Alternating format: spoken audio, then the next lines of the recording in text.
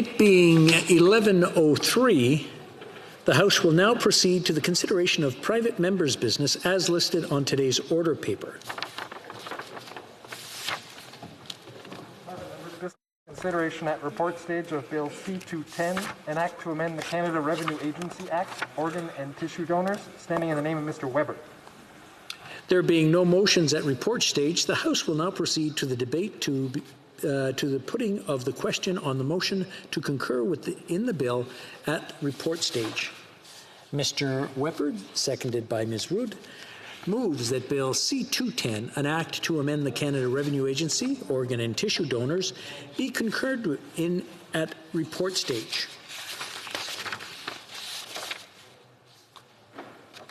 If a member of a recognized party present in the House wishes to request a recorded division or that the motion be adopted on division, I would invite them to rise and indicate that to the chair.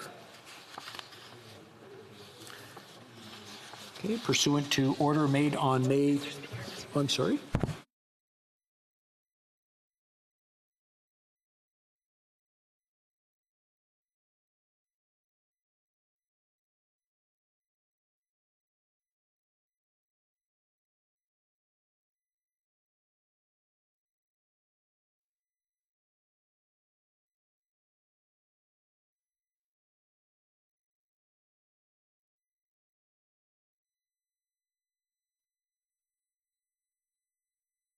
Is it agreed that the motion be carried? I have consent in the chamber. Okay, very good. I therefore declare the motion carried. Pursuant to order, wait a minute. This has been confusing. We'll get it all straightened out. It's not often we have so much consensus in the room. I just want to point that out. When shall the bill be read a third time? Now? Now.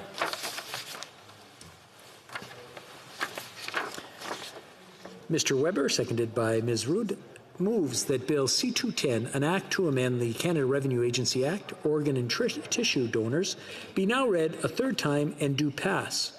Debate. The Honourable Member for Calgary Confederation. Thank you, sir. Well, thank you, Mr. Speaker. I am pleased to rise today and speak on my private member's bill, Bill C-210, here in third reading.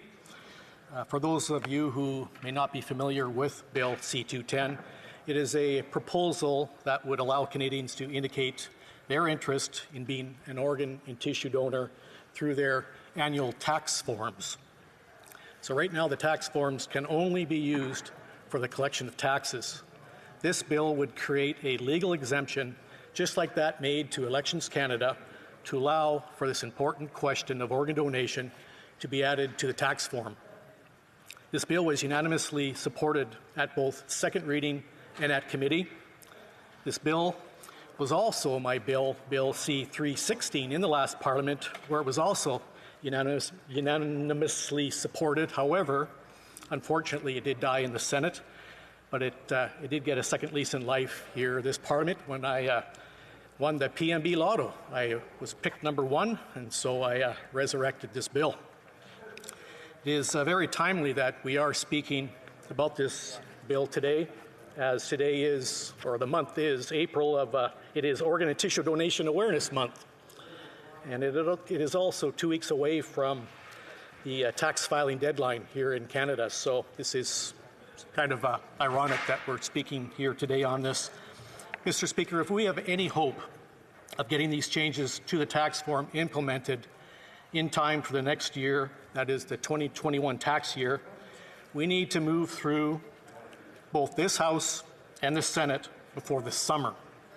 If we miss that deadline, the Canada Revenue Agency, the CRA, will not be able to implement the required changes for yet another year. And we just can't let that happen.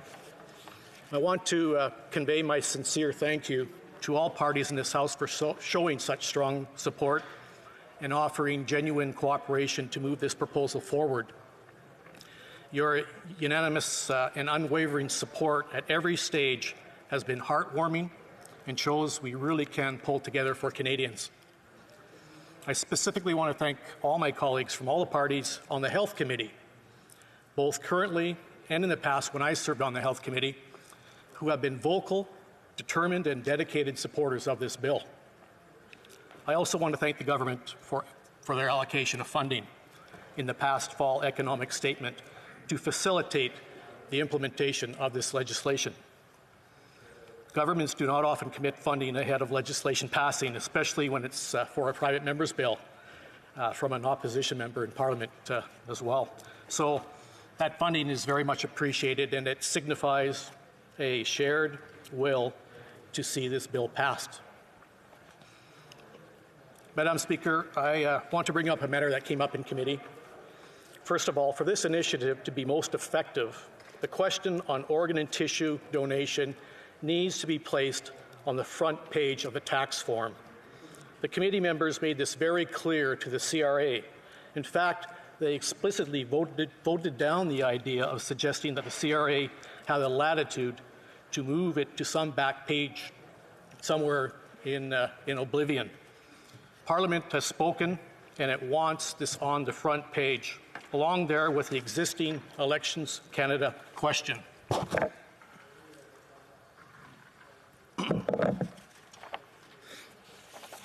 I was pleased that the individuals from the CRA that I met with in the past have acknowledged that this is a priority of Parliament and committed to putting this on the front page. So I implore the folks at the CRA to dig deep and push forward and make sure that we get this done as soon as possible. Your work will have life-changing consequences. One other aspect I want to spend a few minutes on is something that this bill does not directly address, but it is one which is a significant problem here in Canada. And it is the reason why we have Organ and Tissue Donation Awareness Month. Research has shown that as many as 1 in 5 potential organ and tissue donors have their final wish overturned by their family at their time of death. That is 20% of families overturning their wishes of their deceased loved ones. 1 in 5.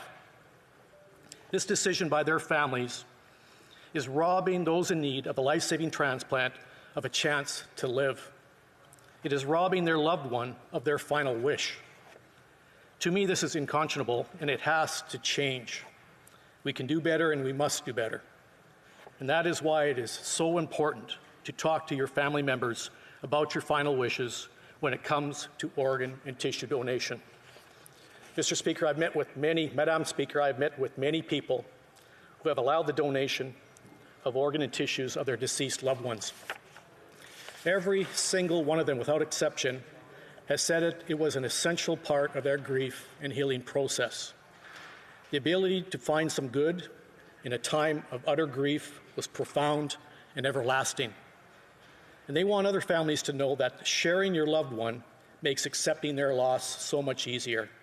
Their loss has purpose, and their gift has brought unimaginable relief and joy to another family in need. That is the legacy to leave for your loved one. Madam Speaker, we have our own reasons for supporting this legislation. Some of those reasons are closer to home for some members than others. Some members themselves or their family members have medical conditions that mean that they know one day they may require a life-saving transplant. And other members in this House are able to love, laugh, and live with loved ones because they got a life-saving transplant and are still here with us today. No matter your reasons for supporting this bill, it is very much appreciated. Thank you, Madam Speaker. Questions and comments. The Honourable Member for Kingston and the Islands. Thank you very much, Madam Speaker, and I want to thank the member for his private member's bill. It's quite rewarding as a private member to have a bill go through this place to committee and then come back here with such support. And indeed, what he has presented is something that will change lives. For so long, we seem to have been stuck in this place of not taking initiatives like this. I think his idea of having this on the tax form, a form that all Canadians, or the vast majority of Canadians, are completing on an annual basis, this, puts this right in front of their faces so that they can see and make that decision. I think that a lot of people retroactively would have wished they had made that decision had they could, and this gives them the opportunity to that. I'm wondering if he could comment on why he thinks it's taken so long to get to this place, and how he sees people supporting this by actually using it on their tax forms. Member for Calgary Confederation. Well, I'd like to thank the honourable member for the question, Madam Speaker. Absolutely agree with the member. This has been long overdue. What initiated this bill was the fact that we could not get a bill passed here in the House on creating a Canadian-wide organ and tissue donation registry, because it was conflicting with the jurisdictions of the provinces. And so I thought then, how can we help the provinces and their registries? How could we go out there and be able to help them as a federal government? And this bill came to mind, the fact that we can get this question on the tax form and then share that information with the provinces throughout the country.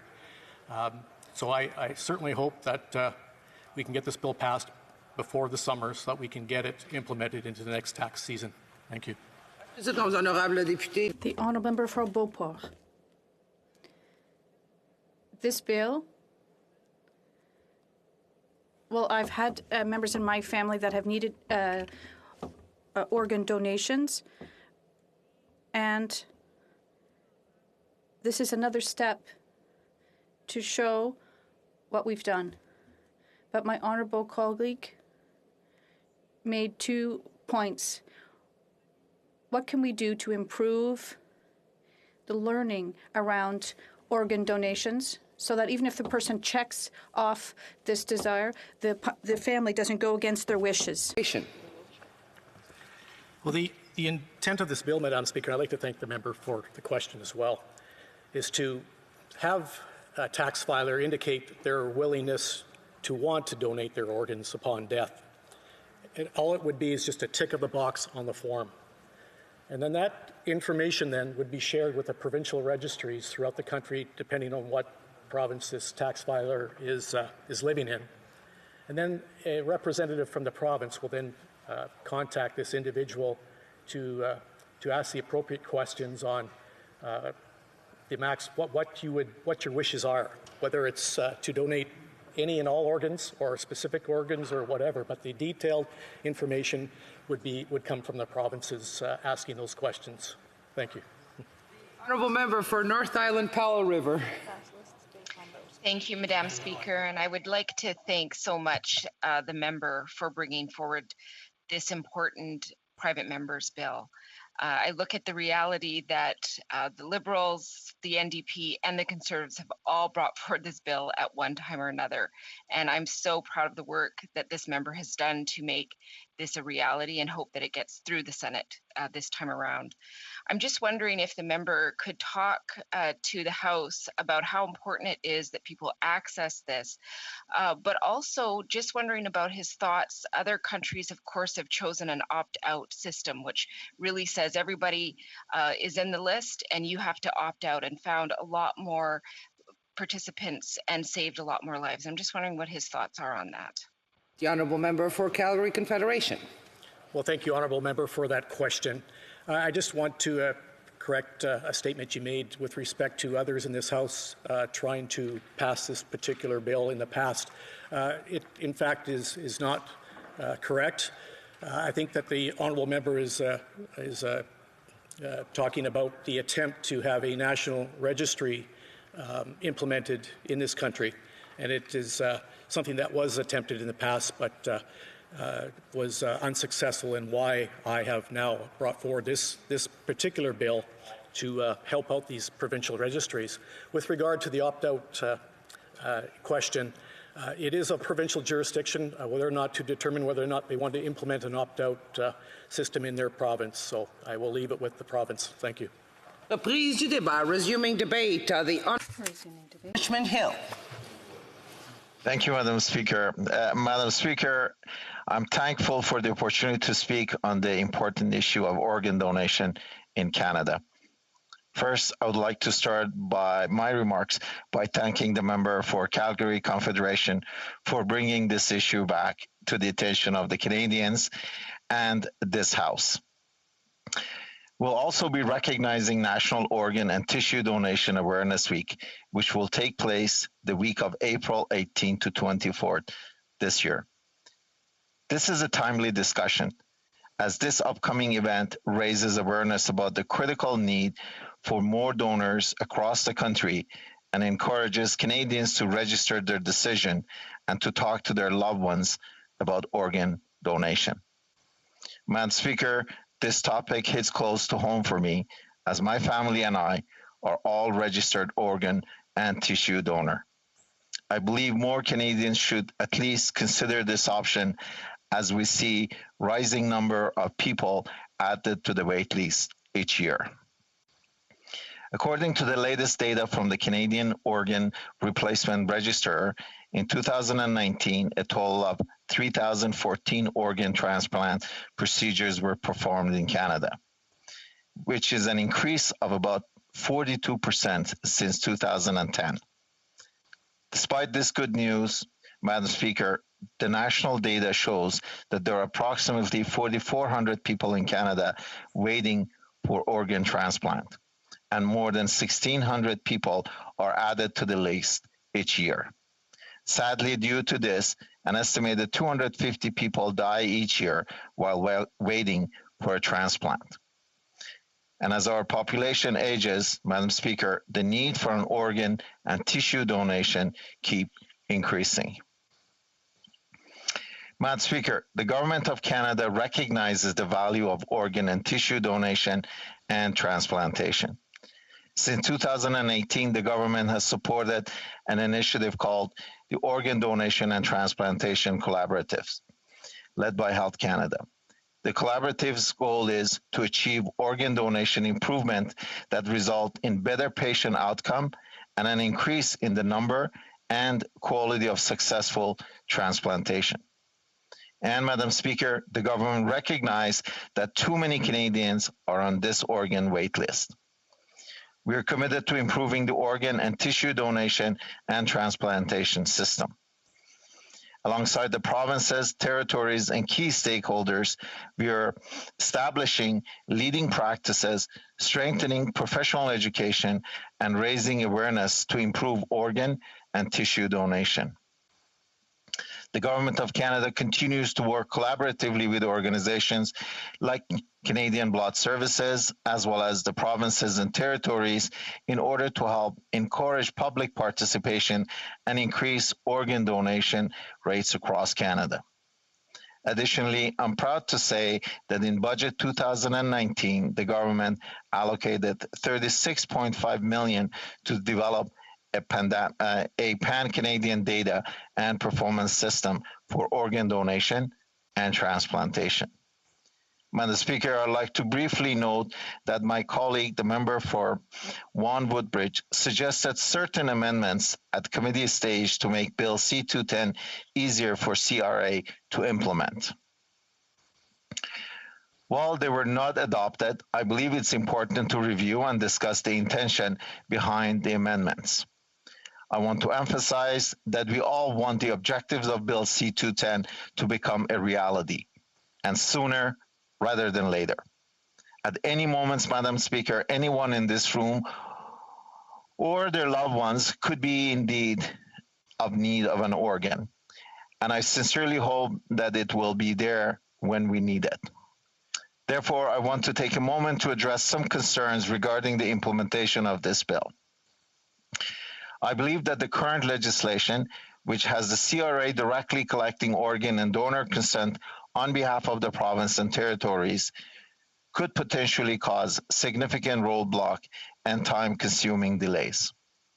For the CRA to implement C-210 in time for the next tax filing season, which will occur next year, we need the quick engagement and support of provinces and territories. We have spoken in the past about the need for an efficient implementation of this bill. The member for Vaughan Woodbridge proposed an amendment that would have the CRA collect and share the personal information of individuals wishing to become organ and tissue donor with their respective provinces and territories. The province and territories, in turn, would obtain consent from Canadians to share this information and store it in a database. Although this amendment was defeated, I still emphasize the critical role of the provinces and territories in the administration of this bill, as the maintenance of donor information is legally within their jurisdiction.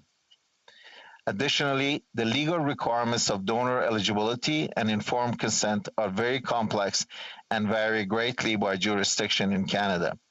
And so it will have different applications for each provinces and territories.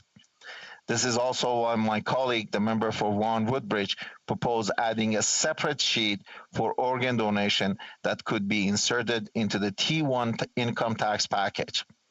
This sheet was modeled on the insert page for the Ontario Trillium benefit, where a separate page is inserted into the tax package of Ontario residents and then provided directly to the province of Ontario. Madam Speaker, despite these concerns, I want to reiterate that the CRA will continue to respect the role that the province and territories play in organ and tissue donation, ensuring that Canadians' personal information is handled securely. I believe strongly, Madam Speaker, that this collaboration between CRA and provincial and territorial governments is essential to delivering real, positive change to Canadians. In fact, I believe that having pan-Canadian data system in place will support decision-making as well as improve patient care. It will also help create better records which could be used for both monitoring and forecasting purposes. Despite these concerns about the manner of the implementation, Madam Speaker, rest assured that the Government of Canada will fully support this bill, Bill C-210. The CRA will continue to work with all parties to make the member for Calgary Confederation's objective a reality, which makes the dream of saving the lives of thousands of Canadians a reality. It is only by working together that we will continue to improve the organ and tissue donation progress, along with the transplantation system, and ensure that Canadians have timely and effective access to care. I encourage all the members in this House to vote in support of this bill once again. Thank you, Madam Speaker. Reprise du débat. Resuming debate. Honorable. The Honourable Member for Rivière-des-Mille-Îles. Thank you, Madam Speaker, and good day to all my colleagues. I'm very pleased to see you after 2 weeks in our ridings.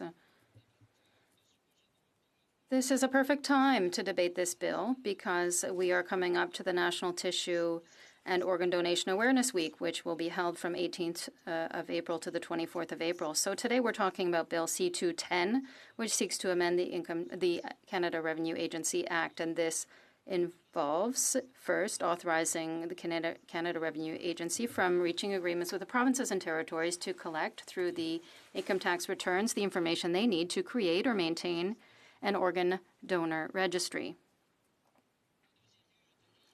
It also authorizes the Canada Revenue Agency to provide this information to the provinces and territories, the data that with the provinces and territories who have reached this agreement.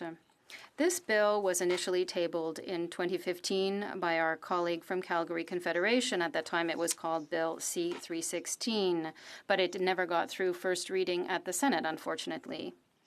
So the bill may have changed numbers, but the substance is the same, and therefore the position of the Bloc remains exactly the same. The bill, C-210, is not a problem for Quebec, and the Bloc Québécois therefore maintains its full support.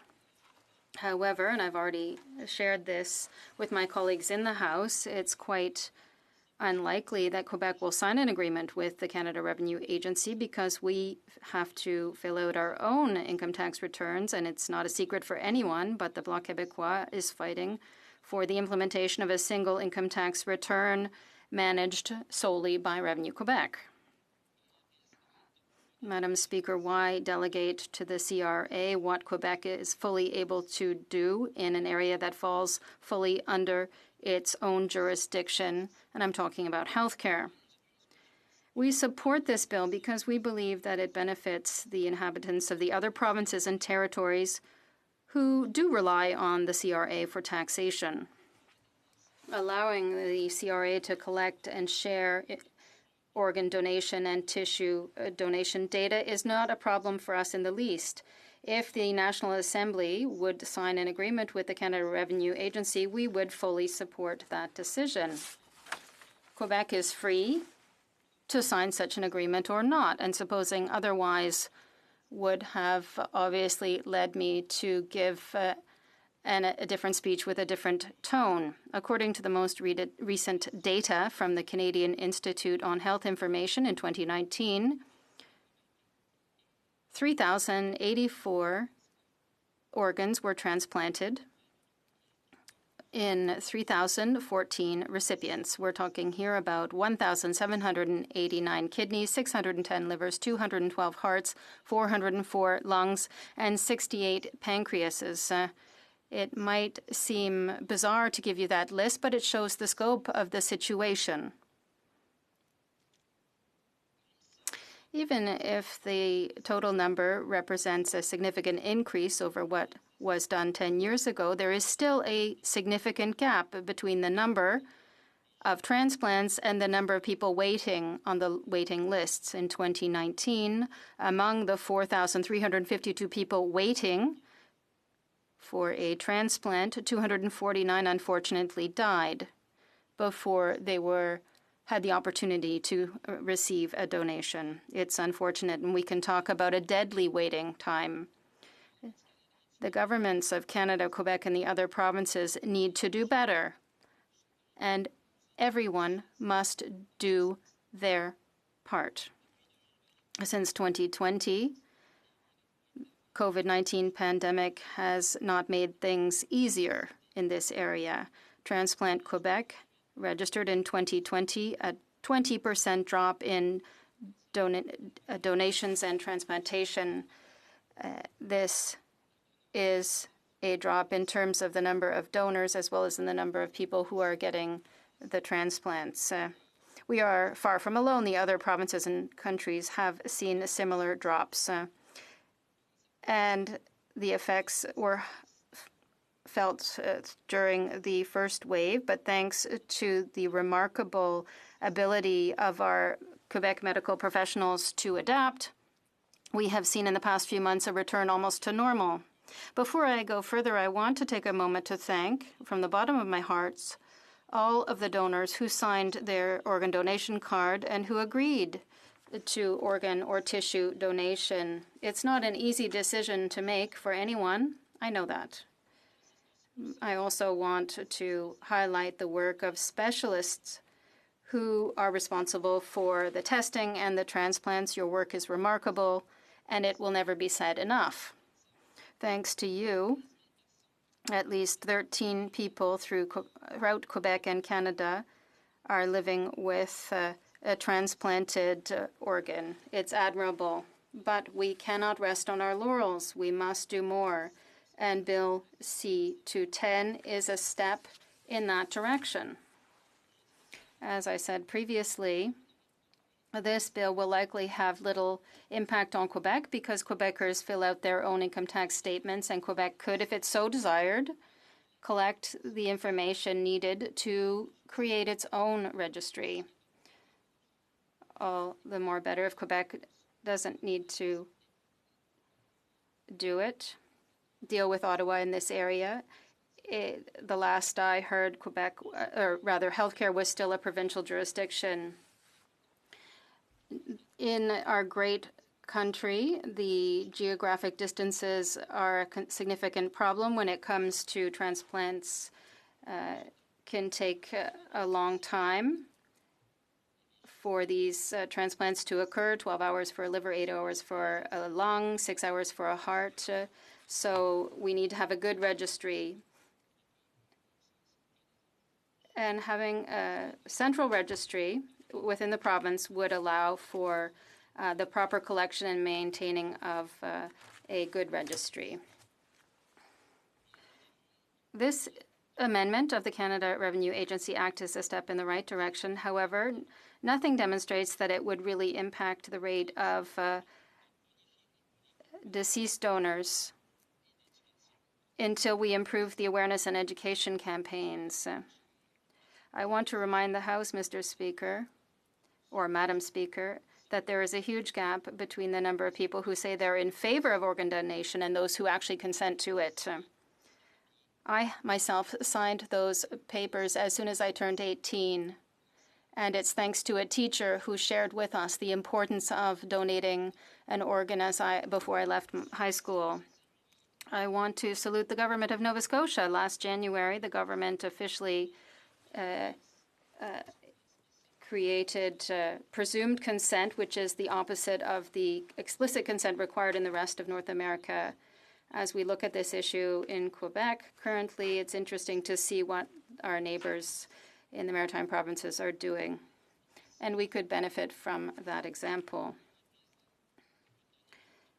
Madam Speaker, there is no data to show a clear link between the implementation of explicit consent and the increase in the number of transplants. Spain, which has gone forward in this area, has shown it. Explicit consent can increase the pool of deceased organ donors, but you need to have the appropriate infrastructure in place. One of the keys in reducing the gap is increasing investments in medical infrastructure related to donation and transplants. And if we have more donors, but we don't have enough staff, medical staff, or a proper administration of the registry, then it's still problematic. Another issue is awareness. Other than a family's refusal, there is a broad belief that the efforts that would be deployed to save a person on the organ donor registry are not as strong. This is not true, and this idea can be countered with education, and I salute the work of an organization in Quebec. It's called Chaîne de Vie. Since 2007, the healthcare professional team and the educators at this organization go around the high schools in Quebec and educate young people between the ages of 15 and 17 about organ and tissue donation. This is admirable work. And it's not just to make teenagers aware, but also to promote family dialogue. I apologize. However, the honourable member has reached the end of his time. Resuming debate, the honourable member for North Island Powell River. You are on mute. There we go. Nope, we can't hear you.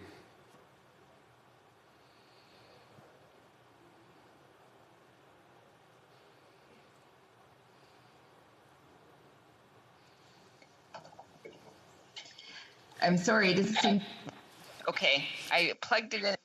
Okay, thank you so much. I'm here today to speak on Bill C-210. This is an important bill as it would change the Canada Revenue Agency Act to allow... My apologies. Could the honourable member just lower the microphone a little bit? The interpreters are. Thank you. Thank you very much. Thank you. Hopefully that's better. Yes. So I'm here today to speak on Bill C-210. This bill would change the Canada Revenue Agency Act to allow for people in Canada to sign up for organ donation on their income tax. I want to thank the member from Calgary Confederation for bringing forward this bill for a second time. As this is National Organ and Tissue Donation Awareness Month, I think it's important that this is the debate that we're having at this time. This is a hard one to talk about because of the emotional nature of this process. Currently, we know that there's a provincial and territorial jurisdiction. This means, sadly, that someone could be in desperate need in one province or territory and have no way to access organs that people have identified that they want to donate. This means that people can't get their second chance. As a New Democrat, I fundamentally believe that we must make every possible effort to ensure that every Canadian who needs an organ or tissue transplant receives it. This is something that is so important, and why I support this, because it allows people, while they're doing their taxes, to check another box to show that this is something that if they were in the saddest circumstances, they would be able to provide. We know that one donor can save up to 8 lives and benefit more than 75 people. That's a tremendous generosity. And yet, at 18 donors per million people, Canada's current donation rate puts us at the lower third of developed countries. Allowing Canadians to register to donate their organs and tissues through their tax return will help increase registration rates. This would improve consent rates and also help to build a donation culture in Canada. If we think about this being something that we do once a year to review, it gives that opportunity for us to have conversations with our loved ones about the decisions we've made. We know that across Canada, people are dying on wait lists because our organ donation rate is so low. At present, only 20% of Canadians have joined their province's organ and tissue registry. So this is such an important bill because it allows the federal government to coordinate with provinces and territories to allow Canadians to register as an organ and tissue donor through their taxes. There's a lot of concern here, sometimes about the Act with its unauthorized sharing of personal information. This would allow for individuals to be required to give consent. Madam Speaker, in my writing, I have read multiple articles about constituents or talked to constituents themselves who have talked to me about the gift that it is when they receive a transplant. What I hear again and again from people is how they don't take a moment of their life for granted as a donor. The gratitude they have for the person who gave them their second chance really is incredibly powerful. Not too long ago, I read one about a constituent named Darby Colton, who received a double lung transplant. He was born with cystic fibrosis, a genetic disorder that affects the lungs and other major organs, and was told from a very early age that he would potentially only live until he was around 29. When he was 29, he got his transplant and now has married his wife, Megan, and they have a baby. Although he didn't know much about his donor, he said that every day he lives with a deep and profound gratitude, one that is shared by his family. In last Parliament, with the same legislation, then Bill 316 was passed unanimously by the House of Commons. Unfortunately, it didn't get passed through the second House, through the Senate. In 2016, we know that there was some concern that the Liberals brought forward about this bill, and it didn't move forward in the way that it should because it was under provincial jurisdiction. I'm very happy to see that people are coming together, understanding that this is the way that we can make this work through the system. I know that for the New Democrats in this House, the opt-out system is something we're very supportive of. We know that countries that have an opt-out system, which means that you're automatically put into the list unless you take yourself out of it, sees record high donation rates. You know, this is part of the approach that has made Spain a world leader in organ donation over the past 25 years. And we know that in Australia, the donor rate grew tremendously through the opt-out legislation that was put forward. Madam Speaker, This is always a hard thing to talk about because it's really about a sad situation that leads to somebody else having an opportunity. I want to thank the member for bringing it forward. I want to thank all the people across Canada who've put their names forward to be an organ or tissue donor. And I just want to stand in solidarity with the people who live life because somebody else was generous with theirs. Thank you. Resuming debate, the Honourable Parliamentary Secretary to the President of the Queen's Privy Council. Yes, thank you, Madam Speaker, and it's a pleasure to be able to address the Chamber on such an important issue. And, you know, I've been listening to members speak on this legislation, and maybe just to start off by commenting and complimenting the member from Calgary Confederation for a job well done in terms of bringing forward, encapsulating what I believe Canadians and parliamentarians want to see take place. I know, for example, the member from Oakville North Burlington has talked with me on a couple of occasions, wanting to see the bill ultimately pass. As I know, members of the Liberal caucus, Liberals from all over the country, want to see the legislation pass, and I suspect it will be passing, Madam Speaker, because that seems to be the desire and the will of the House. We've seen that in previous votes, and just the dialogue that we're hearing during the debate. It's interesting that we're having this debate today, when only a few days from now we will be starting the April 18th to the 24th National Organ and Tissue Donation Week. And the purpose of that, at least in good part, is to raise the awareness of the issue across Canada so that all Canadians can get directly involved if they choose to do so in promoting the importance of organ donations and just the general awareness of it. In listening to the debate, I couldn't help but think in terms of why it's so important that we recognize that, yes, we need to respect provincial jurisdiction, the area of healthcare. And I've talked at great length in the past, Madam Speaker, about healthcare. And often I will cite the examples of why it is that the federal government should be involved, not necessarily directly, at times directly through cash transfers, but also indirectly. And we need to respond to our constituents and listen to what our constituents are telling us. And, you know, in listening to members, what I detected was a great deal of respect for provincial responsibilities and jurisdiction. At the same time, reflecting on the importance of the issue at hand that we have today.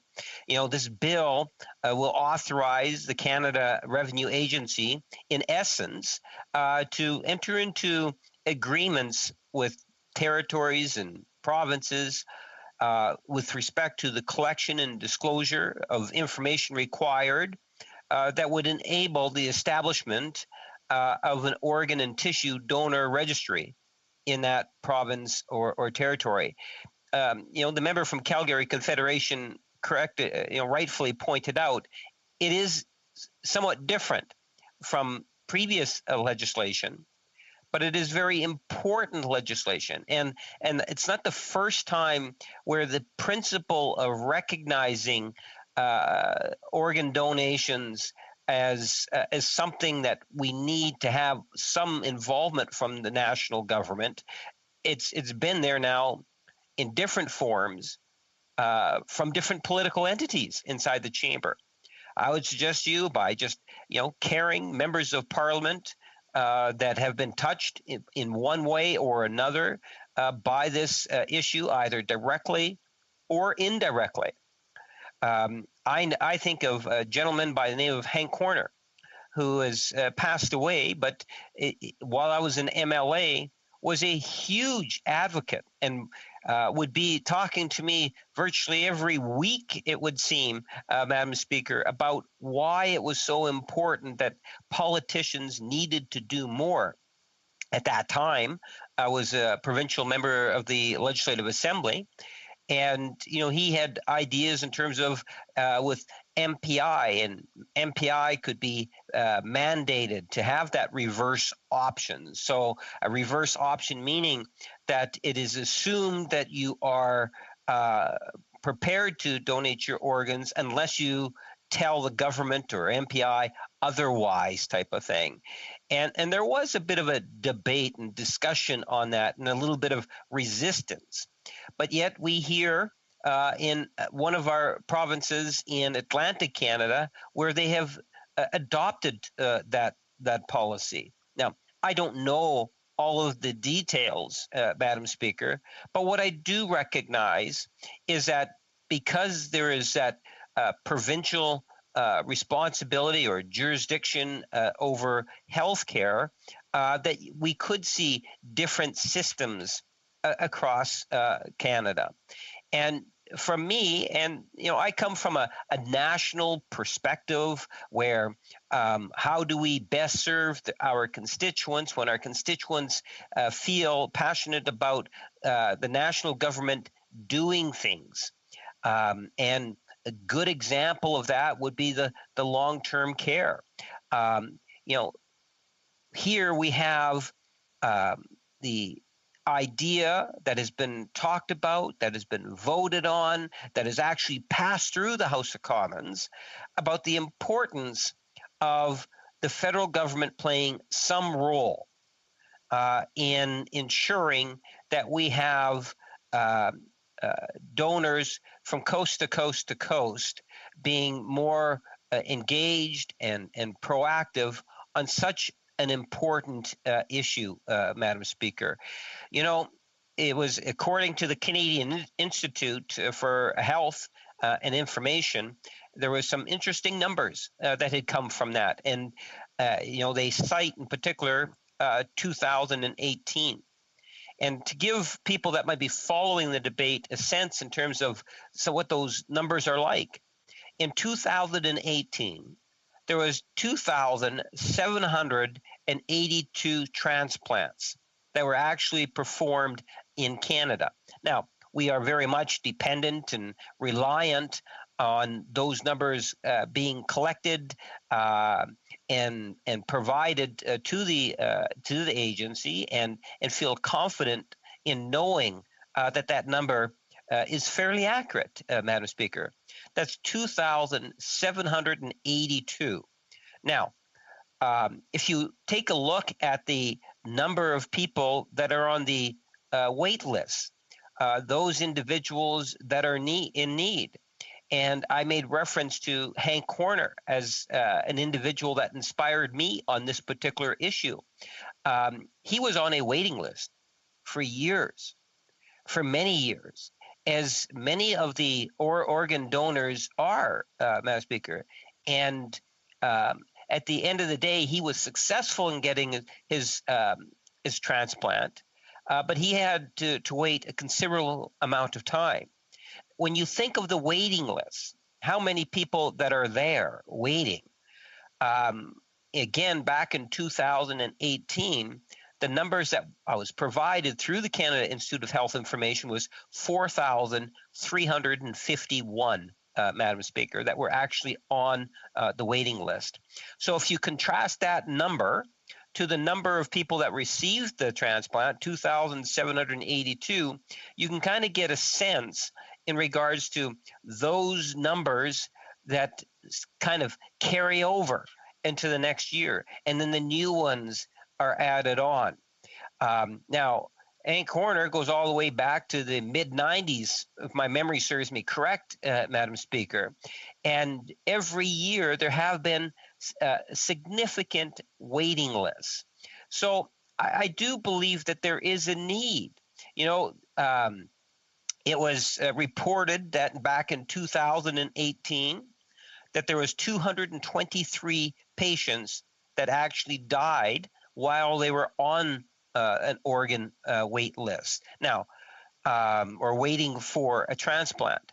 Now, I'm not a physician by training, but I suspect the correlation would be very high as to why they had passed.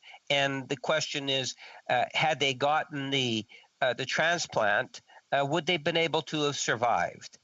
And I believe the overwhelming response to that would have been yes, Madam Speaker. So the very legislation that we're talking about today matters. It saves lives, Madam Speaker.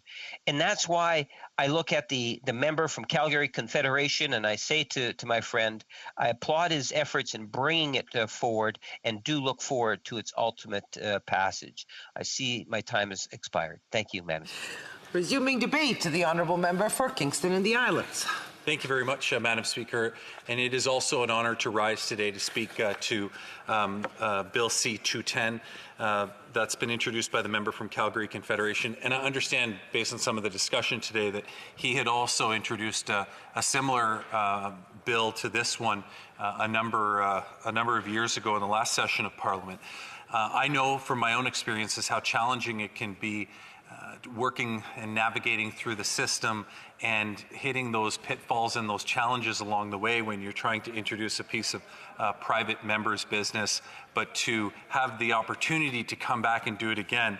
I really admire the passion that this member has shown in his determination to get this issue on the table and right in the center of the public's attention.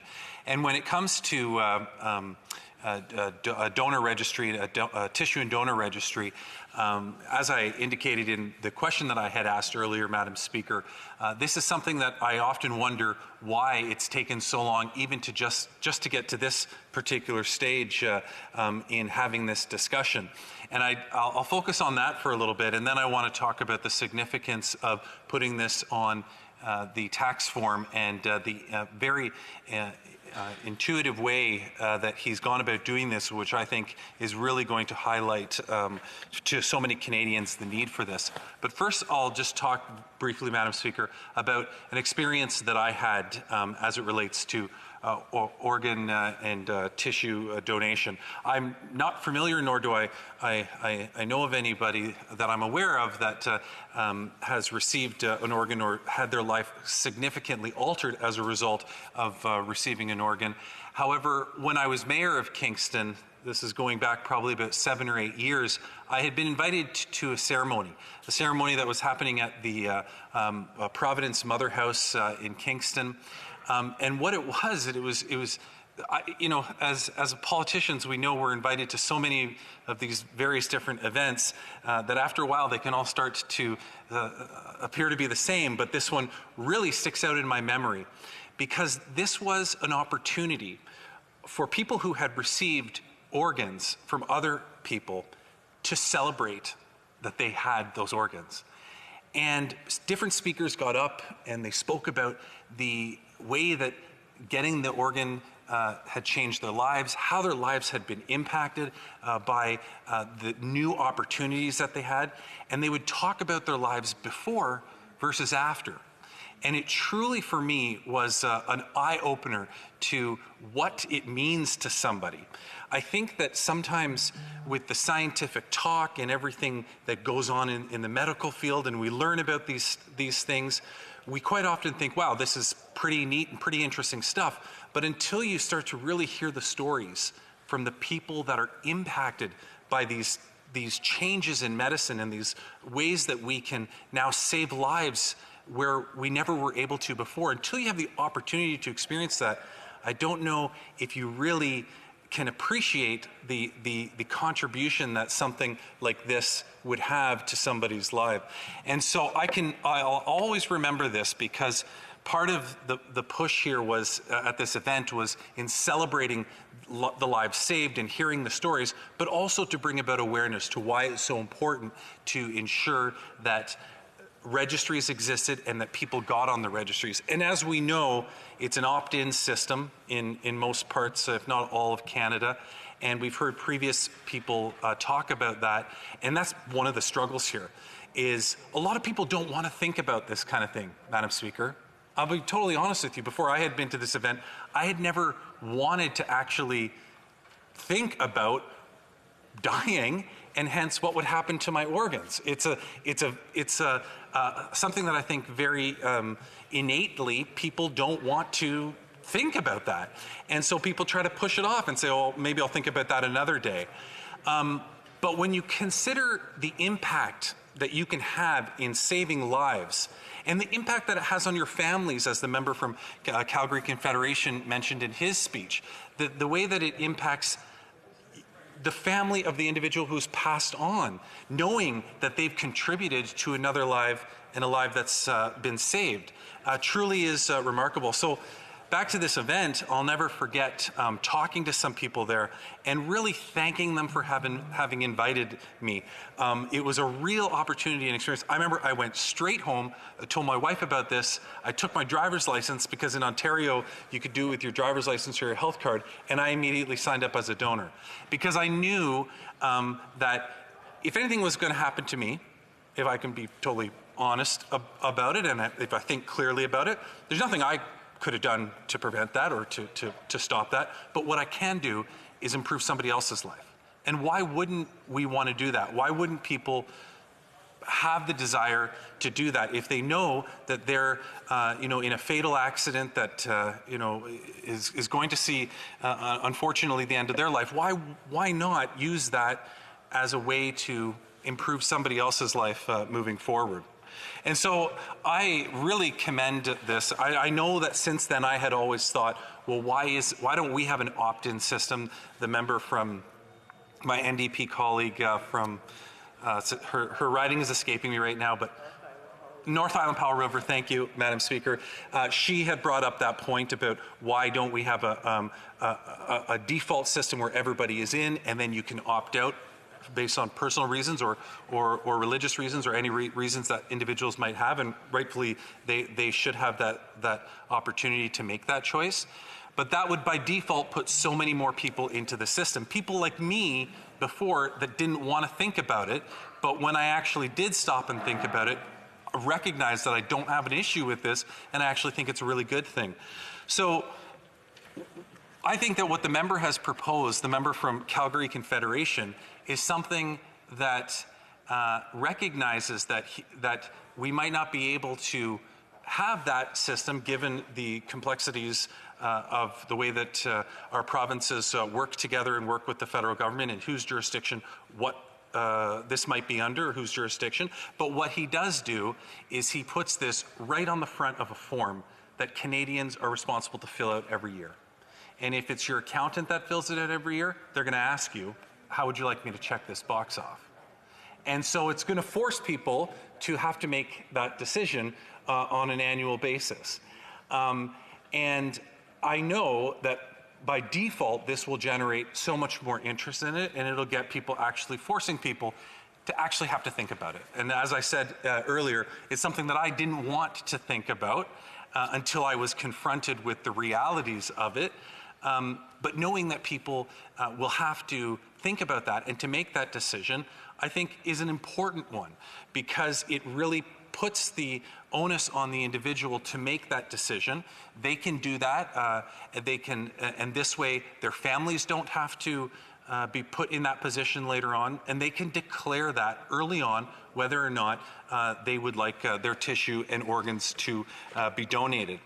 I know that the government has spent, I think it's just under $37 million was in budget 2019, Madam Speaker, specifically to work on collecting data and bringing the data together in a more cohesive way so that it could be shared throughout the country.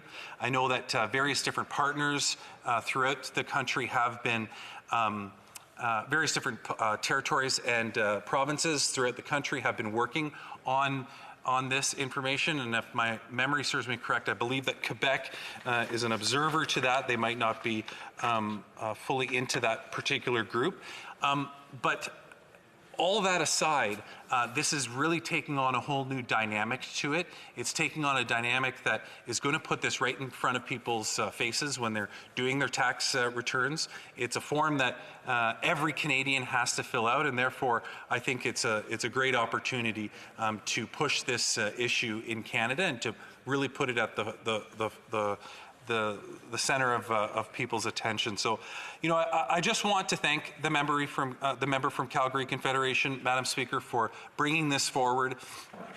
I think that in minority parliaments like this, it's very easy to come up with other ideas to bring forward, some stuff that might be a lot more partisan and political in nature, but this member truly hit the nail on the head in terms of finding something that would look and has appeared to get bipartisan support from throughout the House, and I applaud him for that. Thank you, Madam Speaker. Do I get when you speak? Resuming debate, the honourable member for Buena Vista Burren Trinity for about 30 seconds. Thank you, Madam Speaker. And I, too, would like to speak briefly on this, the few seconds that I have. I certainly am a supporter of an opt-out system. And in a recent conversation with a good friend of mine who told me about his heart transplant and the challenges that goes with the waiting period for becoming a recipient, of course, and the disruption to his family life, of course, and financial challenges and so on. Certainly, you know, it's really challenging for people that have to depend on someone donating an organ to them. So I certainly understand where the member is coming from for Calgary Confederation, and certainly would speak in favor of his motion, because I think it's something that is truly a great gift when you can receive that kind of I have to interrupt the honourable member and advise him that he will have 9 minutes the next time the House debates this bill. So the time provided for the consideration. He just said thank you. Oh. The time provided for the consideration of private members' business has now expired, and the order is dropped to the bottom of the order paper of the order of precedence on the order paper. Orders of the day. Ordre du jour, Orders of the day, government orders, government bills, C-14, the Economic Statement Implementation Act 2020. There being no motions at report stage, the House will now proceed without debate to the putting of the question on the motion to concur in the bill at report stage.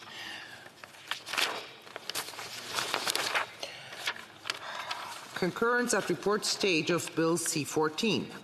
Mr. Guilbeault for Ms. Freeland, seconded by Ms. Schultz, moves that Bill C-14, an act to implement certain provisions of the economic statement tabled in Parliament on November 30th, 2020, and other measures, be concurred in at report stage.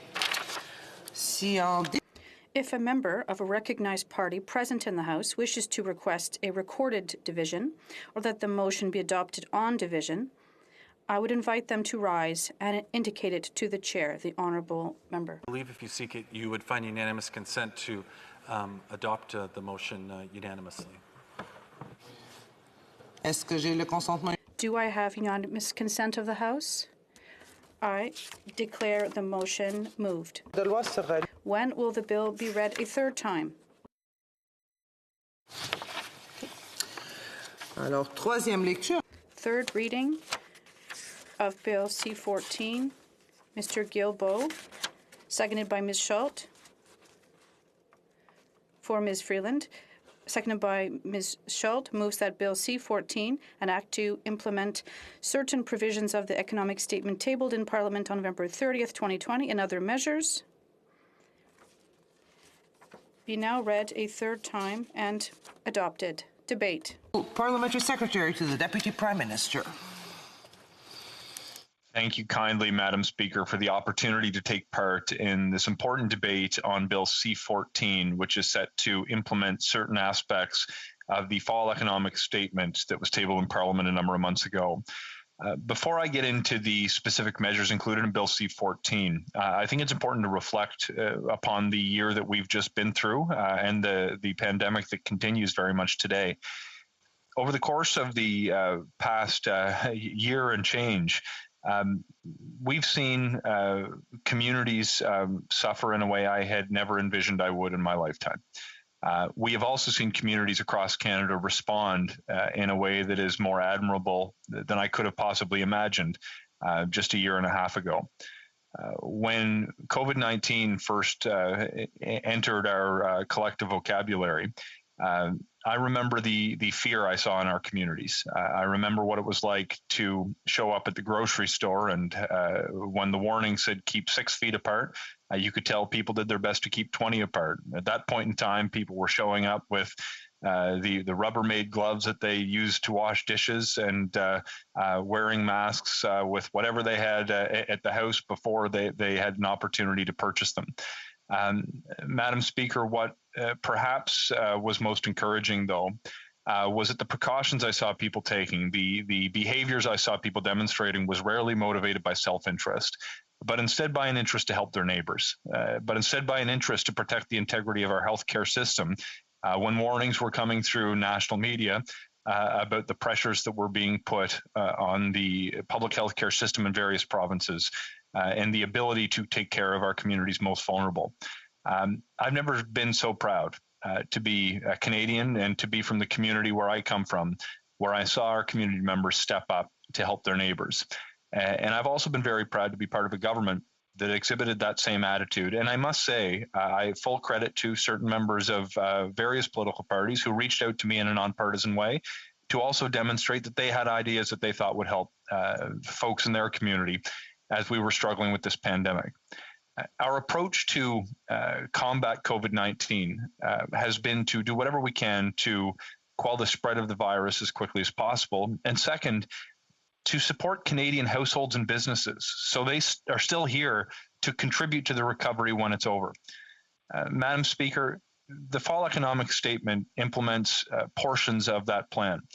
Of course, in the early days of the pandemic, when Parliament wasn't sitting in the way that it typically does, we advanced a series of measures that were designed to keep people afloat. I'm thinking of CERB, which reached the kitchen tables of over 9 million Canadians. I'm thinking of the wage subsidy that has kept over 5 million Canadians on the payroll of their worker. I'm thinking of programs like the Canada Emergency Business Account, which has helped nearly 1 million businesses literally keep the lights on and the doors open.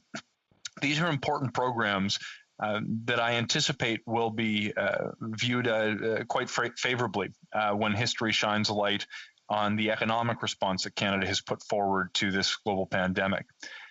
But I do want to turn our attention to the specific bill before the House of Commons, Bill C-14.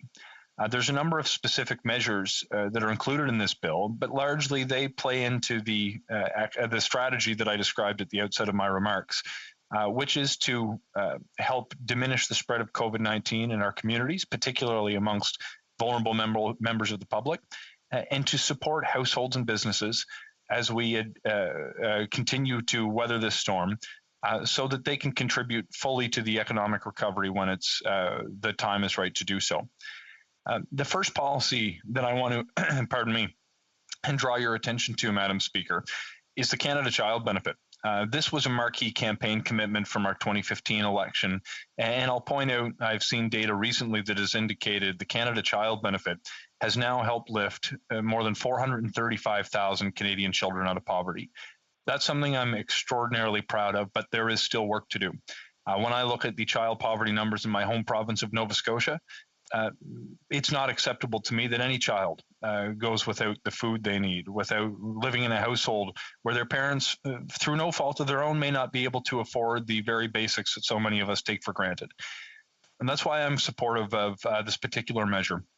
The Canada Child Benefit increase of up to $1,200 per child under 6 this calendar year. Importantly, Madam Speaker, the pay periods of January and April, which have now come by, will mean that as soon as this bill achieves royal assent, we can expect that the increased Canada Child Benefits payments will flow to Canadian families this year. Madam Speaker, this is the kind of thing that's not just going to help lift children out of poverty, but it's also going to help with the increased cost of childcare that many families are dealing with. I can speak firsthand about the difficulty in trying to arrange ad hoc childcare with a 5-year-old at home who attends the pre-primary program in Nova Scotia some days of the week, but not others. Finding somebody to step in can be a challenge for parents, and I know that this increase to the Canada Child Benefit of up to $1,200 this year is going to make that a little bit easier for a whole lot of families. Madam Speaker, I also want to draw your attention to change to the Regional Relief and Recovery Fund.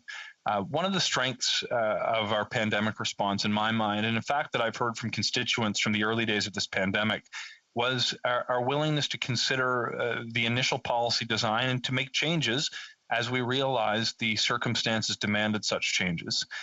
At the outset of this pandemic, we launched a number of programs that have developed over time. I'm thinking a great example would be the increase of the initial version of the wage subsidy from 10% to 75%.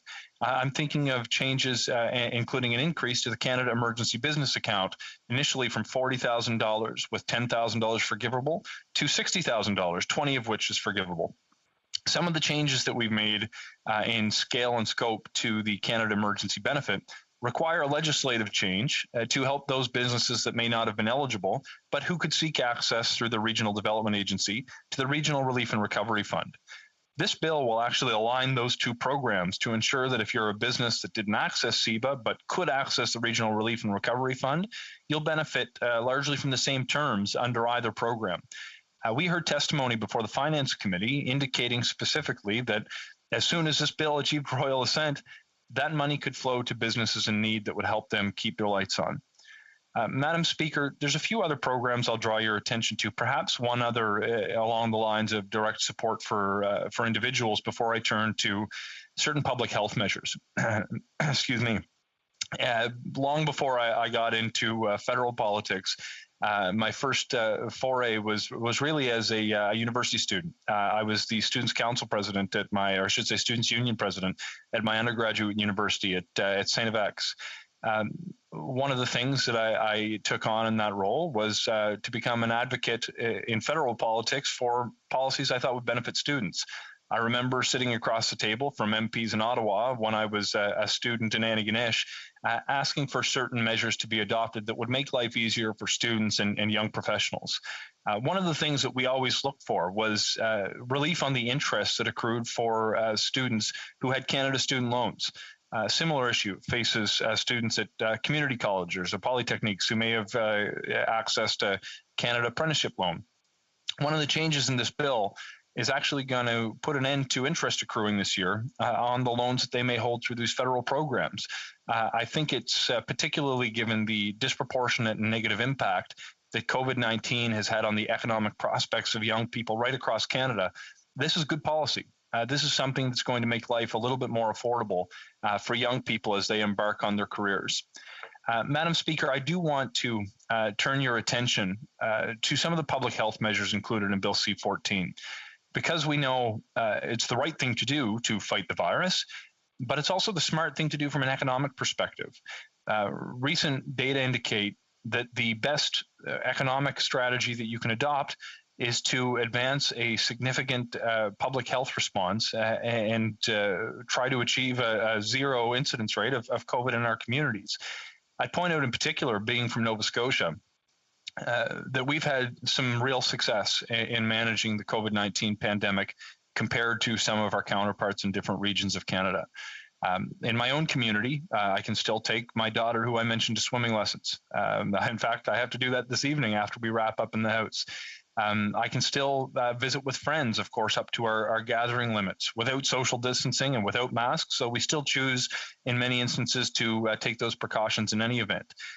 Businesses, by and large, remain open despite very serious early shutdowns. And the public response has really bought into the idea that we need to continue to take care of one another during this time of an emergency. But why I say it's also a sound economic policy, and you don't have to take my word for it, Madam Speaker, you can look directly to the recent labor force survey results that come out each month. And the reason I argue this is because it's true. Nova Scotia has now reached 100% of its pre-pandemic job levels. That would not be possible if we did not have such a strong public health response to COVID-19. It makes great sense, of course, if in order to protect the public's health, businesses must close down, the jobs that are located in those businesses will disappear from the labor force survey. However, if you took the smart step initially, locked down when it was appropriate to do so, and then continued to monitor community spread diligently, then you have an opportunity to safely operate in your communities. Now, those strategies benefit from serious federal investments through the Safe Restart Agreement with the provinces.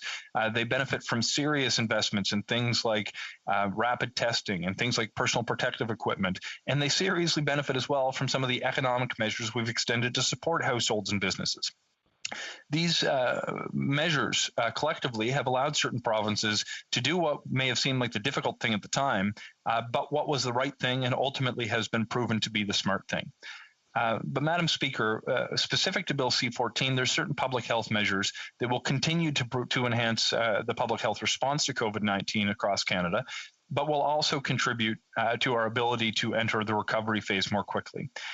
Specifically, Madam Speaker, I want to draw your attention to the issues around long-term care. The deaths that we've seen in our long-term care facilities across Canada have been nothing short of a national tragedy. I think everyone in the chamber, virtually or present in person, knows someone who's been impacted by the spread of COVID-19 in long-term care facilities. And I take everyone at their word that they want to address this issue when they say so. This bill is going to advance in excess of $500 million towards our long-term care facilities that will help reduce the spread of COVID-19 amongst the vulnerable populations who live in those facilities. But that's not the only public health measure included in this particular bill. Madam Speaker, before COVID-19 was something that we'd ever heard of, I can tell you healthcare was the number one priority for my constituents. By and large, you could ask them time and time again, and you would realize that this was an absolute priority for them. In particular, mental health, access to family doctors were at the very top of that list. Now, Madam Speaker, this bill won't necessarily solve the shortcomings in the provincial healthcare systems when it comes to accessing primary care or expanding supports for mental health, but it will make a difference in the short term in a few very particular ways. This bill specifically is going to advance $133 million towards virtual care and mental health care.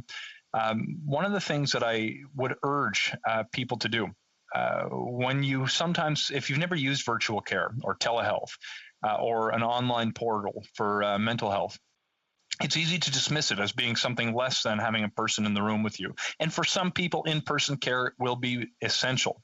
But there are others who will be able to access a quality of care they need virtually. I'll give you an example of telehealth in particular I heard from my own community recently. It was in response to a comment about how these 1-800 numbers for certain healthcare don't really make the difference that certain people would like to see. And the response came from the executive director of a local nonprofit. She cited the Kids Help Phone as one of those mental health supports offered through a 1-800 number. And what she explained to a room filled with people who were actively questioning the value of these telehealth opportunities was the fact that when a child calls the Kids Help Phone, they often don't know where to turn and they don't have any other options. But they're not met with an operator or a robot on the other side who doesn't understand what they're going through or what resources may exist locally.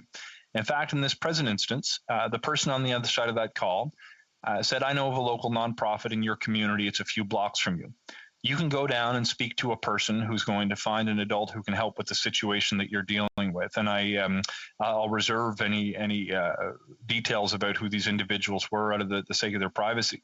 But at the end of the day, access to this telehealth option provided a young person in my community with access to a professional that they were able to deal with and continue to maintain a relationship with today. That is a positive outcome from embracing telehealth. I've spoken to many people who've now actually dealt directly with a physician over a video call or through a simple text or phone call.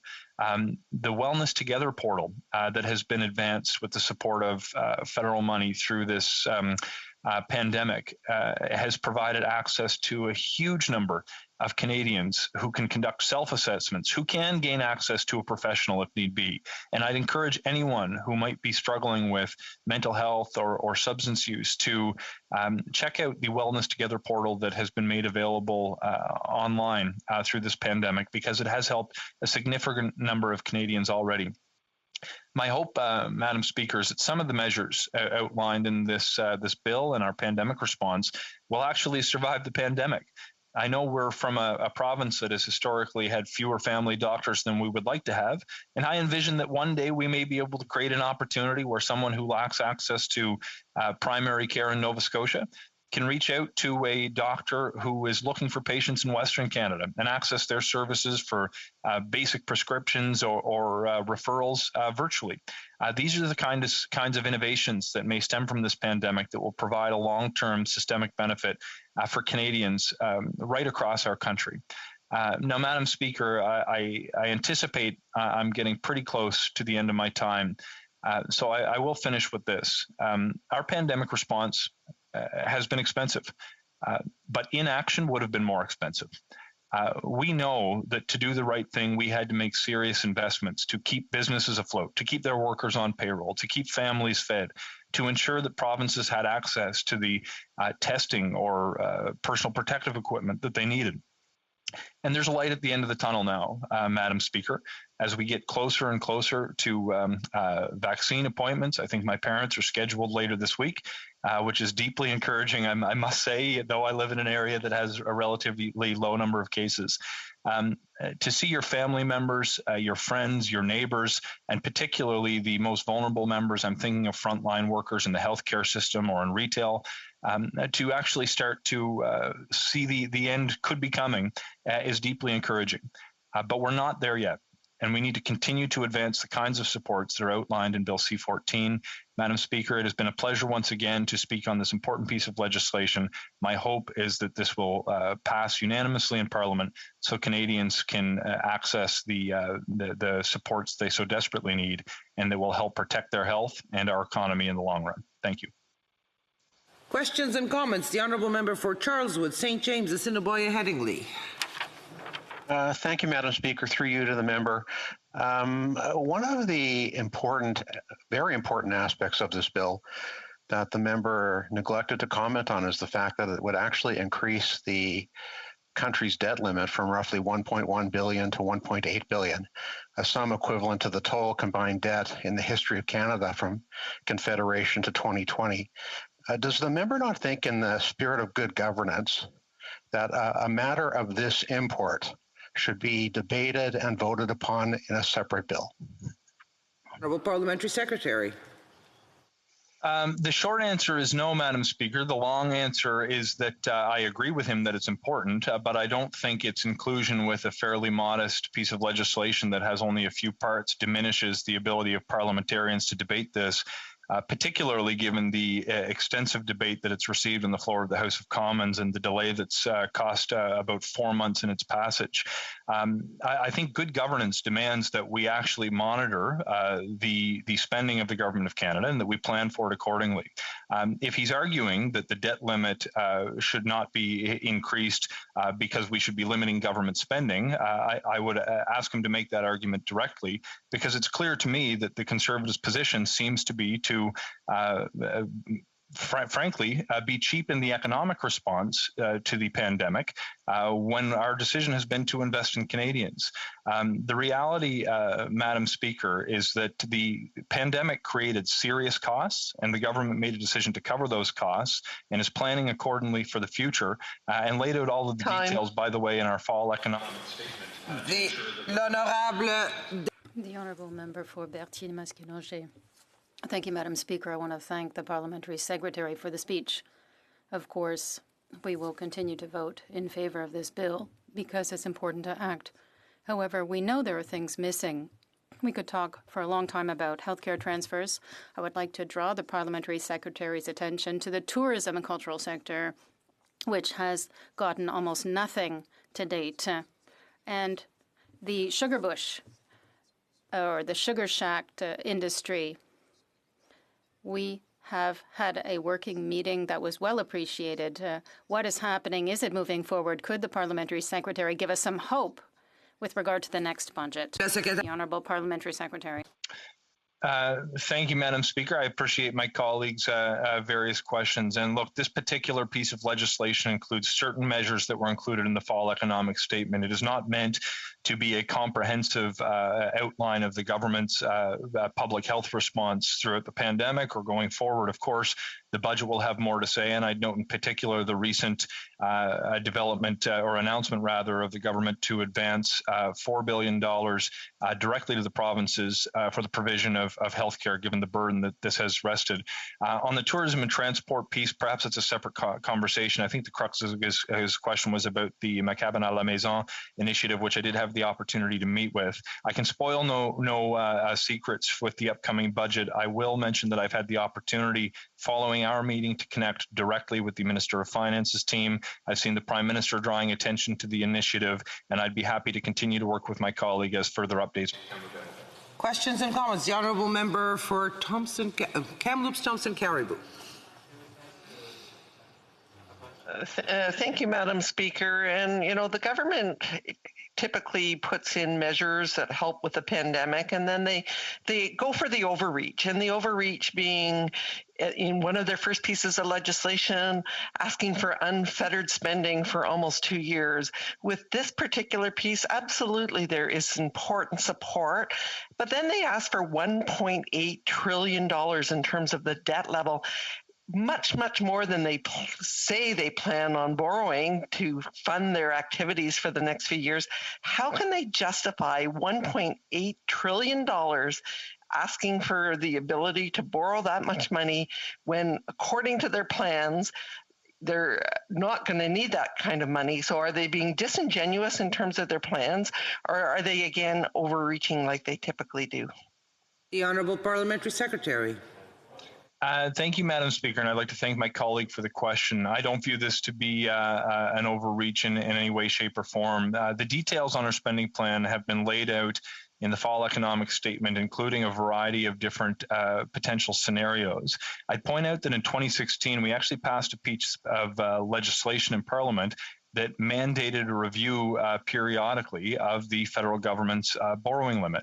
The time has come to consider that limit, and frankly, given what has transpired in the past year, it's obvious to me that we should be planning for the future, and we should not be setting the buffer at exactly where the intended spending ought to be. That would be not be a sound policy decision in my mind.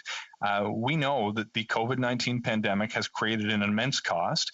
The government was better positioned to cover some of the cost to society than individual households or businesses would have been. And I would stand by the investments we've made to keep households and businesses afloat through this pandemic. The Honourable Member for Cowichan Malahat Langford. Yes, thank you, Madam Speaker. I'd like to thank the Parliamentary Secretary for his speech. I wanted to ask him about the clause in Bill C-14 that's authorizing health-related payment of about $64 million for mental health and substance abuse. Now, investment in this area is very welcome, especially for communities like mine. But it seems, you know, when the government has opportunities to do big, bold things to finally tackle the opioids crisis, like declaring a national health emergency, and even with Bill C-22, the recent Justice Bill, it was just full of half measures. I'm just wondering why the government, to this date, with all the statistics in place, why the government hasn't taken the big, bold steps to finally confront and put an end to the opioids crisis, which is ravaging so many small communities like mine. The Honourable Parliamentary Secretary. Thank you, Madam Speaker, and sincerely to my colleague. I appreciate his advocacy on this issue, not just today, but over the past number of years. One of the things that I think is important that we reflect upon is the opioid crisis, which is a massive problem, and perhaps in some regions underappreciated in its severity because we may not see the concentration of case numbers they have in his community but nevertheless are suffering serious consequences as a result of addiction. What we've been trying to do is work with the provinces to advance fundings for mental health support. I note in Nova Scotia alone, we reached as part of our 10-year agreement a funding arrangement that saw $130 million that must be spent directly on mental health in that province. If the province believes that tackling the opioid crisis with that particular money is the best thing to do, then we will be there with them. But we don't want to substitute exclusively our own priorities for those provinces, but we'll work with them. Questions et commentaires. Questions and comments. The Honourable Member for Thérèse de Blainville. Thank you, Madam Speaker. Thank you to the Parliamentary Secretary. Please put your microphone down. Oh, thank you. I apologize. I was corrected. Thank you to the Parliamentary Secretary for his speech. I noted that from the beginning he had talked about the work being done since the beginning of the pandemic as admirable. I'm not underestimating some measures that from the beginning of the crisis have indeed made a difference. However, with all due respect, what I find less admirable is that there was no ability to adapt. It's an economic update that goes back to the fall, and now we're in the spring. The pandemic itself has changed. There are sectors that have been forgotten and are still being forgotten. For direct assistance, be it the aerospace industry or tourism, what are the solutions? Perhaps it will come out in the next budget to help these sectors, which will be part of the economic recovery. The Honourable Parliamentary Secretary. Thank you, Madam Speaker. And it may be outside of the scope of Bill C-14, but that does not mean it's outside of the scope of what the government is working on. And believe me, I didn't anticipate when we tabled the fall economic statement there would be a need to continue to debate the fall economic statement in the following spring. Unfortunately, there's been a series of delays for this bill, which I believe were for largely partisan reasons, although her party agreed with us in that regard. For sectors such as aerospace and transportation and tourism, there are certain measures that have had significant benefits for those industries. The wage subsidy is a perfect example, and HASCAP we put forward to specifically tackle some of these problems, but we know more work needs to be done. I had the opportunity to meet with the aerospace sector and meet frequently with tourism associations in my own community. I'll be looking forward to the upcoming budget to identify further opportunities for assistance to those hardest hit sectors. Resuming debate, the Honourable Member for Abbotsford. Okay, Mark, you're the first. Well, thank you very much, Madam Speaker, for the opportunity to add a little more to this debate. I just wanted to begin by assuring the Parliamentary Secretary that what we as parliamentarians are doing in this House in debating and reviewing Bill C-14 is scrutiny and oversight, which is the role of the official opposition. And we are unapologetic about doing that. And I want to start off by saying that we fully support parts 1 through 6 of this Bill C-14, which continue to provide Canadians with the critical support that they need as they try to make it through this pandemic. The challenge is, as Liberals are wont to do, they've also added in the most massive borrowing increase in Canada's history to this bill. So the Parliamentary Secretary suggested, well, these social program modifications they're fairly modest and really shouldn't prevent us from debating this. This is the largest, most historic increase in Canada's debt ceiling and borrowing capacity ever. So that should provide Canadians with a context in which to judge this bill. So I have to ask, Madam Speaker, what is that Canadians are looking for from this government now that we're slowly, very slowly moving through the vaccination stage, where Canadians are looking forward and saying, when is the end going to come? And I would suggest to you, Madam Speaker, that what Canadians are looking for is hope and confidence for their future, not only their own future, but the future of their children, their grandchildren, of which I have 11 and another one on the way, and even the great-grandchildren down the road. Do they have a prosperous future to look forward to? That's the question that I believe Canadians need answered. And by the way, they're not asking for the Prime Minister to reimagine the economy. They're not asking for the Prime Minister to build back better. Every single Canadian I've spoken to simply wants a return to some level of normalcy. They want their lives back. They want their jobs back. They want their small businesses back. They want their communities back. They want their places of worship back. They're not looking for the Prime Minister to foist a massive new social and economic experiment on them. Again, they want life to return to normal, and that's it. So does Bill C-14 do that? Does it give Canadians that hope? So far, I've sadly concluded that it doesn't. Now, Bill C-14 implements the government's fall economic statement. And that statement does include additional supports for Canadians who need help to make it through the pandemic. And by the way, Madam Speaker, we support those benefits as we have every single other COVID-related benefit program that this government has brought forward. We have stood shoulder to shoulder with this government and saying, yes, Canadians need and deserve that support. The problem is, what this government has done, it has paid absolutely no attention to the long-term plan for our economy. What does our long-term future look like as a country? We know that this government failed to deliver a budget for over 2 years. In fact, Canada was the only G7 country not to deliver a budget over the last 2 years. The provinces and territories delivered budgets. Yet the government's excuse was, well, we're in the middle of a COVID pandemic, so delivering a budget has no value. Actually, it's in the middle of a pandemic and the greatest economic crisis this country has faced since at least the Great Depression. That is exactly when we should have had a budget and a plan for our economy. And sadly, the Prime Minister didn't deliver on that responsibility. In the meantime, of course, Canadians have been in the dark about what the future holds. They are asking for a plan to reopen our economy and to get Canadians back to work, to support small businesses as they struggle to get back on their feet.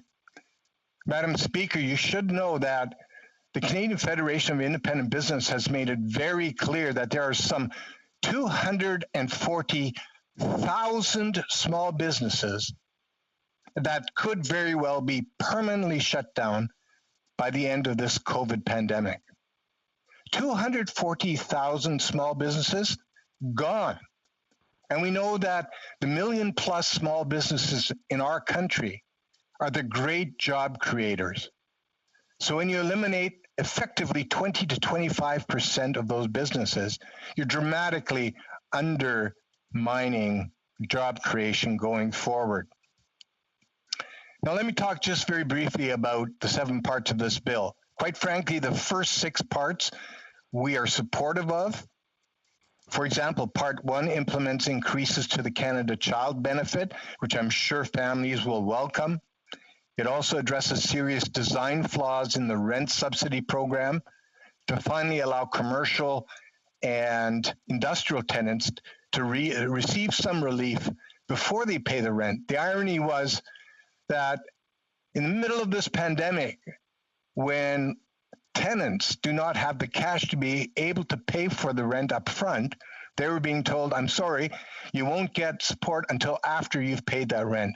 So this legislation does address that serious design flaw. There's other things in this as well that we are supportive of. Eliminating interest on Canada's student loans and Canada apprentice loans for 1 year. and authorizing the Governor General and Council to make regulations to seek additional information from companies about food, drug, and medical devices. I'm sorry to interrupt the honourable member, but could I ask you to lower your microphone a bit? It's too close to your mouth and the interpreters are having a bit of difficulty. Thank you so much. The honourable member. Very well, Madam Speaker. I hope that sounds a little bit better. So in short, these 6 parts of the Bill C-14 Fall Economic Statement effectively introduce and modify and improve programs that the government brought forward and that we as an official opposition are fully supportive of. Of course, like all things liberal, there's always a catch. In this case, it's part 7 of the bill.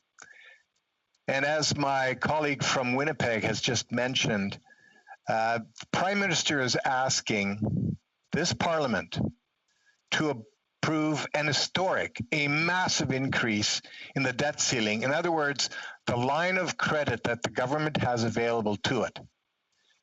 The government wants to increase that by, get this, $663 billion, almost $250 billion. That is massive.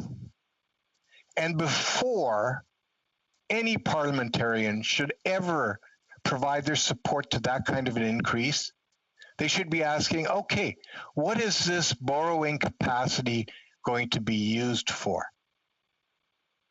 What's it going to be used for? And we have to consider this in the context of the fact that this Liberal government has been chastised by the Parliamentary Budget Officer for not being transparent in its spending endeavors. Every time it brings forward a spending bill, it refuses to explain to Canadians exactly how that money will be deployed. Parliamentarians don't have the ability to exercise proper scrutiny and oversight, and the PBO actually identified that and said this government is not transparent. So why should we trust this government when it now says we want another $663 billion? Now, Madam Speaker, I was at committee when we were asking questions of the Minister of Finance. We expressly asked her, could you please tell us this additional $663 billion? Can you explain what you need it for, where it will be deployed? And all she did was refer Canadians to one chart in the Fall Economic Statement, said, go look at that. All Canadians have that available. Well, you know what, Madam Speaker? Most Canadians aren't going to go looking for the Fall Economic Statement to find the one chart which actually didn't show where she was spending the money. It was simply showing how much money she was asking to borrow. Madam Speaker, we deserve better as a country. There's another thing that is signaled in this Fall Economic Statement, and that is a $100 billion stimulus fund that the Minister of Finance has suggested might be required for Canada to get through the pandemic. So again, at committee, we asked her very expressly, can you tell us what this stimulus fund is all about? You're talking about $100 billion. You're asking us to trust you.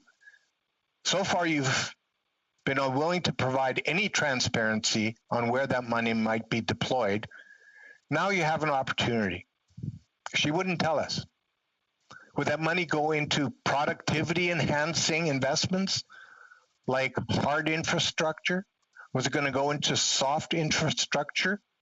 She wouldn't say. She made these vague references to guardrails, supposed rules that she was going to put in place to ensure that there were triggers that would allow her then to slowly but surely ease this money into our economy. The problem is, economists have all pointed out that she's been so vague about what those guardrails are all about that it's impossible for anyone to exercise any kind of oversight over this $100 billion of additional spending. And those same economists, Madam Speaker, have also sounded a precautionary note.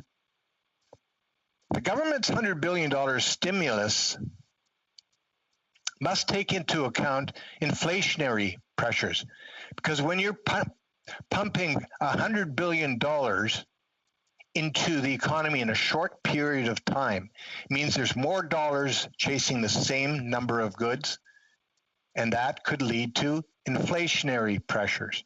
And what happens when the central bank, the Bank of Canada, senses that there are inflationary pressures? They increase interest rates. And Madam Speaker, I can tell you, if Canadians across our country right now knew there was a significant risk of interest rate increases, a lot of them would be panicking because they've gotten into this incredibly expensive housing market upon the condition that interest rates were going to stay low. But if you pump more and more and more stimulus into the economy, that is going to stoke the fires of inflation. And it gets worse, Madam Speaker. Economists have also warned this government and this finance minister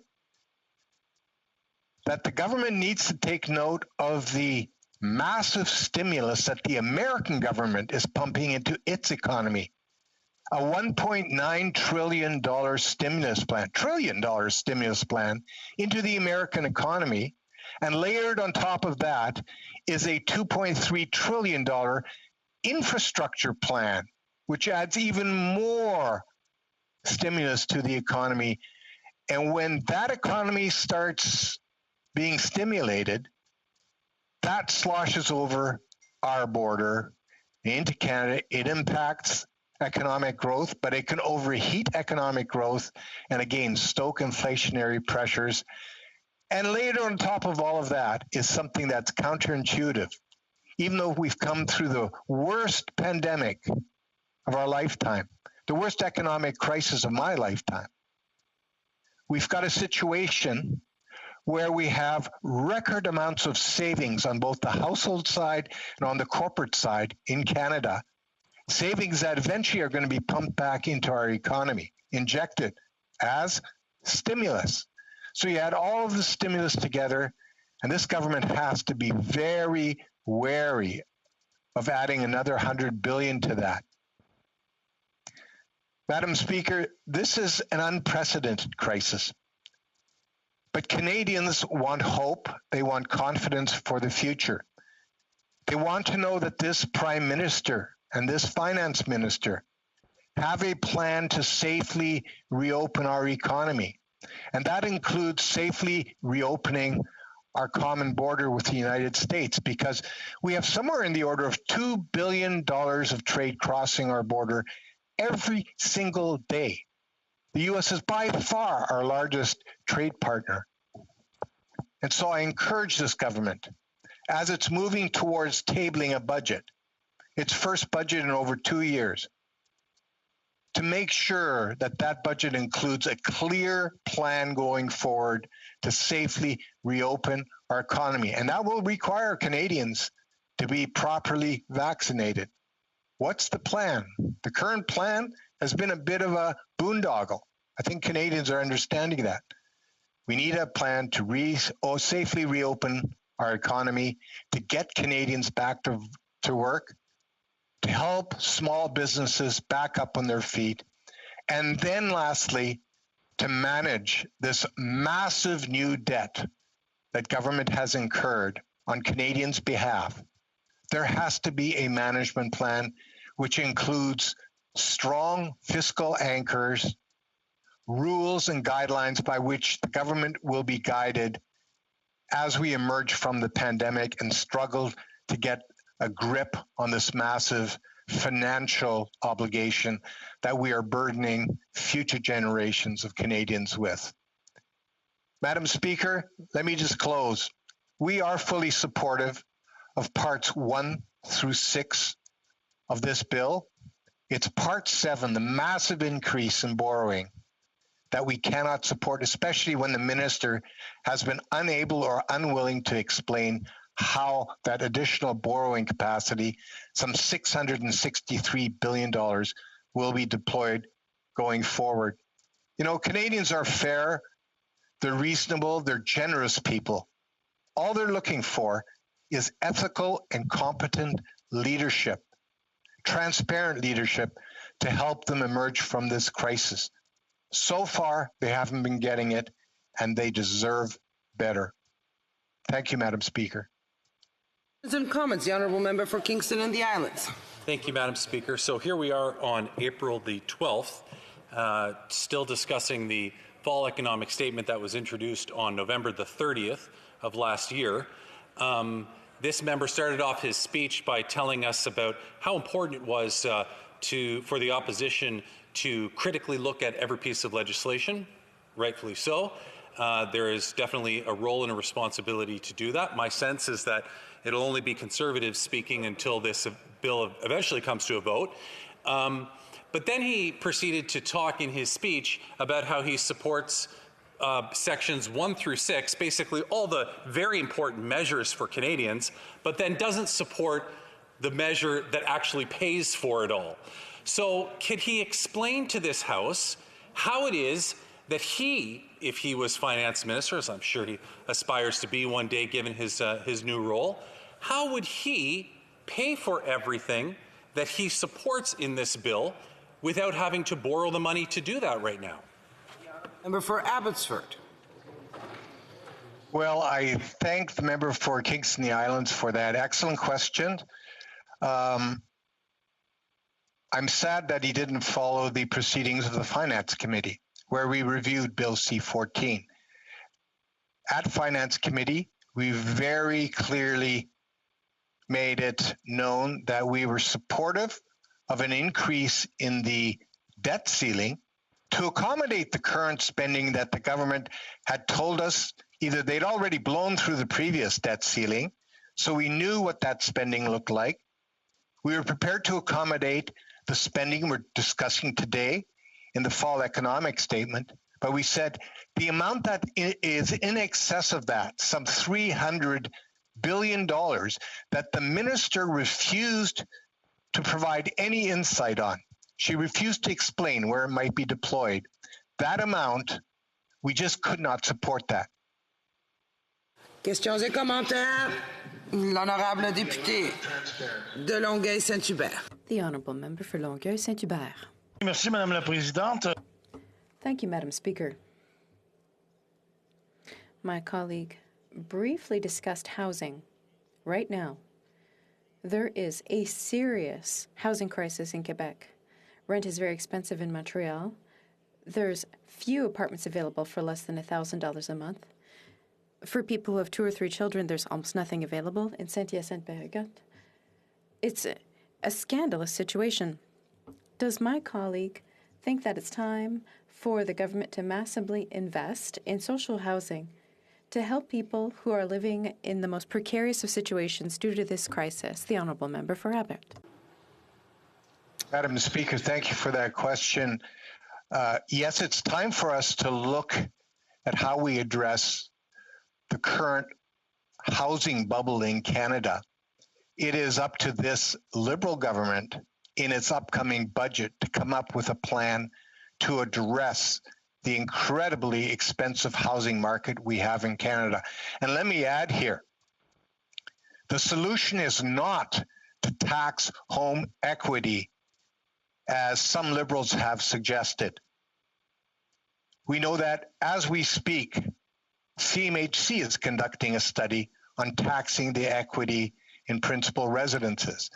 Now, the government has denied that they have any plans to tax home equity. Don't kid yourselves.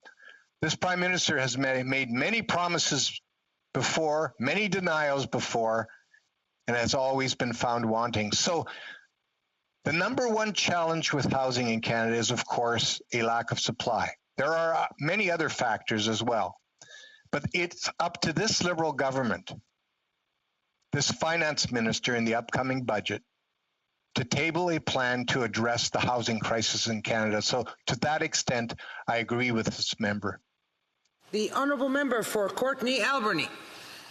Well, thank you, Madam Speaker. And Madam Speaker, New Democrats also are concerned about how we're going to pay back the deficit that we're running right now during this crisis. In fact, I got a message from Paul, a local health worker last night. You know, he's worried that he's going to end up having to pay for the cost of repayment of the deficit that we're running. But Madam Speaker, we put forward a proposal as New Democrats to tax the super rich, those the multimillionaires that hold wealth over $20 million, the biggest corporations that have had excessive profits during this pandemic. We're not talking about the local bike shop. We're talking about the big banks and the largest corporations. Yet the Conservatives and the Liberals voted against our proposal. They're wanting this to be left on the backs of everyday Canadians. So when will the Conservatives stop defending the big banks and Canada's largest corporations and the super rich that have benefited and profited from this pandemic and get them to pay instead of leaving it on the shoulders of everyday Canadians? Member for Abbotsford. Well, Madam Speaker, I completely disagree with the premise of that member's question. But I would point him to what is the greatest generator of prosperity in Canada. And it's not going to be taxing Canadians to death. It's going to be generating economic growth, putting in place the key drivers of economic growth, investing in our productivity, investing in the competitiveness of the Canadian economy, making sure that our tax environment is one that attracts foreign investment rather than chases away foreign investment the way it's been chased away under this Liberal government. So, Madam Speaker, we as Conservatives, we will be coming forward with a plan for our economy. It will be a plan that focuses on economic growth, and one that is going to ensure that future generations of Canadians have a prospect of prosperity, a prosperous future for themselves and their families. Questions and comments. The Honourable Member for Saanich Gulf Islands. Thank you, Madam Speaker, and thanks to my honourable colleague from Abbotsford. In listening to his speech, you would be hard-pressed to know the overlap between our health and COVID and the health of our economy. And I want to ask my honourable friend from Abbotsford, I'm still waiting for a vaccination. It's provincial jurisdiction how we get our vaccinations. It's federal jurisdiction how they're purchased. But in the course of this debate, how do we insist businesses reopen when it seems increasingly clear we're in a third wave where our focus should be on public health and making sure that we stop thinking we can bend a curve, but actually slam it down to zero? The Honourable Member for Abbotsford. Thank you to the member for Saanich and the Islands for that excellent question. I can tell her that if she looks at the Opposition Day motion that asked for this Liberal government to come up with a proper plan to reopen the economy, she will have noticed the words safely and gradually prefaced the word reopening the economy. We are in favor of reopening the economy, but only if it can be done safely and gradually. But we haven't seen any plan from this Liberal government at all. The one plan it had for rolling out vaccines has been badly botched. We're falling way behind other countries, other developed countries in the world. We're last in the G7. We're, I think, 52nd in the world. That is not a record that I would be proud of. We need to have this government to come up with a plan to restore the health of and protect the health of Canadians and also restore. Questions and comments. The Honourable Member for Guelph. Thank you, Madam Speaker, and to the Honourable Member across the way. I can't help but feeling he's very out of touch with the business community. And my question, as past president of the Chamber of Commerce in Guelph, on the board of the Downtown Business Association, Business Enterprise Center of Guelph board member, founder of Innovation Guelph, working with the businesses, I haven't found one business that says delaying talking about legislation is a good strategy to support business. We've been 4 months trying to get to the point of discussing this bill. Could the Honourable Member maybe highlight why this was a good strategy that the Conservatives employed to try to stop us from talking about this legislation and therefore stopping supporting our businesses in our communities. The honourable member for Abbotsford. Madam Speaker, I have absolutely no idea what he's talking about. He's suggesting that somehow there was this delay that happened. I noticed that today, Liberals were debating this very bill. If they were so intent on getting this bill passed, why do they continue to debate in this House? I mean, the hypocrisy is jaw-dropping. What I can say, and I'll repeat it, I included in my earlier comments, the role of an official opposition, which this member obviously doesn't understand, is to be oversight and exercise scrutiny over this. And we have to resume debate. Reprise du débat. Resuming debate, the honourable member for Joliette. Thank you very much, Madam Speaker. Madam Speaker, I can't believe it. It's April 12th, and we're discussing C14. There was the economic statement in the fall, and C14 has some measures that were announced then. Well, we're still on this several months later. Section 1 talks about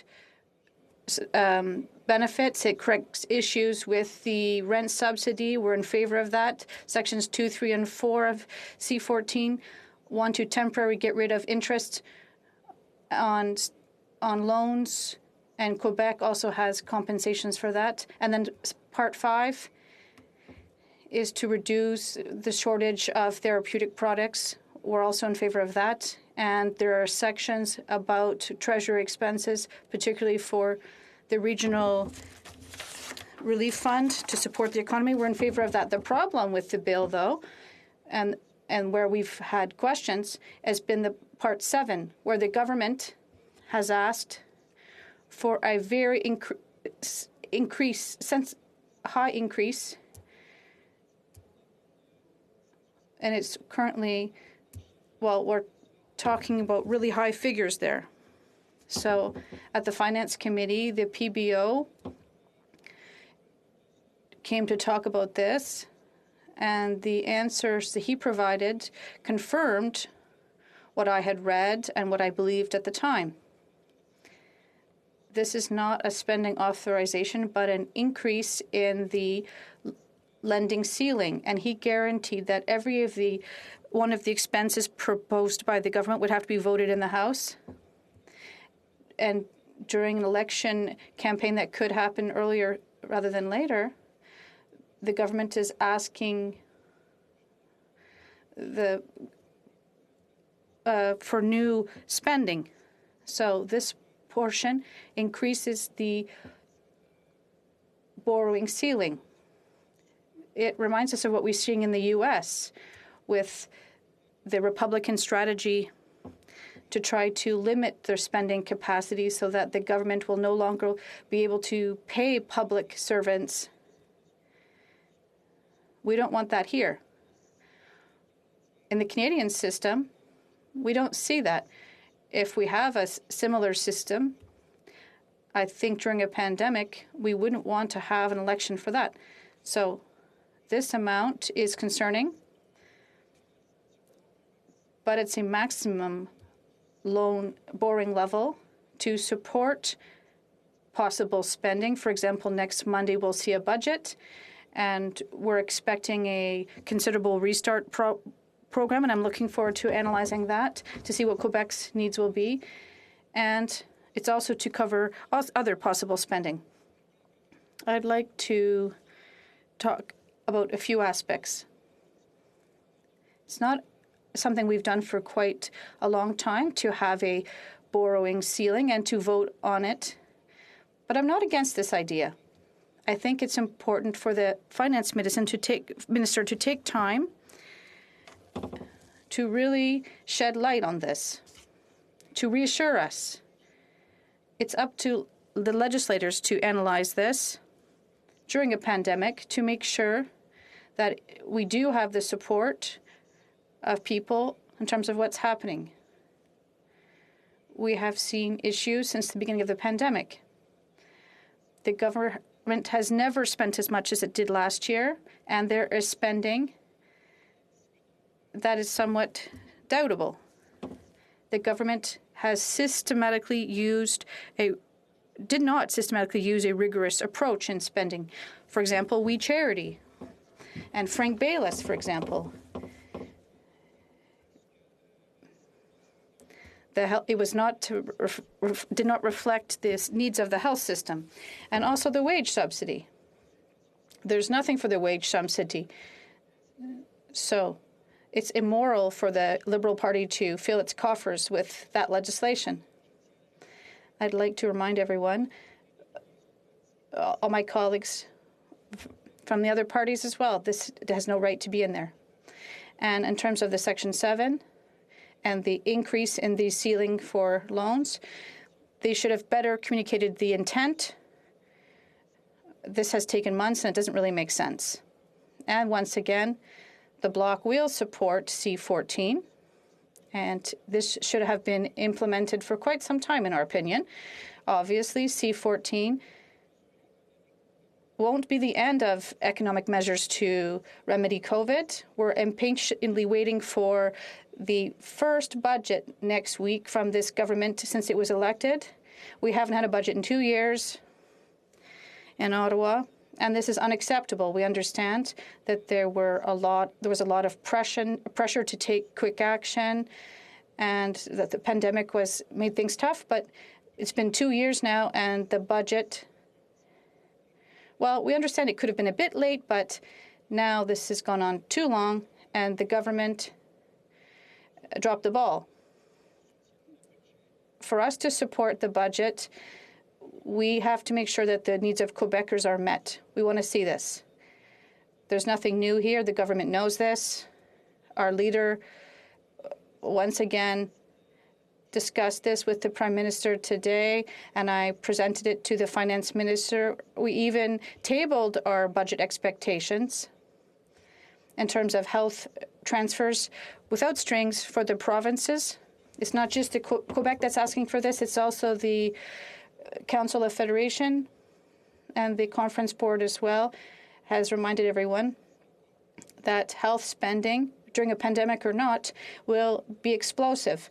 So the provinces are bearing this burden, and if Ottawa doesn't do its share, we'll have to catch up. Otherwise, the financial situation of the provinces will be untenable in the short and medium term, and even worse for the long term. So we want to see a catch-up here, and we hope that the amounts announced will be enough to fix the situation. And what we're asking all provinces to do is to cover 35% of health expenses, well, from Ottawa. And I'd like to remind you, Madam Speaker, that at the origin of the program, Ottawa was supposed to cover half of health expenses, and for every dollar the provinces spent, the government was supposed to cover $1. Also, what we want to see in the budget, that's obviously not in C14 that we are waiting to see since the last election, is a bit more, better support for seniors. For example, in terms of old age security, for decades they haven't increased it in line with inflation. It was supposed to be a percentage of the average salary in the beginning, and it's a question of equity and of dignity for seniors. We want to see also this figure catch up. And during the last election, the Liberals said, well, they're going to increase it, but for those who are 75 years of age or older. We don't like to see two classes of seniors, those who are 65 and up or 75 and up. It's a question of dignity for seniors. We see it in the writings. Seniors are not complaining, but they are suffering, particularly for those who depend on the OAS to live with dignity.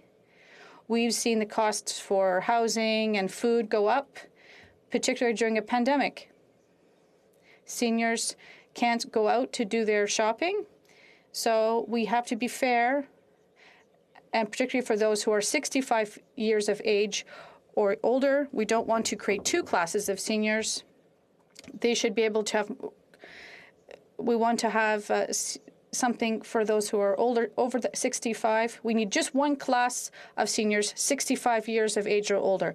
Also, We've seen there's the wage subsidy and rent subsidy. There are measures, but we need targeted programs for sectors that are particularly hard hit by this pandemic. For example, aerospace.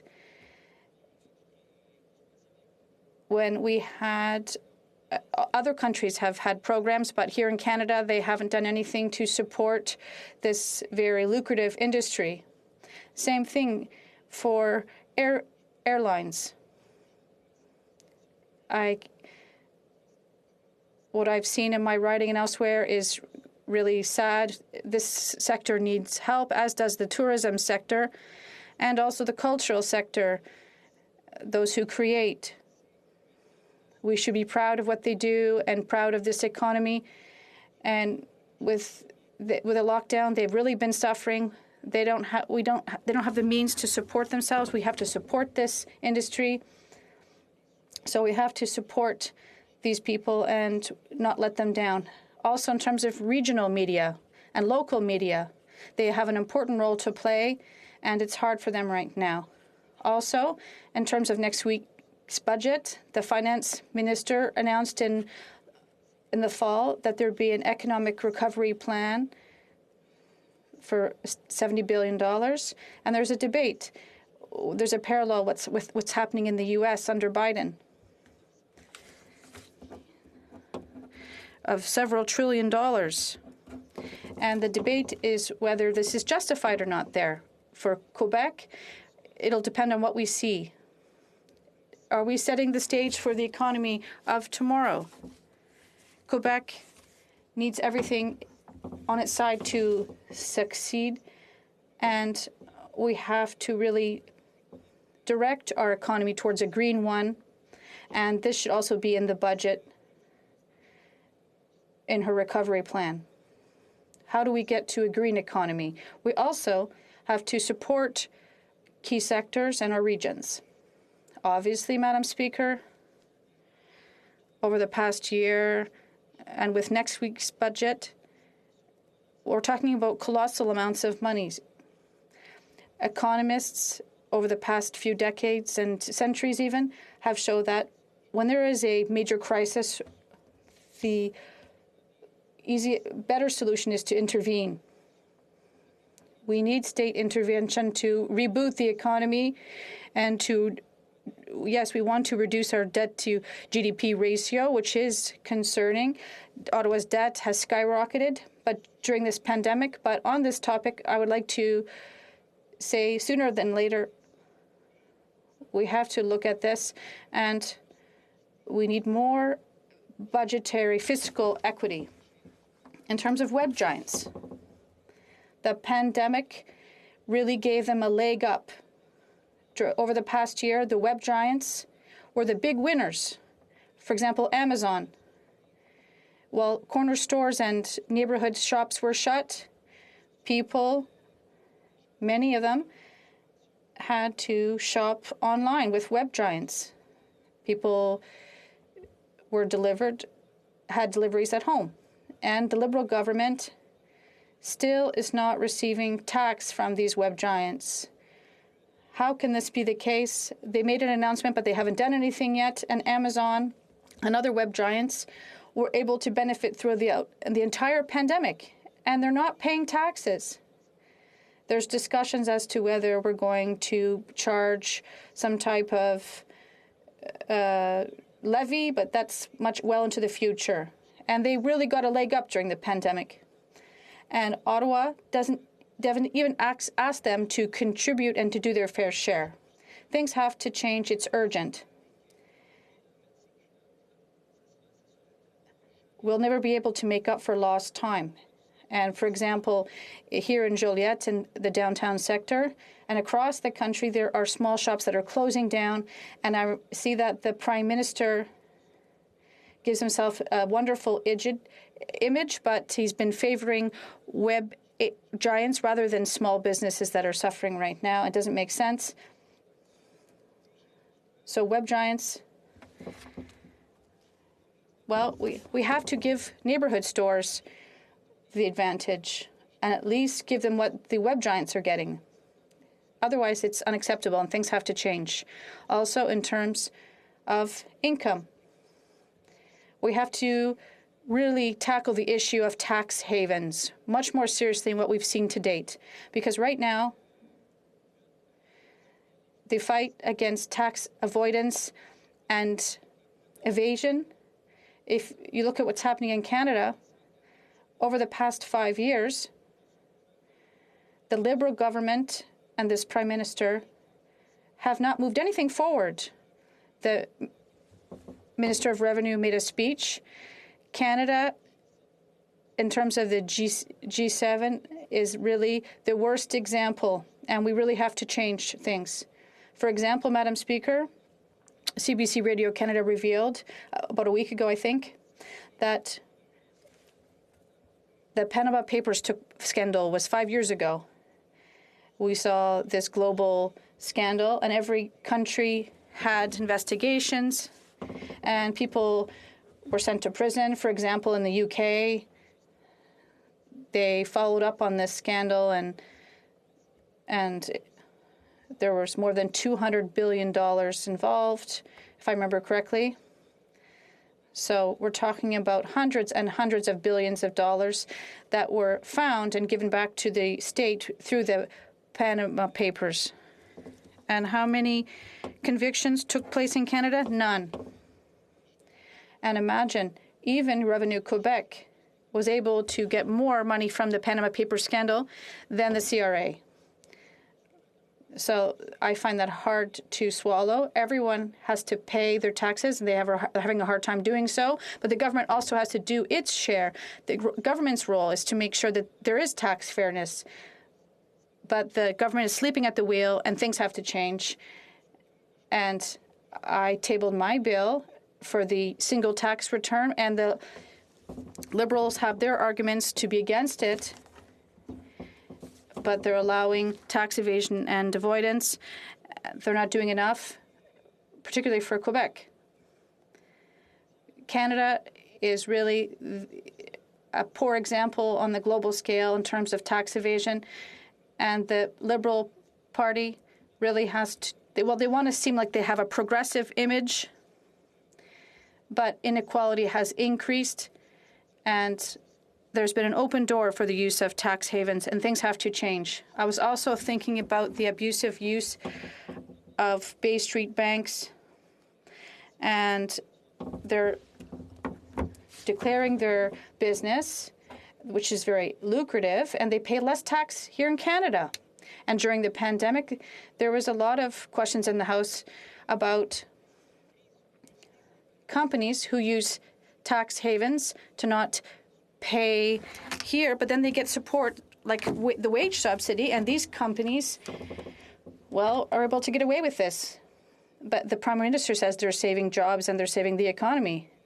That's all well and good, but if we do this, we have to make sure that everyone pays what they can, and there's no free pass for these companies. They shouldn't be able to scam. Now we'll have an opportunity like we've never seen before. In the U.S., Ms. Janet Yellen, the secretary, really doubled down on tax evasion and is asking for an international response. And I hope that Canada will show up and really change its approach that it's adopted over the past few years and even decades. We've really left an open door for the use of tax havens, and I hope we'll be able to count on the bloc, Madam Speaker, to make sure that Ottawa will change its ways in this respect. Obviously, the former finance minister, Mr. Morneau, well, if we go to Morneau Chapelle's website, it says, come to us and we'll tell you how to take advantage of tax havens to not pay tax in Canada. So it reminds me of another Liberal finance minister, Mr. Martin, who with his fleet of boats in the Desmarais family on the St. Lawrence River, they were registered in Barbados, even though he tried to change the Tax Act so that tax havens could be used. So this is at the very top of Ottawa's political pyramid.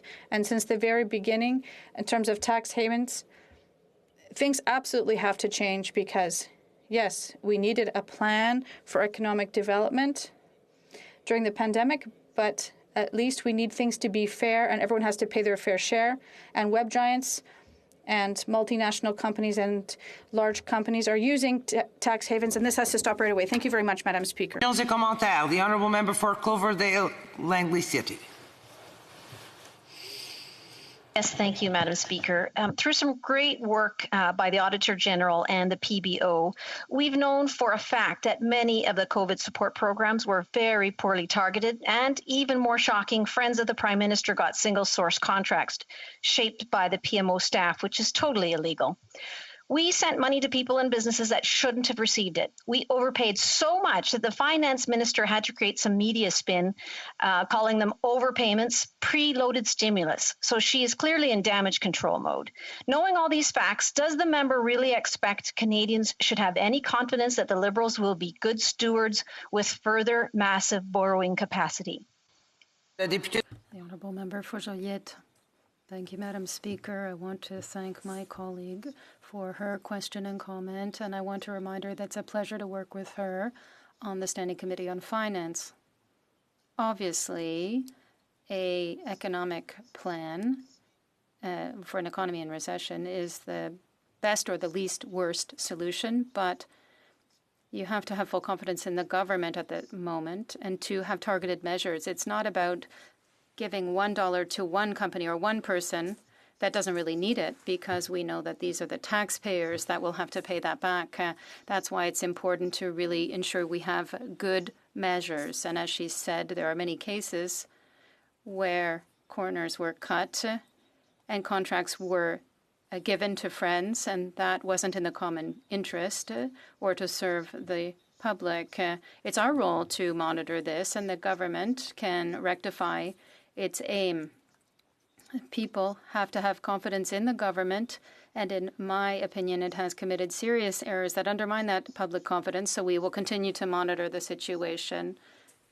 And I think that this is good. Honourable Member for Vancouver East. Thank you very much, Madam Speaker, and thank you to the member for his comments. We're well into the third wave, and we are in a situation where many small businesses and Canadians on the whole are very worried about their economic future. The small business community are calling for the extension of the wage subsidy as well as the rent subsidy to be extended until the end of 2021. Is that something that the member would support? And further, would the member support sector-specific funding? For example, the live industry sector, he mentioned about the cultural sector, and really dedicating resources to those communities so that they can survive the pandemic and thrive beyond the pandemic. The Honourable Member for Joliette. Thank you, Madam Speaker. I want to thank my colleague from Vancouver East for the question. Yes, fully agree. We must support our small businesses, our companies, as long as the crisis continues. These businesses have been there for decades. They're family businesses, people who don't have a lot of money, who make a huge difference in their communities. We don't want to wake up tomorrow and find out that our downtown streets are deserted and taken over by American firms. As long as necessary, we must support the measures. And something that I would repeat, we need predictability. If we maintain the measures and they're announced on a month-to-month basis, these people, these companies will not necessarily be able to make the best decisions to ensure their survival and the stability of the economy. So it also takes predictability. Obviously, for the hardest hit sectors, they also require specific measures. Thank you, Madam Speaker. Questions and comments. Questions et commentaires, l'honorable. The Honourable Member for Beauport-Limoilou. Thank you, Madam Speaker. My colleague from Joliette is a brilliant economist who knows how to explain complicated things in a simple way. Here's my question. When we invest in something, normally we expect to have a substantial return that is bigger than the investment. In June, I asked the Minister of Canada Revenue Agency about a $1 billion investments with regard to tax havens. Is this profitable for the Liberals? The Honourable Member for Joliette. Thank you, Madam Speaker. I want to thank and salute my colleague from Beauport-Limoilou. Have we heard that in the House, particularly during the last election, $1 billion, and we're closing the trap. And we saw in the Panama Papers 21 million for $1 billion. We have to equip the Canada Revenue Agency to conduct investigations, and we have to ensure that these tax havens cannot be used. Of course, this takes investments in the development of expertise, and to date, the Liberal government has completely missed the boat despite the claims of the minister. But I would remind my colleague that the same day when the minister was signing a report that it was 2 years ago that they had collected some tens of billions of dollars, there were others that had gone into the tax havens. So, Sanex Gulf Islands. Merci, Madame la Présidente. Thank you, Madam Speaker. And to my colleague and friend from Joliette, I want to thank him for his speech. I have a very key question because we're in the midst of a pandemic, a public health crisis, but it's also a climate change crisis. And the Government of Canada continues to give big subsidies to fossil fuel industry. My question is simple.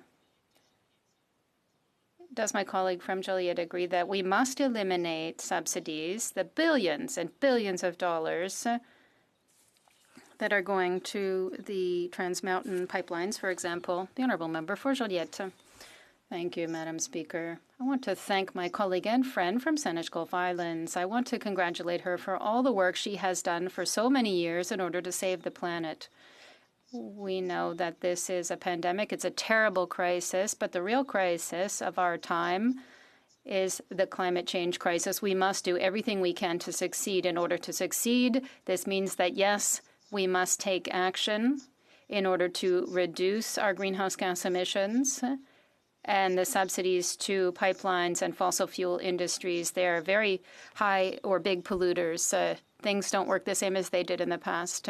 We need to ensure awareness so that people living in those regions can have alternative solutions and we can develop green economies together. Thank you, Madam Speaker. For Charlwood, St. James's, Assiniboia, Headingley. Thank you, Madam Speaker, and I want to thank my colleague for his insightful comments.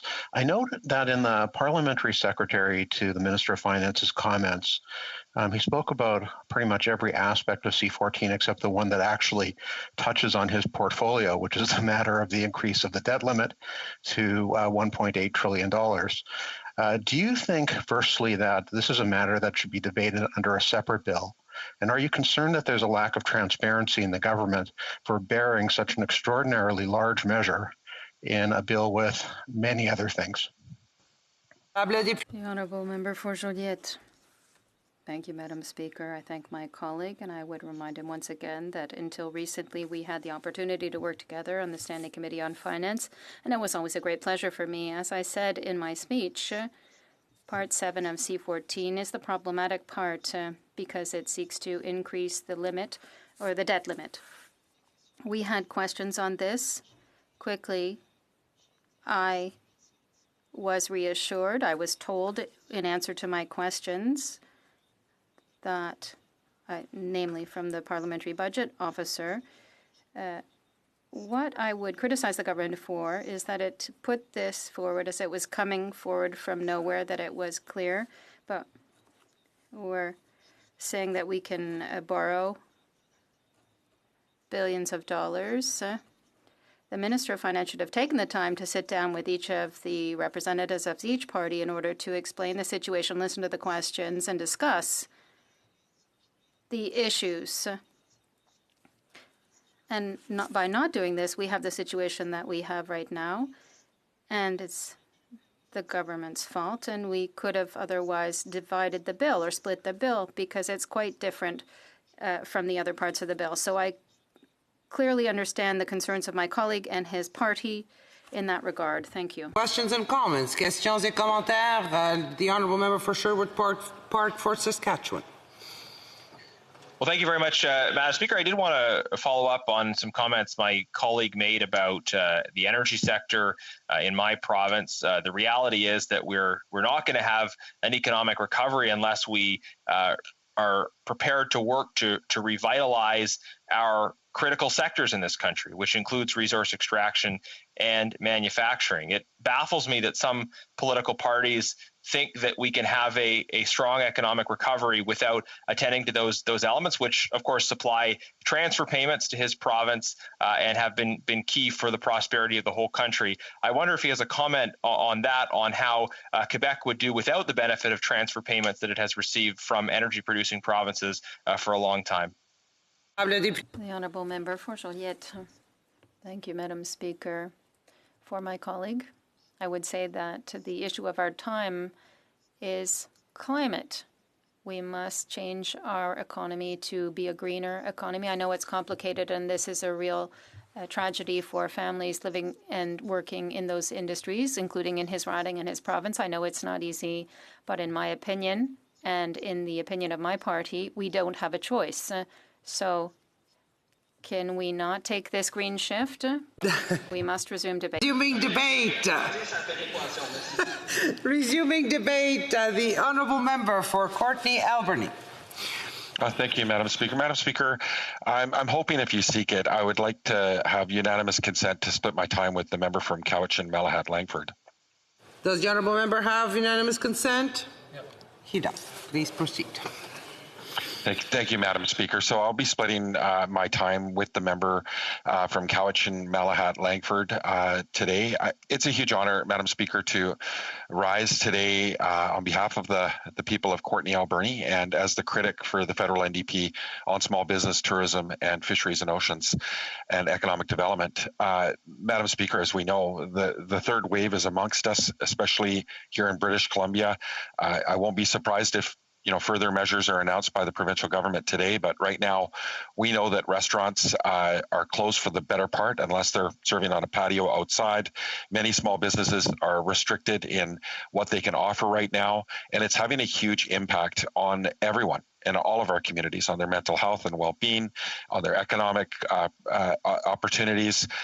People are scared. People are wondering how they're going to survive the pandemic, especially those in the hospitality and tourism sector.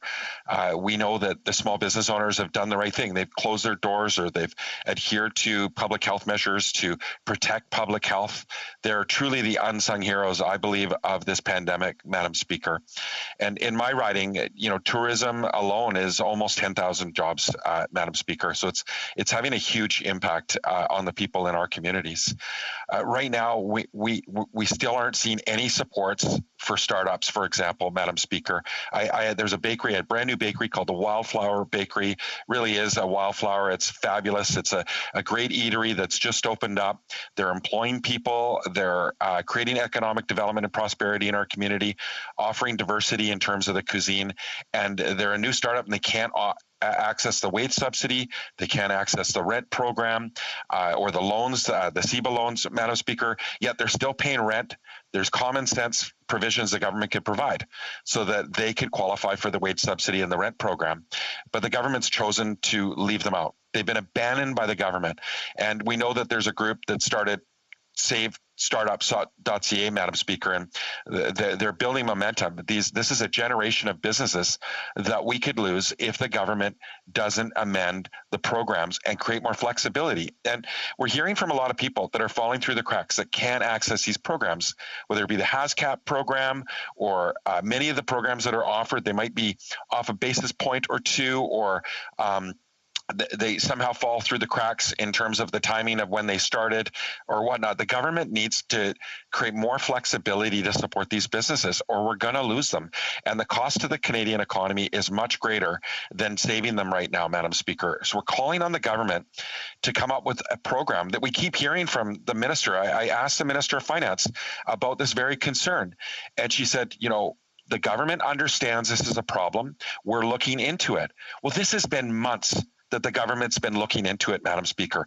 Meanwhile, people are losing sleep or losing their businesses, and they're wondering how they're going to survive if they can.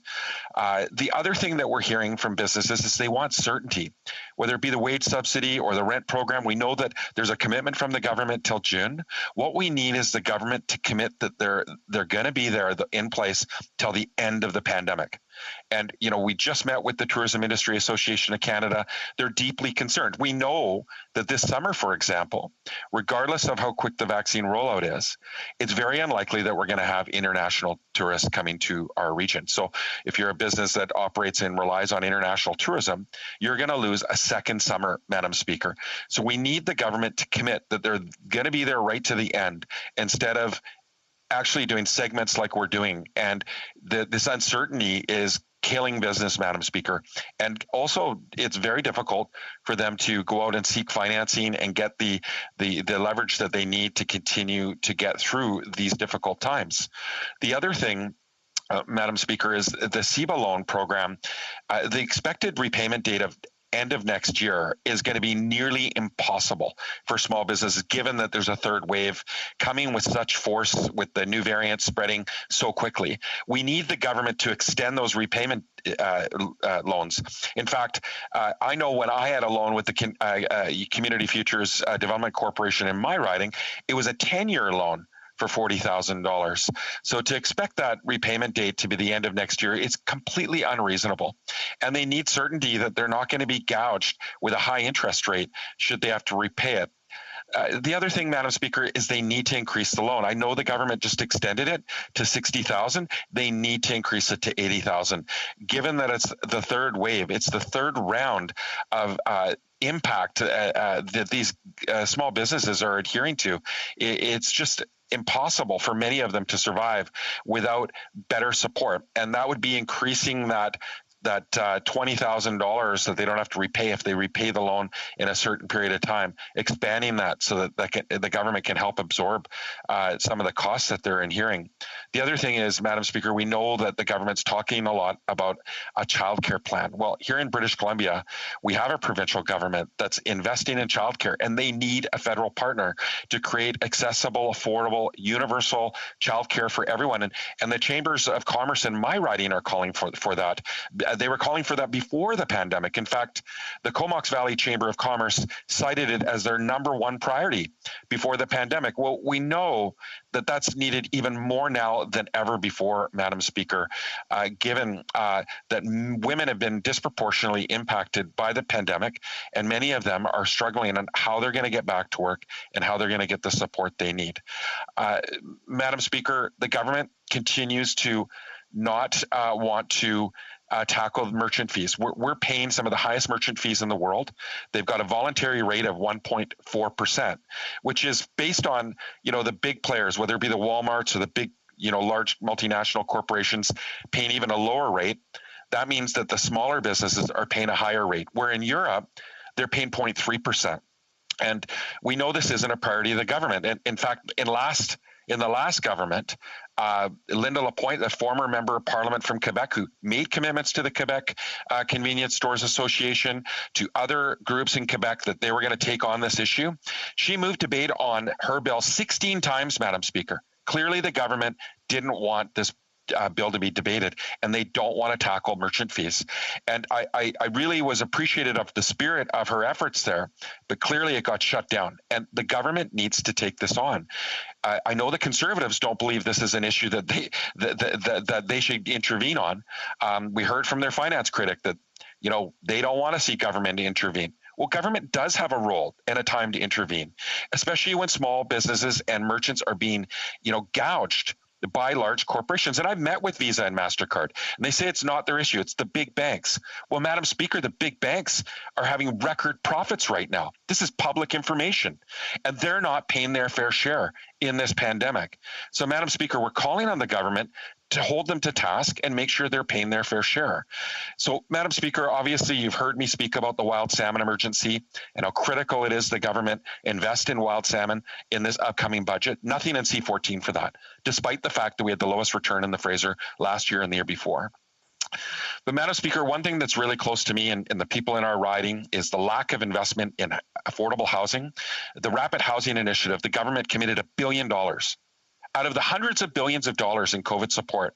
The people most marginalized, the people that are falling through the cracks more now than ever, that are being isolated, are dying on our streets, Madam Speaker. And we've got an opioid crisis. I was talking to Julia Muhort from Qualicum Beach, and she's now joined up with Mothers Stop the Harm. She lost her son, Stephen, to a preventable opioid overdose that resulted from fentanyl poisoning, a drug source, Madam Speaker, that was tainted and has killed over 16,000 Canadians. Yet the government still hasn't declared a public health emergency.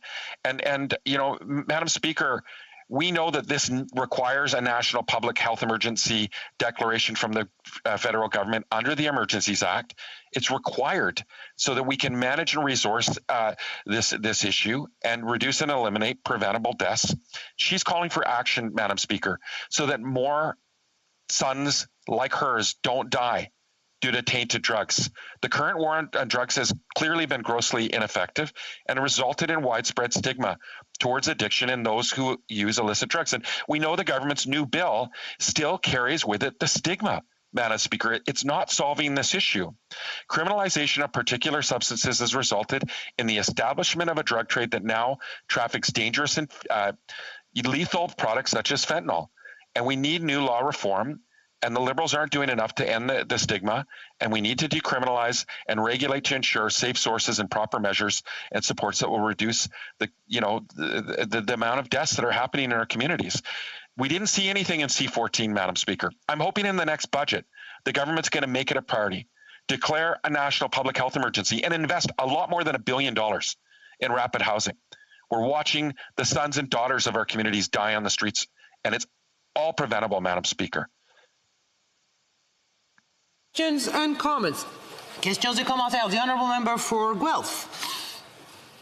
Thank you, Madam Speaker. And I always enjoy the interventions from the member across the way, specifically mentioning businesses and people that he's serving in his community. So obviously well in touch with the people that he's working with. I'm wondering whether the honourable member could comment on the delay tactics that have been used to bring this legislation forward, and whether the NDP could help us to move forward debates in the House so that we aren't delayed by 4 months to deal with legislation such as we have in front of us today. Courtney Alberni. Well, Madam Speaker, it's a good question, and it's frustrating. You know, we've seen the Conservatives continue to delay legislation. They haven't brought any new ideas forward to help in this crisis, and it's been challenging at best. But you know, the Liberals as well, you know, they're delaying. They're delaying every time that they're putting out programs with, you know, timelines like June. We're looking for the government to commit all the programs, whether it be the wage subsidy, the rent program, to the end of the pandemic. The small businesses need certainty. And like him, I ran a Chamber of Commerce. I was deeply involved in the small business community where I come from. And they're saying they need certainty and they need a stronger commitment from the federal Liberal government. Honourable member for Cloverdale, Langley City.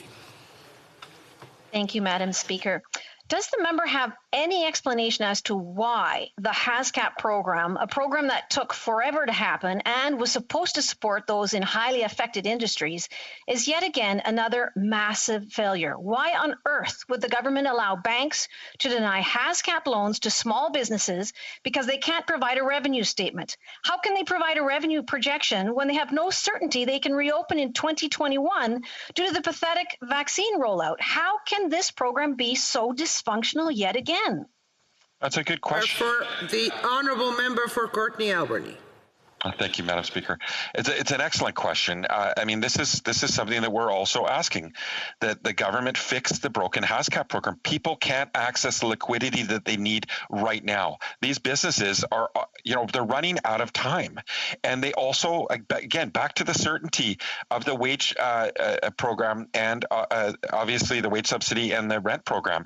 They need a commitment that the government's in it for the long haul, right to the very end, and fixing the broken program so that startups and those businesses that are being left out by whether it be small slivers of the current programs or they need to be amended so they can capture these businesses and protect them. It's absolutely critical. So I appreciate her question, and we're looking to the government to answer that. Why is there such a slow rollout on the HASCAP program, especially when businesses are desperate right now? Resuming debate, the honourable member for Cowichan Malahatlang. Okay, I'm sorry. No, you still have 2 minutes of questions. So we have the honourable member for Saanich Gulf Islands. Thank you, Madam Speaker. And I want to thank my honourable colleague for Courtney Alberni for bringing attention back to the critical public health emergency of the opioid crisis. He mentioned the extraordinary work and the courage of Moms Stop the Harm. Leslie McBain lost her son. She is one of my constituents from Pender Island, and it reaches every community. And it is not so much overdoses as fentanyl poisonings that are occurring, and it is urgent. And I just wanted to thank him for raising it and join in his hope that we will see a real movement in the upcoming budget to address the opioid crisis, if he wants to comment further on what needs to be done. Honourable member for Courtney Alberni. Thank you, Madam Speaker. And I want to thank my colleague for raising this very important issue, because everyone across this country is being impacted by the opioid crisis, and it's preventable. These are fentanyl poisoned drugs that people are using right now when they need a clean source. She asked about some of the solutions. Well, we need therapeutic treatment centers like Portugal. We need the government to actually declare it a national public health emergency, and to build affordable housing so that we can get people in stable housing and get them the wraparound supports that they desperately need. It's the only way we're going to resolve this issue, Madam Speaker. And I appreciate the pilot project in Vancouver and Victoria that is happening right now, but they need to broaden that right across the country. Rural communities like where I live in Port Alberni, I've seen like 3 of my friends' kids die in the last 6 months. I've not seen them, but I've known them, and these are lives that are lost, that are all preventable deaths that could have been done with common sense policy. Instead, the government is right now playing politics that's costing people lives, and it's unnecessary. They need to take urgent action. They need to listen to Mother Stop the Harm. They talk about listening to public health emergency and medical experts. Why aren't they doing that right now when it comes to the opioid crisis? Resuming debate, the honourable member for Cowichan Malahat Langford. Thank you so much, Madam Speaker. And I'd like to just, give a shout out to the member for Courtney Alberni and thank him for splitting his spot with me and for the House granting his request. We're neighboring ridings on Vancouver Island, and I always appreciate his interventions in the House and the work that he does on behalf of his constituents. I'm also pleased to be participating in today's debate to represent the good people of Cowichan Malahat Langford as I give some of my thoughts on Bill C-14, which of course is coming back to the House after its long journey through committee, and of course, is here to implement certain provisions of the economic statement that was tabled in the House all the way back on November 30th of 2020. And I have a feeling that this bill in a week's time is going to be greatly overshadowed by the federal budget, the first one that we're going to see in 2 years. And it's going to be interesting to see, what the government does with its Budget Implementation Act and what they're going to be dealing with at C-14, because it certainly has been a long time for us to get to this stage. And this is important to underline, Madam Speaker, because a lot has changed in our country and around the world since the economic statement was delivered in November. I mean, back in those days, we were just starting to get really into the throes of a second wave of the pandemic. And, a lot of people were hoping that by the time we reached spring that, public health measures would have taken effect and that we would largely be getting out of this ordeal. But of course, that has not come to be. We are now very much in the grip of a third wave.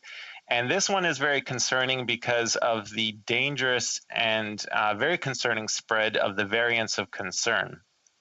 Provinces like Ontario and my home of British Columbia are seeing very worrying spikes, and this is certainly not a time for us to be letting up our guard. It's certainly not a time for the government, the federal government in particular, to be contemplating anything like an election, but also to make sure that it is still there for individuals and for small businesses until our public health experts give us a clean bill of health, until they actually declare that this pandemic is over.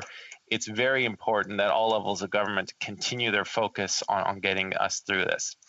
And, I really want to underline that, people are exhausted. The pandemic fatigue is very much in place. We have been through this for over a year.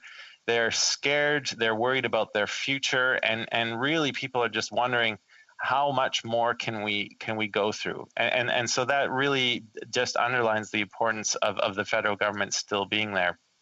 And I want to give a shout out to my communities, communities like Port Renfrew, Lake Cowichan, Chemainus, and Crofton, all the way down through the Cowichan Valley to the southern tip to the great city of Langford and the District of Highlands. The story is the same no matter which one of those communities you're in. Businesses have closed or they're operating on a razor's edge. People have lost their job. Our frontline healthcare workers in various hospitals in the region are dealing with so much. And it's I just wanted to give a shout out to their efforts and say that, we are certainly not all in this together. What we are in is we are in the same storm, but some of us have had a far greater ability to get through this than others. And for those who have been less fortunate, it's very important that we collectively look after their interests. Now, I think that in order for us to get through this pandemic, Canadians are very much looking, absolutely for some semblance of normalcy. I agree with that. But I also think they're looking for some innovative and ambitious measures to fight this pandemic, but also to get us onto the recovery. And unfortunately in C14, while there are a lot of things in there that I can support, unfortunately, it's a lot of half measures, and I want to see far more of a commitment to strengthening our communities over the long term. Now, so for example, I know that there have been commitments made recently by the finance minister with respect to strengthening our childcare system. Unfortunately, this is a promise that we have seen all too often from the Liberal Party. And while in Bill C14, we do see measures to increase the payments of the child benefit, it remains to be seen as to what kind of measures we will actually see in next week's budget about strengthening the childcare system. Because, when I speak to many parents in my riding, the biggest concern, aside from the cost, is the availability. There just simply aren't the spaces. And if we truly want parents to have full economic opportunity to participate in the workforce, particularly for women who have been among the hardest hit in this pandemic, it makes economic sense that we have those childcare spaces so that small businesses are not losing valuable employees. Because when you're dealing with a staff of 4 to 5 people and you lose one person, that can be quite devastating to a small business's operation. So it makes economic sense for us to be putting in these measures. Now, I want to go over a few of the things in C14. Well, one of the helpful things that it does do is it's going to lift the interest on student loans from the period of April 1st of 2021 through to March 31st of 2022. So a full fiscal year. But this clause is really, I think, a perfect example of how the Liberals like to govern. It appears that they are tackling a problem, but they're really only paying it lip service. I think, students have been particularly hard hit by this pandemic. I recently spoke with the Simon Fraser University Students Union, and, they're reporting that many of their members are using the food bank and skipping meals every single day just to make their monthly budget stretch. And so why don't we be bolder, Madam Speaker? Why don't we just eliminate the interest on student loans altogether and give young people a real chance and a real opportunity at a time when society expects them to be at their most productive? The federal government should not be profiting on the backs of students on their loans. So I think we should be bold and get rid of the interest on student loans altogether. Let's give young people a real hand up to make their way in the world once they exit their post-secondary education. I also wanted to refer, there's a part of Bill C-14 that refers to payments from the Consolidated Revenue Fund towards some of the regional development agencies. Good to see, but you'll recall, Madam Speaker, that the federal government recently made a big announcement about British Columbia getting its very own regional development agency. And I think that's a great thing. I think our province is unique enough that it needs to be split off from the other Western provinces to recognize our unique needs. But since the announcement, we have heard nothing else. The details on how this new BC RDA is going to come into being remain very scarce, and I certainly am hoping for much more of details on how it's going to come. On the final bit of my speech, Madam Speaker, I want to speak specifically on the opioids crisis, because in Bill C-14, there is an authorized payment of $64.4 million for mental health and substance use in the context of COVID-19. Now, I want to be very clear. I think any investment in this area is welcome news. My main problem is with the amount. $64 million of investment, and I acknowledge previous investments have been made, but for $64 million spread across the country is very much a drop in the bucket. And when I look at communities like mine in Couch and Malahat Langford, we are suffering under the opioids crisis. Every single one of those deaths from fentanyl poisoning is preventable. And, I really need to give a shout out to the small business owners, the frontline healthcare workers who are in the middle of this every single day. And I live in a province that last year has been dealing with this crisis for many years, but last year we had a record number of deaths. The problem is not going away. And so we don't need just $64 million of investment. We need a federal government that's going to step up to the plate, declare a national health emergency, and work with full decriminalization of personal amounts. I know the government has introduced Bill C-22 with a declaration of principles, but that's not going to go far enough. And when the province of BC and the Canadian Association of Chiefs of Police are both asking for decriminalization and a federal government doesn't deliver, that is a very big problem. And so I really think the federal government needs to step up to the plate. The time for half measures in this area are well and truly over. We need bold policy. So, Madam Speaker, I know I'm coming to the end of my time, but I just want to thank the House for this opportunity to speak to C-14. I know there's a lot to speak on. It's quite a big bill, but at this point, I'd welcome any comments and questions from my colleagues. Thank you so much. The questions and comments will come after oral questions for the honourable member. Déclaration des députés. Statements by members. Honourable member for Bonavista, Burin, Trinity. Burin. Madam Speaker, I want to take this opportunity to congratulate Premier Andrew Thierry on his recent election win in Newfoundland and Labrador. Also, I want to give a special recognition to all of the successful candidates in my riding of Bonavista, Burin, Trinity, all of whom I truly look forward to working with to advance the needs of our common constituents.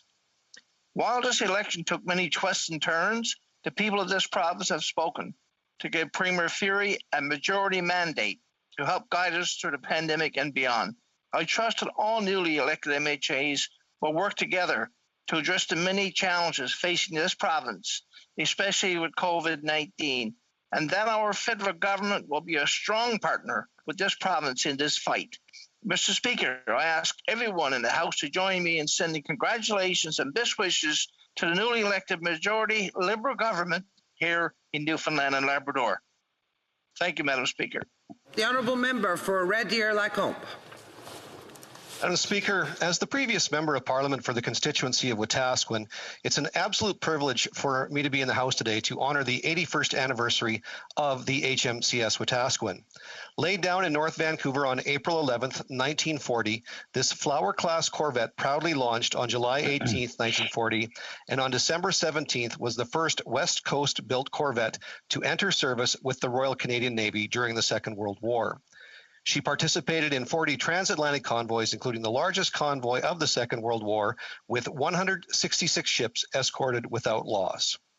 July 31st, 1942, while escorting convoy Oscar November 115, she and the HMCS Skeena sank the U-boat U-588. The HMCS Wetaskiwin received battle honors in the Atlantic 1941 to 1945 and the Gulf of St. Lawrence 1944. She and her crews served our nation proudly and with honor. It's important to pause to reflect and remember the important events that have shaped our nation's great history. The Honourable Member for Lac Saint Louis. On March 31st, McGill University celebrated the 200th anniversary of its founding. This historic institution of higher learning has been central to Canada's intellectual, cultural, political, social, and economic development. McGill's greatest strength has always been its people. Trailblazers such as Madeleine Parent, Maud Abbott, and Ernest Rutherford have inspired generations of students. The university's faculties, including medicine, law, the arts, education, engineering, agricultural sciences, and social work, have contributed immeasurably to the progress of society. Aujourd'hui, l'université Today, McGill has some 39,700 students, including over 27,000 undergrads, over 10,000 graduate students, nearly 2,000 residents and grant students and postdoctoral researchers. Proud representative in Parliament of the university's MacDonald campus, I wish McGill continued great success in its world-class educational mission. The Honourable Member for La Pointe de l'Île. Mr. Speaker, today we received disturbing news about Laurentian University in Sudbury and regarding the future of French in Canada. The university is preparing to cut some 60 programs to avoid bankruptcy. And we've learned that programs offered to Francophones are particularly targeted. Once again, it is French and Francophone institutions that are first to be sacrificed in Canada. Mr. Speaker, the Bloc would like to reiterate its support for the ongoing struggle of Franco-Ontarians for their language. We stress that studying in one's language is a fundamental right. Young people in the sizable Francophone community of northeastern Ontario deserve quality services without being forced to move to Ottawa or Quebec. We know that the Minister of Official Languages should send a clear signal to all Francophones outside of Quebec, and she must prove that her government's sudden interest in protecting French translates into concrete action. The Honourable Member for Pelon. Mr. Speaker, artists are creators who poetically share their visions of the world. Today, I would like to pay tribute to an artist from my writing, Mr. Edgardo Durisotti.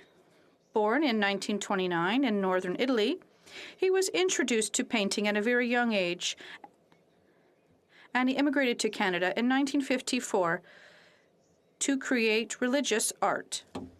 Mr. Durisotti is one of the few to apply gold leaf on ecclesiastical ornaments, but also he restores frescoes and statues. He has left his mark on many churches in Quebec and in the Maritimes. And I've had the honor to know him personally and to have one of his prints on the wall of my constituency office. After 91 years, this talented artist is now hanging up his tools, but he remains very present through his works. Signore Durisotti. L'Honorable. The Honourable Member for Chicoutimi-Le-Fjord. Mr. Speaker, on March 31st, our region lost an important player in our region. Robert Rakim was more than a cousin for me, he was a friend. He worked in the cultural sector, and Quebecers were able to benefit from key events thanks to him. In terms of the international festivals he organized and the Festival of Beer, they were great successes.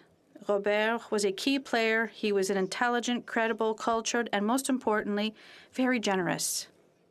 He had a great influence on the lives of many people, including mine. The entire region will miss you. March 31st will now mark a more darker period for the Saguenay region. We hope that the culture that you allowed us to have will thrive. Rest in peace. L'honorable. The honourable member for Miramichi Grand Lake. Mr. Speaker, today I am full both with deep sorrow and great joy. On the opening day of our region's snow crab season last week, 2 members of the Elsipogtog First Nation, Seth Monahan and band councillor Craig Sock, also widely known as Jumbo, tragically lost their lives. The community has been mourning this great loss. I had the honor of having Jumbo present at my swearing-in ceremony in 2019, and seeing him sit in my seat in the chamber is a memory I will always cherish. Before his passing, Councillor Jumbo, along with community, had been working hard for many weeks towards the goal of having Elsipogtog name this year's Craft Hockeyville. Well, Mr. Speaker, the region came together to support a community in mourning on Saturday night. They were named the winners. This will allow them to rebuild the Chief Young Eagle Arena and an integral part of the community. Mr. Speaker, the spirit and memory of Jumbo and Seth will live on in Elsipogtog, and I hope this great win will help them with their healing. Thank you, Mr. Speaker. The honourable member for Saint-Léonard, Saint-Michel. Thank you, Mr. Speaker. It is with great sadness that on March 28th, the Italian-Canadian community lost Senator Marisa Ferretti-Barth, a caring and altruistic woman. The senator was well known in Montreal. Throughout her life, she was dedicated to the welfare of the elderly. She created more than 84 Golden Age clubs and founded the Regional Council of Italian-Canadian Seniors, the CRAIC. Her initiatives led to the creation and improvement of living environments for hundreds and thousands of seniors, helping them to break the isolation and thrive. The achievements and memberships in various boards were recognized, as she was in 1997 duly named to the Canadian Senate. Her appointment was historic, as she was the first woman of Italian origin to ascend to the top leadership position in Canada's Parliament. Her accomplishments were remarkable and noteworthy, as she achieved them despite the challenges of gender equality. Her contributions to the well-being of our seniors and to the Italian community will always be an inspiration to me and to the many who knew and worked with her. Alla famiglia e gli amici della senatrice ricevete le nostre sentite condoglianze. The honourable member for Saskatoon Grasswood. Thank you, Mr. Speaker. April marks the Canadian Cancer Society's Daffodil Campaign, an opportunity for us to show support for the over 1 million Canadians living and beyond cancers, and have remembered those who we have lost after their own courageous battles with this disease. This year, the Daffodil campaign has gone virtual. Canadians can go to cancer.ca to donate and create their digital daffodil to honor and remember those who have fought this terrible disease. Mr. Speaker, nearly half of Canadians will be diagnosed with cancer in their lifetime, and every family is impacted by the disease in one way or another. I encourage all members of this House, and indeed all Canadians who have the means, to donate generously to this worthy cause. Thank you, Mr. Speaker. The honourable member for Kingston and the Islands. Mr. Speaker, I rise today to share the miraculous story of Jude Layton. On March 28th, 3-year-old Jude was reported missing in rural South Frontenac, Ontario, just north of my riding. The Ontario Provincial Police and community volunteers quickly coordinated a search response. This involved over 100 people navigating rough terrain as they scoured the surrounding area searching for Jude. For 3 long days, Mr. Speaker, communities across Ontario were following the news closely, praying for Jude's safe return. On the afternoon of March 31st, the news broke that Jude had beat the odds and was found by an emergency response team alive and well after spending 3 days and nights, sometimes in below zero temperatures and rainy conditions, roaming through the forest. As a father, like so many parents, I was overjoyed and immensely relieved to hear that Jude was found safe. I can only imagine how Jude's family felt when they came to learn that he would safely be returned. It is with great respect and gratitude that I acknowledge the many police officers, community volunteers, firefighters, and first responders who worked tirelessly for this incredible outcome to bring 3-year-old Jude home. Thank you, Mr. Speaker. The honourable member for Calgary Confederation. Mr. Speaker, April is Organ and Tissue Donation Awareness Month. It is a month to highlight and raise awareness about the critical need for more donors across the country. It is a month that encourages Canadians to register their decision. Most importantly, it is a month to encourage Canadians to have important conversations with their friends and loved ones about their decision to donate and to ensure that their organ donation wishes are understood. Every week, 5 Canadians die awaiting a life-saving transplant. Every week, we lose 5 Canadians who could have enjoyed many more years of life if they got their transplant. Every day, we dispose of perfectly good organs while others in our community sit by the phone waiting for that second chance at life. Sadly, the pandemic has reduced transplants by 30% this past year. Canadians overwhelmingly support organ and tissue donation, but we need to take that support just one more step. Register with your provincial registries today. Tell your loved ones that you want to save a life when you die. Ask them to respect your final wishes. The honourable member for Lambton Kent Middlesex. Mr. Speaker, the Prime Minister and this government did not just drop the ball, they buried it. This government's handling of the COVID crisis will go down in history as a prime example of how not to deal with a problem of national scope. Last spring, the Prime Minister put all of Canada's eggs in one basket, turning to communist China for vaccines. Last week, the Liberals decided that their pet policies are more important than getting Canada's economy going and making a plan to return Canadians' life to normal. Mr. Speaker, it's time for the so-called woke Prime Minister to wake up. That is why we here on this side of the House are calling for a public inquiry to examine every aspect of this government's pandemic response. Conservatives are also calling for the appointment of a special monitor from the Office of the Auditor General to track the pandemic response in real time and to ensure that lessons learned are captured for future emergency responses.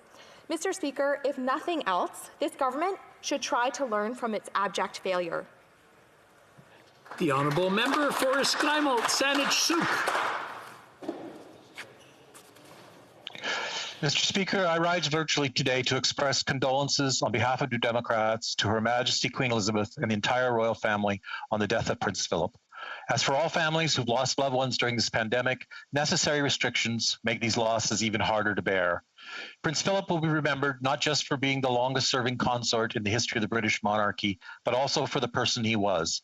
Someone dedicated to encouraging young people to set high goals and work hard to achieve them through the Duke of Edinburgh Awards. Someone who recognized the importance of the conservation movement in keeping our world habitable. Someone who could support a powerful and strong partner and only rarely, if ever, get caught trying to upstage her. Someone who was a dedicated public servant, keeping an active schedule well into his 90s, even remarking at one point that he was probably the world's most experienced plaque unveiler. And let us not forget that Prince Philip was also a World War II naval veteran, as we wish him fair winds and following seas in bidding him farewell. The honourable member for Berthier-Maskinongé. Mr. Speaker, last Saturday was New Generation of Farmers Day 2021. Because of the pandemic, it was through a virtual evening that these young people gathered to have fun and to talk. We must support the next generation of farmers and put in place winning conditions. Encouraging this new generation of farmers will benefit the entire country's economy and ensure our food sovereignty. This requires government action to facilitate the transfer of farms between generations and to create the situation that makes it easier to transfer a farm to a stranger than to one's own children. I also urge parliamentarians to continue to support Bill C-216 to protect supply management and future trade negotiations. This will ensure predictability for young people involved in this production. Like the bloc, all parliamentarians must show that they are proud of our farmers and that they want to ensure the future of our agricultural sector. Thank you. Member for Sarnia-Lambton. Mr. Speaker, I want to take this moment to give my deep condolences to Her Majesty Queen Elizabeth and the family of His Royal Highness Prince Philip on his passing earlier this week. Prince Philip presented a shining example of loyalty, honor, and committed service, both as the Queen's husband and consort and in his work for the British Commonwealth. He served for decades as the Colonel-in-Chief of the Royal Canadian Regiment, during which he developed a strong bond with Canada. His Royal Highness was an ardent supporter of our Canadian military and its families. His ties formed and strengthened during his experiences alongside Canadians fighting in the Second World War. He visited Canada more than 60 times, including Sarnia-Lambton. In 2011, upon the occasion of his 90th birthday, the Canadian government honored His Royal Highness by naming him General of the Canadian Army, General of the Royal Canadian Air Force, and Admiral of the Royal Canadian Navy. The death of Prince Philip is a loss to the Commonwealth and its people. May he rest in peace. The Honourable Member of Moncton Riverview Dieppe. Monsieur le Président. Mr. Speaker, it's with great sadness last week that we learned of the passing of His Royal Highness, the Duke of Edinburgh. Others, first as a decorated naval officer and later as a dedicated leader in the area of community engagement and philanthropy. The Duke always sought out the best in people and challenged them to strive for greater heights. Prince Philip maintained a very special relationship with the Canadian Armed Forces and over the years became the Colonel-in-Chief of 6 Canadian units. In 2011, he was named the Honorary General of the Canadian Army and the Royal Canadian Air Force, as well as the Honorary Admiral of the Royal Canadian Navy. Prince Philip was a man of great purpose and conviction who was motivated by a sense of duty to others. Her Queen lost a lifelong companion who was always by her side, and a family lost a beloved husband, papa, grandfather, and great-grandfather. On behalf of all Canadians, I offer my sincerest condolences to Queen Elizabeth II and members of the royal family. May he rest in peace. There's been discussion among representatives of all parties in the House, and there is an agreement to observe a moment of silence in memory of His late Royal Highness Prince Philip. I now invite honourable members to rise.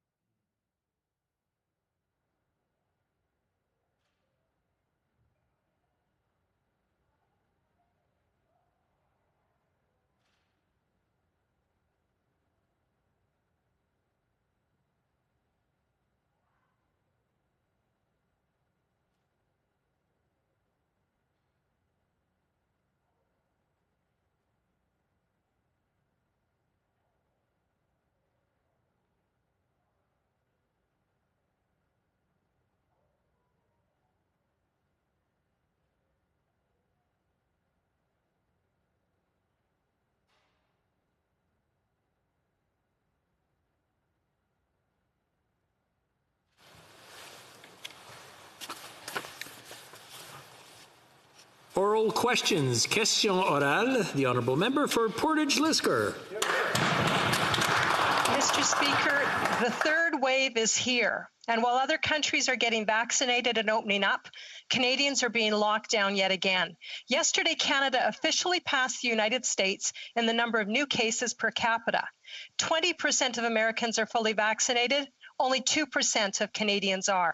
Can the Prime Minister admit that his slow vaccine rollout has resulted in the third wave of COVID-19 on Canadians and more destructive lockdowns? The Honourable Minister.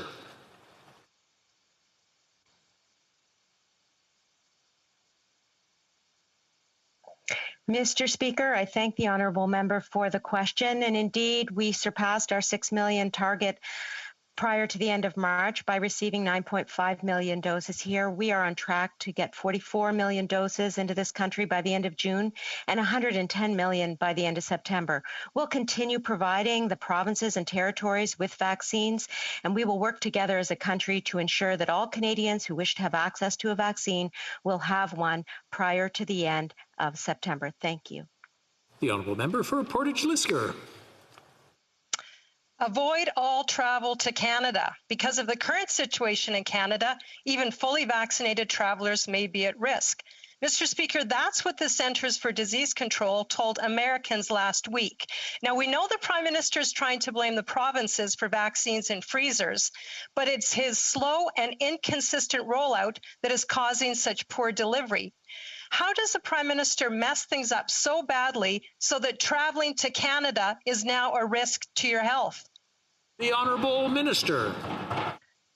Well, thank you very much, Mr. Speaker. And first of all, my heart goes out to everyone who's struggling with COVID-19, whether they've been personally affected by it or they're on the front lines of our healthcare system working to save lives. Mr. Speaker, the member opposite is right. Now is not the time to travel internationally. And I believe that it is very important that Canadians continue their hard work to protect each other. We know Canadians have sacrificed so much. We see the finish line, Mr. Speaker. We will get there safely if we work together. Honourable Deputy Leader of the Opposition. Most of this country is facing new and devastating restrictions, and it is a direct result of the Liberal government's inability to get vaccines. To add insult to injury, Canadians are being told they're going to have to wait 4 months for a second dose. Canadians are being forced to accept substandard dosage intervals. Why? Because the Liberals can't get vaccines on time. How long will Canadians be punished because of the Liberals' failed vaccine rollout?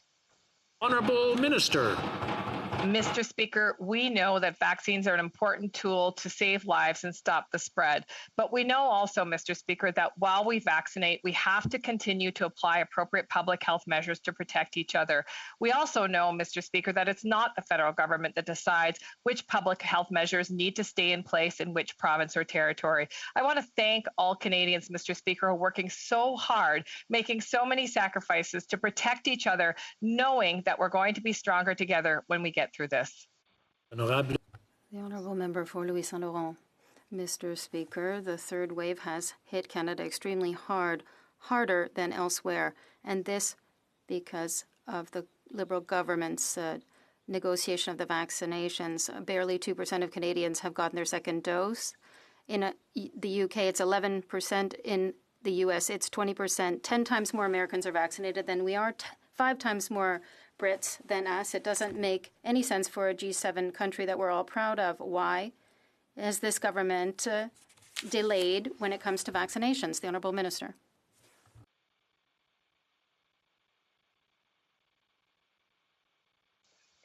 Merci pour. Thank you for the question.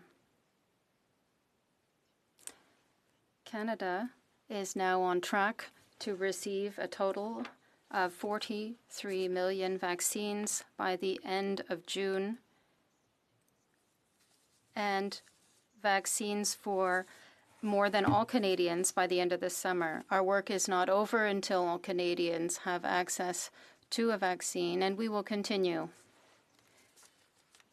to work hard and collaborate with the provinces and territories to ensure the success of these efforts. Thank you, Mr. Speaker. The Honourable Member for Louis Saint Laurent. Mr. Speaker, I want to congratulate the Minister for her work on her French, but the issue here is troubling. We see that in the U.S., the number of new cases has stabilized in the last month. In Canada, we've seen a tripling in the number of cases of COVID-19. This is not acceptable. The best remedy is vaccinations, but we have to have access to vaccines to do that. The third wave has hard hit Canada as a result of the Liberal wave. Why did the government fail in this duty? The Honourable Minister.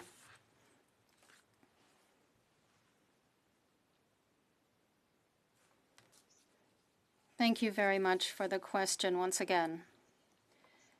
we will have enough vaccines in this country for every individual who wishes to be vaccinated by the end of September. As I've already said, we have seen that deliveries from Pfizer have intensified, and we have received at least 1 million doses every week between March 22nd to the 11th of May. Canada has received 10 million Pfizer Moderna doses and AstraZeneca doses to date. The deliveries of the vaccine has resumed. It was a temporary delay.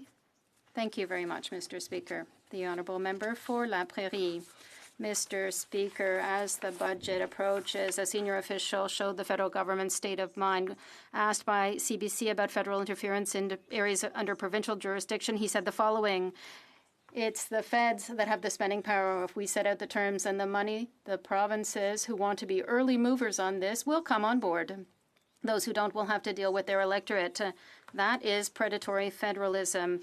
We have the money, and if you want some, then shake hands.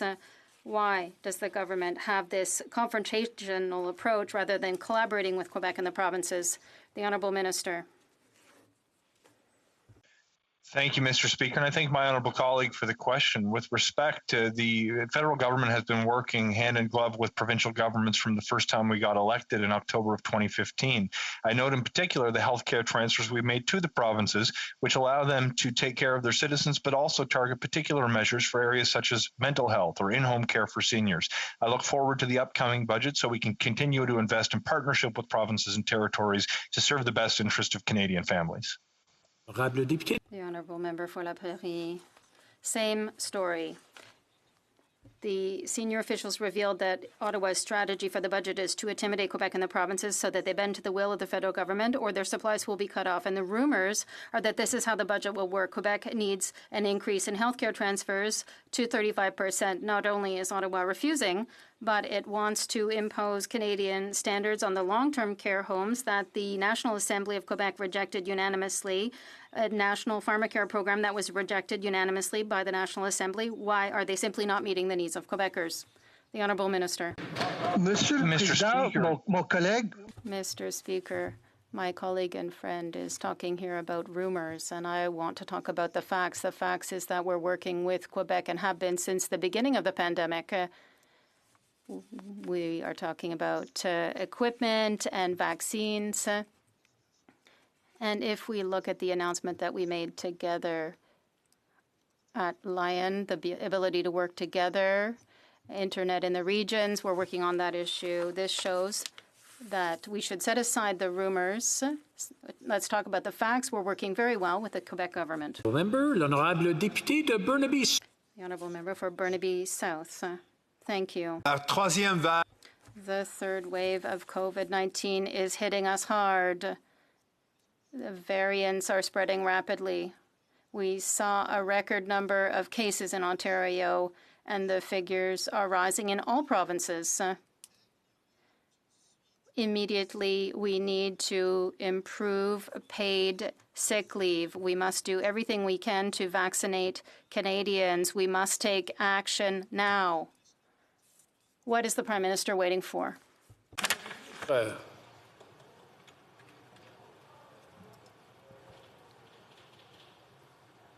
L'honorable ministre. The Honourable Minister, Mr. Speaker. In fact, we're not waiting for anything. We're cooperating with all of the provinces, and we have been doing so since the very beginning when it comes to personal protective equipment. You can remember the important role that the Canadian Forces played in the Red Cross in order to help our seniors. Look at everything that's being done with regard to cooperation about the acquisition and the deployment of the vaccines. We're working on a daily basis. We talk every day to see how we can improve health and safety and the lives of all Canadians. Je vais interrompre pour une seconde pour le bien-être de nos interprètes. Ceux qui nous joignent virtuellement, s'ils peuvent mettre leur microphone ou entre leur nez et leurs lèvres d'en haut, ou entre leur menton et leurs lèvres d'en bas, pour que ça soit plus agréable pour les gens qui traduisent ce qui est dit. The Honourable Member for Burnaby South. Mr. Speaker, Canada is on fire. The variants are spreading rapidly. COVID cases are hitting record numbers. We've seen a record number of COVID-19 cases in Ontario. They're needing to set up field hospitals. Things are very bad. It's not good enough to sit on the sidelines and ask to help. Leadership means finding solutions. Leadership means acting now. Will the Prime Minister immediately improve access to the paid sick leave program, make it better, make it work? And will the Prime Minister use all tools available to assist in vaccinating everyone in this country? Will the Prime Minister act like it is a serious crisis that it is? Honourable Minister. Mr. Speaker, thank you. Mr. Speaker, thank you very much for the question. I thank the member for his deep concern for Canadians. In fact, it is actually Canada's field hospitals that are on loan to the province of Ontario. It's a demonstration of how the federal government has been there for provinces and territories every step of the way. We will be there, Mr. Speaker, for as long as it takes, for as much as it takes to protect Canadians and to support provinces and territories to deliver in their healthcare jurisdictions. Mr. Speaker, we will stop at nothing. I think our government has demonstrated that. The honourable member for Leeds, Grenville, Thousand Islands and Rideau Lakes. The House of Commons directed key players in the Prime Minister's WE scandal to testify at the Ethics Committee. Instead of obeying the will of Canadians, the Prime Minister blocked those witnesses from testifying. Canadians deserve answers. Is the problem that the Prime Minister doesn't understand the rules, or that he believes that the rules don't apply to him? Honourable Minister. Mr. Speaker, we believe in the principle of ministerial responsibility. It's been a long tradition in our country. We're accountable to Parliament, and our staff is accountable to us. I appeared at the Ethics Committee for 3 hours to answer many questions. My colleague, the Associate Minister of Finance, was ready to do the same. She showed up twice, but the opposition refused to let her testify in both occasions. So they say they want to ask questions, but at the same time, they refuse for the minister to appear. So they have to make up their mind. Honourable member for Leeds, Grenville, Thousand Islands and Rideau Lakes. Well, it sounds like the government House leader doesn't understand the question. It's very straightforward. The House ordered witnesses to appear. The Prime Minister, this government, this Liberal government, blocked those witnesses from appearing. So, will the Prime Minister apologize for defying an order of this House? Will he agree to testify at committee, or do we need to build back with a better Prime Minister? The Honourable Minister. Mr. Speaker, we believe in ministerial accountability. This is why our ministers appear at committees all the time. They answer questions. They love to answer those questions for the opposition, I should say. But the Conservatives want to ignore that tradition. So that was their position at the time. Now, what is it today? Because if I read what the House leader used to say at the time, it was a bit different. Let me quote him. When ministers choose to appear before committees to account for their administration, they are the best source of accountability and they must be heard. Public servants and ministerial staff support the responsibility of the ministers. They do not supplant it. Honourable member for Carleton. Well, it's true the minister was there to answer questions, except he didn't know any of the answers. Right. We asked, for example, why the contract with WE had been backdated more than 6 weeks. He didn't even know that was the case. We asked why it was that they went ahead with a grant after Treasury Board, found no evidence that we could even deliver the program. He didn't even know that. He didn't know that the Prime Minister's office had received promotional material from WE with his mother and wife in it. Mr. Speaker, didn't they just send this minister over to the committee because he didn't know anything and therefore he couldn't accidentally tell the truth? That's right. The Honourable Minister. Mr. Speaker, the fact is that I was at the committee for 3 hours and I answered many of the questions, and all of this was to talk about a staff member who barely was involved in the issue. There was one phone call, Mr. Speaker, and the opposition decided to have a 3-hour meeting about one phone call instead of concentrating on what's the priority today, Mr. Speaker. So our ministers appear at a committee. It was a pleasure for me to appear at that committee. We do it all the time, but they should use this time that is allowed to them, to the members, to discuss about the priorities of today, Mr. Speaker. The honourable member for Carleton. Well, we wanted to hear from the minister responsible, not Minister I don't know. But that's what we got from him. He didn't know any of the facts. We asked question after question, and he broke the Guinness Book of World Records for not having answers. And actually, to his credit, admittedly openly admitting that he didn't know any of the answers. So if he doesn't know any of the answers, can they send another minister who can explain why this government gave a $500 million grant to a group that had paid the Prime Minister's family a $500 million? The Honourable Minister. Well, Mr. Speaker, my colleague knew the answers. There's nothing new there. He was reading from a document where the answers were already there. The problem for the Conservatives is they're trying to go, aha, there's something new here, when there's absolutely nothing. All questions have been answered, Mr. Speaker, and we're defending ministerial responsibility, just as the minister who just spoke did defend that for a very long time until he changed his mind, and I wonder why. The Honourable Member for Selkirk, Interlake, Eastman. Mr. Speaker, the Liberals on the Defence Committee just shut down the investigation into sexual misconduct allegations against General Vance. These Liberals are preventing key witnesses from appearing before committee and are covering up what the Defence Minister knew about these serious allegations 3 years ago. The self-proclaimed feminist Liberal government wants to bury the truth rather than stand up for the brave women who service in uniform. Why did the Liberal government shut down the Defence Committee investigation that is trying to protect women in the military? What are they trying to hide? The Honourable Minister. Mr. Speaker, I will always respect the work done by colleagues at the committee. In fact, I worked at with the National Defence Committee on this matter quite extensively. I appeared at the committee 3 times, Mr. Speaker, and also for more than 6 hours. I repeatedly stated that each of these appearances and many times in the House of Commons that our government and me personally will not stand for any form of sexual misconduct and that we will take strong action on this. And I look forward to the recommendations of the committee when it comes out. Thank you. The Honourable Member for Selkirk, Interlake, Eastman. Well, the minister never did accept any responsibility. And in fact, that is, again, another attempt on his behalf to cover up the sexual misconduct allegations he hid for 3 years. The Liberals say they want answers, but they shut down the very committee investigation that is trying to get to the bottom of them.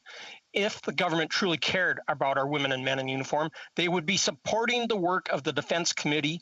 Instead, they're trying to stop us from hearing from key witnesses, key Liberal witnesses, so they can cover up their failures. When will the Defence Minister take responsibility for his inaction and stop his minions on committee from obstructing the truth? Honourable Minister.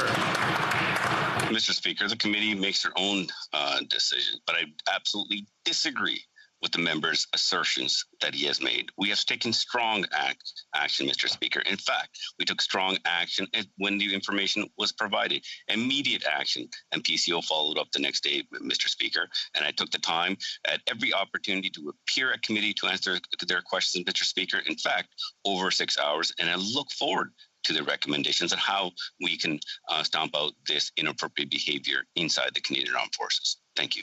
L'honorable député. The Honourable Member for Montarville. Mr. Speaker, a senior official revealed to CBC Ottawa's vision about its relations with Quebec. Asked about the interference in areas under provincial jurisdiction in the budget, the senior official said the following: the feds have the spending power. If we set out the terms and the money, the provinces who want to be early movers on this will come on board, and those that don't will have to reckon with their electorate. In other words, we have the money, and if Quebec wants them, they will accept our conditions. What's it? It says, it's the middle of a health crisis. Isn't it rather time to collaborate? The Honourable Minister. Mr. Speaker, I'm a bit surprised that the Bloc is talking about cooperating, because what they're doing is trying to squabble. It's quite the opposite. He said the feds are showing that they're cooperating. We're getting through this pandemic together. We're providing vaccines. They're distributing them. We're doing this together. We're resolving the issue of internet in the regions. We're doing this together. My colleagues should have the decency to recognize that Ottawa and Quebec work very well together. The Honourable Member for Montarville. Mr. Speaker, the minister did what the Liberals did throughout the weekend, that is to say that the Bloc is looking for a quarrel. Yet what the government is letting float in terms of rumors about budget is that squabbles are the strategy it wants to take. Its senior officials are not even hiding the fact that they want to interfere in areas under provincial and Quebec jurisdiction, setting the conditions. Is it really the time to resort to such blackmail? The Honourable Minister. Mr. Speaker, my colleague knows full well, and I know that we transferred additional funds, about $7 billion to Quebec approximately, without any conditions whatsoever, but through the will to cooperate. And that's what we've been doing since the very beginning. We have a very pragmatic approach like Quebec, and that is to get out of this crisis as strong as possible, protect the health of all Quebecers, resolve the problems, the issue of internet in the regions, the aeronautic industry, and do this with Quebecers together. But the Bloc Québécois doesn't like this, and they're not happy. The Honourable Member for Montarville. Mr. Speaker, instead of seeking a quarrel by interfering in areas under Quebec's jurisdiction, Ottawa should take care of its own areas of jurisdiction. If it had managed the borders as everybody wanted since the beginning of the crisis, schools might not be threatened by the variants. If vaccines had been procured more quickly, perhaps we wouldn't be in the darkest red zones now. We're paying dearly for the failures of this government at the border and in terms of access to vaccines. How can they think today that they can give any lessons whatsoever to anyone else? The Honourable Minister. Mr. Speaker, the Bloc will have to understand. 2 weeks ago, just before we went on our constituency weeks, they said we need to work. And now they're saying we need to control the borders. They have to be clear about what they're saying. We're being as strict as we can at the border, the strictest in the world, because we want to ensure the health and safety of all Quebecers and all Canadians. For Wellington, Halton Hills. Mr. Speaker, over the weekend, reports indicated the government threatened to cancel funding for the Halifax Security Forum if they awarded the John McCain Prize to Taiwan's President Tsai Ing-wen. The government's attempt to silence those critical of China is shameful, and it's counterproductive because it plays right into China's hand. Will the government reverse its position, speak out for human rights, democracy, and the rule of law, and support the John McCain Prize for President Tsai Ing-wen? Minister.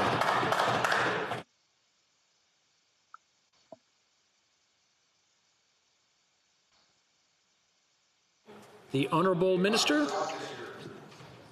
Mr. Speaker, we will always be there to defend human rights. We have been there in the case of China. Very recently, we have imposed sanctions on the individuals that were identified with respect to the treatment of Uyghurs in Xinjiang. And we have always spoken up very clearly, whether it is in China or in other countries, to defend the rights, the human rights of people living in those countries, because it is part of our fundamental values. Thank you. Member for Wellington, Halton Hills.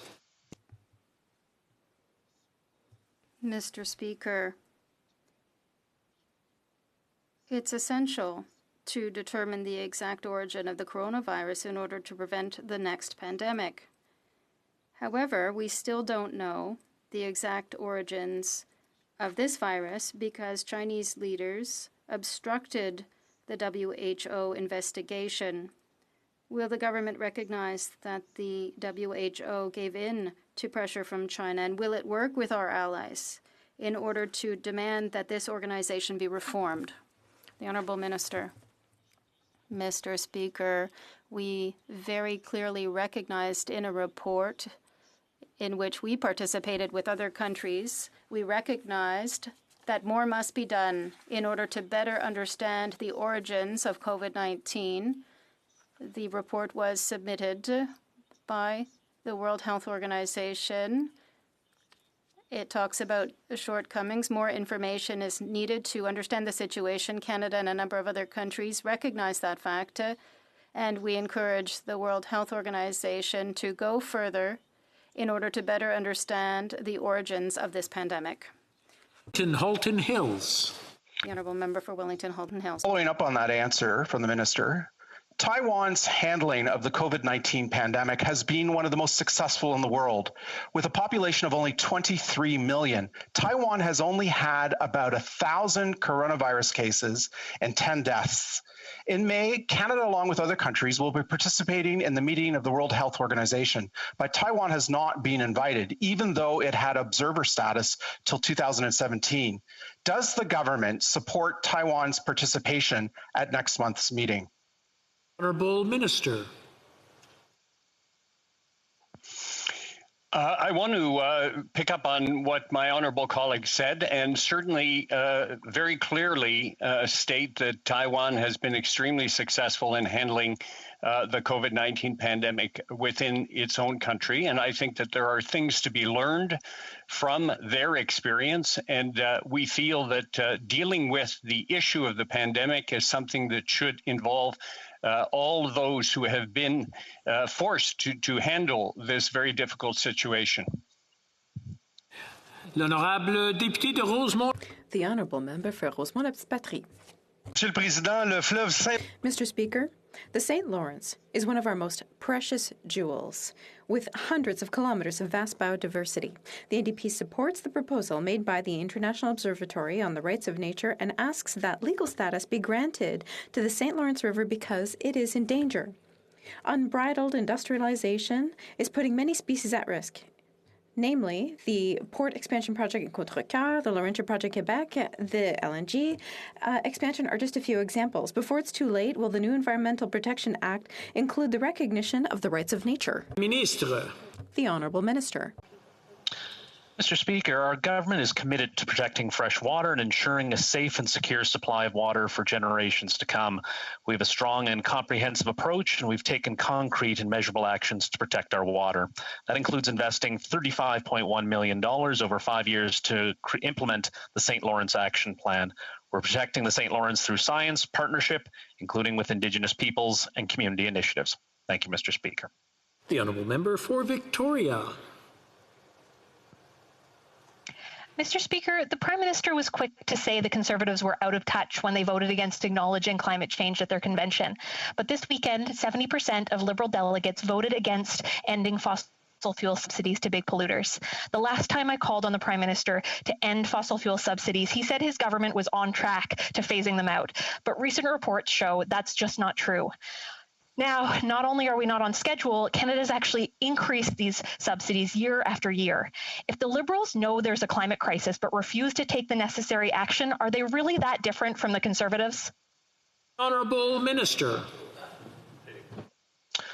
Thank you very much, Mr. Speaker. I'd like to thank the honourable member, and I know the report that she's quoting includes money that the NDP has voted in favour of to clean up abandoned orphan wells. We're working on ending fossil fuel subsidies, and we've taken real action on climate change and will continue to do so. And I hope members of the NDP continue to push forward for real action and help us move C12 through Parliament and into committee. Thank you, Mr. Speaker. L'honorable député de Brome-Missisquoi. The honourable member for Brome-Missisquoi.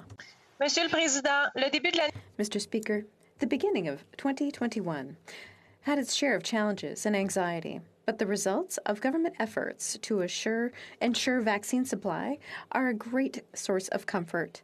The objective of 6 million doses by March 31st has been achieved, and it has even been surpassed by 3.5 million additional doses. This is remarkable.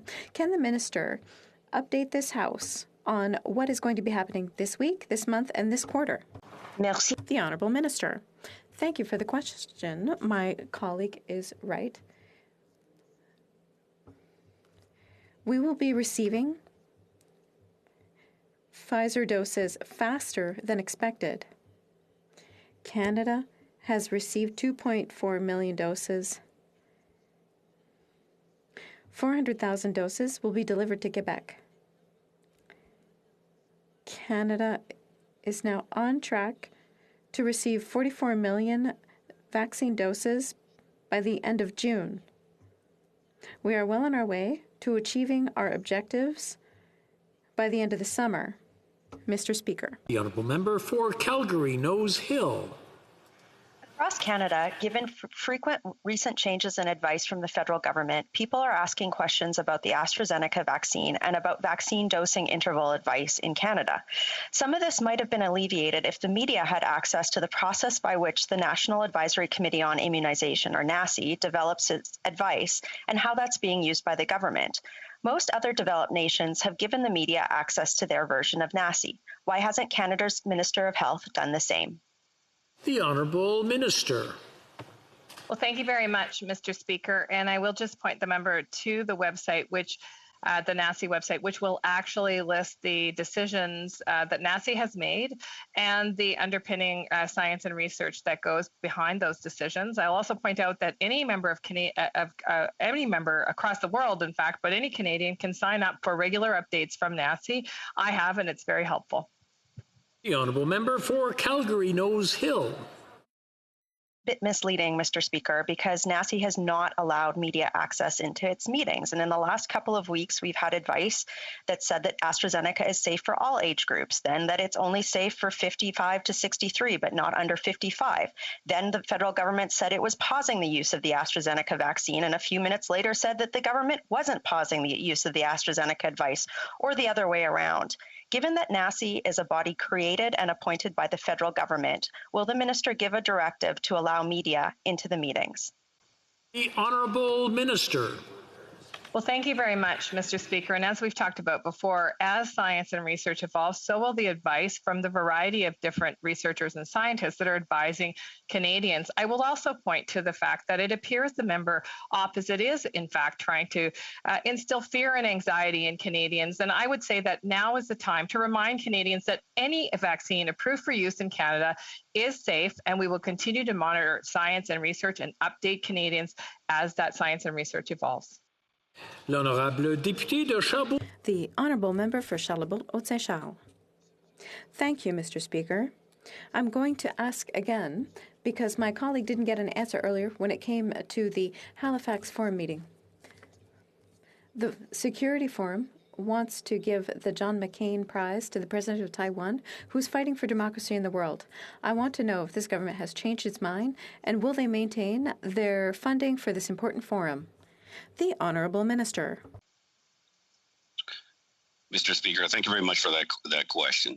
This organization is an independent organization, and they make their own decisions regarding these matters. In fact, when it comes to the funding, Mr. Speaker, on two separate, I authorized two separate funding authorizations last year, one in September and one in November, Mr. Speaker. We have supported the Halifax International Security Forum for the last 10 years. Thank you. L'honorable député de The Honourable Member for Charlebourg-Haute-Saint-Charles. Merci, Monsieur le Président. Maintenant, je voudrais... Thank you, Mr. Speaker. I'd like to come back to vaccines. For months, the Prime Minister has risen in this House and insisted repeatedly to Canadians that we have the best vaccine portfolio in the world. But the truth is that the Prime Minister has failed. Yesterday, the Globe and Mail informed us that Canada had surpassed the United States in terms of cases per capita. For the first time, the United States are progressively returning to normal life, but here the provinces have to tighten restrictions and add on to them. Canadians are ready and willing, but they are tired of living in uncertainty. When will the Prime Minister admit that he has failed in negotiating vaccine contracts? The Honourable Minister. Well, Mr. Speaker, merci beaucoup pour la question. Thank you very much for the question. That 20% of Canadians have received at least one dose of vaccine. Canada now stands 8th in the G20 in terms of doses administered per 100 people. We have received 10.5 million doses in this country to date. We are on track to receive 44 million doses by the end of June and 110 million doses by the end of September. So, Mr. Speaker, I would ask the opposition to cooperate and collaborate with all Canadians in the middle of this third wave so that we can ensure that all Canadians are vaccinated as soon as possible. L'honorable député de Shefford. The Honourable Member for Shefford. Durant leur congrès, les libéraux ont adopté. During their convention, the Liberals passed a resolution to ask for an increase in old age security at age 70 instead of at 75, even though the government supports the increase at age 75. They're getting closer to the Bloc's position of increasing this for everyone 65 and over, and that's the right position. But for now, this still creates two classes of seniors, those between 65 and 70, and those 70 and over. Why not simply increase the pension for everyone at age 65? The Honourable Minister. Thank you very much to my honourable colleague for that question. We know seniors are living longer than ever before and are worried about rising healthcare costs and running out of savings as they get older.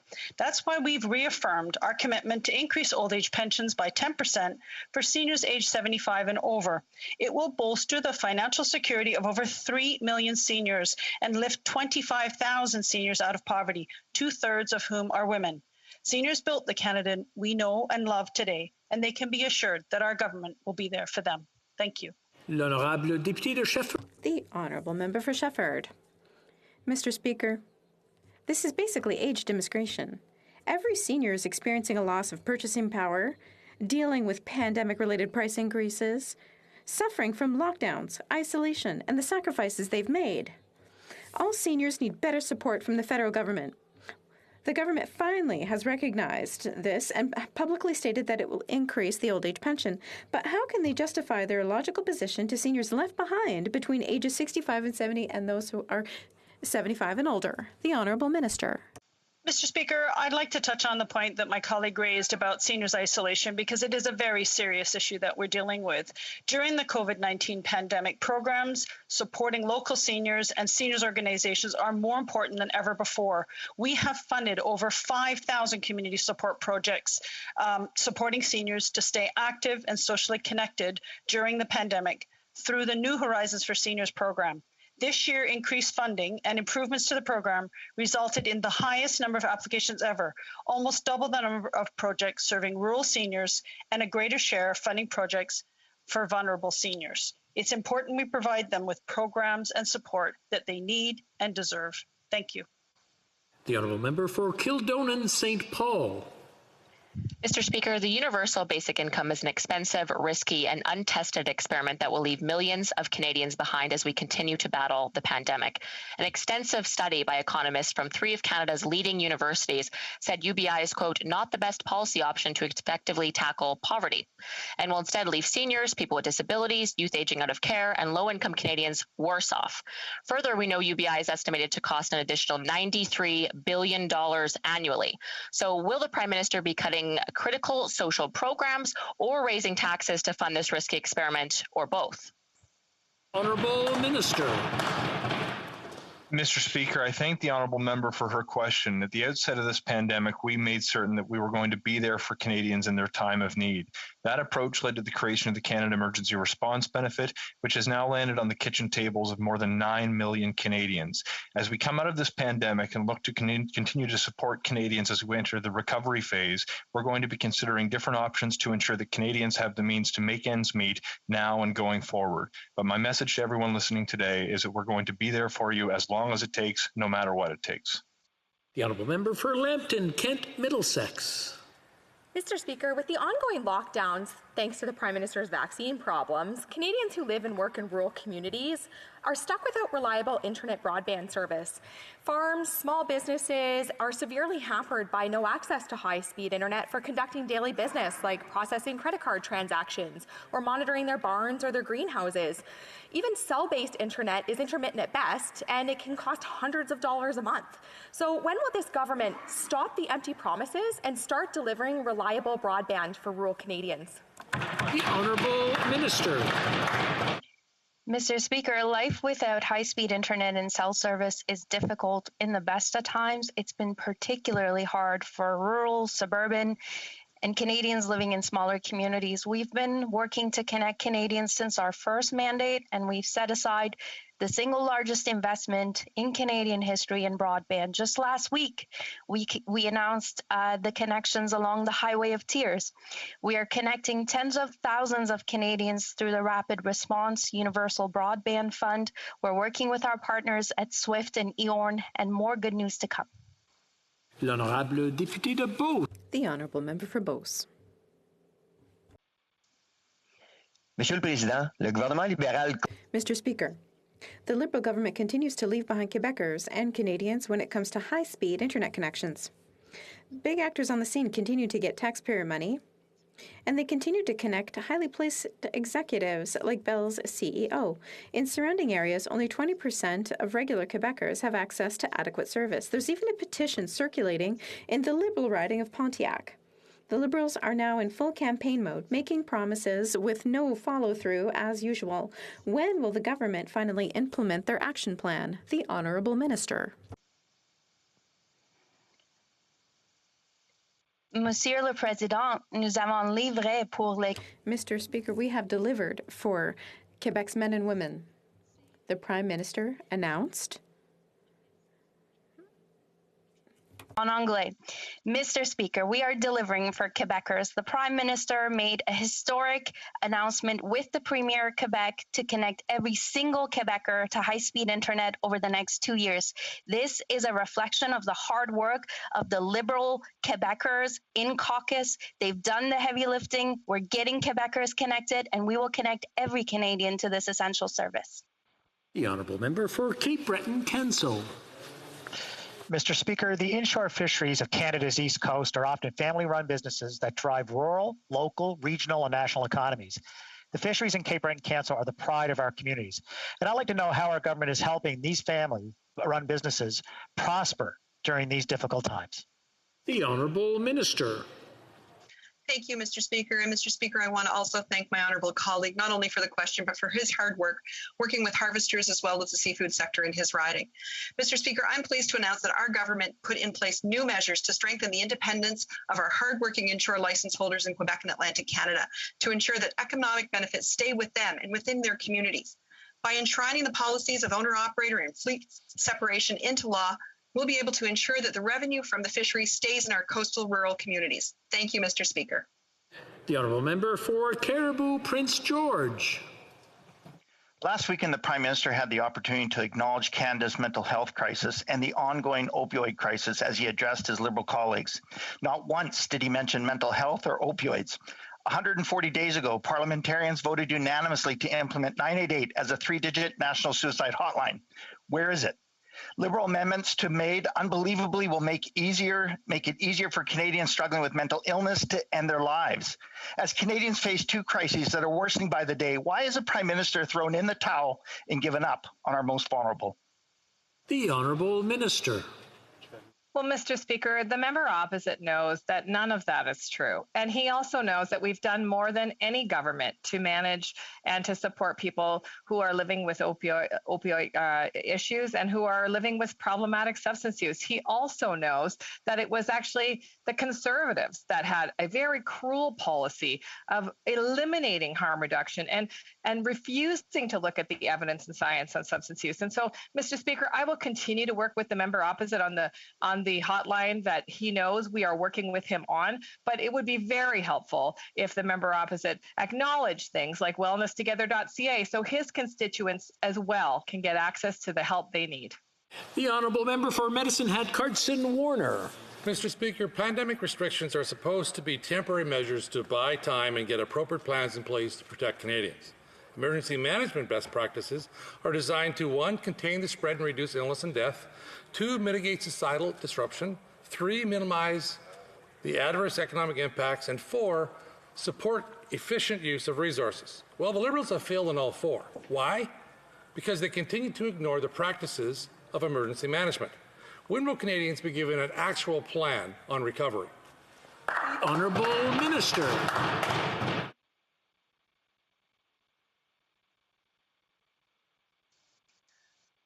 Mr. Speaker, every step of the way, we have been there for provinces and territories. In fact, to do exactly what the member has suggested. We have provided billions of dollars, Mr. Speaker. We've provided evidence, expertise, additional hands, Mr. Speaker, rapid response programs, Canadian Red Cross, even more money, Mr. Speaker, all the vaccines, all the testing, all the PPE. Mr. Speaker, we've done everything we can and will continue to do everything we can so that every Canadian can get through this safely. And Mr. Speaker, we'll continue to be there for provinces and territories as they deliver on their healthcare responsibilities. The Honourable Member for Charleswood St. James, Assiniboia Headingley. Mr. Speaker, to pay for raises, jet rides, payments to insiders, and other lavish expenses, the Liberal government continues to increase taxes on Canadians who are just barely getting by. For some, a nice cold beer on a hot summer's day was a relatively inexpensive comfort, but sadly, that too is being taxed away. Is nothing sacred anymore? What other taxes is the government going to increase to pay for their lavish expenses? Honourable Minister. Mr. Speaker, with great respect to my honourable colleague, the line of questioning he just launched is absolutely ludicrous. From day one, we have made it a priority to support middle-class Canadians and have not been afraid to ask the wealthiest Canadians to pay more. The very first thing we did when we came into office is raise taxes on the wealthiest 1% and cut them for the middle class. We extended the Canada Child Benefit program that put more money in the pockets of 9 out of 10 Canadian families. And the very first thing after the 2019 campaign was offer a middle-class tax cut for 20 million Canadians. The thing that these policies have in common, Mr. Speaker, the Conservatives voted against them. So I will take no lessons from my honourable colleague opposite. The honourable member for Newmarket, Aurora. Mr. Speaker, one of the most vulnerable populations impacted by COVID-19 was seniors. The Minister of Seniors recently announced funding to support seniors as we continue to face this pandemic. Can the Minister please tell this House how this funding is helping seniors across Canada? The Honourable Minister. Mr. Speaker, I want to thank the member from Newmarket, Aurora, for his advocacy on behalf of seniors and for letting me share this exciting news for his riding and communities across Canada. This year, through the New Horizons for Seniors program, we're funding more than 3,000 community-based projects to support seniors. These projects will help seniors stay active, informed, and socially connected during the pandemic. Our improvements and funding increase to the program resulted in almost double the number of projects serving rural seniors and a greater share of funded projects serving vulnerable seniors. This is great news for seniors all across Canada. Thank you. The Honourable Member for Burnaby South.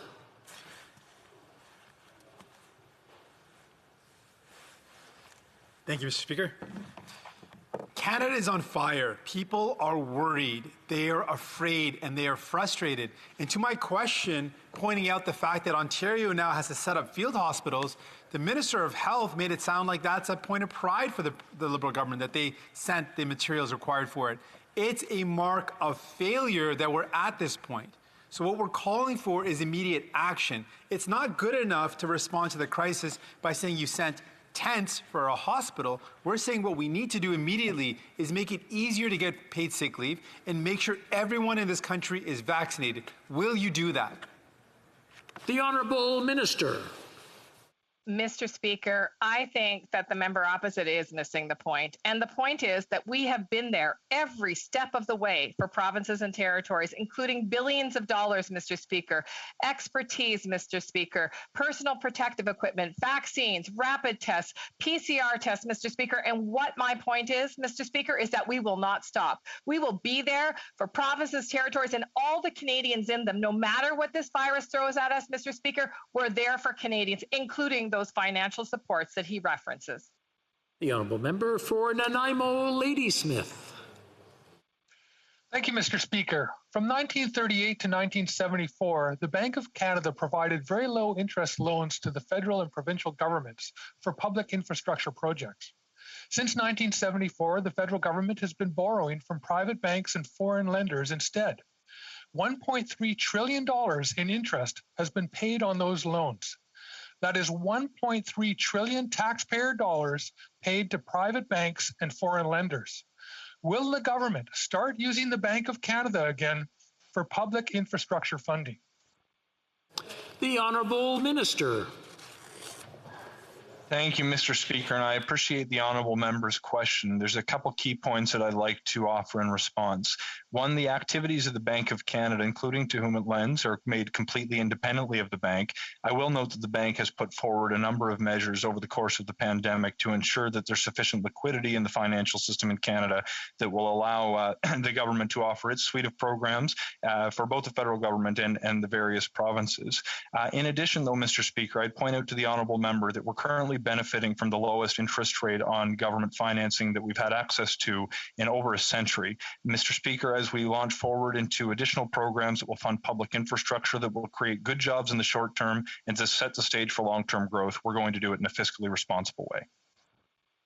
I'm afraid that's all the time we have today for question period. C'est tout le temps que nous avons aujourd'hui. We have a point of order, I believe, the honourable member for Kingston and the Islands. Thank you very much, Mr. Speaker. Mr. Speaker, as you know, our standing orders prevent us from engaging in dialogue and discourse that would be considered dishonorable. And in particular, Standing Order 18 says that remarks directed specifically at another member which question that member's integrity, honesty, or character are not in order. Today, during question period, the member from Selkirk Interlake Eastman referred to other members on the Standing Committee of National Defence as minions. I'm wondering if he would like to apologize for making that comment to this House and for violating that standing order. The honourable member for Selkirk Interlake Eastman.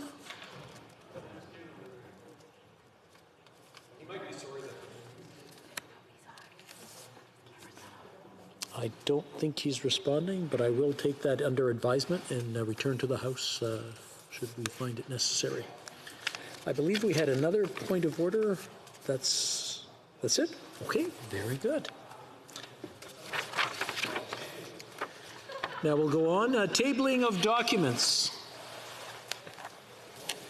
Il est de mon devoir de... It is my duty to lay upon the table, pursuant to Standing Order, or rather Section 556 of the Elections Act of Canada, a report concerning the by-elections of 2020. Standing Order 32.5, this report is deemed to have been permanently referred to the Standing Committee on Procedures and House Affairs.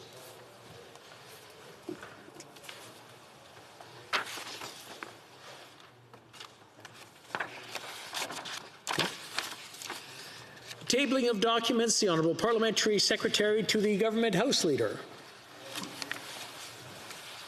Yes, thank you, Mr. Speaker. Pursuant to Standing Order 36 bracket 8A, I have the honor to table in both official languages the government's responses to 104 petitions. These returns will be tabled in an electronic format. Very good. Introduction of government bills. Déclaration de ministre. Statements by ministers. Reports from interparliamentary delegations. Presenting reports from committees. Member for Mississauga Lakeshore. Merci, Monsieur le Président. Monsieur le Président. Thank you, Mr. Speaker. I have the honor of tabling in both official languages the fifth report of the Standing Committee on Foreign Affairs and International Development concerning the motion adopted on Wednesday, March 31st, 2021, regarding sanctions imposed by the People's Republic of China. Thank you, Mr. Speaker. Introduction of private members' bills. Première lecture de projet. First reading of Senate public bills. Motions. Presenting petitions. Présentation de pétition. The Honourable Member for Victoria.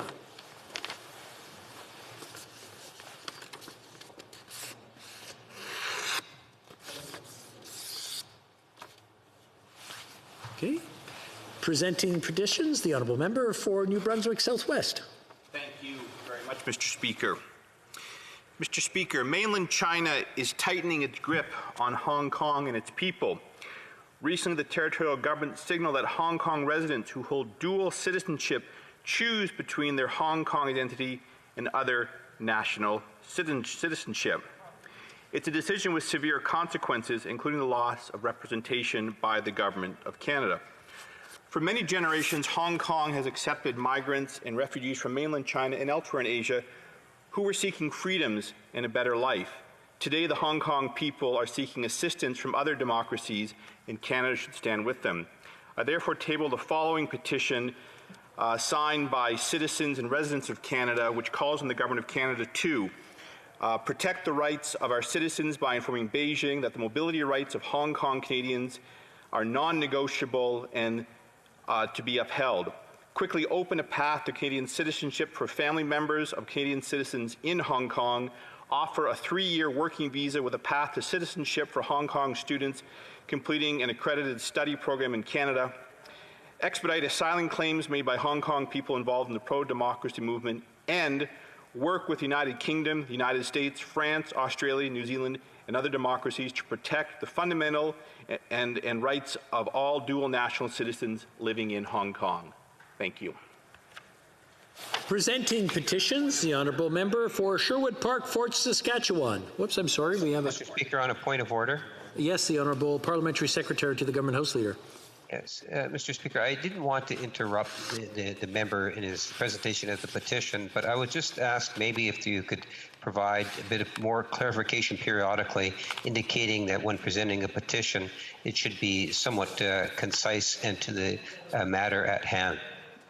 I should, and you just did it for me, but I will remind the honourable members to be concise and to the point.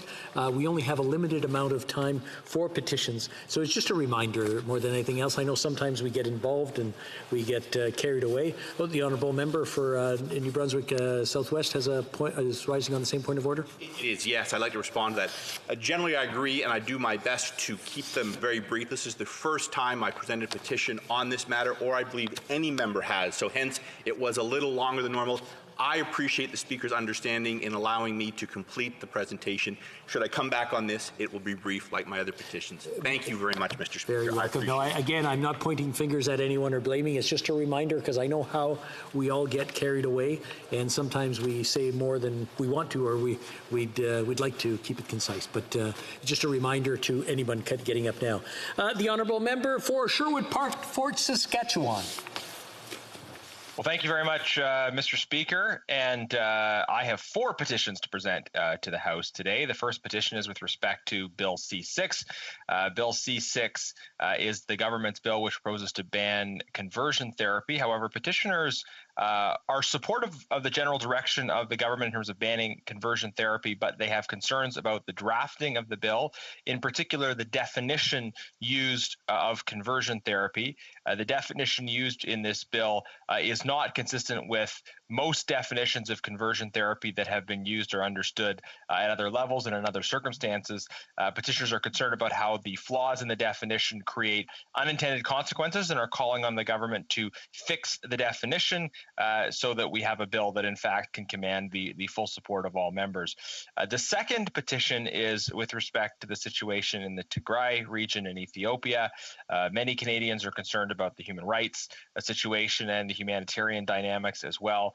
Petitioners are calling on the government of Canada to take a more active role in responding to that conflict, to engage directly with Ethiopian and Eritrean governments on the issue, to promote long, short, and medium-term election monitoring in the upcoming elections in Ethiopia, and immediately call for independent monitoring as well as humanitarian access to the region. The third petition is in support of Bill S-204, which has recently passed second reading and gone on to committee study in the Senate. Bill S-204 would make it a criminal offense for a person to go abroad and receive an organ that was taken without the consent of the person it came from. This responds to organ harvesting and trafficking in China, but also in other countries around the world. The fourth and final petition calls on the House of Commons as well as the government of Canada to recognize that Uyghurs and other Turkic Muslims in China have been and are being subject to genocide. It also calls for the government, in line with its obligations under the responsibility to protect doctrine, to do all it can to protect vulnerable people in this region, to use Magnitsky sanctions, and to make reforms to supply chain legislation. I commend these 4 petitions to the consideration of honourable members. Thank you.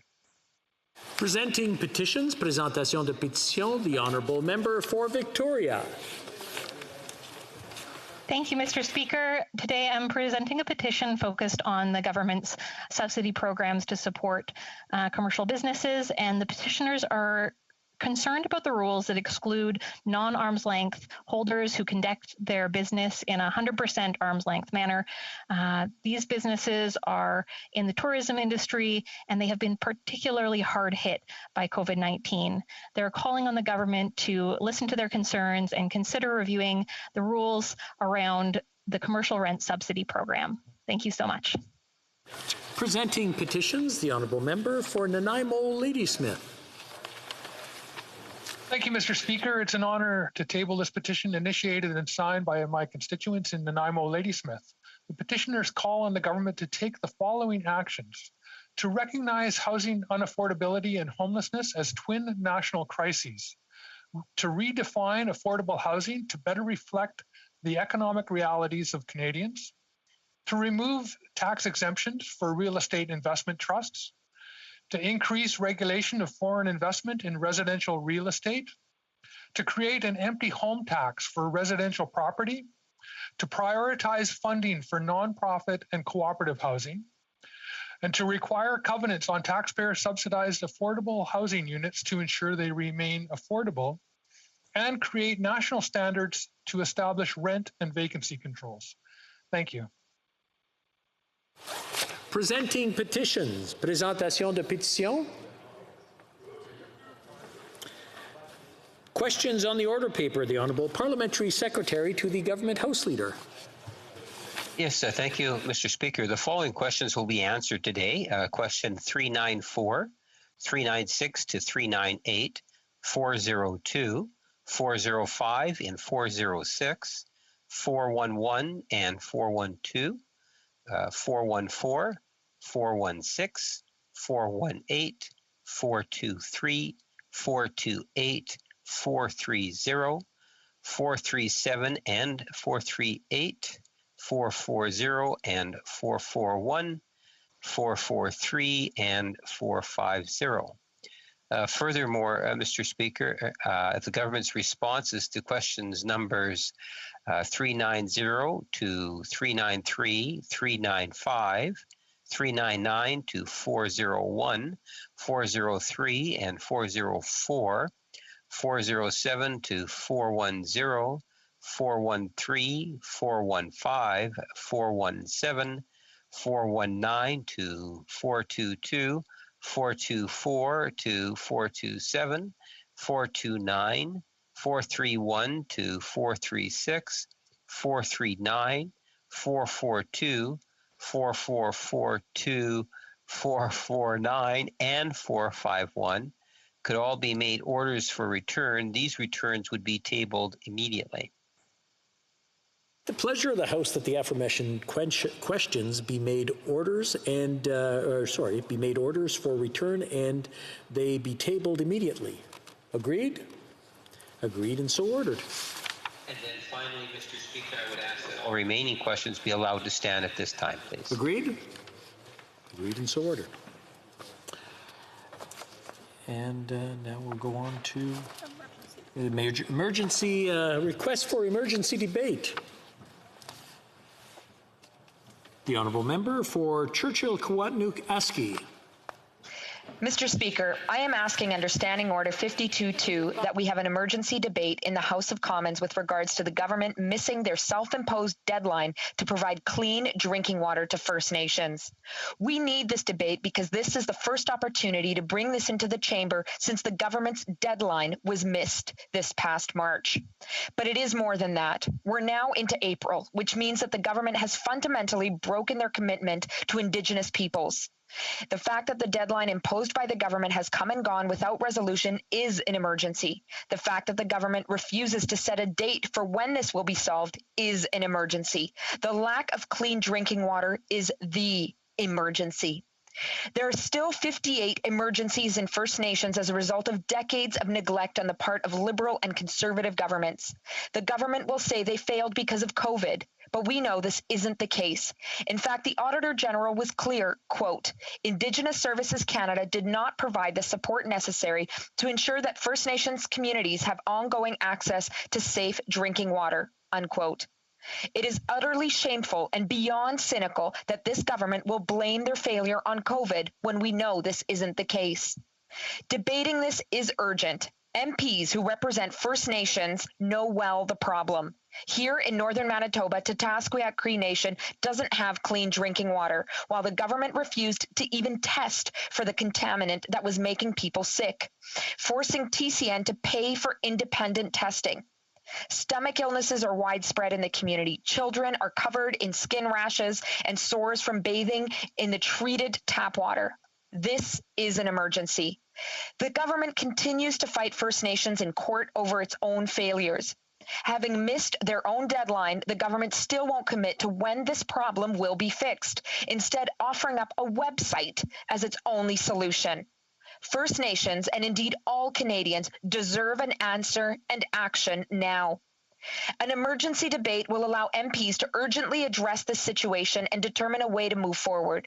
It will allow the Government of Canada to hear the deliberations of MPs to develop a more robust strategy, identify where gaps exist in our water testing system, and develop a clear deadline for when all Canadians will have access to clean drinking water without further delay. Thank you.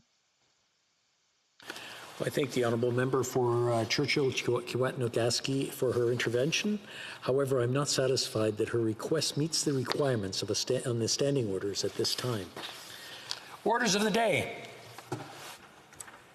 Government Orders, Government Bills, Commons, resuming debate at the third reading stage of Bill C-14, an Act, Economic Statement Implementation Act 2020. Resuming debate, the honourable member for Cowichan-Malahat-Langford, I believe, has 5 minutes remaining in questions and answers. Yeah. Questions et commentaires, questions and comments. The honourable member for Sherwood Park, Fort Saskatchewan. Well, thank you, Mr. Speaker. And I was listening to my colleague's remarks before the question period began. He's speaking about the opioid crisis in great detail in particular. And I share with him the sense of urgency that he spoke about needing to take action.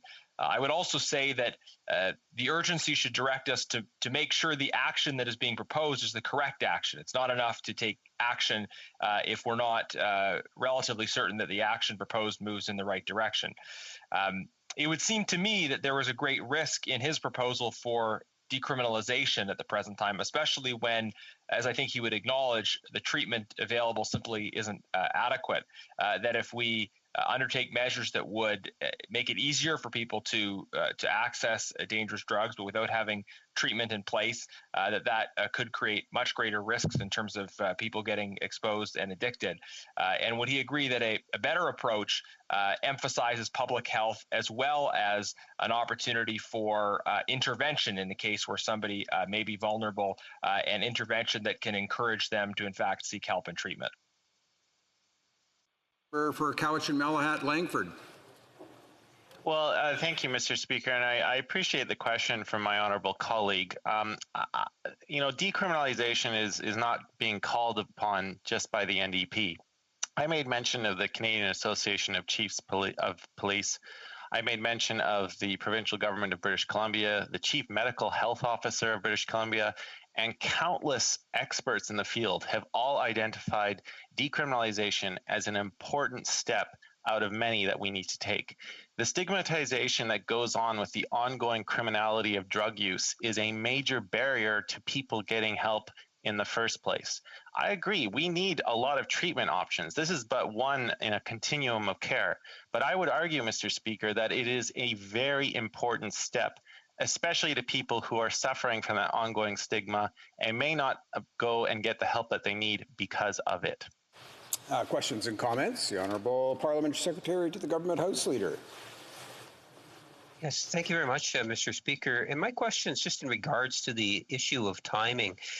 This is a piece of legislation that has been before the House since last year. In fact, it can go back to when the Minister of Finance made the economic statement that was tabled back at the end of November of last year. And I'm wondering if my friend can just provide his thoughts in regards to why, given the very importance of this legislation, in getting it passed through the system, that from his perspective, why does he believe it's taking as much time as it is? The Honourable Member for Cowichan-Malahat-Langford.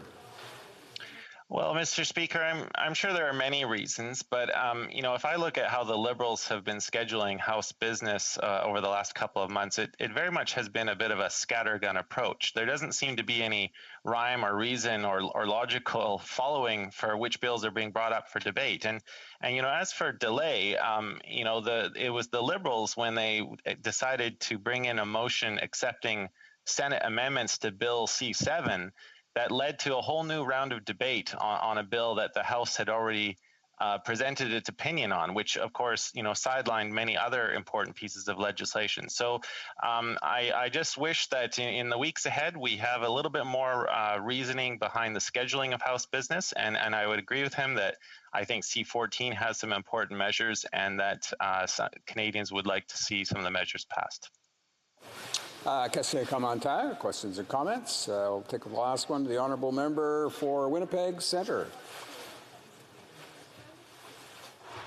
Yes, thank you, Mr. Speaker, and I'd like to thank my colleague for his remarks. 1970, national child care system was recommended by the Status of Women Commission on the Status of Women in Canada. It's move forward to 1993. The Liberals promised in their platform a national child care strategy. We're now have been waiting for 28 years, something that has been called on by child care workers across the country. How critical is it for the Liberal government to address this matter if we truly are going to honor the she-covery everybody is calling on? The honourable member for Cowichan-Malahat-Langford. Yes, Mr. Speaker, I share my colleagues' concerns with Liberal promises of decades that have gone by, and hopefully this is one that we can see an absolute commitment to, because it is incredibly important. I speak to young families in Cowichan-Malahat-Langford. Often the complaint is that it's just simply not affordable or worth it for a person to get a second job, because they wouldn't even be bringing in enough money to deal with the cost of childcare. And aside from the cost, it's also the availability. That's a huge issue. And if we really want young families where both partners have the opportunity to go out and join the workforce and increase that family's economic opportunities, something that's been backed up by multiple chambers of commerce, the smart and economic investment for families and their well-being is substantial investments in childcare. Reprise de débat, l'honorable secrétaire parlementaire. The Honourable Parliamentary Secretary to the Minister of National Revenue.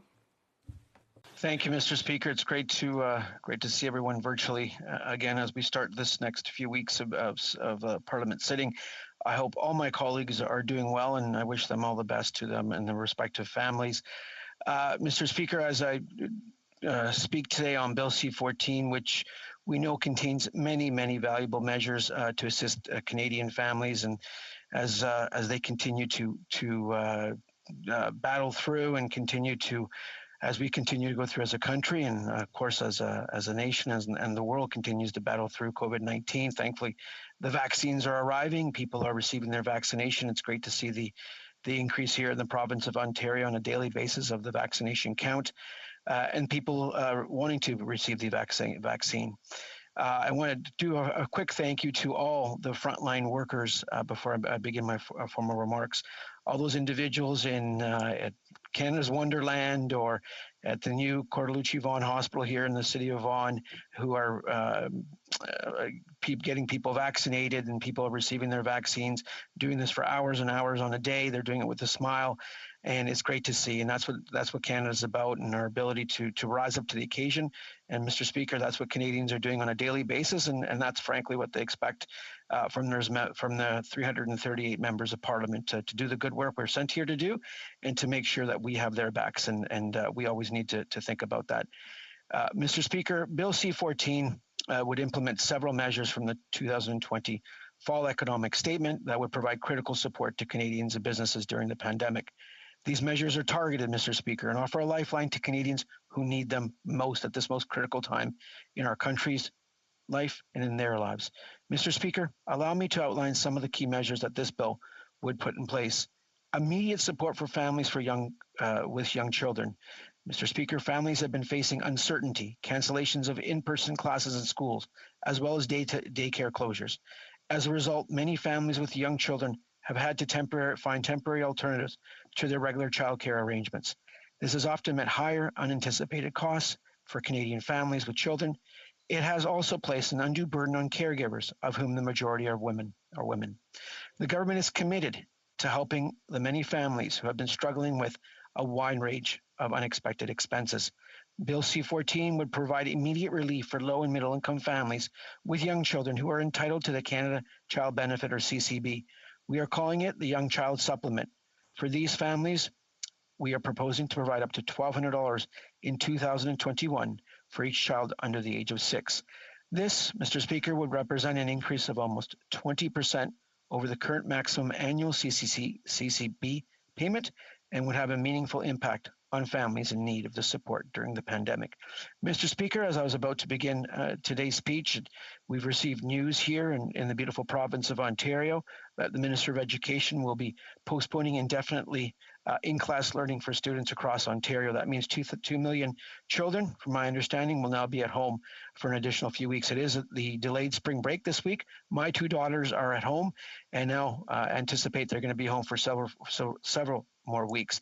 I implore and ask all members of the House, let's get this legislation passed, let's get it to the Senate, and let's get royal assent on it so we can provide the assistance to all these families here in this province of Ontario and, of course, across Canada, so they can ensure that their kids are looked after. Any additional expenses that they will have to incur, they're able to do so. That, frankly, individuals aren't being faced in terms of making tough choices for their families in terms of food or school supplies or anything to that extent that we don't even want to imagine or think about. So again, I ask all members of Parliament, and I ask the official opposition to join us and pass Bill C-14. Specifically, if there's one measure in here that we can all agree upon, it's the Canada Child Benefit, and let's get this entire bill done and through Parliament.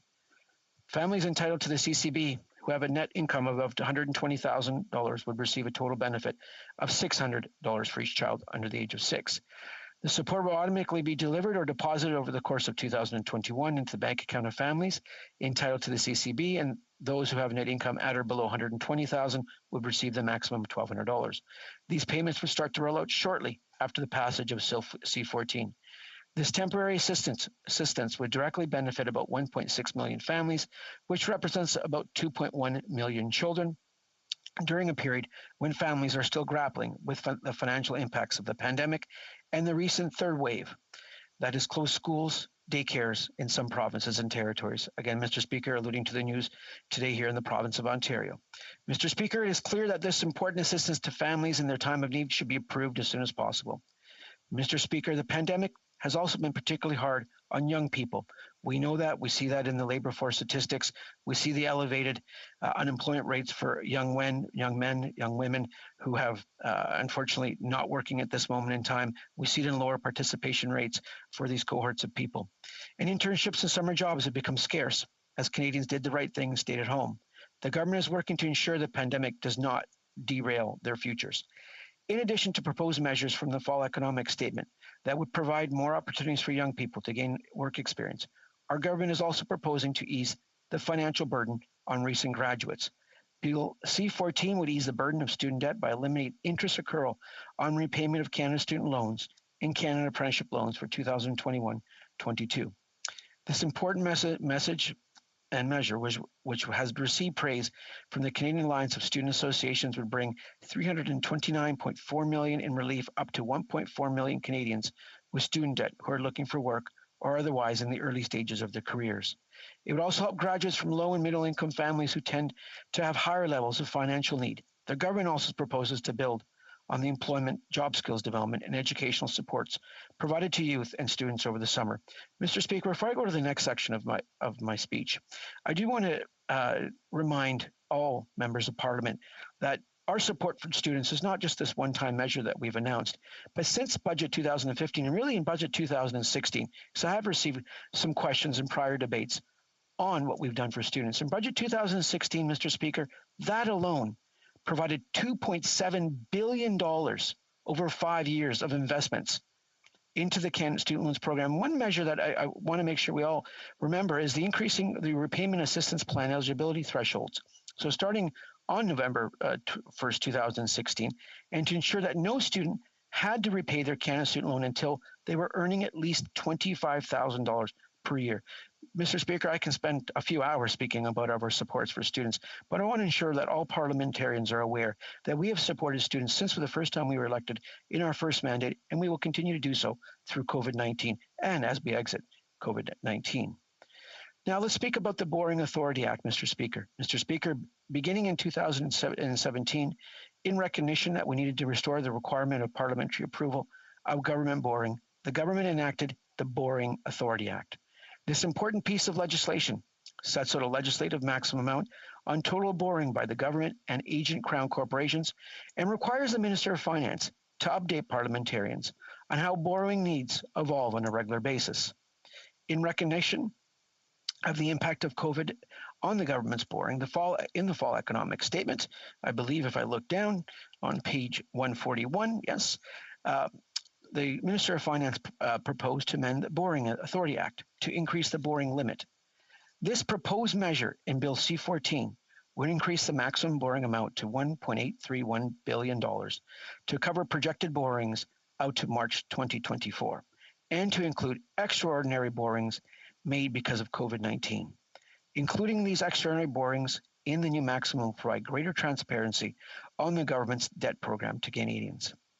Mr. Speaker, I do want to address something related to this, something very precise here, and I wish to be very precise here, and it's something that the Deputy Prime Minister raised during FINA's consideration of Bill C-14.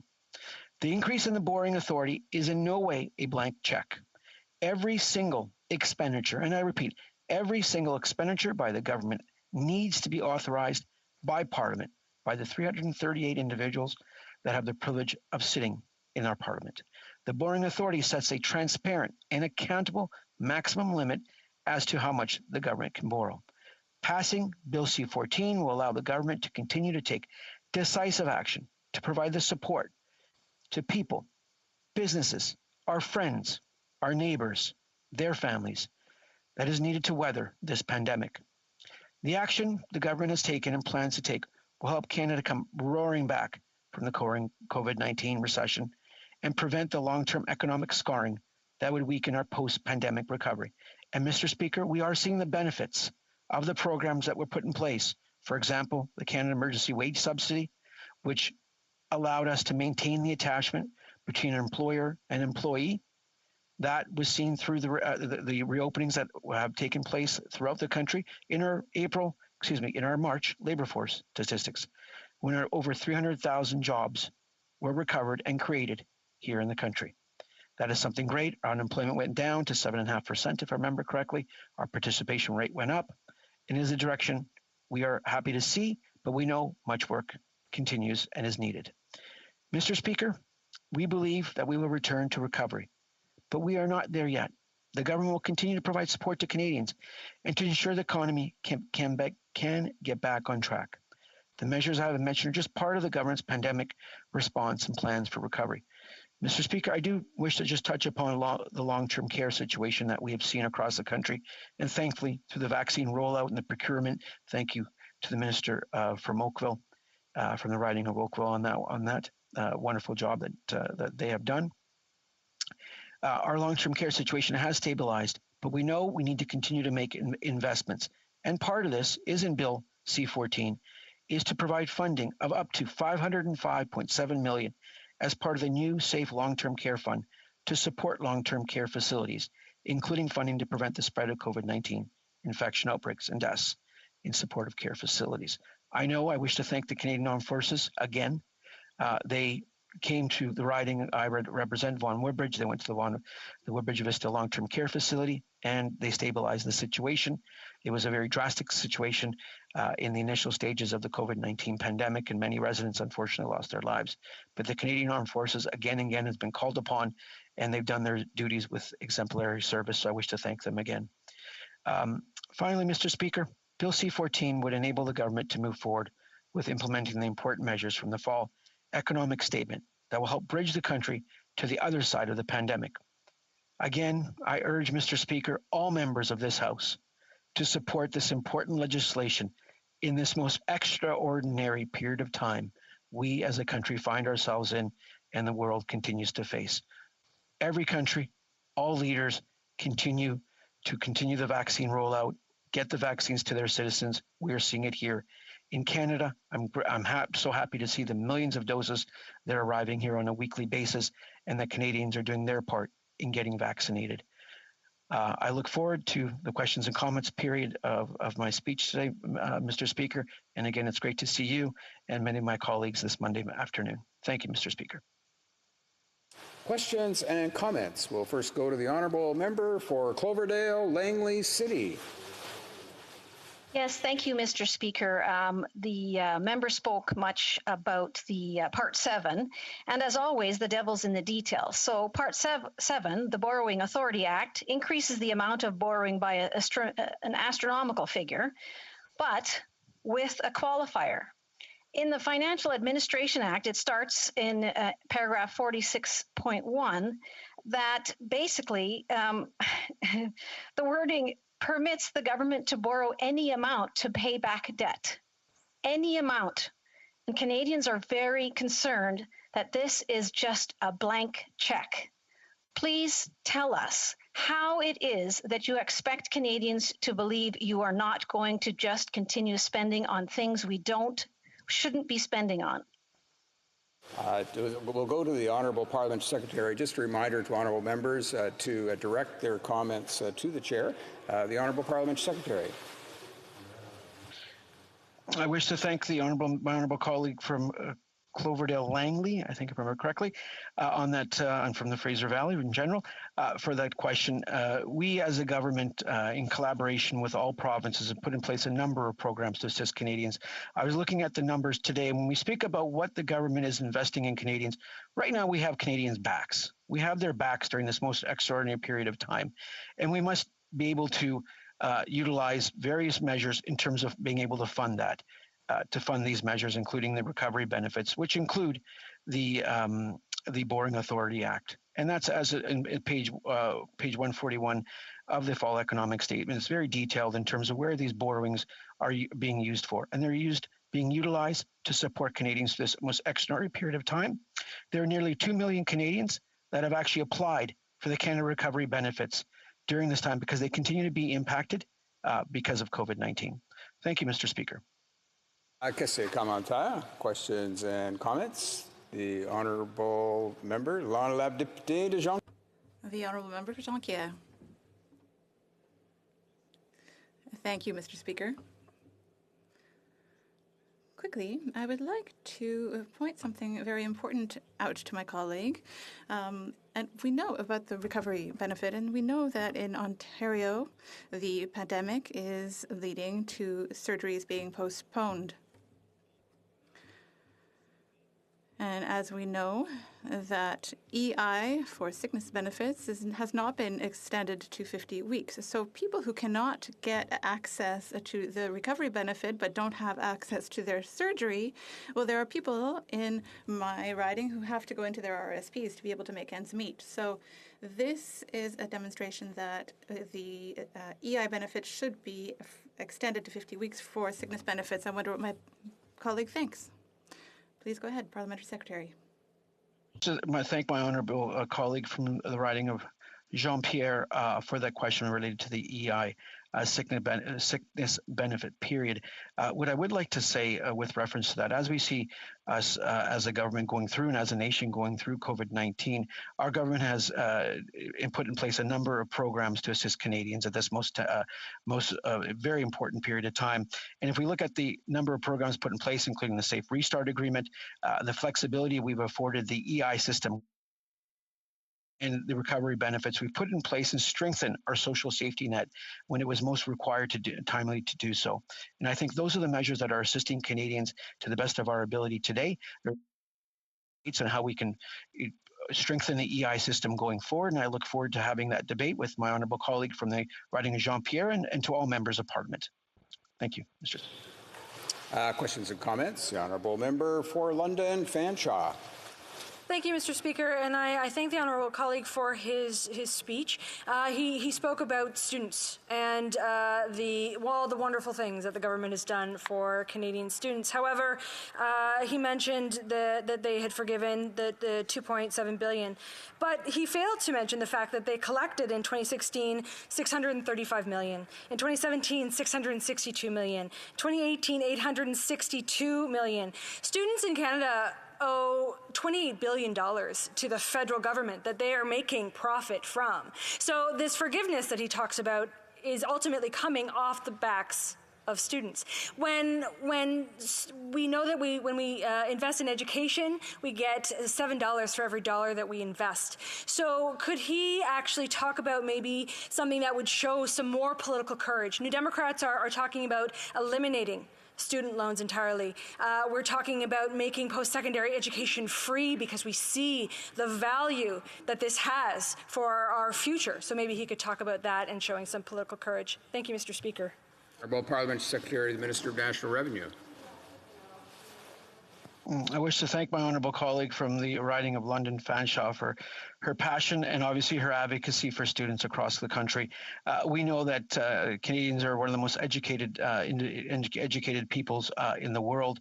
Our education system is second to none, and we as a government will continue to fund education here in Canada on the post-secondary level. Literally, we've, in terms of research grants and in terms of investing literally hundreds of millions of dollars into our institutions, we'll continue to do that. But we'll also continue to assist students in terms of the affordability of receiving an education. You've seen the increases in the Canada Student Grants, which are grants, and you've also seen the many actions to ensure that once students finished their university or college, that they can actually start working. And then once they achieve a certain level of income, which is above the $25,000 mark, then they can start repaying their student loans, which is a very, I would say, diligent and judicious manner of investing in education and supporting our students and supporting the overall post-secondary education system here in Canada. Thank you, Mr. Speaker. Questions and comments? Questions and comments? The Honourable Member for Drummond. Thank you, Mr. Speaker. I'd like to ask my colleague whether he doesn't think that the government has not been able to transfer funds to the provinces because the transfer of health transfer payments haven't been indexed properly. That has led to having healthcare systems in Quebec and the provinces has been weakened by the pandemic. Taking the measures, putting measures onto the federal government that wouldn't be necessary if the medical transfer payments had been done properly in the first place.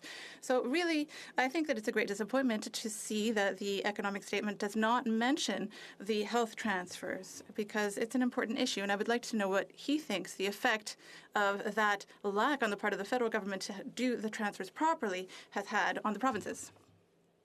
Parliamentary Secretary, you have the floor. Thank you to the honourable member from Drummond on that question. We know as Canadians from coast to coast to coast how much we cherish, value, and that we need to continue to invest in Canada's health system. And working with the province collaboratively, we've done that through the Safe Restart Agreement, through utilizing the Canadian Armed Forces to assist individual provinces in their time of need, and we'll continue to do so. We'll continue maybe making those investments both in our individuals, for example, our seniors, but also directly into our healthcare system. And I look forward to those negotiations in terms of what the Minister of Finance lays out in the budget in terms of measures to assist all Canadians to grow our economy and fund our social safety net, which we need to do so. Thank you, Mr. Speaker. Questions and comments? The Honourable Member for London Fanshawe. Thank you, Mr. Speaker. I get to ask 2 questions today. That's exciting. So to my honourable colleague across the way, I would like to talk about the fact that he also talked about childcare in his speech. And while the child tax benefit increase is seen as a good first step, it doesn't actually create any early education childcare spaces. On average, parents pay $800 to $900 a month for childcare, so $1,200 for the entire year doesn't actually help parents effectively pay for one of the highest costs that they have to. It's second only to housing. So in this House, the Liberal government promised to put the $2 billion immediately into childcare that the sector is requiring. I'm hoping that we can see that in the budget. Can he answer that on when we expect to see that $2 billion immediate investment in childcare? Thank you, Mr. Speaker. Honourable Parliament Secretary. Again, thank you to my honourable colleague from London Fanshawe. Having accessible and affordable childcare for all Canadians from coast to coast to coast is something, as myself as an economist, is something near and dear to my heart. We know that increases labour force participation rates. We know that's an overall very, very large benefit to our economy. And I look forward to continuing to have this conversation about how we can improve the lives of all Canadian families. We don't need to have any individual in Canada making the decision whether they want to go back to work or stay at home. I personally know the costs of childcare. When we lived in the city of Toronto, the cost and the waiting period to obtain accessible childcare, putting aside even if it was affordable or not, we had to put our child on for, I believe it was almost a 2-year window before we received a spot, and so forth. So we do know what Canadian families go through, and I will continue to advocate for my residents, the residents in my riding of Vaughan Woodbridge, for continual investments in affordable and accessible childcare for all Canadian families from coast to coast to coast. Thank you, Mr. Speaker. I see the honourable the honourable member for Kingston and the Islands rising on a point of order. Yes, Mr. Speaker. On a point of order, I'm rising in response to your March 22nd, 2021 statement respecting the need for royal recommendation for Bill C-265, an act to amend the employment insurance with regard to illness, injury, or quarantine, sponsored by the member from Salabray. Without commenting on the merits of the bill, I suggest that the provisions in the bill to extend sickness benefits to 50 weeks would seek to authorize a new and distinct charge on the Consolidated Revenue Fund not authorized in statute.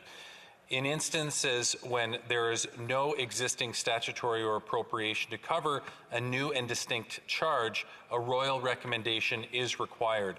The provisions of the bill amending the Employment Insurance Act would increase the maximum number of weeks for employment insurance regular benefits. This increase in the number of weeks of benefits is authorized once passed by royal recommendation attached to the bill. The royal recommendation not only fixes the maximum charge on the Consolidated Revenue Fund, but also the objects, purposes, conditions, and qualifications of provisions subject to royal recommendation.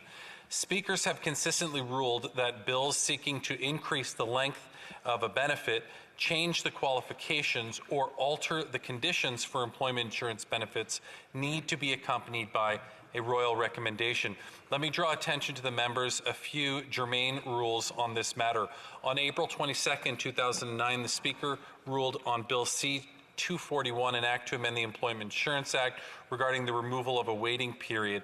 The Speaker stated, and I quote, "The Chair is of the opinion that the provisions of Bill C-241 would authorize a new and distinct charge on the public treasury. Since such spending is not covered by terms of any existing appropriation, I will therefore decline to put the question on third reading of this bill in its present form." End of quote. On June 3rd, 2009, the Speaker ruled on C-280, an act to amend the Employment Insurance Act concerning a qualification for entitlement to benefits.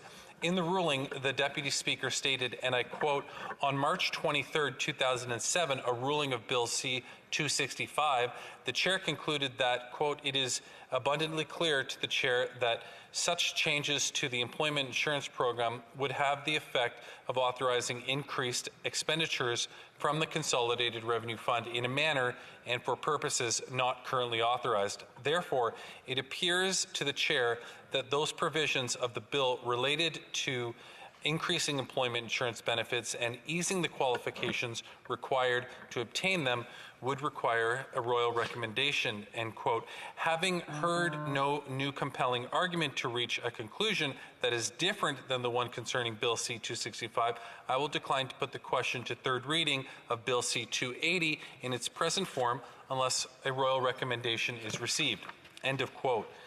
A more recent and directly relevant case is to be found in the Standing Committee on Human Resources, Skills, and Social Development and Status of Persons with Disabilities, considering of C-24, an act to amend the Employment Insurance Act, Additional Regular Benefits, the Canada Recovery Benefits Act, restrictions on eligibility, and another act in response to COVID-19 on March 11, 2021.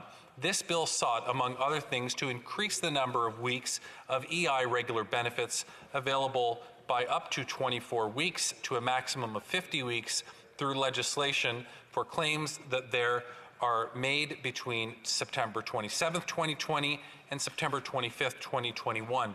During clause-by-clause consideration of the bill, the member from Elmwood Transcona proposed an amendment that attempted to increase the number of weeks of payments to an employment insurance claimant in the case of prescribed illness, injury, or quarantine from 15 to 50 weeks, therefore allowing people to access these payments for longer than they can currently under the Employment Insurance Act. In proposing the amendment, the chair of the committee ruled the amendment inadmissible because it required royal recommendation. The chair ruled, and I quote, Bill C-24 seeks to amend the Employment Insurance Act by increasing the number of weeks paid under Part 1 of that Act under certain circumstances. The amendment attempts to increase the number of weeks of payment to a claimant in the case of prescribed illness, injury, or quarantine from 15 to 50 weeks, therefore allowing people to have access to these payments for longer than they can currently under the Employment Insurance Act. As House of Commons Procedure Practice 3rd edition states on page 772, since an amendment may not infringe upon the financial initiative of the Crown, it is inadmissible if it imposes a charge on the public treasury or if it extends the objects or purposes or relaxes the conditions and qualifications specified in the royal recommendation. In the opinion of the chair, the amendment, as proposed, requires a royal recommendation since it imposes a new charge on the public treasury, and therefore the amendment inadmissible. End of quote. A royal recommendation, Mr. Speaker, may only be obtained by a minister of the Crown on the advice of the Governor General. In the absence of a royal recommendation, Bill C-265 may proceed through legislative process in the House up until the end of the debate on third reading. In cases where the Speaker has ruled that royal recommendation is required and it has been provided before the third reading vote, the Speaker refuses to put the question at third reading and orders the bill discharged from the order paper. Mr. Speaker, I submit that this is the case for Bill C-265. Precedents clearly suggest that a bill or motion that seeks to incur new and distinct expenditures from the Consolidated Revenue Fund in a manner and for the purpose not currently authorized require a royal recommendation. Thank you, Mr. Speaker. I thank the honourable member for Kingston and the Islands for these additional comments. We'll now go to resuming debate, and the honourable member for Kildonan St. Paul. Thank you, Mr. Speaker. And before I get started, I wish to offer my deepest sympathies to Her Majesty Queen Elizabeth II on the passing of her strength and stay, Prince Philip, Duke of Edinburgh, her husband of 73 years. Canada mourns for this tremendous loss in the royal family, and on behalf of my constituents, I wish them strength during this incredibly difficult time. Mr. Speaker, I'm thankful for the opportunity to put words on the record today regarding Bill C-14, the Economic Statement Implementation Act, and I will be splitting my time with the member from Levi-Lotbinière. This bill, introduced this past fall, implements a boost to the Canada Child Benefit, which we know is a popular program for Canadian families that originated under Prime Minister Stephen Harper. Our new leader, the MP for Durham, championed this boost when he was running for leadership of our party, so I am glad to see the Liberals agreeing with our Conservative Party leader on this provision. The bill also makes changes to the rent subsidy, which Conservatives have been calling for since it was first introduced last summer. And in fact, I personally questioned the former Minister of Finance on the original program, which was deeply flawed and failed to support thousands of small businesses in need, including many in my riding. Most of the financial supports contained in this bill Conservatives agree are needed to continue to support Canadians while lockdowns and restrictions continue to ravage our private sector and drive our small businesses to bankruptcy and leaves millions of Canadians unemployed. Unfortunately, Bill C-14 also includes some very worrying provisions. It seeks to increase the maximum borrowing authority from the current $1.1 trillion to $1.8 trillion for the next 3 years, which is $700 billion of potential spending in the next 3 years, all of which would be financed through deficit. And of that $700 billion, it includes $100 billion for discretionary stimulus spending. And although no one really knows what that means because details have yet to be provided, so as a result, it has inspired very little confidence in Canadians that this Liberal government has a plan to get us out of this health crisis and recover our damaged economy. Ultimately, this increase is far greater than the government needs to get through the next fiscal year and authorizes a massive expansion to the national debt without any fiscal anchor or scrutiny of the dangers this new debt creates. And overall, the COVID deficit that Canadians are inheriting is truly astounding. At over $336 billion in a single year, it will take a Herculean effort, a lot of hard work to get it under control. The C.D. Howe Institute, a highly respected, nonpartisan Canadian think tank, recently put out a strong warning to this Liberal government about the financial perils Canada faces if we cannot get the debt and deficit under control in the near future. They said, and I quote, Canadian government's deficits in fiscal 2020 and 2021 will total about 20% of Canadian GDP, the highest among all advanced economies, and 7 percentage points higher than the average G20 country. Pretty shocking, Mr. Speaker. The C.D. Howe Institute report goes on to say that, quote, year upon year of expenses exceeding revenue and the resulting deterioration of the federal government's net worth, in other words, an accumulated deficit that keeps rising, signify an ongoing deterioration in Ottawa's ability to deliver services to Canadians. Conservatives have long sounded the alarm of the perils of unchecked spending, that if interest rates go up, which we know they will, the more Canadians have to pay on our debts, which means less to spend on critical services like health and education transfers to provinces, defense and infrastructure spending, and the critical social safety net that the federal government provides to Canadians on behalf of taxpayers.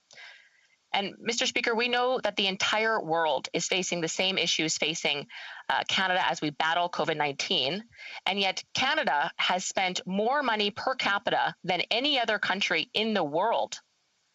While at the same time, as other countries like the US and the UK have presented plans to reopen their economies safely and permanently based on data, Canada is entering its third wave of lockdowns.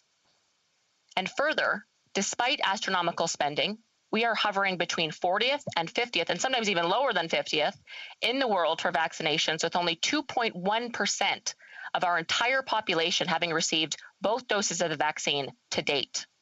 So more vulnerable and elderly will die as a result of the poor vaccine procurement strategy of this government. I cannot stress how serious this is. This is a national shame and a strategy that could have been avoided.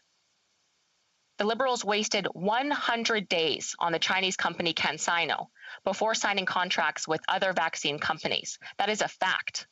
They put all of our eggs in one basket. They bet the entire future of Canada on the Communist Party of China. And within a week of the Prime Minister announcing this vaccine contract with CanSino to Canadians, the Communist Party of China canceled that contract, which left Canada scrambling to sign other contracts in August. This is months after the pandemic started. We're in August when they were scrambling. And by that time, other countries in the world had long before us signed contracts with Pfizer, Moderna, and others. This is one of the reasons why we are so far behind our G7 allies and countless other countries for our vaccination rates. The Liberals wasted 100 days betting on it, Mr. Speaker. And just this week, the director of the Chinese Center for Disease Control and Prevention admitted some Chinese-made vaccine offered low protection against COVID. Their vaccines don't even work, Mr. Speaker. And yet the Prime Minister's decisions to waste time pursuing a vaccine partnership with the Communist Party of China will haunt Canada for generations and may cost us thousands of vulnerable lives. And their horrific mismanagement does not end there.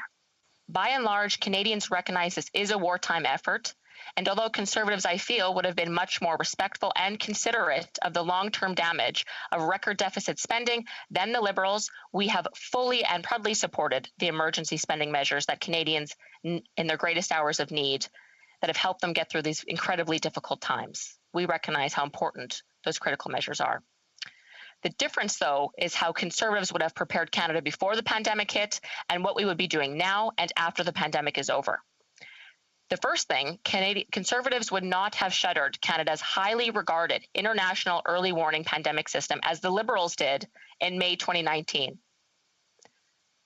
The Liberals broke their promise to run 3 modest deficits of $10 billion annually, and instead ran up $100 billion of deficits during a relatively stable economy in their first term. So they broke that promise, ran up the debt, spent the cupboards bare in the good times.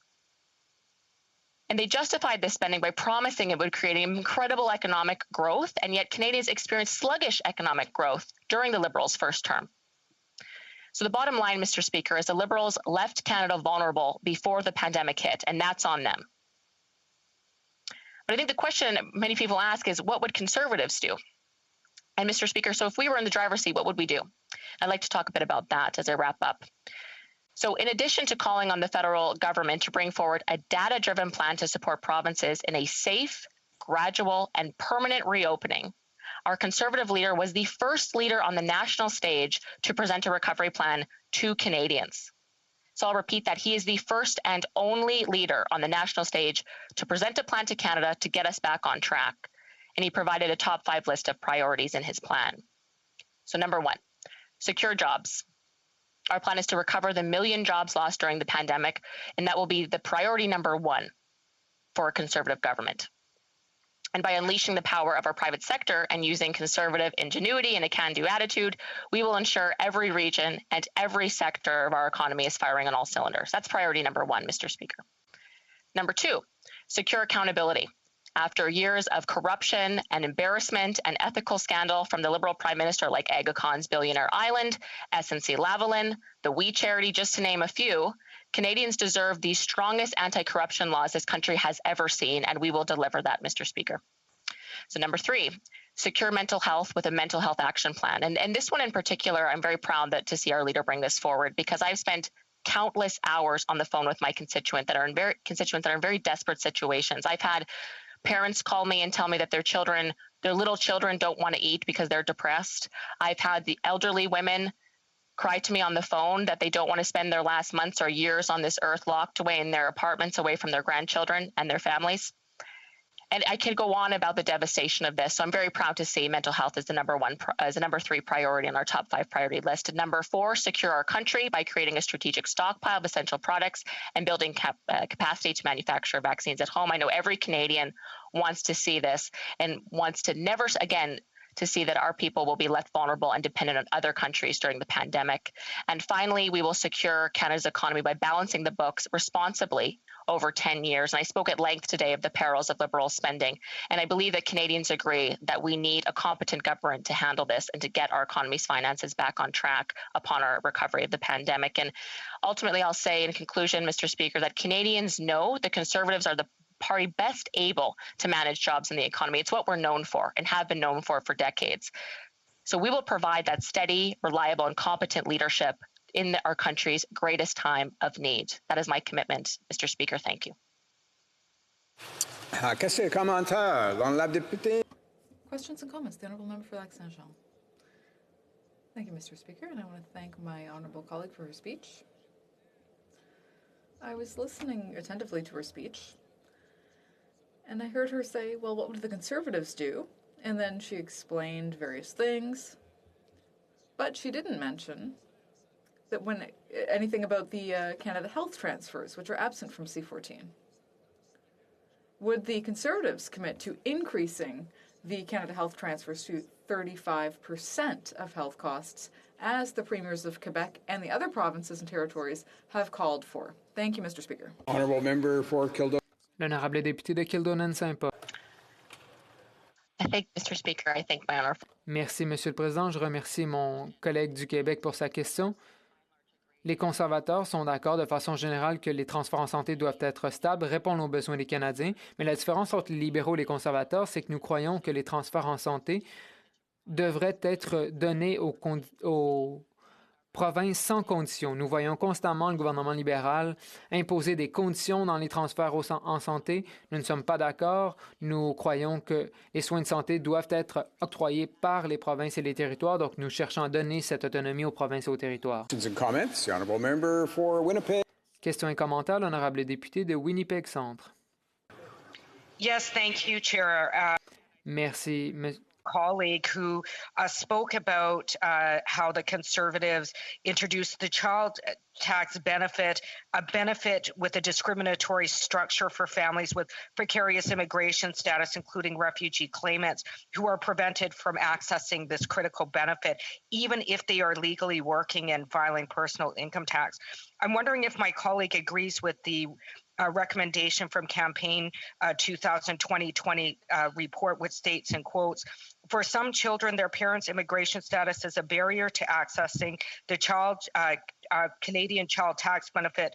To address this, amend the Income Tax Act by repealing Section 122.6, which ties eligibility for the CCB to immigration status of the applicant parent. Every parent in Canada who is considered a resident for tax purposes should be eligible for the CCB regardless of immigration status. Does my colleague agree with their recommendation? Member for Kildonan St. Paul. Thank you, Mr. Speaker. I'd like to thank my honourable fellow colleague from Winnipeg for her question. I'd have to look into further the provision that she's talking about. Sounds very interesting.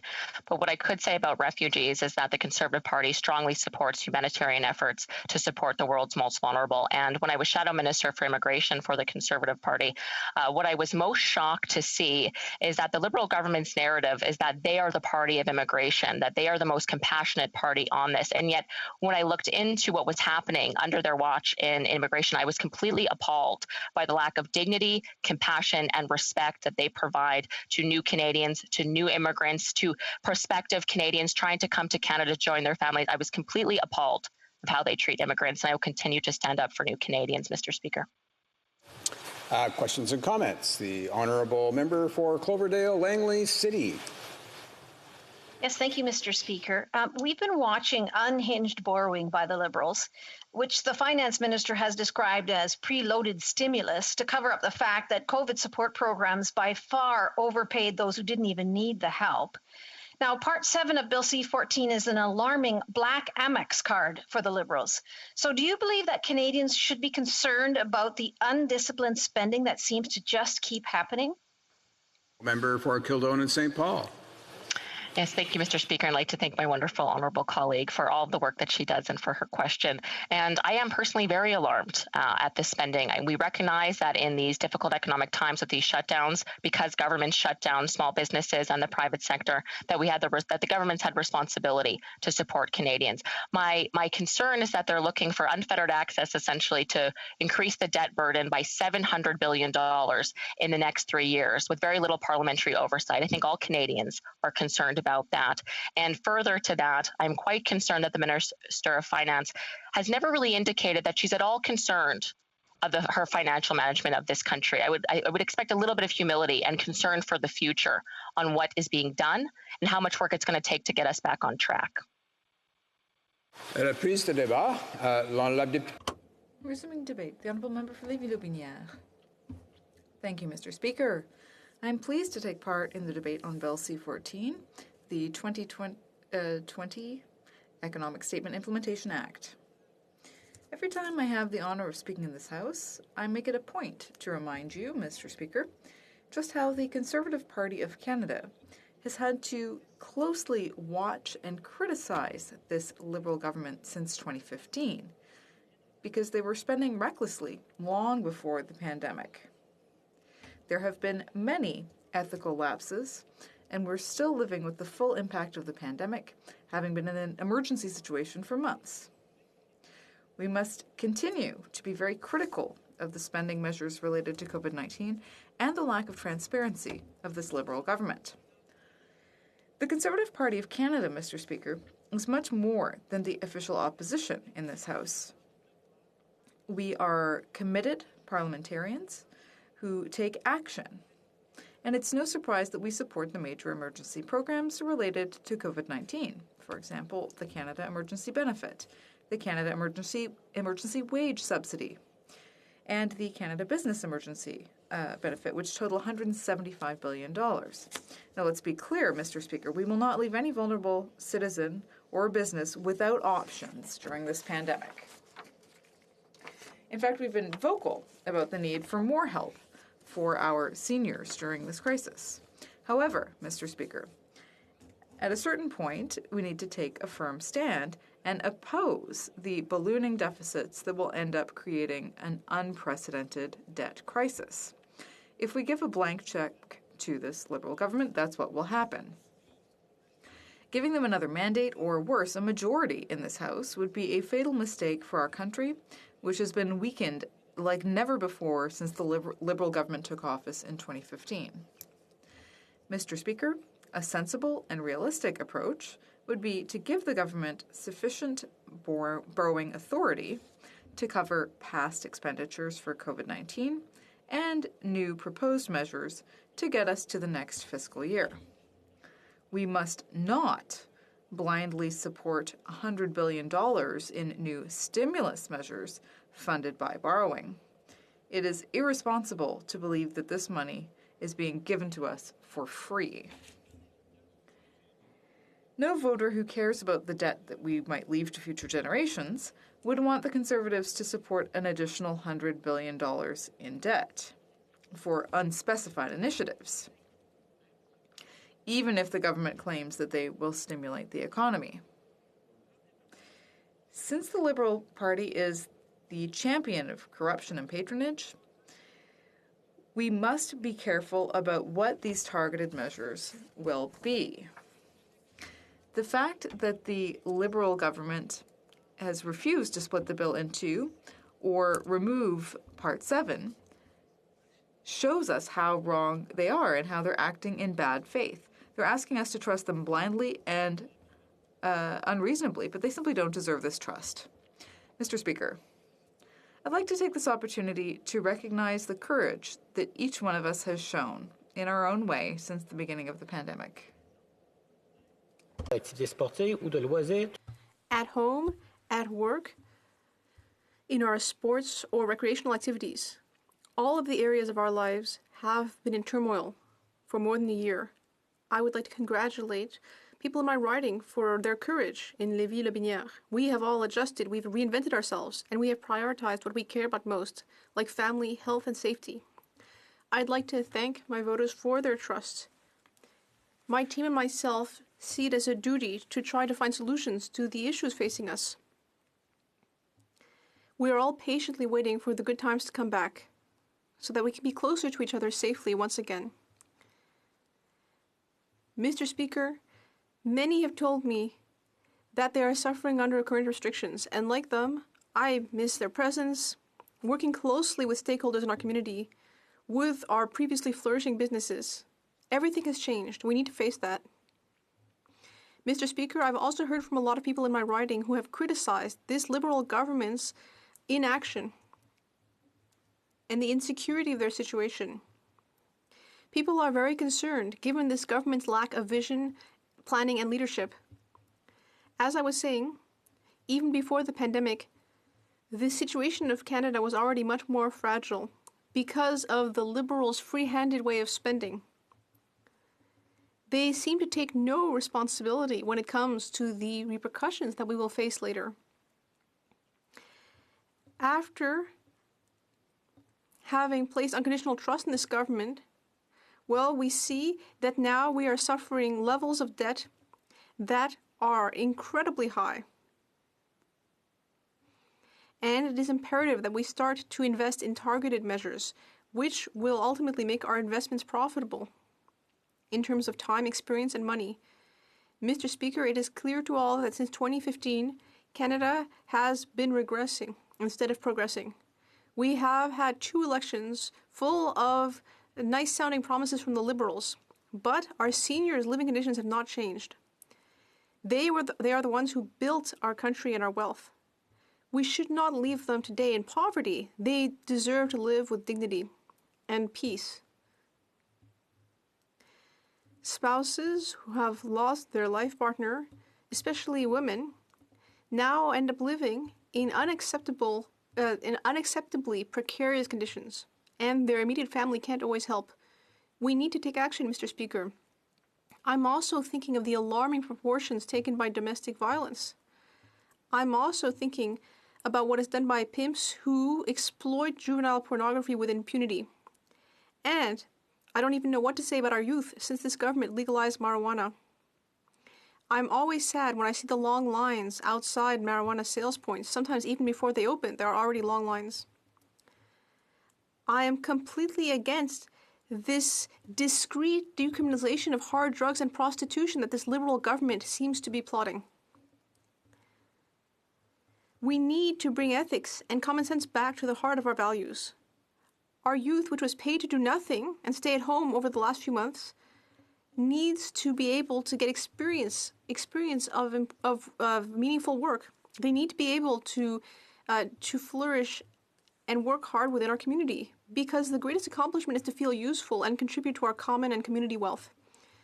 We've also seen this government make a lot of promises about the environment, but no action. No action.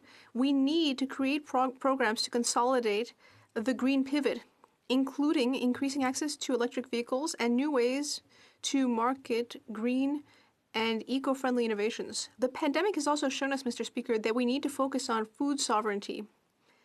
When we look at the various links of the production and cooperation chain that bring food to our plate, well, we realize that transportation is crucial. And when it comes to transportation, well, we need fuel, we need gas, and we still can't do without that fuel in our daily life. I believe that it is important to hold a national commission on our energy future, while hearing from our youth as well.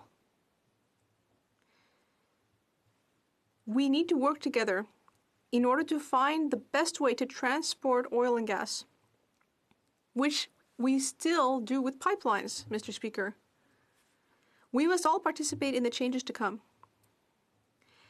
And I think that a third link tunnel between Lévis and Quebec will be positive for everyone in Lévis and Lobinière, as well as for our environment.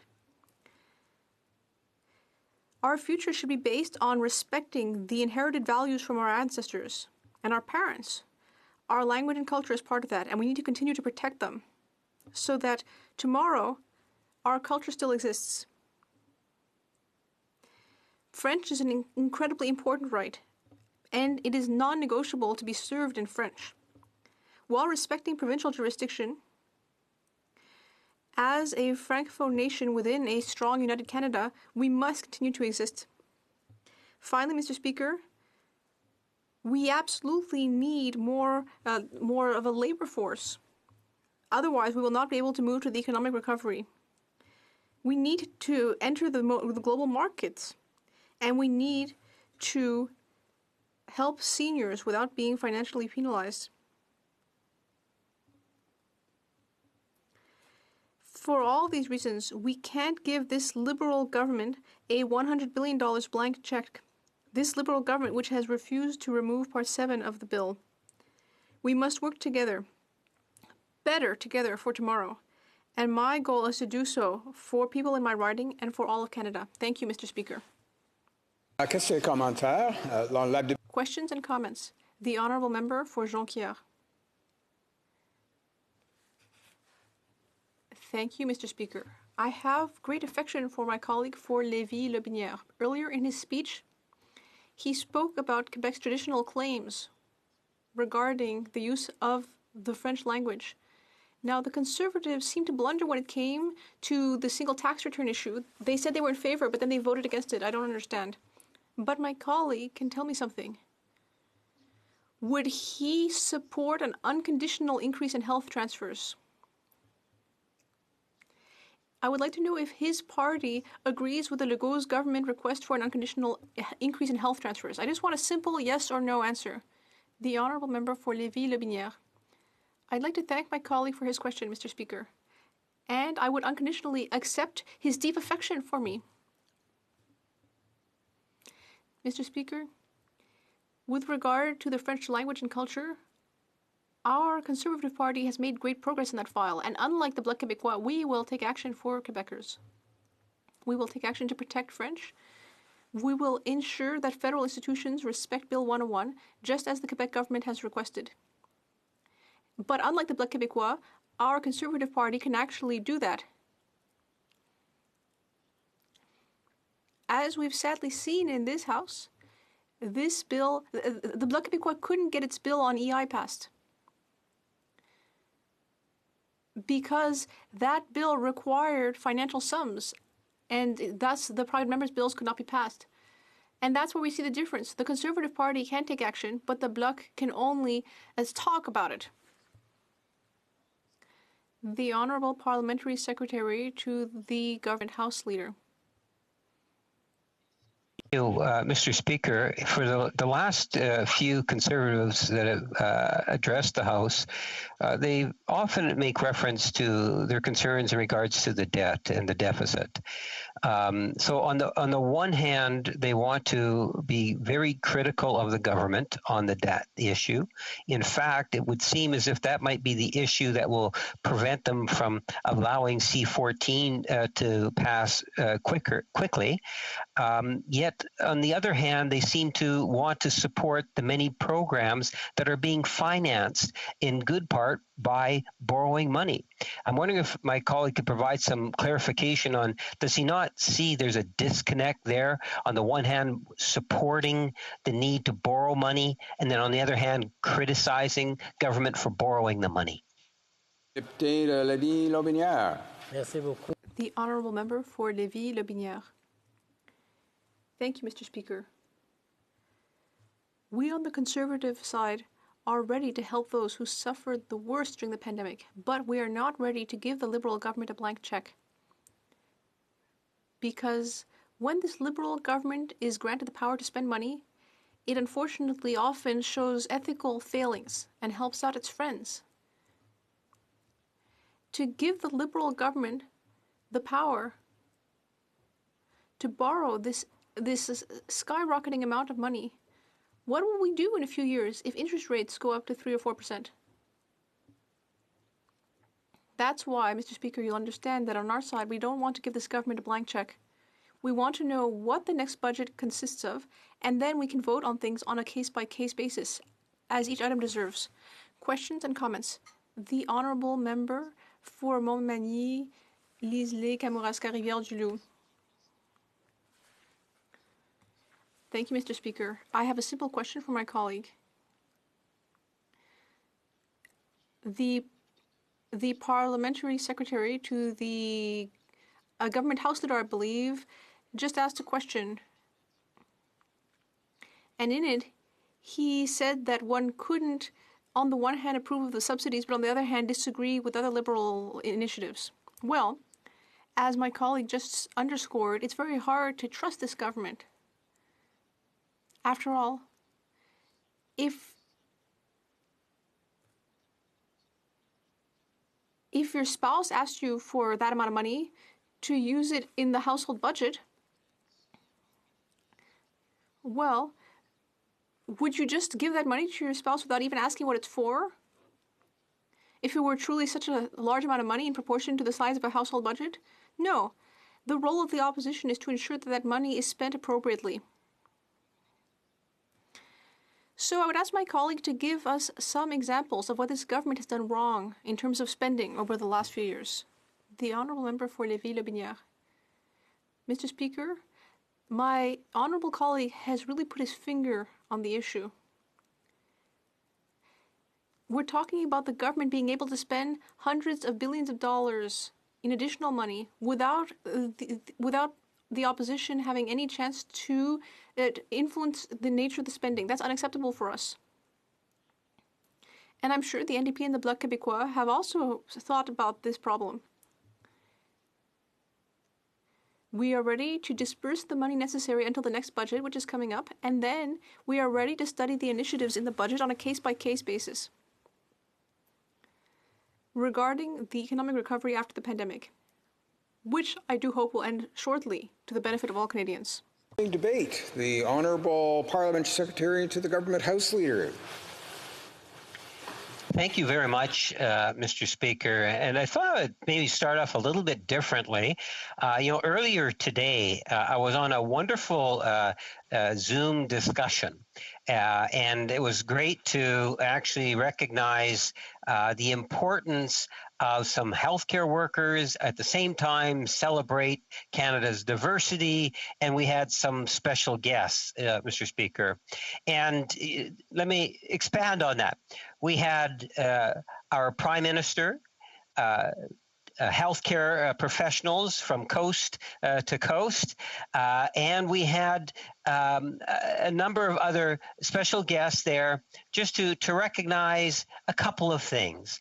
One was just the fabulous work that our healthcare providers are providing Canadians in all regions of our country, day in and day out, and at the same time also recognize something that's important to the people that were participating in that particular call, in fact, to many Canadians, and that is the celebration of HoC. So it was really quite nice to be able to be a part of that discussion where we just recognized our diversity. At the same time, heard the Prime Minister listen to firsthand what's taking place at the ground level in our health institutions and so forth on this dealing with the coronavirus. It was a wonderful start prior to going into a question period, I must say, Mr. Speaker. Now, having said that, I think it's important to recognize from day one, this government has been listening to Canadians, and it has been not making political decisions as much as listening to what health experts and so forth have to say and following the advice so that Canadians, in fact, would be protected. From day one, the Prime Minister has been there to assure Canadians that as a government, we will have their backs. And we have done that in so many ways, in very tangible ways, Mr. Speaker, and nothing has changed. We continue day in and day out to look at ways in which we can support Canadians as people, as businesses get through this pandemic. And we have seen a lot of highs and a lot of lows, Mr. Speaker. We could talk about, the wonderful people that have made life that much easier for us during this pandemic, to the difficulties that we've had to overcome, which at times can be very hard on a person, whether it's mentally or physically. We have seen life and death through this pandemic, and it's so encouraging that we can finally, see not too far in the distant future where things could get back to that new normal. And I know I speak on behalf of, I suspect, all members of Parliament to the degree in which we want things back to that new normal as soon as possible, Mr. Speaker. Now, I want to provide some thoughts. Part of it is a little bit critical of my conservative friends. I've been listening to what they've had to say today, Mr. Speaker, and I must say I'm not surprised, a little bit disappointed, but not necessarily surprised. I kind of gave a bit of a tease when I asked a member about the deficit. And, the Conservatives are once again becoming preoccupied with Canada's deficit at a time in which Canadians are in parts of the country in lockdown situations when they're looking for a government to demonstrate ongoing leadership. And I think that what we have demonstrated by working with Canadians on a day in, day out basis, that from a national perspective, that we have clearly demonstrated that we are there in tangible ways for Canadians. And I'll go a little bit into that a bit more later in my comments, Mr. Speaker. But for now, I want to hold a bit of the Conservative opposition to task for some of the things that they have said. This whole preoccupation. On the one hand, they say, oh, we like the CERB program. Oh, we like the rent subsidy program. Oh, we like the wage subsidy program. These are billions and billions and billions and billions and billions of dollars, Mr. Speaker, and they're good part, it's borrowed money. So on the one hand, they're telling us, yes, this is good stuff. We need this kind of stuff. And then on the other hand, they're saying, oh my, the debt, we have too much spending coming from the government. Mr. Speaker, I could envision 2 or 3 years from now where the Conservatives will kind of forget about the deficit, the pandemic, and even the fact that it even occurred, and focus 100% of their attention on the deficit. I would like to suggest to my Conservative friends that had we listened to the Conservative Party in Canada and the leadership from within the House of Commons, Canada would not be doing nowhere near as well as it is today in terms of our position to be able to recover out of the pandemic. And I genuinely believe that to be the case. And I think that if you had most people kind of reflect on what's taken place over the last number of months and the last while, you would, I believe, find a fairly even consensus amongst Canadians of fear for the Conservative Party and the manner in which they would have managed us through this process, just based in terms of the types of questions that they've been asking, the type of support that they provide legislation. And the last 7 months, I've argued that they've been more of a destructive force inside the House of Commons than a proactive, constructive critique of government and the policies that we were making. Mr. Speaker, the member from Kildonan made reference to, the Liberal Party and Liberal government and its pre-pandemic did a terrible job on deficit and had a sluggish economy. If you want to get a sense of the Conservative spin that's out there, all you need to do is to read the member from Kildonan's speech. Listen to some of the other points that have been made. In many ways, nothing could be further from the truth. In the first 4 years of our mandate, going up actually into the 5th year, we had record high employment. We had very much a manageable deficit situation. We had created well over 1 million jobs.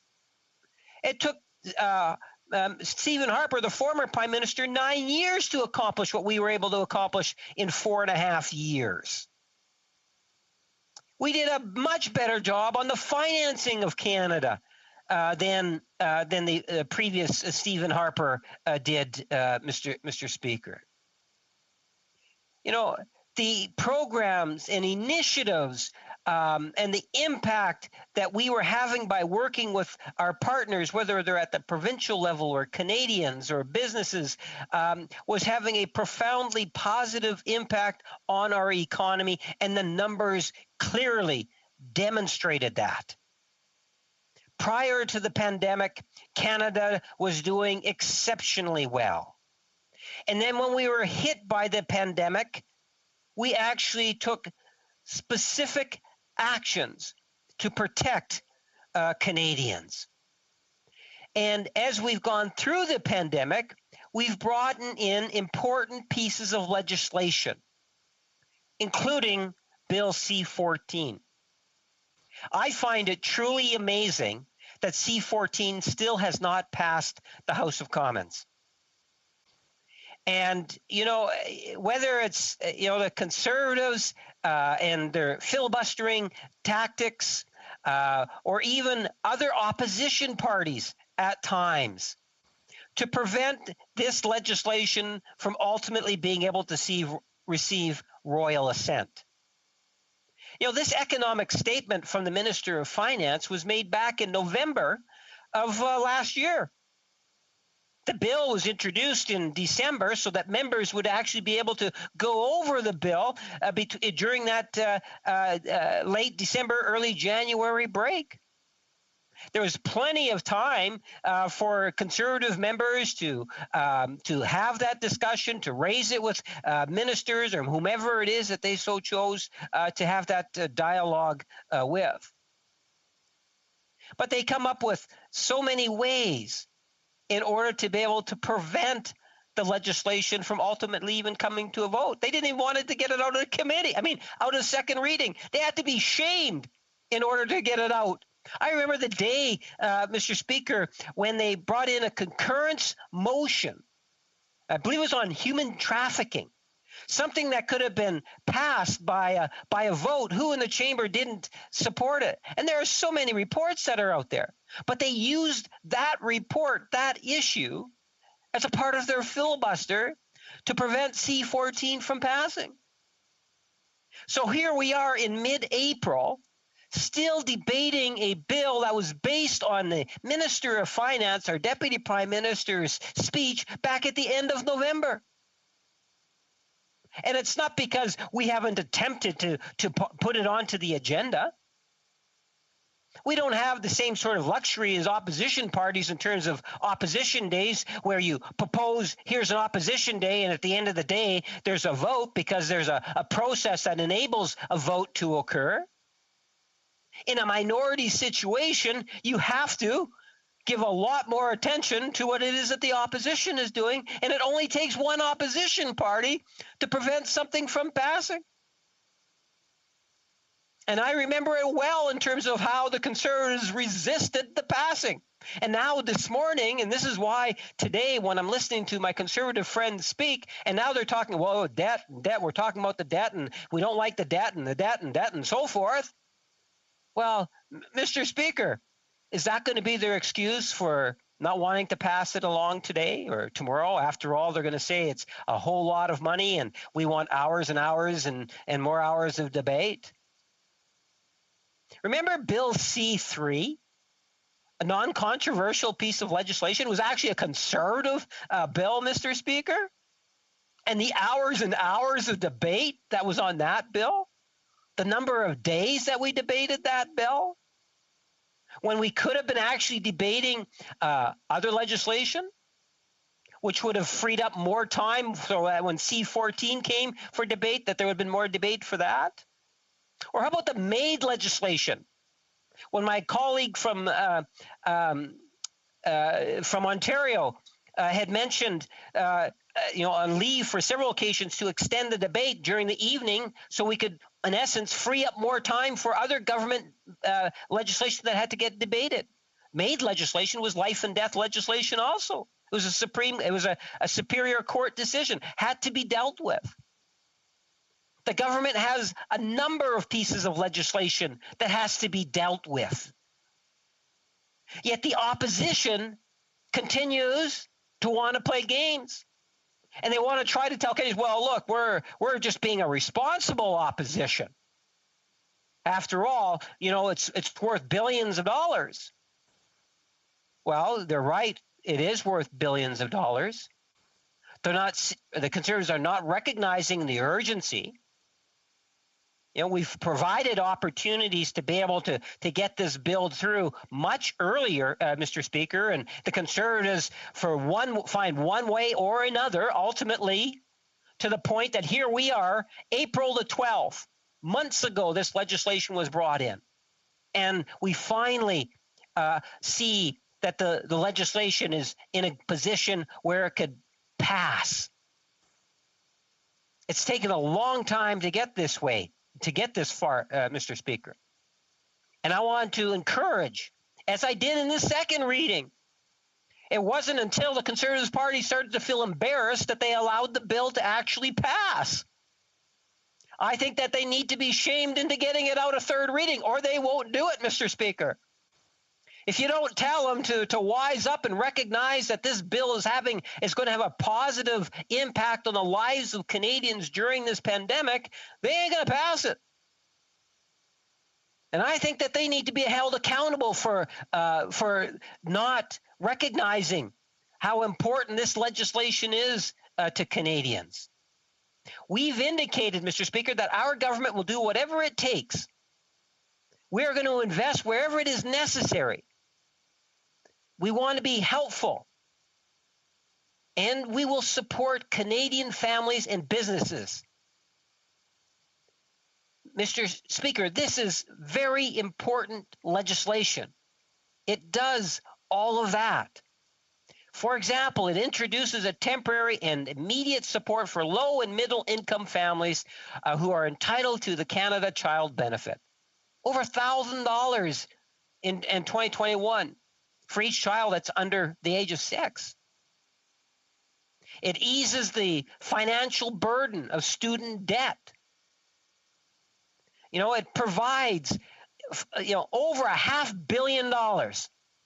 It provides for over $500 million as part of a new strategy to deal with safe long-term care funding to support long-term care facilities, including, I must say, funding to prevent the spread of COVID-19 infection, outbreaks, and deaths in supportive care facilities. Now, the vaccines have really helped, Mr. Speaker. But I can tell you that these are the types of measures. There's no reason why this House couldn't have passed this, back in February. No reason at all. It's not that the government didn't want it passed, Mr. Speaker. Every time the government would bring it up, the Conservatives would have some indication saying that, no, it's not going to. It's going to continue to be debated. There's other legislation, like I'm the parliamentary secretary that's ultimately there to support the passage of C-19, Canada Elections Act, and the impact of the pandemic on that to ensure that Canadians would be healthy. It's a minority government. You never know when there's going to be an election. That it's the responsible thing to do C-19. But it is incredibly difficult to get legislation passed with the official opposition taking the approach that they have during the pandemic. And it is unfortunate, Mr. Speaker, because we understand and we appreciate how difficult it has been for Canadians from coast to coast to coast over this last 12 months. The federal government has, by working with healthcare experts and Canadians and listening to what's taking place, has done what it's necessary in order to ensure that Canadians can have hope. Contrary to the member from Kildonan trying to marginalize it in terms of the number of doses earlier in her speech, listen to what it is that the Minister of Public Services and Procurement stated earlier today in question period. And I'll quote from her, Mr. Speaker. Canada now stands 8th in the G20 in terms of doses administered per 100 people. We have received 10.5 million doses in the country to date. We are on track to receive 44 million doses by the end of June. Mr. Speaker, we are a country of 37.5 million people. The Conservatives love to twist the facts, love to give misinformation to Canadians. We have consistently, you can go back to December where we've been saying that, look, we have targets. We have this portfolio to ensure that we will get the vaccinations. We've compensated as much as possible for not having that immediate manufacturing capability here in Canada. We understand the importance of the issue. We will continue to have Canadians back throughout this process. Thank you, Mr. Speaker. Before we go to questions and comments, it's my duty pursuant to Standing Order 38 to inform the House that the questions to be raised tonight at the time of adjournment are as follows.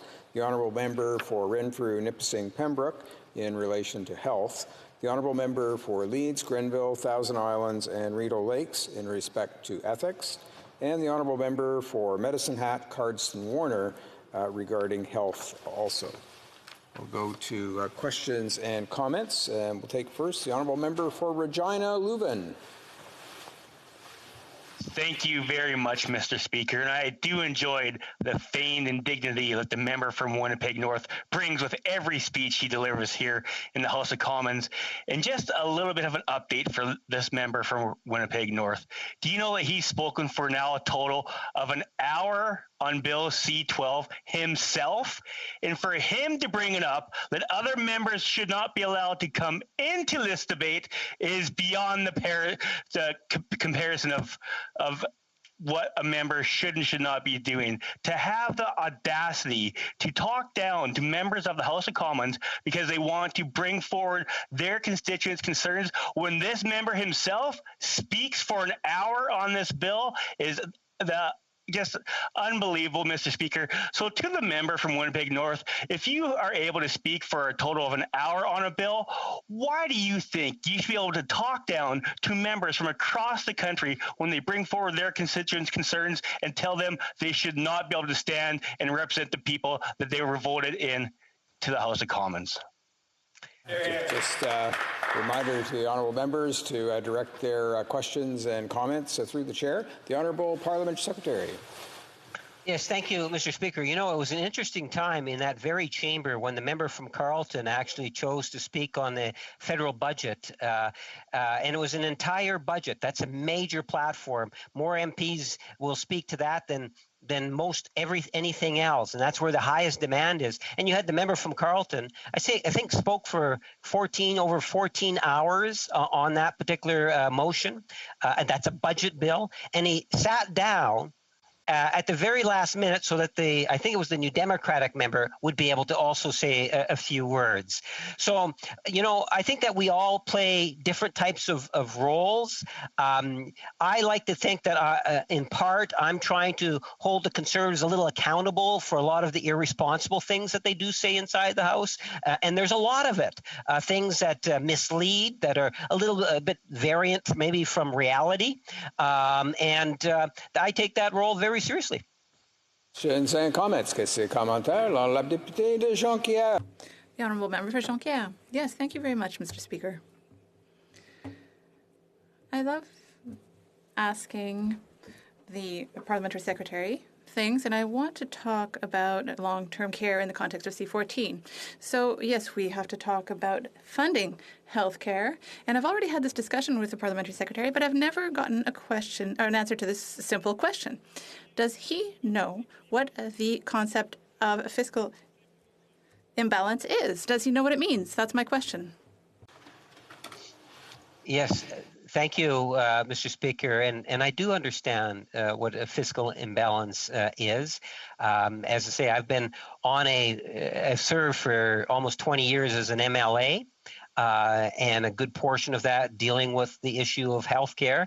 And I've also now served as a member of Parliament for just over 10 years, and dealing with the same subject matter of healthcare. I understand the difference, but I also understand that we need to recognize that there is also Canadians from all regions of our country that want a national government to ensure that there are roles for us to play in healthcare, such as standards for long care home. We saw that amplified in the last 12 months. Questions and comments? The Honourable Member for South Okanagan, West Kootenay. Well, thank you, Mr. Speaker, and I'd like to thank the member from Winnipeg North for his speech. And I don't often agree with him here in the House, but I would agree with him in his analysis that the Conservatives have done little or nothing to help Canadians during the pandemic over the last year. And I'm happy to hear that he thinks Canadians have done reasonably well, have weathered this storm fairly well. But where I diverge from that analysis is his assumption that it's been the Liberals who have provided those supports. At the start of the pandemic, when 3 million Canadians were suddenly out of work, the Liberals said, we'll tinker with EI to fix this. It was the NDP who stepped in and said, no, we have to provide real supports for all Canadian workers affected, and CERB was born. When the Liberals wanted to bring in wage subsidies to help businesses, they suggested 10%. It was the NDP and the Canadian Federation of Independent Business that said we needed 75% subsidies, and the wage subsidy program was born. Programs to support seniors, students, people with disabilities, all of these were forced on the government by the NDP, and they were dragged kicking and screaming to actually provide those supports. So wouldn't he agree with me? Mr. Speaker? We'll have to get on to some other questions. I think the honourable member was just finishing up there. The honourable parliamentary secretary. Yes, thank you, Mr. Speaker. And I can assure the member that within the Liberal caucus back in the very early days, there was a very active discussion looking at ways in which we could support Canadians as the Prime Minister continued to challenge every member of Parliament, but in particular members of the Liberal caucus, to reflect with their constituents at ways in which we can improve programs, because many of the programs that we brought in started from nothing. And there was an immense amount of lobbying that had taken place that went far beyond any one individual, any one minister. And I attribute a lot of the changes to members of Parliament and outside stakeholders. Questions and comments? The honourable member for Kingston and the Islands. Thank you very much, Mr. Speaker. If the member from Regina Leuven actually thinks that anybody believes what he was saying about needing to come here and properly give the word from his constituents on this very important piece of legislation, and that this has nothing to do with the political party playing games, I would encourage him to get on the phone and call his whip's desk and ask them if they plan on letting this go anytime soon. The reality is that you're seeing what we heard earlier from the Bloc Québécois, and now you're hearing from NDP members. Members see the need for this to get the supports out there to Canadians. This bill was introduced on November 30th of last year. We're now at April the 12th. It's been going on because the Conservatives have been playing this game. So rather than trying to hide behind this veil of, oh, I'm here to represent the word of my constituents, why don't they actually just stand up and say, we're not going to support this because we don't want this piece of legislation to get through, because that would be more honourable in my opinion. Would the member not agree? The honourable parliamentary secretary. Well, Mr. Speaker, the member brings up some valid points, and I support what it is that he is saying. As I say, it was back in November of last year when the Minister of Finance, the Deputy Prime Minister, brought in the need for this legislation, which followed in December, and then began second reading in January. And there is no justification other than conservative games being played to prevent important legislation that is having that would have a profoundly positive impact on the lives during a very difficult and challenging times. And that's why I think the only way we got it passed last time was because we shamed them. Members that the member that posed the question when he stood up and challenged them to allow for extending hours of debate on another piece of legislation which would have freed up more time for this debate is a good example. And that debate was turned down, flatly turned down. They introduced... We're going to just try and get one more question in here. Questions and comments? The honourable member for Calgary Centre. Thank you, Mr. Speaker. And I appreciate the passion with which my colleague from the Liberal side of the House has addressed this issue.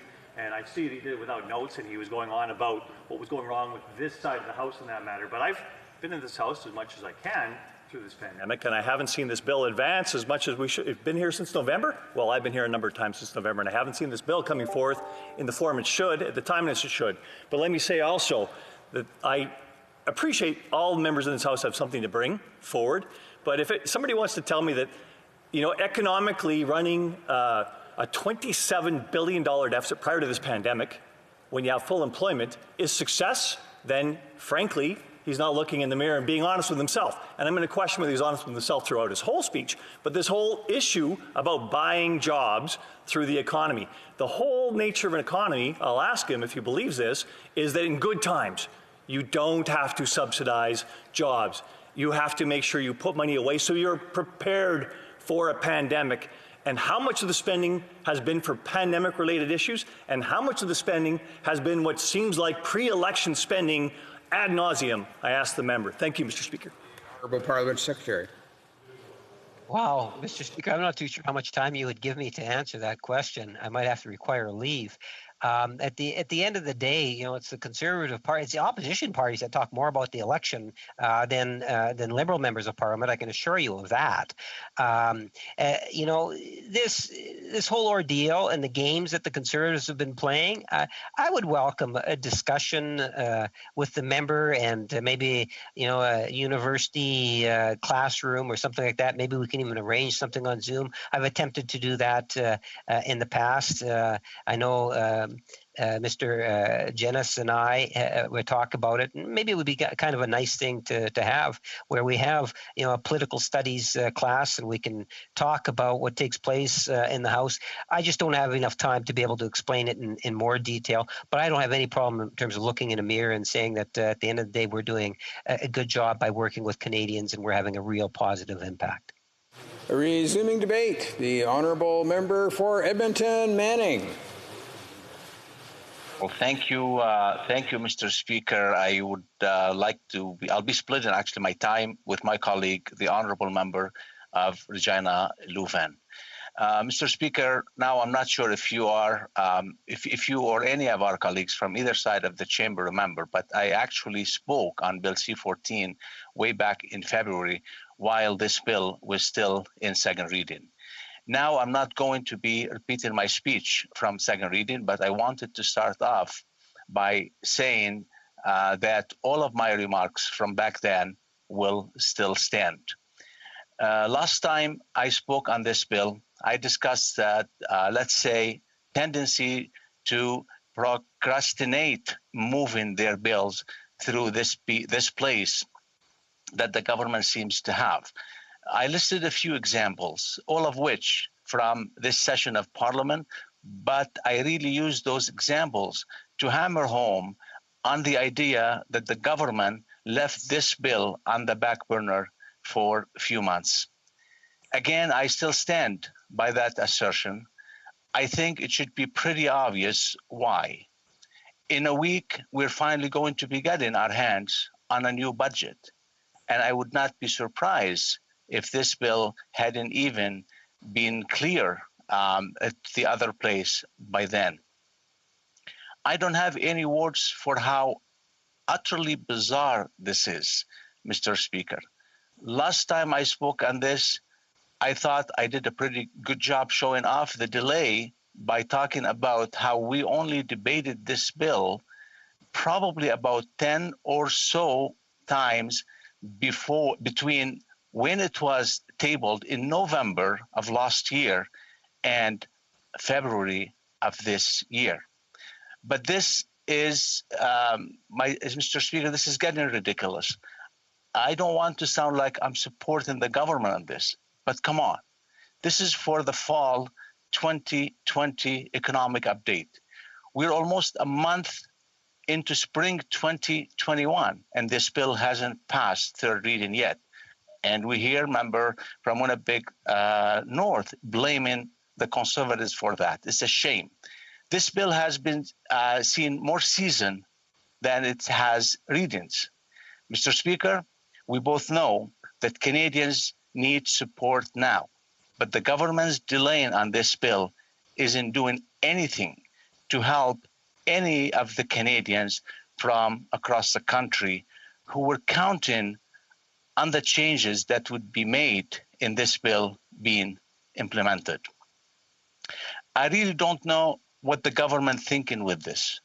I hate to say it, but when it comes to helping Canadians, they need to start thinking a little less like the tortoise and a little more the hare. 5 months to get a bill like this through this chamber? That's not something to be inspired by. In a matter of fact, Mr. Speaker, this is a shame. And again, the budget is supposed to come out in a week. I have to wonder how long the Implementation Act will take to get through this place. Will it take another 5 months? Maybe longer? After all, it will cover a whole year of financial decisions. Maybe it will take 20 months then. We could all have gotten both of our jabs for the COVID-19 vaccines by the time we get the bill through third reading. I know that all my colleagues in this place are familiar with the vaccine procurement issues that this government has had. So that's saying something. Mr. Speaker, I digress. I'm here to talk about C-14, not the upcoming budget. I know it's been the main part of a lot of my speeches recently, but I'd like to stress how much the constant procrastination of these important bills is hurting Canadians. COVID-19 has been in Canada for about 14 months now. Tomorrow will mark month 13 of restrictions being present in Alberta. Not even 2 weeks ago, those restrictions tightened again. Because guess what? We're looking down the barrel of a third wave of this pandemic. I'm obviously not as familiar with them as I am in Alberta's restrictions. But I know that the province of Ontario increased their restrictions on the same day as Alberta did. And I think Quebec has increased their restrictions again. And throughout of all this, businesses are still closing. Canadians are still being furloughed or losing their jobs. I've spoken with some of my constituents who have been laid off by their work 3 times now because of this pandemic, and they are not alone. I know I've mentioned this before in previous debates, Mr. Speaker, but over 200,000 Canadians have lost their jobs over the course of this pandemic. 200,000. That's equal to a population of 2 ridings in Alberta. That's equal to nearly 600 people per riding across Canada. And that's not counting all of the Canadians who have seen their hours cut, those who have gotten sick and had to take time off work, those who have had to balance working, whether from home or not, and trying to figure out homeschooling or childcare during this pandemic. It doesn't count those who have left their jobs to take care of sick family members. Mr. Speaker, what I hope, and I really do hope, this despite our many policy disagreements, that the Liberals will finally realize the effect that their dilly-dallying has on Canadians. Hardworking Canadians from every province, from every territory, who are struggling during this pandemic for the reasons I just listed off and countless more. I've said this before, and I've said it. I say it again, Mr. Speaker. We need a plan to get out of this pandemic. We need a plan to safely relaunch our economy, to support Canadians as life returns to normal, so that all of our constituents can get back to work, go to school, and return to life. But the Liberals do not realize that. Remember what I said, COVID-19 has been in Canada for about 14 months now. That is 14 months that the Liberals haven't made a plan in. That's 14 months that they mess up buying rapid testing kits or vaccine in. That's 14 months where Canadians have struggled during this pandemic, where the Liberal government has to introduce 1 billion stopgap solutions like this bill and so many others, because they're more concerned with trying to figure out if they can get away with winning a snap election than hunkering down and going what's best for Canadians. That's why, Mr. Speaker, I honestly wonder if we will ever pass this bill, or if the government will able to table a budget, because they clearly don't have a plan, and they're clearly trying to hide the fact. After all, what we would need to spend months debating stopgap measures like this bill if they had a plan. Canadians deserve better than this. They deserve better than waiting around 5 months, waiting around and hoping to see promised supports that they were counting on to support them through the second wave and now through the third. Hopefully, Mr. Speaker, the government realizes this, and hopefully next week's budget won't turn into an unwanted sequel to this bill, because Canadians cannot afford it to be. Mr. Speaker, we know that this government is busy preparing for election. They don't care about what's going to be coming on the finance of the country. The member of Winnipeg North mentioned about how they've been financing Canada throughout their history as a Liberal Party. I hope we not going to end financing Canada at the end of this Liberal mismanagement, Mr. Speaker. So Bill C-14, it's in the hand of the government to figure what they can do with it, and stop blaming the opposition. Stop blaming the Conservatives. It's time for this government to stand and take responsibility for its action and stop blaming others, because that's the right way to do. Thank you, Mr. Speaker. Questions and comments. We'll first go to the Honourable Parliamentary Secretary to the Government House Leader. Yes, thank you. And Mr. Speaker, I'm wondering if my friend could tell us in terms of whether he believes, unlike the Conservatives, when they bring in a motion on supply or an opposition day motion, they know whether it's 3 hours of debate, 2 hours of debate, that a small percentage of the members of Parliament will actually speak to it, but it will come to a vote on that very same day, or it might get deferred, the vote, for a couple of days. The same principle doesn't apply for government legislation. And the Conservatives have gone out of their way to prevent it. I saw it firsthand, as the member would have, earlier this year, where they just wouldn't pass the bill out of second reading until they were shamed into passing it. Will he provide his personal assurance that he's prepared to see this bill pass, whether it's today or tomorrow, let's say? Honourable Member for Edmonton Manning. Thank you, Mr. Speaker. It's very funny if expecting the opposition to offer the government. Imagine this, reverse action of legislation and of doing the job. I said at the end of my speech that the government need to take responsibility. They need to stand like proper managers, like proper responsible CEOs of this country's job, and to be able to do the right thing. And talking about delaying, they've been filibustering committees for the last months. This is a government that's standing in the way of itself to do business. And at the end of the day, the irony of it, that they go and they blame the opposition. I don't think this is the right way. I know the member of Winnipeg North realize and understand that, and I hope he will start thinking otherwise. Thank you. Questions and comments? The Honourable Member for Lac Saint Jean. Thanks, Mr. Speaker. Well, I thank my colleague for his speech, but I think that you can't debate C-14 without talking about the elephant in the room, which is the fact that there are no health transfers included in C-14. Quebec and the other provinces have been calling for an increase in these transfers for a long time. The Conservatives and the Liberals, know our position on this. The Liberals made all kinds of promises that weren't kept, but the Conservatives say that they are listening to the provinces when it comes to the health transfers.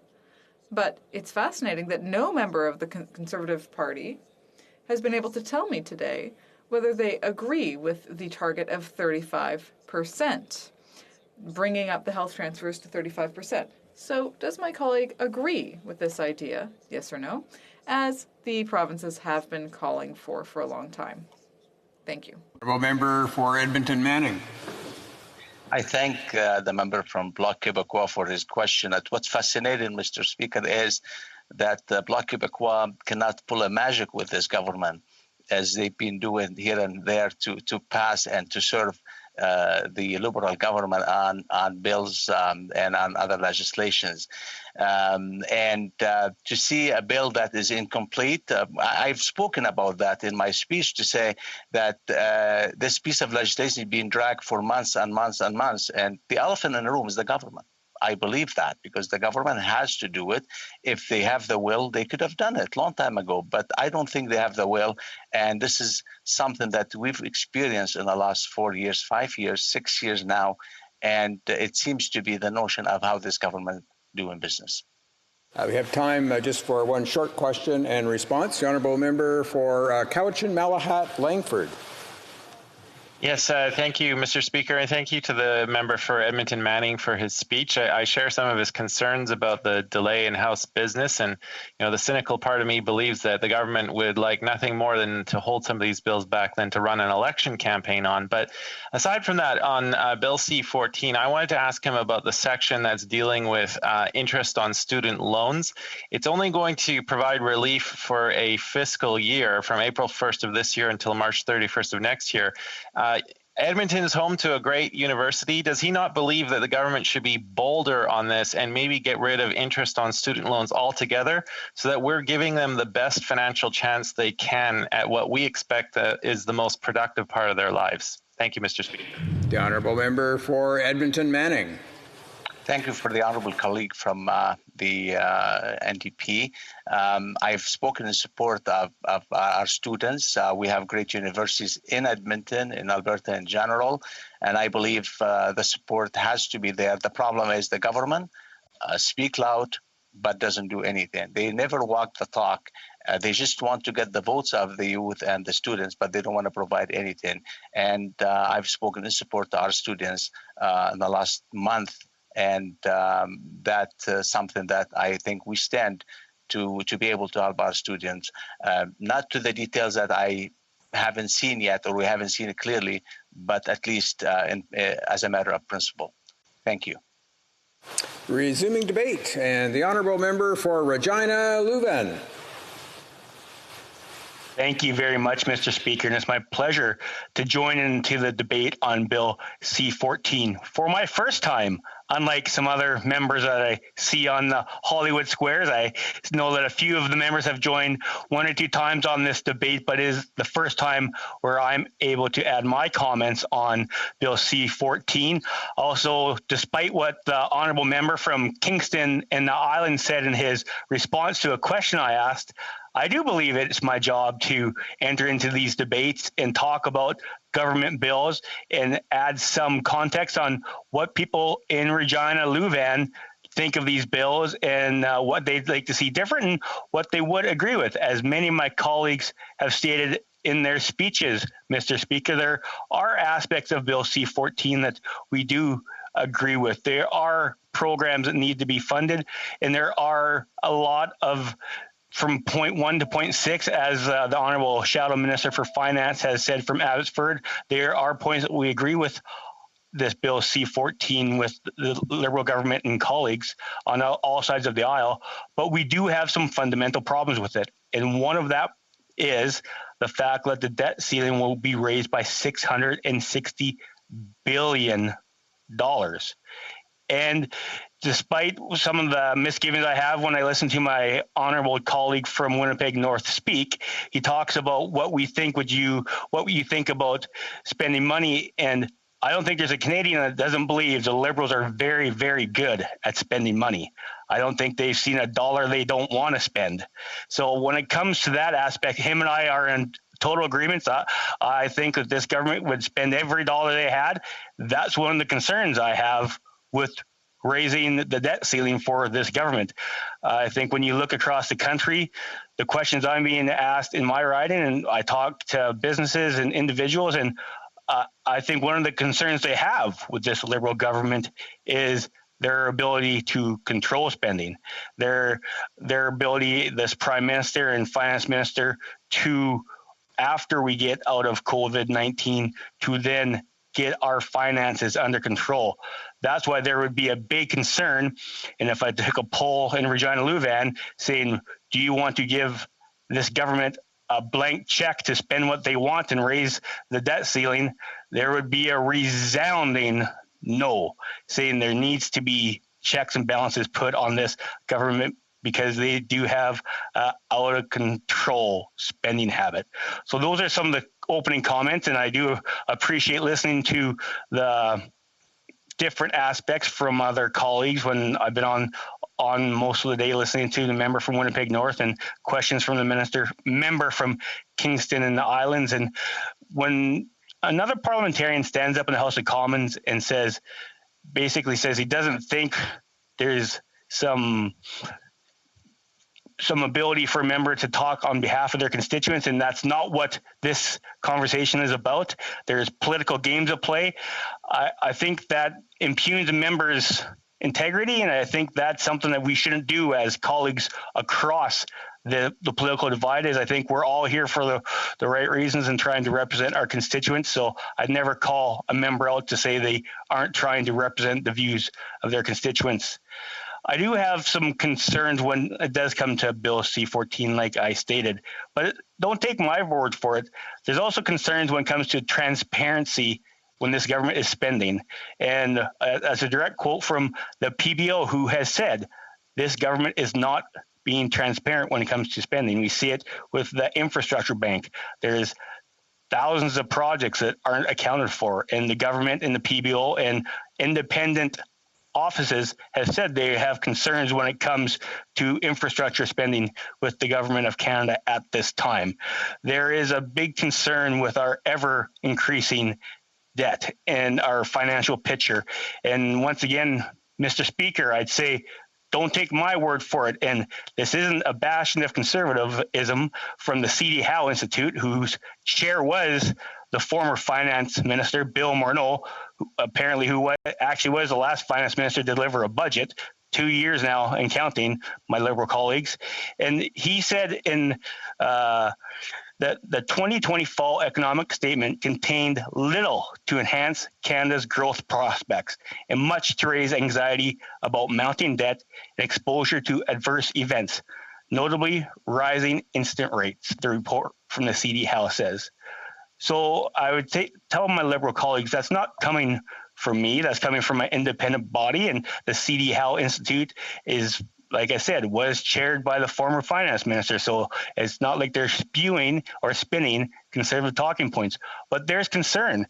There's concern out there amongst businesses of what's the end goal of this government? When is there going to be a plan to get spending under control? And I was able to speak 3 weeks ago when we had our opposition motion that was talked about a few times about a safe plan to reopen Canada. And I think that's very important. And the member from Winnipeg North has spoken about leadership and the leadership this government has shown to Canadians during this pandemic. And last fall, we all did get together and talk about bringing in programs to make sure people were getting through COVID-19. But now that there is a third wave coming, Mr. Speaker, this third wave can be attributed to a lack of action by this Liberal government. The fact that they signed a contract with Casino for 100 days and the Communist Party of China reneged on that contract, and we were 100 days behind of getting contracts with other companies. The fact that the vaccine rollout, the member from Winnipeg said we're going to have 44 million doses by June. I believe that's the correct number. He can correct me if I'm wrong. So there's 38 million Canadians. That's, if there's 2 doses per Canadian, that's 76 million doses we need. So by his own words, if we have 44 million doses by June, we're still quite far behind. If we need to get, if each Canadian needs 2 shots of either Pfizer or Moderna. So I think there is some issues around the vaccine rollout, and that is an issue that we need to talk about when we're trying to reopen our economy safely. And the fact that President Biden, Prime Minister Johnson have all stood and talked about a safe plan to reopen, and I believe President Biden said by Memorial Day, and Prime Minister Johnson was talking about an irreversible plan to reopen our economy. And I think that's important because you need to have scientific data points that we can safely reopen our economy and ensure that we can get Canadians back to work. Because I believe that Canadians are looking for hope and optimism. They're looking for leadership, which is lacking right now, and when they can get their lives back to normal, when kids can get back into the classrooms and not be learning online. I've talked to many families where they're saying it's very hard when you're in the home, and if you have a single child and your mother, father, caretaker, educator, friend, playmate. And these are difficult times for Canadian families, and we need to have leadership on the national stage. And I know Liberal colleagues are going to say it's a provincial jurisdiction, but there needs to be a national plan of how we reopen. And when we're talking about Bill C-14, I'm hoping that national plan does not mean that there's going to be more and more debt carried on to the next generation. My wife and I have 3 young children, Mr. Speaker, and we always work hard and we go get into public service so we can make the life better for that next generation. And I believe there's been reports that this is one of the first times in our country's history where there doesn't seem to be as much hope and optimism. People don't think their lives are going to be as good as the generation before them. And that scares me as a father. That scares me as a public servant to people in Saskatchewan. We need to work hard, show that leadership at the national level that we're going to make things better for people coming out of the pandemic. We've worked together. I think the Liberals have totally abandoned a Team Canada approach and not taken any reasonable amendments to legislation that the Conservatives have brought forward over the last couple of months. And I think it's time that we really look at ourselves and look at the people around us, the people we represent, and make sure that they know we have their best interests at heart. And we're going to bring forward a plan to safely reopen the economy. And that's what I call on our Liberal colleagues to do. It's time for us to work together, safely reopen our economy, get the programs out there that are needed, and then get people to deliver jobs to people across this country. It's time that Canadians start earning paychecks, not receiving pink slips from this government. Thank you very much.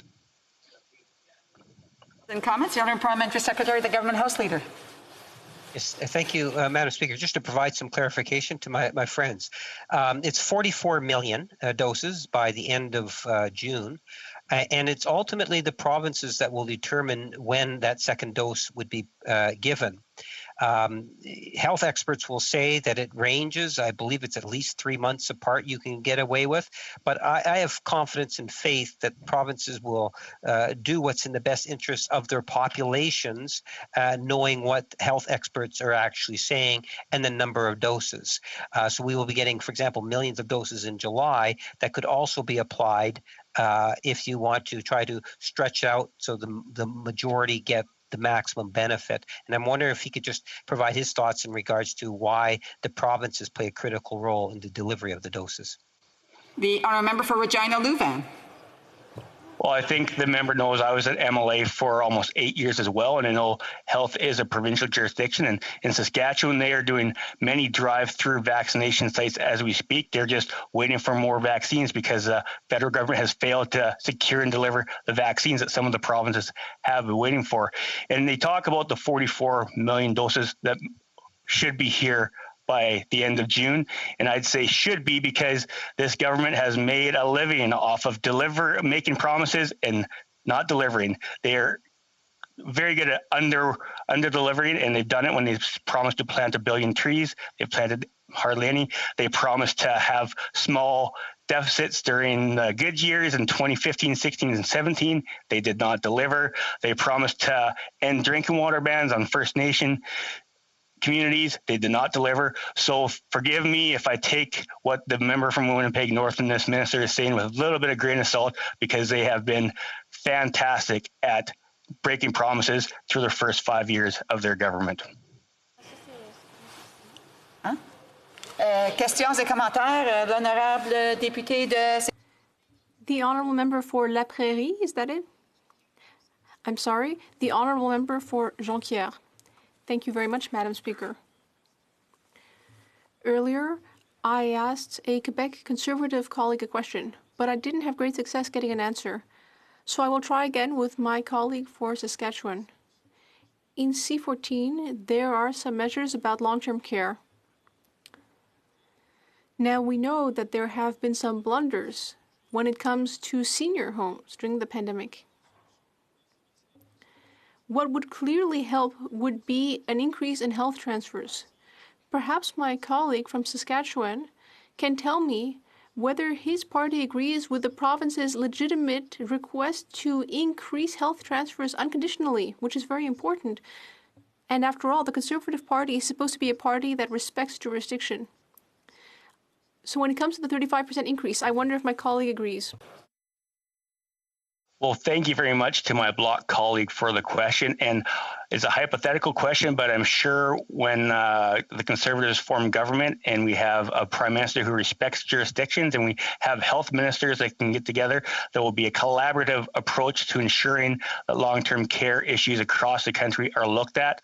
I know long-term care issues have been top of mind for many provincial governments. When we were in the government of Saskatchewan, we had a lot of long-term care concerns, and we worked hard to try and make sure that we could provide the best service possible. So I know all provinces are looking forward to having conversations and respectful dialogue with Federal Minister of Health and the Prime Minister. And I don't want to be foreshadowing, but when there's a Conservative government in place, that respectful relationship will continue. For a brief question, the honourable member for Winnipeg Centre. Thank you so much, Madam Speaker. I'd like to thank my colleague, and I know he mentioned how difficult the pandemic has been on families. The National Union of Public and General Employees has called on putting in place a national childcare system for Canada that's accessible, affordable, and high quality. High quality meaning investing in a national workforce strategy, ensuring people have professional wages, and so on. Does his party support a national childcare strategy that is accessible and affordable and high quality as called upon by the National Union of Public and General Employees? From the member for Regina Leuven. Well, I think it's been talked about before where the Conservative Party of Canada takes childcare very seriously. We did implement the childcare program that the Liberals have now taken on as their own. But I think when it comes down to childcare, and you mentioned good paying jobs as well, we need to have a plan to reopen our economy so that people can get back to work and looking after their families. And I think a Conservative Party will be sure to have platform planks that look at making sure people get back to work and we have the ability to have people caring for their families. Resuming debate, the honourable member for Nanaimo Ladysmith. Thank you, Madam Speaker. It's an honor and privilege to rise today from the traditional territory of the Nanaimo First Nation and to serve the community of Nanaimo Ladysmith in the traditional territories of Snanawas, Snuneymuxw, Stabeenis, and Liaxin First Nations. There are many things I would have liked to see covered in the fall economic statement, but first I want to address some concerns about the Canadian response to the pandemic. The countries that have done a good job of beating the spread of COVID-19 have all had a national approach. During an adjournment preceding debate about the need for a more coordinated national effort, the response I received was that the government did not want to create a constitutional crisis.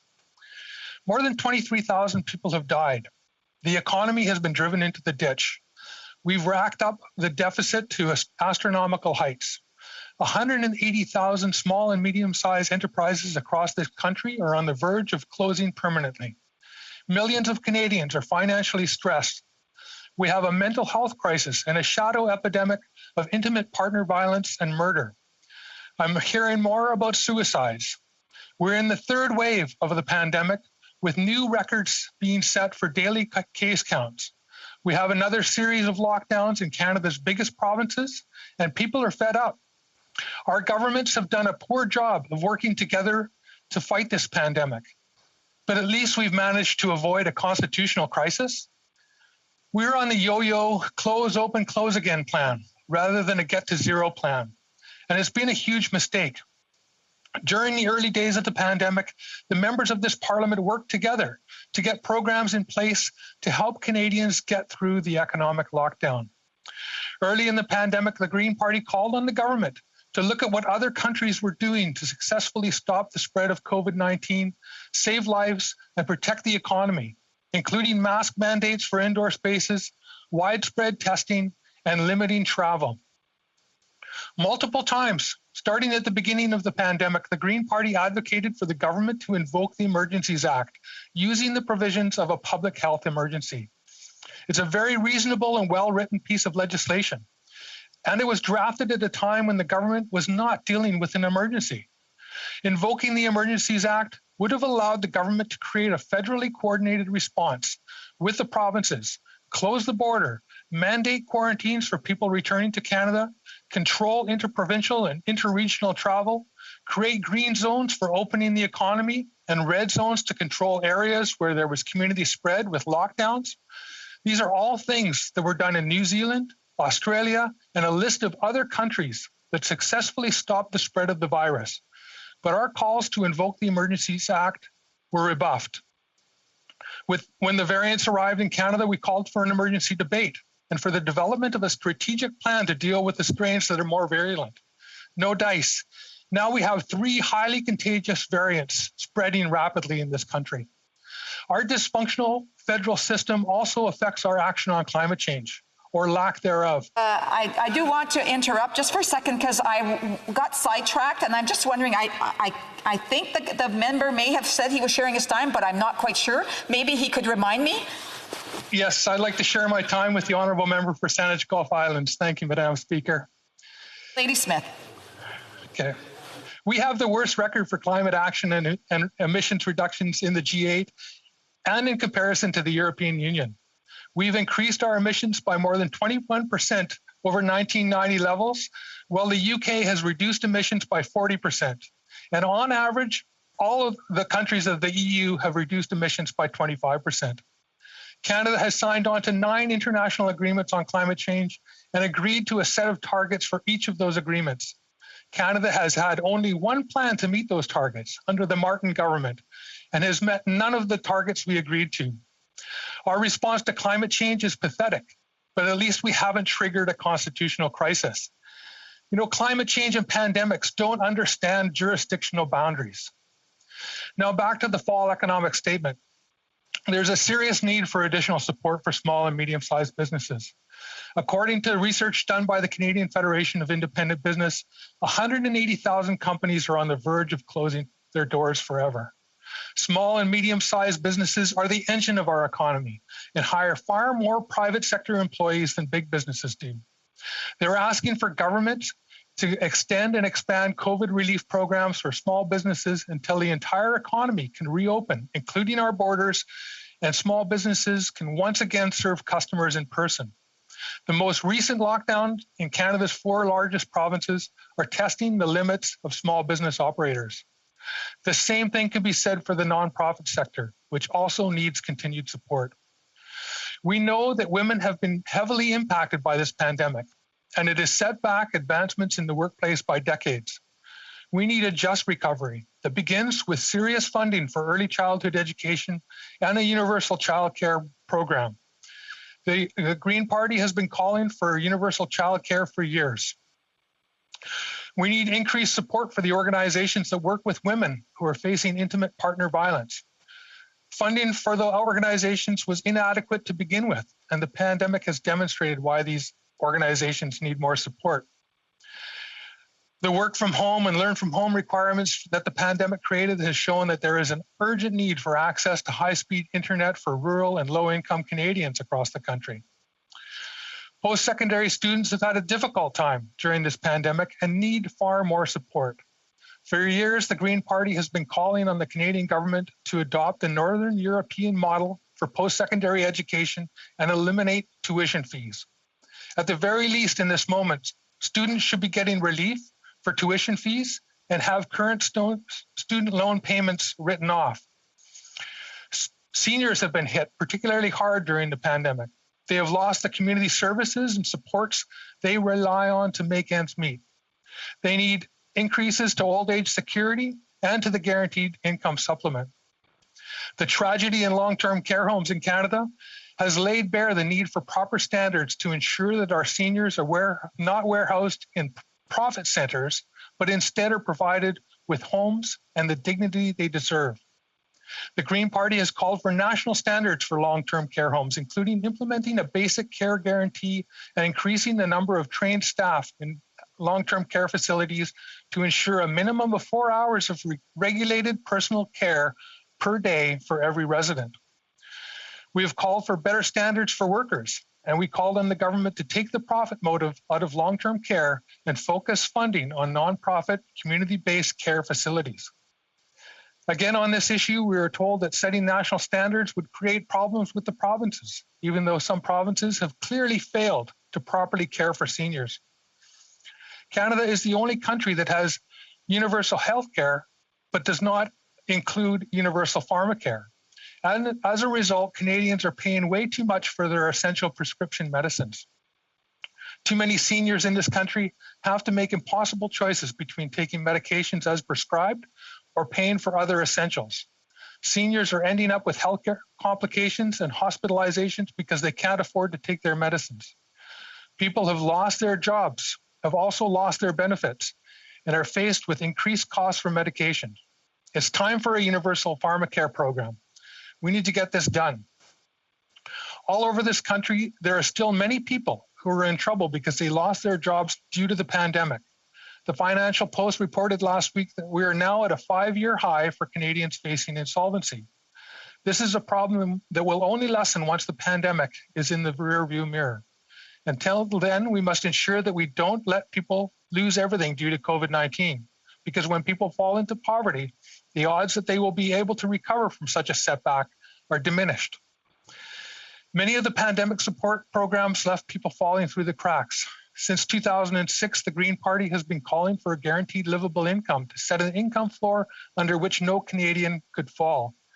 A GLI would have been very helpful to have in place before the pandemic, but it is also something that will help with the changes we will experience with automation and artificial intelligence, eliminating jobs. It will also help us deal with the changes that climate change is bringing. We have an affordable housing and homelessness crisis in this country, and a whole bunch of eviction notices that are going to come due when the pandemic restrictions are released. We need increased government funding to deal with these dual crises, but we also need structural changes to deal with the increased financialization of residential housing and predatory investment practices. Housing is a human right, and we need to make sure that right is met in this country. Madam Speaker, the Green Party will be supporting this bill. We want and expect better for Canadians, and will continue to work with the government to improve the services that Canadians want and need. Thank you. Questions and comments? The Honourable Member for Sherwood Park, Fort Saskatchewan. Well, thank you, Madam Speaker. I have two quick questions for the member. First of all, I was interested by the question he asked in question period with respect to monetary policy.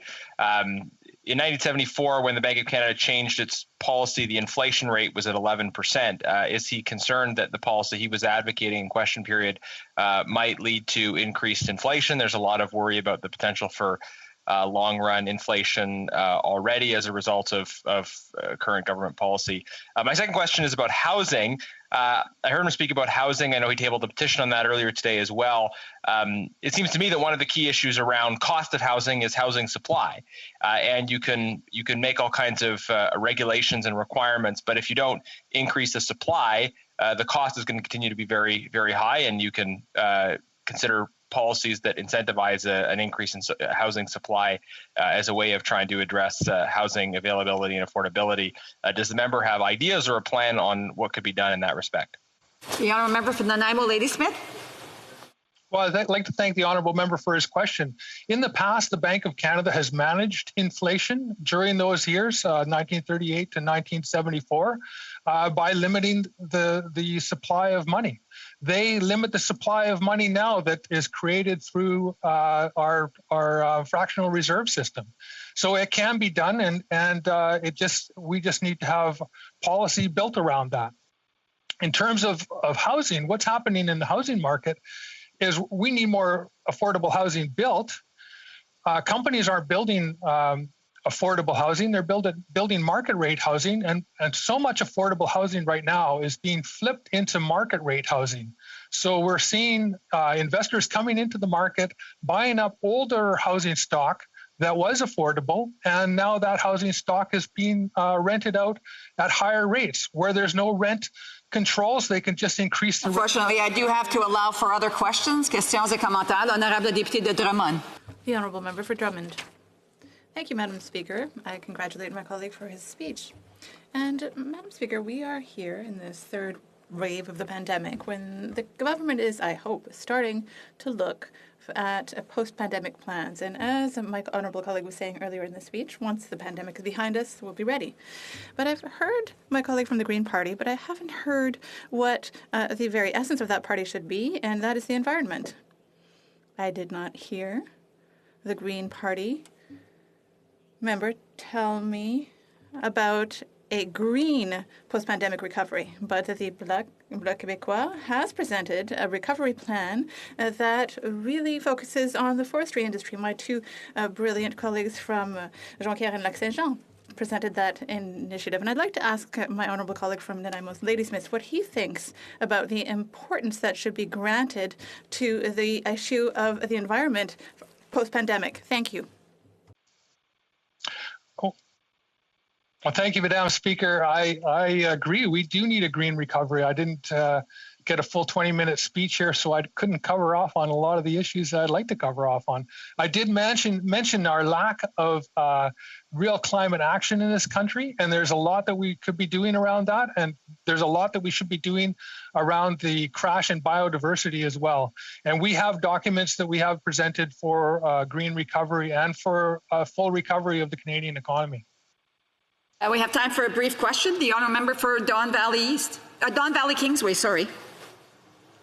Oh, Vancouver Kingsway. Vancouver Kingsway. Sorry, it's been 2 weeks since we've been in Parliament. Thank you, Madam Speaker. Well, I'd like to congratulate my honourable colleague for his speech. Frankly, I think every single thing he mentioned is core NDP policy as well. But I wanted to focus on housing because it's been said that COVID has created many crises, but it's also exposed other crises that were pre-existing, and one is the housing crisis. There's nothing in this legislation really that deals with the incredible existential foundational crisis facing so many Canadians who can't find an affordable, secure place to live. My question to him is, does he agree with me as a New Democrat that we should get the federal government to restart a national co-op housing program to build 500,000 units of affordable co-op housing in this country over the next 10 years? Is that something he would support? Very brief answer from the member for Nanaimo Ladysmith. Thank you, Madam Speaker. I would absolutely support funding for cooperative housing. I think co-ops are a great model. They create community. People can age in place. You lose your job, you don't lose your home because your housing cost is based on your income. And so I would absolutely support that, and it's something I've been calling for in my motions and in my petitions and in statements in the House. Resuming debate, the honourable member for Saanich Gulf Islands. Thank you, Madam Speaker. It's an honor to speak virtually today, and I thank my colleague from Nanaimo Ladysmith for this opportunity to split the time. I also want to acknowledge that I'm on the traditional territory of the Sunic Nation, part of the Coast Salish Nations of the beautiful area of Saanich Gulf Islands. Over time, perhaps we could change the name Saanich to Sunic to spell it in Senchothan, because that is the source of the named Saanich Peninsula, where I'm honored to represent the wonderful constituents of this area. I'm taking a different approach to this look at Bill C-14, and I'm afraid to say that I think I may end up being very boring. That's because we have before us really important legislation. I wish it had been passed long ago when it first came forward, because it does provide important supports, as my colleague from Nanaimo Ladysmith said, that we will support from the Green Party. Supports for low and middle income Canadians, relief on student debt, more support for virtual care, mental health, substance programs, substance abuse programs. There are helps for businesses and their rents. these are things that we would like to have seen passed, but that doesn't mean we don't have some significant concerns about the fall economic statement and the upcoming budget. And this is where I'm afraid I'm going to perhaps be boring. I'd love to give a speech to make to the point that my colleague from the Bloc Québécois just made, that our recovery needs to be focused on renewable energy, needs to be focused on a green economic recovery, needs to actually hit our Paris commitments to hold to 1.5 degrees, which the current government legislation in C12 doesn't come close to ensuring that we have anything like accountability. But I want to focus rather on the question of what is our role as parliamentarians when we look at budgets? What's our role as parliamentarians when we look at the fall economic statement? What's our job? Now, in theory, and as some of you will know, whenever I start speaking in the House of Commons and tell you what's supposed to be happening in theory, you can be pretty sure it's not what's happening in practice. In theory, parliamentarians are responsible for the public purse. We're responsible as one of our core jobs as members of parliament to control the public purse. Now, if you're going to control the public purse, it suggests that you actually know about the measures that you're voting for, that you're actually able to analyze a budget. You're actually able to get enough information to be effective and responsible as parliamentarians. Speaking in general first, and then zooming in on the specifics, I say that in my experience of reading budgets, and that goes back to well before I became honored to be elected in this place in 2011. I used to go to pre-budget lockups. When I was the executive director of Sierra Club of Canada, I was one of the founders of something called the Green Budget Coalition, and sit down with the Minister of Finance and work through budgets after the fact. And in pre-budget lockups, I would usually bring previous year's budgets with me so that I could quickly reference. I could see which department's getting more money, which department's getting less money. What does this look like in terms of our, just accountability? Where's the money going? I've been trying to remember the last time I saw a budget that actually included the numbers. Now, this will strike Canadians as odd. How can you have a fall economic statement? How can you have a budget that doesn't include the numbers? Well, there are numbers there, but they tend to be unrelated one from the other. I noted it was back in December of 2015. In preparing for this speech, I found a column that I remembered that was written by three friends of mine, actually. Kevin Page, our former parliamentary budget officer, Bob Plamondon, who's a noted conservative commentator, and former MP and friend Pat Martin. They penned an article for the Globe and Mail on this very point. Members of Parliament don't have enough information to actually do the job we're supposed to do, controlling the public purse. Just to quote from that article from three colleagues, they wrote, "It's well nigh impossible for mere mortals to follow the money," unquote. It is well nigh impossible. We used to have budgets where you actually could add up the various departmental budgets and get to a number that was what the government was actually going to spend. Departmental budgets stopped appearing in the spring budgets sometime, I think, after Stephen Harper became prime minister. I've been trying to remember the last time I actually got a budget to read that included what most people would consider a budget. For some time, I've said we should stop calling the budget, which we'll see next week, April 19th, or the fall economic statement, but the fall statement, spring budget. I think that unless the new Minister of Finance is going to do something remarkable and actually give us the numbers, what we've had for many years now has been what I've referred to as the big, thick spring brochure. It's about party policy. It's about governmental policy. It sometimes announces we're going to spend this much in this area and that much in that area, but there's nothing that you can use for purposes of comparison. Is that new money? Is that from a departmental A base that they had last year? Is it just being reallocated? Can you track what's being spent, where the priorities are, and do you add this all up and get a number you can count on? Now, on top of that general statement of a lack of transparency around numbers, now we have gone from what was spent in the 2019-2020 budget frame, that was $363 billion, In 2020 to 2021, we're spending something on the order of $642 billion. Now, this was all approved by us as parliamentarians and mostly by unanimous consent. Because of the nature of COVID, we worked fast, and goodness knows I'm nothing but praise for all the hardworking civil servants, and I include our ministers. Everyone's worked very hard to roll out the programs. But by this point, more than a year into the pandemic, we should know how those programs are doing and where the money has actually gone. So if you look at this, we now have, believe it or not, over 90 different new COVID emergency programs. Can you trace that? Can you track that? Do we know where the money is going?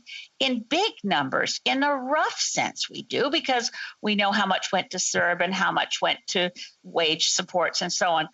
But when you, and again, I turned to Kevin Page. I referenced him earlier, but he, of course, was our first parliamentary budget officer and is now the president of the Institute for Fiscal Studies and Democracy at University of Ottawa. And in December, he put forward an opinion piece again, looking at the fall economic statement and identifying the transparency gaps. So again, looking at the fall economic statement, Kevin Page said, quote, "There is limited, disaggregated administrative data related to people, sectors, and regions, and virtually no data and analysis of the monthly flow of supports." Now, are other countries, my colleague from Nanaimo Ladysmith mentioned other countries that have done better at getting to zero on COVID, as opposed to trying to just flatten the curve to avoid having our emergency rooms overwhelmed. Other countries decided to actually try to eliminate the virus. Well, here we are. Some of those countries that did better than us have also done better on financial reporting. So New Zealand publishes very clear visuals that any citizen can use to track and understand where the money is being spent. Australia publishes detailed monthly reports explaining their statistics. So does the UK. All of these countries provide more information. The United States provides a detailed dashboard so that any citizen can track all government programs from one place. Canada doesn't have any of that in place for people to track where the money is going in terms of by sector. Like, we know in general, this kind of money went to individuals because it was the CERB. This kind of money went to businesses because they were employers. But we don't have details.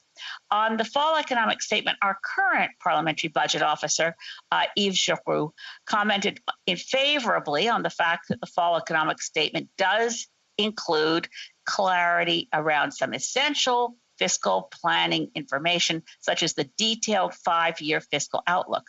But Mr. Giroux also commented, as had, I'm going to wrap up now, Madam. I just want to remind the member she's not to use names of individuals that sit in the House of Commons.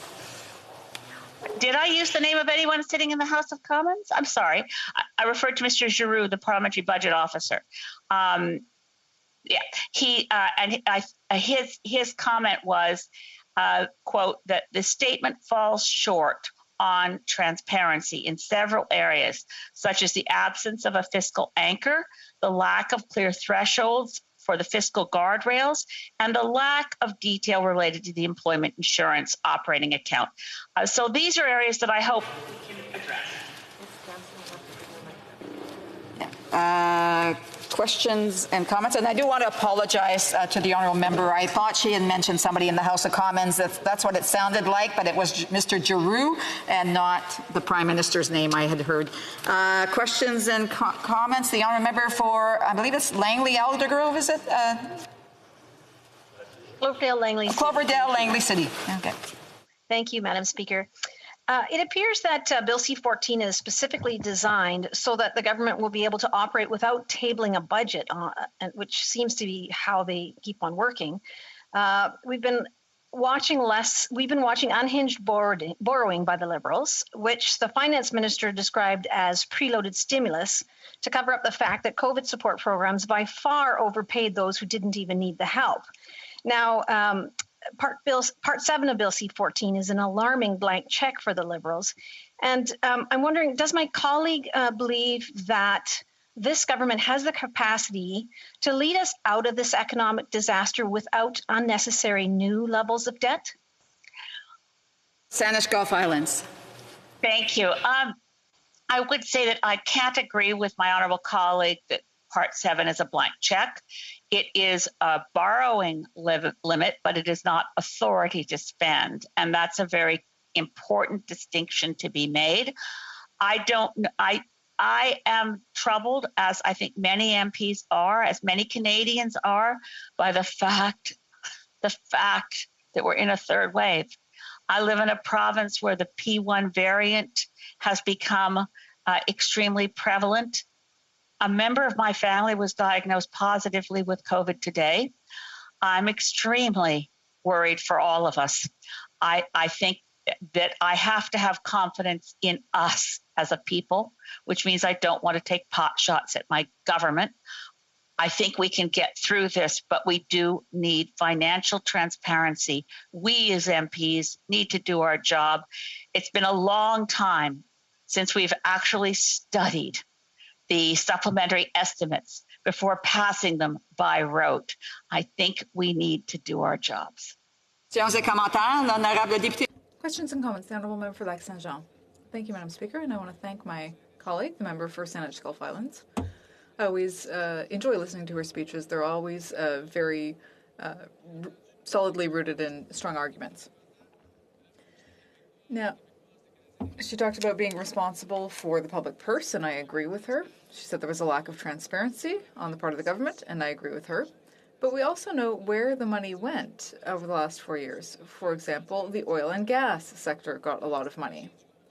The Liberal government's strategy was to invest $4 billion compared to only $900 million in forestry. So it is difficult to see their success here. So I'd like to hear my colleague talk a little bit about that. The Honourable Member for Saanich Gulf Islands. Merci, Madame la Présidente. Thank you, Madam Speaker, and I also want to thank my colleague from the Bloc Québécois.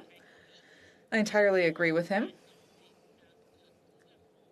We currently have a government who thinks that they can be leaders on the great issue of climate change, but at the same time, they are protecting these huge subsidies to fossil fuel industries. For example, $17 billion for one single pipeline, the Trans Mountain Pipeline. So we need to eliminate those subsidies in order to protect industries that are really going to help us in the future. For a brief question, the Honourable Parliamentary Secretary, the Government House Leader. Yes, thank you, Madam Speaker. My question is related to Canada's vastness. As a very large country with many different regions, there has been a very important role, and this is something that compares quite different than other smaller European countries, for example, where there's provincial responsibilities in terms of lockdowns to the different warnings and so forth. And I'm wondering if the former leader could provide her thoughts in regards to the importance of federal provincial cooperation in combating the pandemic. The Honourable Member for Saanich Gulf Islands has about 30 seconds to respond. Okay, I thank my friend, the Parliamentary Secretary, for the question. Look, we have, as my friend from Nanaimo Ladysmith just said, we have real challenges in federal-provincial relations. The European Union, with separate nation states, does a better job on trade within individual nation states than we do interprovincially. And those frictions have really lost lives in this pandemic because the federal government, the provincial governments have not worked as well together as for instance, the state governments in Australia worked with their national state government, and that is a tragedy. Reprise de débat. Resuming debate, the Honourable Member for Carleton. Can I just begin? Just start speaking? I have to fill out a form or get permission from an agency or a department or some other authority? Aren't we in Canada here? Don't you need to fill out a form or get permission before you make anything, even if it's just making a speech? Well, You need permission for everything else, and you have to wait an awful long time to get it. According to newly released World Bank data, Canada ranks 36 out of 37 nations for the time it takes to get a building permit. You can't just go out and build something, create jobs, and support your local economy. You have to wait for the gatekeepers in order to get permission. Now, you don't have to ask the World Bank that. You could just drive 25 minutes from here and ask Tim Priddle, runs a lumber mill near Manotick. Now, that lumber mill opened a big warehouse about 40 years ago, and guess how long it took to get approved? 1 week, one form, one stamped document from an engineer, one and done, and away you go. And you know what? That big, beautiful building is still standing safely to this day. But he wanted to build another warehouse, similar dimensions, doing similar things.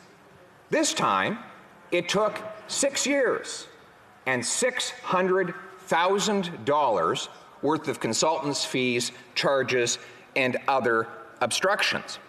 In fact, he had to hire an arborist to write a report on each little poplar tree that he cleared in what was actually just useless ditch brush that had never been used for anything before or otherwise, and had not been planned to be used for anything else.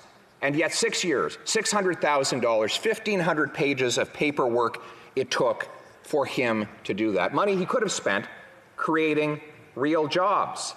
But he experienced what so many experience in this country: life behind the gatekeepers. These are the people who are, I think, among the fastest growing industry in the country. They are the bureaucracies, the lobbyists, the consulting class, the politicians, the agencies who make their living by stopping other people and charging them excess tolls to do anything positive at all. In fact, this government personifies the gatekeeper economy.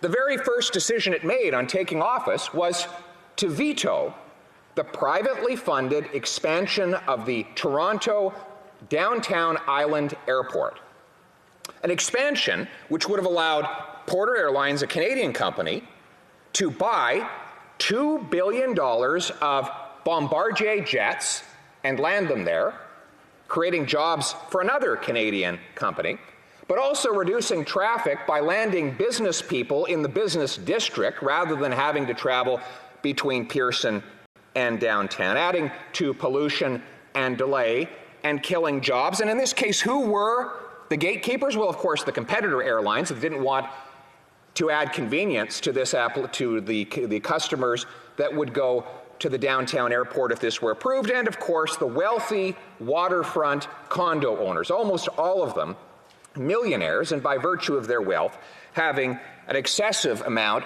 of political power. And so they killed all the opportunity for the people who would have worked on that project, and the customers who would have saved time, and the people who now have to sit on the roadways between a distant airport and a downtown destination. Not far from there are some more gatekeepers in a place called Cabbagetown. Now, this is a well-off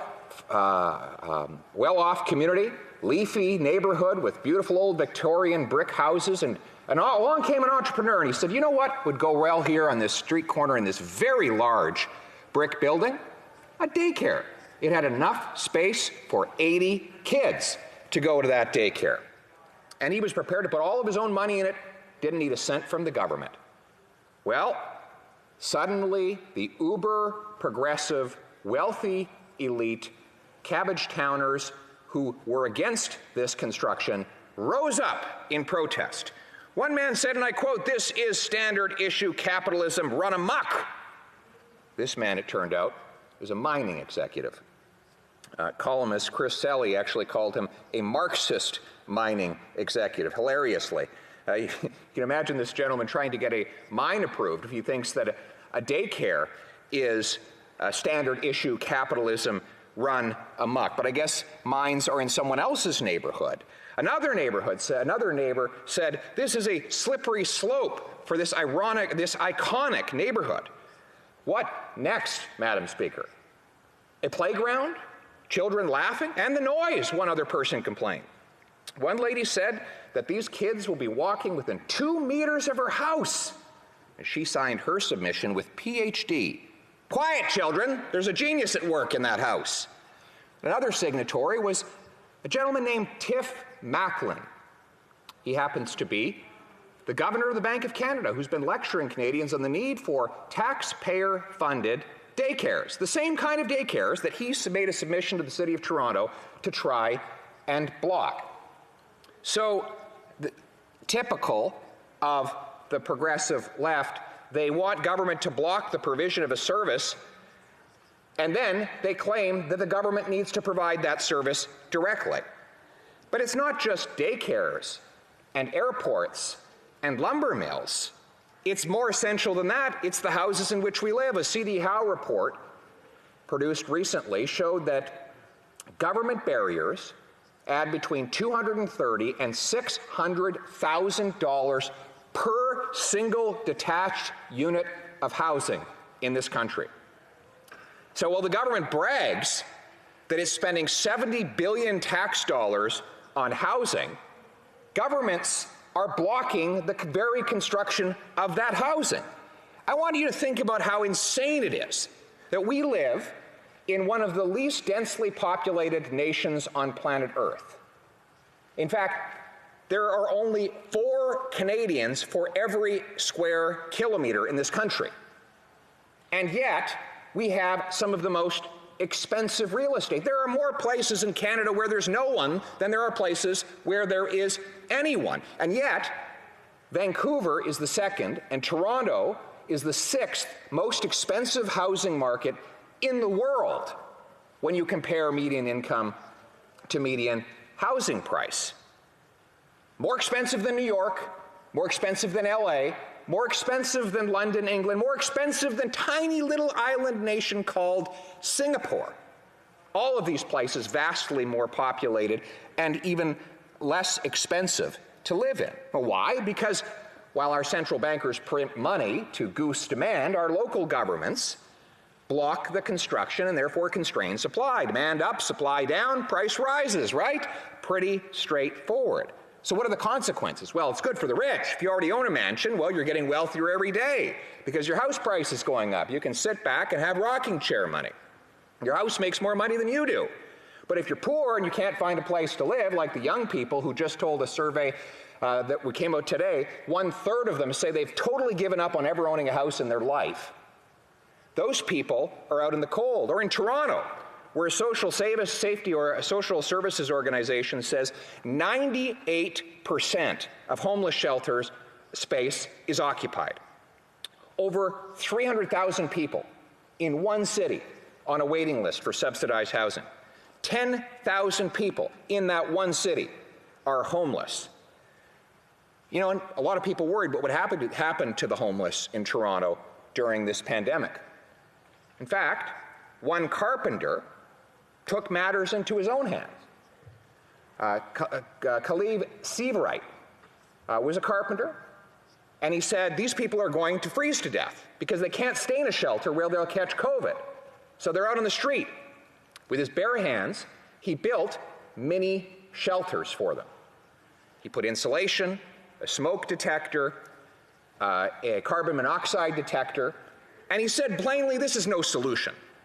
It's just something I'm doing to save people's lives until we can finally find a way to house people in this, one of the wealthiest countries on planet Earth. And you know what the city said? They didn't say, we're going to give this guy a hand.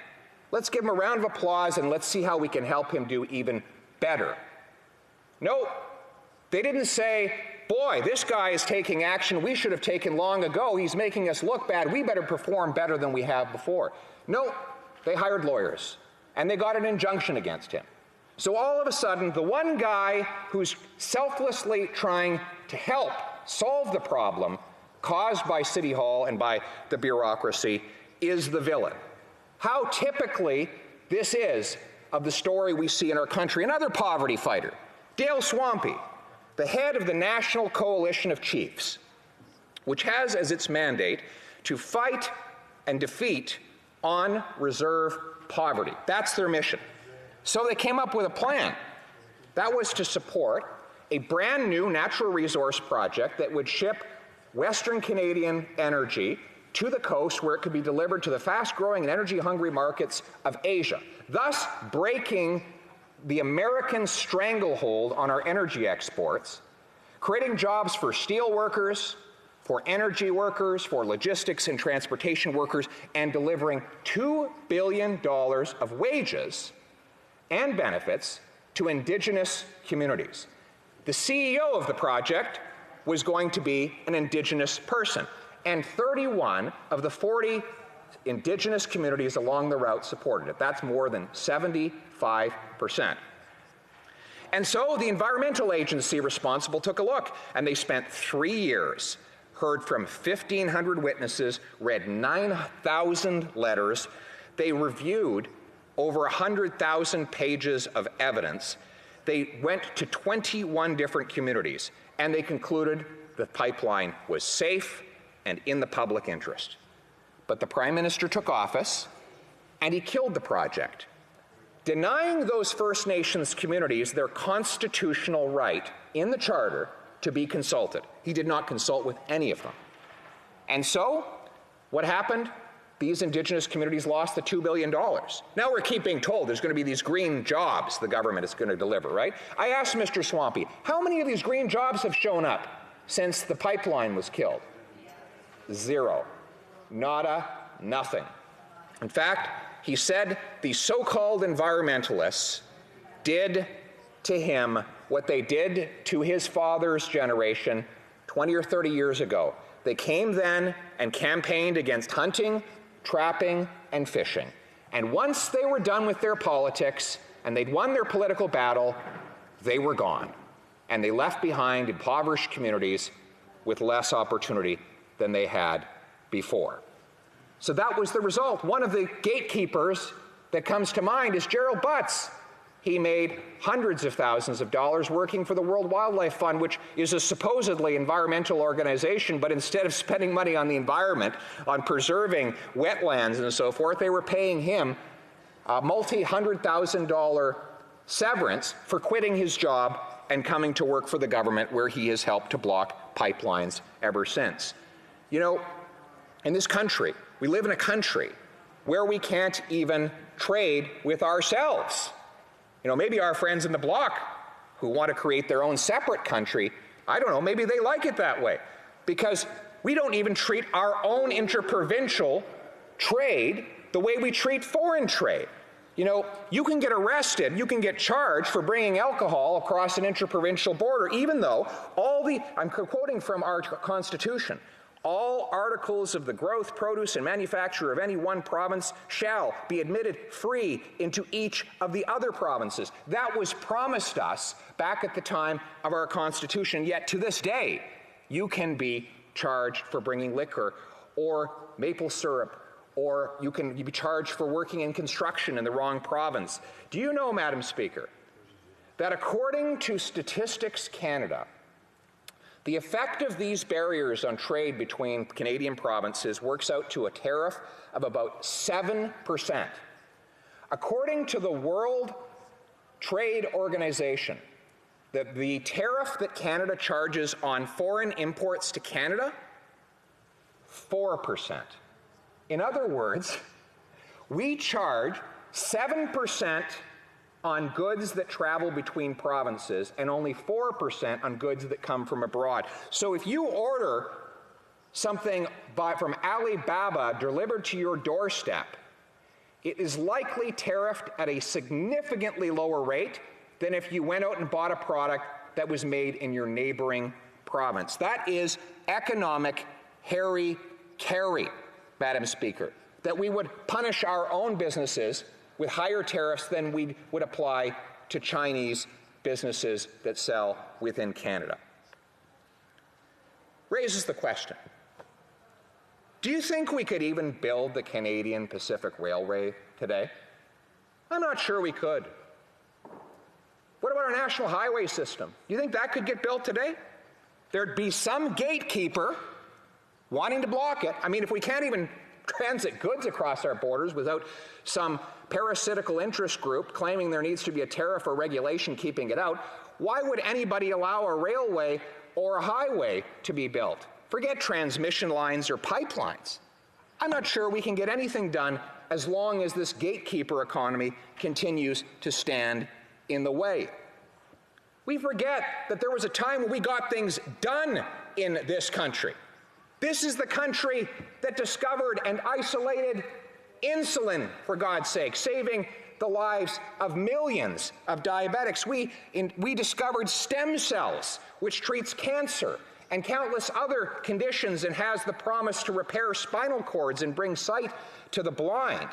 We created a mechanical arm that can go into outer space and move hundreds of thousands of kilograms of weight with a remote control, the Canadarm. We conquered Vimy Ridge. We liberated the Dutch.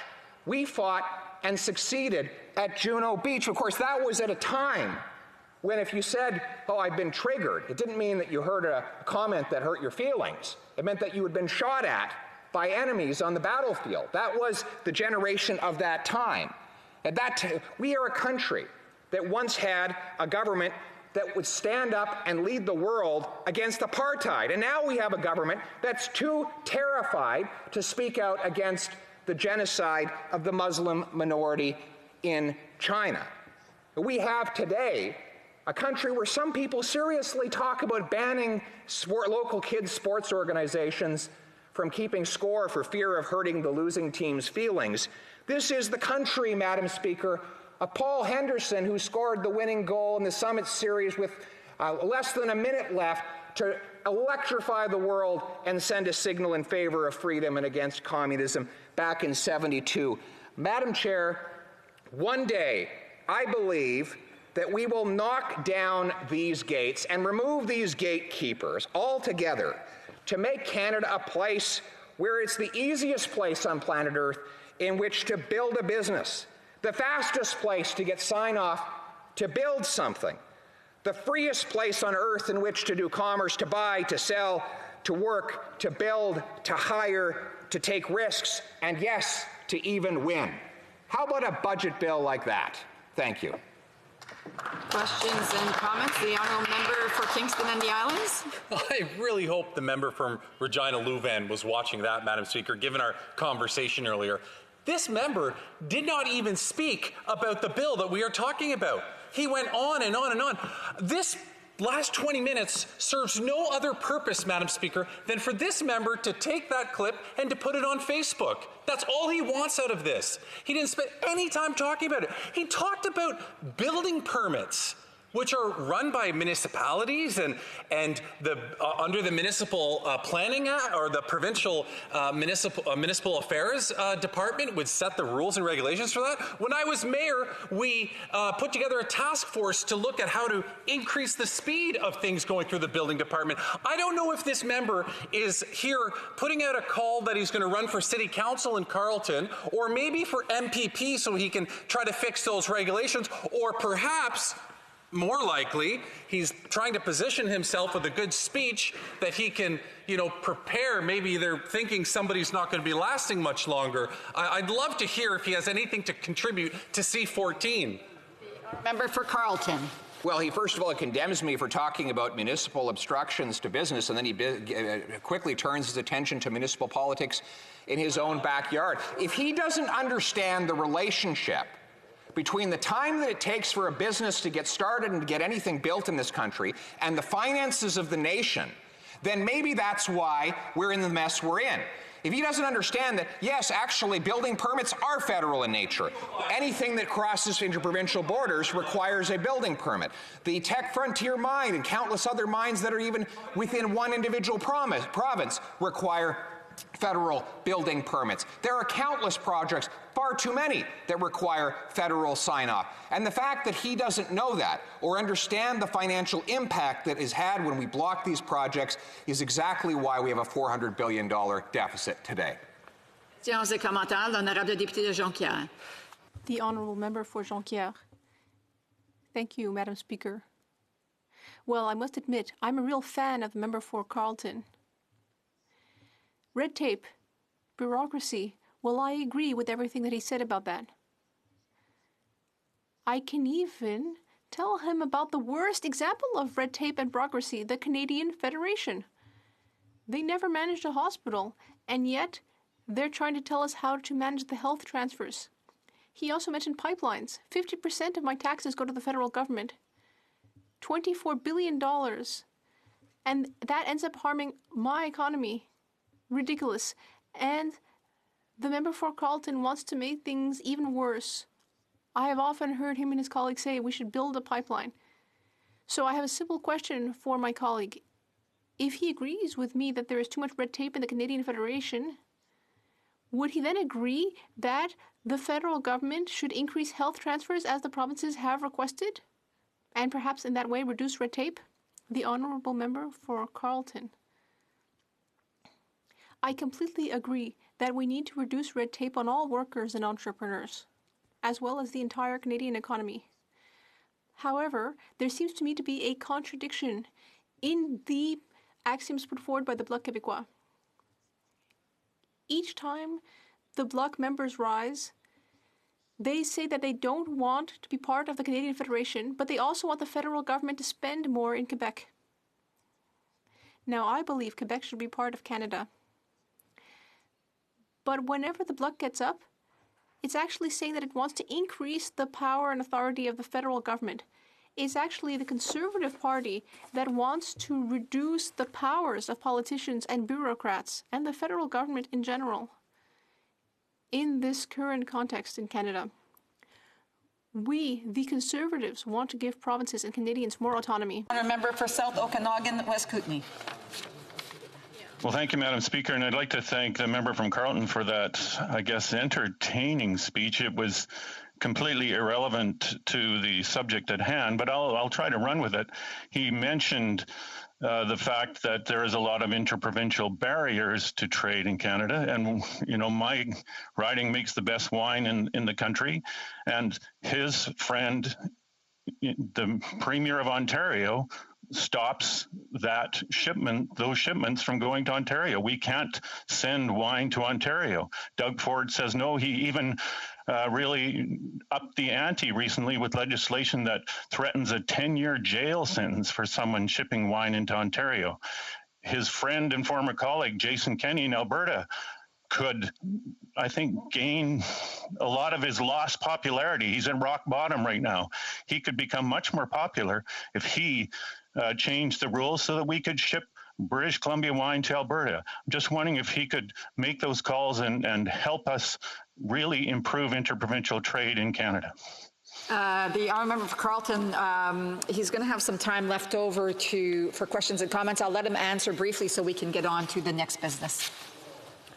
That was a fantastic question. Yes, I will make those calls. Every premier should knock down interprovincial trade barriers. I should tell them the good news, though. Alberta has already done it. They knocked down the barriers, and Alberta does import tariff-free British Columbia wine. Now, every province should do that, and we should let this beautiful British Columbia and Niagara and Nova Scotian wine flow freely right across the land as the founders of this nation originally envisioned.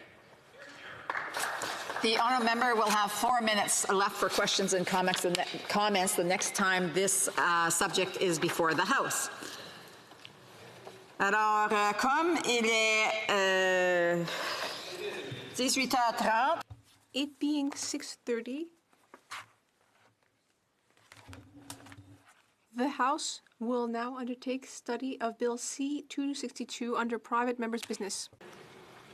Private members' business consideration at second reading of Bill C-262, an act to amend the Income Tax Act, capture and utilization or storage of greenhouse gases, standing in the name of Mr. McLean. Mr. McLean, seconded by Mr. Steinley, moves that Bill 262, an act to amend the Income Tax Act, capture and utilization of storage of greenhouse gases, be now read a second time and referred to the Standing Committee on Finance. The honourable member for Calgary Centre. Thank you, Madam Speaker. It's my honour to rise in this House today to present this private member's bill at second reading, Bill C-262, an act to amend the Income Tax Act, carbon capture, utilization, and sequestration. I want to start by acknowledging all the people in the riding I represent. Calgary Centre, who gave me the honour of being the representative in this House of Commons 18 months ago. Many of those Calgarians joined my campaign or lent me their support with the hope that there would be better options for the way in which our country deals with the myriad challenges we face together as a country. Greenhouse gas accumulation and its effect on the world's environment is one of the large and complex issues we need to address as a society and as a world. L'accumulation du gaz à effet de serre et ses effets. The accumulation of greenhouse gases and its effects on the global environment is one of the broad and complex questions that we need to take on as a society. I sought to represent my constituents in this place with the belief that Canadians were not well served by politicians who dwelt on trite slogans, divisive attribution, and who avoided real solutions to these difficult and complex problems. This month, I've heard the gross misrepresentation about my party's position on the necessity of lowering greenhouse gas emissions. And I've heard the cheap, unconstructive, and divisive repetitions of this misrepresentation from shallow voices, including in this House, including from members of the Cabinet. Perhaps Canadians need to roundly tell this government that the division they have created and continue to create in this country on this fundamental issue should be curbed. Climate change is an issue not to be addressed in a partisan and divisive fashion. That approach of division, regionally and sectorally, must stop. Les changements climatiques sont une question qui ne doit pas. Climate change is a topic that must not be taken on in a conflictual and partisan manner. Shoulders and be smug toward the Canadians whose lives and livelihoods that are being ruined as the government chooses an approach selectively to address this matter. Selectively and inadequately. So, at the risk of sounding trite, which I would detest, I speak here today on behalf of 120 colleagues on this side of the House, all of whom are of one mind in our approach to tangibly address the underlying causes of climate change. Canadians have experienced over 5 years of broken environmental policies, long on studies, long on expensive and connected insider consultants, long on virtue signaling, long on extending regulatory timelines, long on pretend solutions, long on the latest expensive, subsidized, faddish non-solution, long on new taxes wrapped in virtue, but short on any results for accomplishing reductions in greenhouse gas emissions. I'm not here now to dwell on the failures. I will question the failed approach. As with this government's record on a multitude of projects, talk is cheap. Sooner or later, we need to see results. 2018 saw Canada emit the highest amount of greenhouse gases since 2007. Now, I won't give any previous government credit for the 9% reduction in GHG emissions in this country between 2007 and 2009, as the economy also shrunk by 7%. As the government of British Columbia has clearly learned, and now so has the government of Canada, a carbon tax has no discernible effect on greenhouse gas emissions, despite notable academic input to the contrary, particularly when the carbon tax is a wealth distribution mechanism and not a true tax on the use of carbon. I would say the same of any reduction that has occurred in 2020-21. I expect numbers reflecting a reduction, but it is not our actions that will have reduced these emissions. It's a pandemic that has shut down our economy. Bill C-262 is not about another speculative approach to greenhouse gas emissions. It is not another unaccountable money pit for taxpayer funds to provide another non-solution to climate change. It is not another mechanism to transfer funds from tax-paying, contributing, employment-generating, sustaining scientific sectors of the Canadian economy. It is not another mechanism to transfer funds to connected, virtue signaling, speculative, non-transparent, ineffective, subsidized, self-interested actors with no accountable stake in the environmental outcome and protected from the devastating economic outcomes of the proposed new solutions. Bill 262 is about a real, tangible approach to addressing the causes of climate change. This bill is about obtaining real results in carbon reduction. This bill is about leadership, national leadership, financial policy leadership, environmental leadership.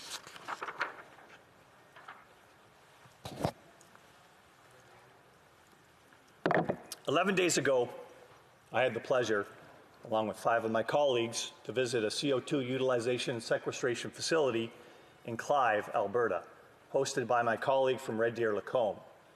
The Alberta Carbon Trunk Line is one of Canada's projects that has shown the world how it will lead in carbon reduction. That is the objective of Canada's commitment to the Paris Agreement, to reduce our carbon emissions, not to reimagine economy, not to tear down what we do, displace productive Canadian jobs and industries, and ignore how Canadians can contribute best to the world's efforts to decarbonize. This is how we contribute. We will lead the world in a technological approach in which we led the world for a decade, until 2018. How did we lose this environmental leadership? The United States recognized the need to move forward on carbon capture, utilization, and sequestration, and implemented a tax credit to move these investments forward in a tax credit known as a 45Q.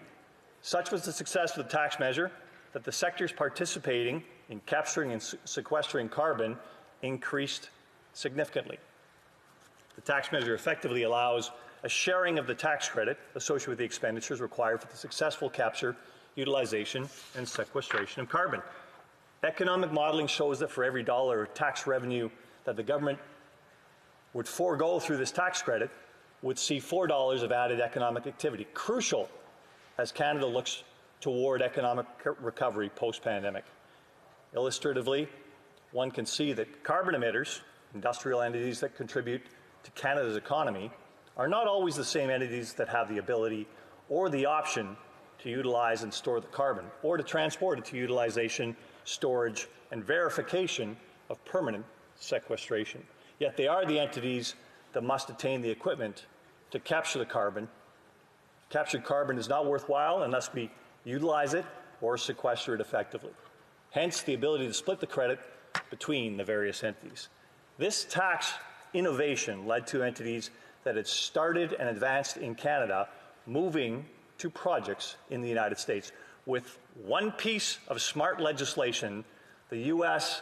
effectively led an industry in which Canada had led for a decade to their jurisdiction, all for the objective of reducing carbon emissions and contributing to the world's efforts to decarbonize.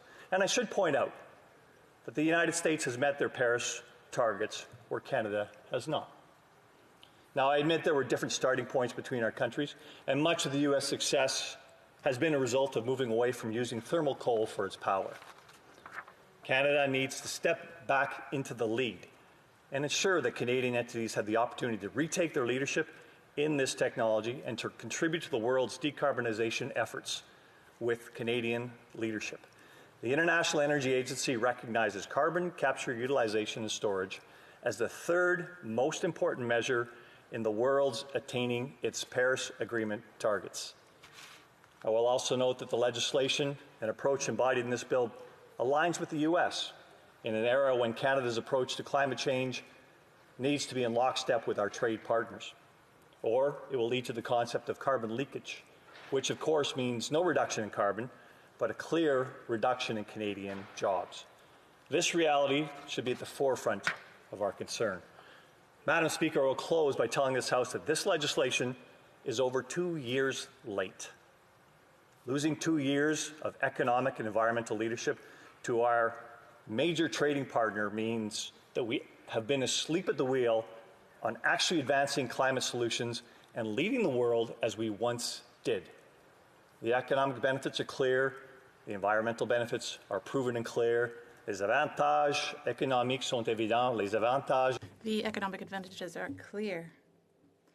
They're proven and clear. Needs to be clear. Let's wait no longer. Thank you. Questions and comments? Questions et commentaires? The honourable member for South Okanagan, West Kootenay. Well, thank you, Madam Speaker, and I'd like to thank the member from Calgary Centre for his speech and presenting this bill. I just wondered if he could comment on the fact that his bill makes no differentiation, as far as I can tell, between the amount of tax credits that a company would receive if they just simply stored the carbon dioxide underground, as it should be done, versus that of using it for enhanced oil recovery. In the United States, those 45Q credits are different. You get more credit if you do the good thing, the right thing, and just simply store the carbon dioxide underground rather than using it for enhanced oil recovery, which all the data show would actually create more carbon in the atmosphere through the burning of that extra oil pumped than if we had just left it there. So I'm just wondering if he can comment on why there is no differentiation in those credits. Our member for Calgary Centre. I thank my colleague from South Okanagan for the astute question. Yes, the United States has a difference in the way its application towards the 45Q tax credit when it's utilized in actual enhanced oil recovery. Far be it, the data actually shows that the reduction from wells to wheels, as we call it, the full life cycle of oil, of CO2 actually reduces by between 57 and 100%, depending on the way the sequestration happens. Enhanced oil recovery is going to be part of the utilization effort. We actually are moving towards a better method of producing oil in this respect, and it is much better than so many of the oil production methods around the world. So thank you, Madam Speaker. Questions and comments? The honourable member for Cloverdale, Langley City. Yes, thank you, Madam Speaker. It was a very exciting presentation that my colleague gave. I have to say, for me as a farmer, I know how important it is to produce without causing harm. So, and also how important it is to be good stewards of our precious planet that we're living on. It's of paramount importance. New Canadian technologies that help reduce our impact on the environment is super exciting. So can my colleague share with us new innovations that Canadians are bringing to the table? Our member for Calgary Centre. I thank my colleague very much for the question. And yes, there are all kinds of new technologies Canadians are bringing to the table. Carbon capture, which we're talking about here today, was actually something that originated in Alberta and Saskatchewan because we have the reservoirs that are available for it. So really, really ideal for us to actually lead in this respect. Companies are coming from around the world because they want zero emission type of infrastructure, and the ability to put that underground permits that to happen. So as much as virtue slating can happen, it happens really, really well where we capture this carbon in Canada, in the reservoirs where we already produce from, and store them effectively. So everything, so many of our industrial processes that we advance in Canada have an emission footprint. And now we have the ability to actually take that emission footprint, whether it's from concrete, whether it's from steel, whether it's from fertilizer, and make it move underground. And all these will contribute, of course, to our ability to move forward environmentally. I'll also talk about Carbonera, which is in my colleague's home province, where they've actually started a process actually of taking carbon from the air. So these are great advancements in technology as a result of how we used to lead in Canada and how we're hoping to get that leadership back. Thank you very much. On a le temps pour une brève question. We have time for a short question. No. Resuming debate, the honourable member for West Vancouver, Sunshine Coast, Sea to Sky Country. Madam Speaker, it's an honor to rise today to speak to my colleague and fellow member of the Standing Committee of Natural Resources bill on the important issue of carbon capture, utilization, and storage. But I'd like to begin by recognizing the news from a few weeks ago from the Supreme Court of Canada that dismissed the challenge of Jason Kenney, Doug Ford, and Scott Moe in a clear ruling that it is within the ability of the federal government to put a backstop price on pollution if the provinces and territories fail to act. This is important because, quote, the evidence clearly shows that establishing minimum national standards of GHG price stringency to reduce GHG emissions is of concern to Canada as a whole. This matter is critical to our response to an existential threat to human life in Canada and around the world. And it's well settled by climate policy experts, and particularly economists, that any credible climate plan needs to price pollution. It's necessary, but alone it's not sufficient. Investing in technology alone is a gamble, at best a calculated gamble, the results of which can be speculative. While to rely on regulations alone is known to be significantly more costly as an approach to achieve the same levels of emissions reductions. Utilizing market-based mechanisms is a conservative idea by origin, one adopted by a conservative-leaning government in my home province of BC over a decade ago, and accepted by conservative governments in places all around the world. And it bears questioning why any party that believes in the free market and is honest in its commitment to addressing climate action would reject it. I raise this to start because Bill C-262 lives within this policy context in seeking to provide a tax credit for carbon capture, utilization, and storage, which I will refer to as CCUS henceforward. While a majority of focus of carbon pricing in Canada has been situated on consumer-facing pollution fee and dividend model, industry faces a price on pollution through the output-based performance standard, which approximates a cap-and-trade model. If companies exceed the level of emissions established for their sector, it needs to buy credits from counterparts that have been able to reduce their emissions through offsets from the market more widely. Carbon leakage of emitting projects moving to jurisdictions without carbon pricing systems is mitigated by how these standards are set. These standards get stricter over time, providing an incentive to cut pollution in the most affordable way possible. And the proceeds collected from industry are used to support industrial projects that cut emissions and use cleaner technologies and processes. So it reinforces this transition. The clean fuel standard rounds out these market-based systems by requiring liquid fuel suppliers to gradually reduce the carbon intensity of the fuels in Canada by 2030, or again, else purchase carbon credits from the market. Given that the oil and gas industry is the largest source of Canada's emissions at about 25%, with transport coming in at second, it's critical that we have measures like these to have any hope in meeting our 2030 goals and to set ourselves on a path to get to net zero in emissions by 2050. These market-based mechanisms are the stick, so to say, but they can also be a carrot. With the Supreme Court's affirmation a few weeks ago, businesses have the certainty that there will be a steadily increasing cost associated with polluting in Canada so that they can plan appropriately to reduce their emissions through actions they can take within their own operations or by procuring more affordable emissions reductions elsewhere. And there are many ways that emissions reductions can take place within our largest emitting sector. Switching to renewable energies to power operations, tightening leaks from facilities of methane and other pollution, and the subject matter of today, CCUS.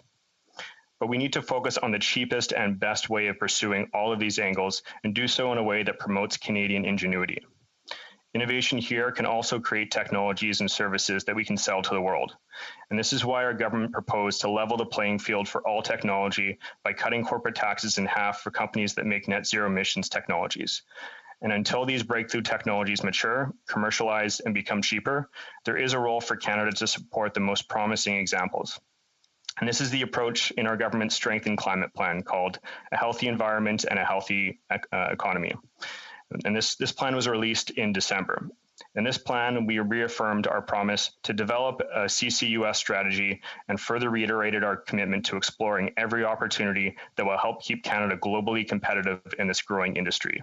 And some of the actions that this will include are launching a net zero challenge for large emitters to support Canadian industries in developing and implementing plans to transition their facilities to net zero emissions by 2050, making investments to support decarbonization through the Strategic Innovation Fund's Net Zero Accelerator Fund with an investment of $3 billion over 5 years, and investing $1.5 billion in a low carbon and zero emissions fuel fund to increase the production and use of low carbon fuels.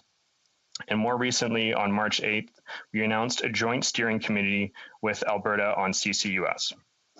And Canada was an early mover in CCUS with the Boundary Bay Carbon Capture Project, where many lessons were learned.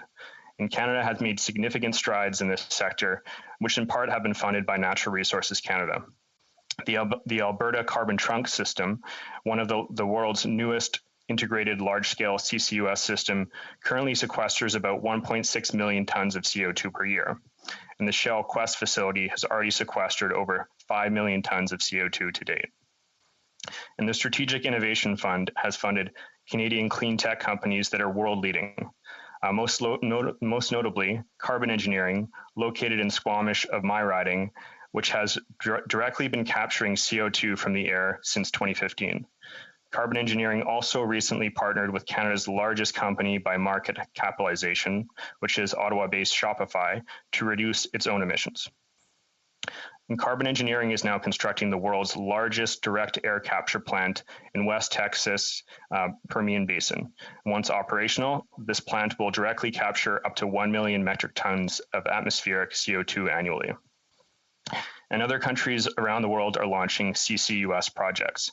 In Norway, the $2.6 billion Northern Lights project will capture and sequester up to 5 million tons of CO2 per year, which was overwhelmingly funded by the Norwegian government. And the UK is also investing about $100 million in its HyNet Northwest project that will create hydrogen from natural gas and capture the carbon underground. And I mention these projects to highlight that we are operating in a very competitive international environment, and it's important that we take advantage of the human capital from our existing projects, our infrastructure assets, and our national assets, natural assets that we have. And this is informing our hydrogen strategy we announced in December of last year. This strategy will pursue non-emitting green hydrogen from renewable energy that can be produced from the 82% of our grid that is already non-emitting and from future projects that will be built. For the purposes of today, it also seeks to leverage natural gas resources we have throughout the West, the geology through our sedimentary basins for capturing carbon, as well as the expertise of our energy sector workers to create low-carbon blue hydrogen. In total, this sector could represent 350,000 jobs by 2050 and help ensure that Canada can provide the low-carbon energy resources that the world increasingly demands. And I believe the end goal in growing the economy, supporting innovation while cutting emissions is one that I share with the member from Calgary Centre. However, Bill C-262 is fundamentally flawed in its approach.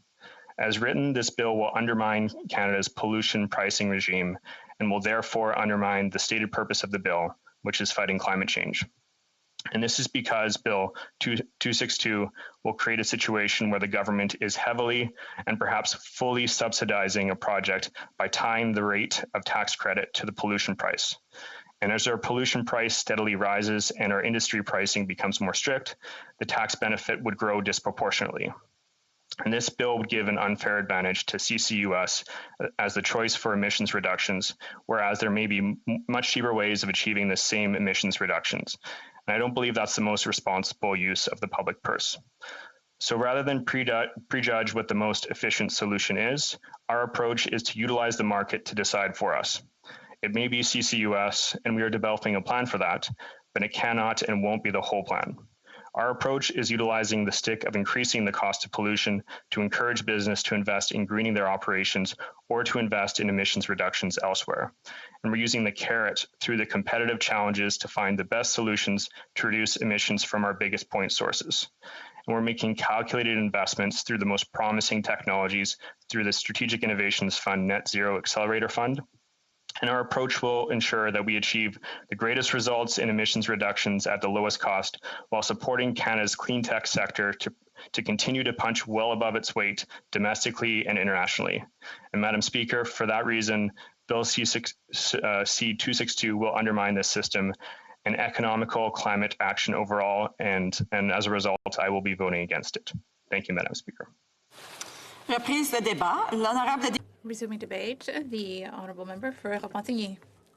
Madam Speaker, I would like to thank the Honourable Member from Calgary Centre for his bill C-262. It's another opportunity to talk about the environment and to raise members' awareness about the urgency of the climate question. On March 8th, Natural Resources Canada announced that the Canada-Alberta Steering Committee was being set up for the capture and sequestration of carbon, and we've heard about that from my colleagues.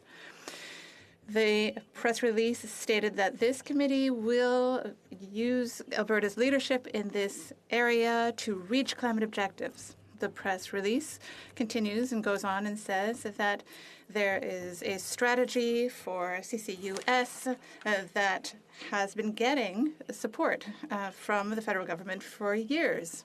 The minister is also quoted in the press release and says that the strategy for carbon sequestration will create jobs and increase the competitiveness of Canada, and that's how we will become carbon neutral.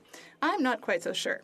We must continue to be vigilant about what this government says and states that it is green and environmental, but doesn't hesitate to use millions and billions of public funds to just sink that money into projects that will not do that.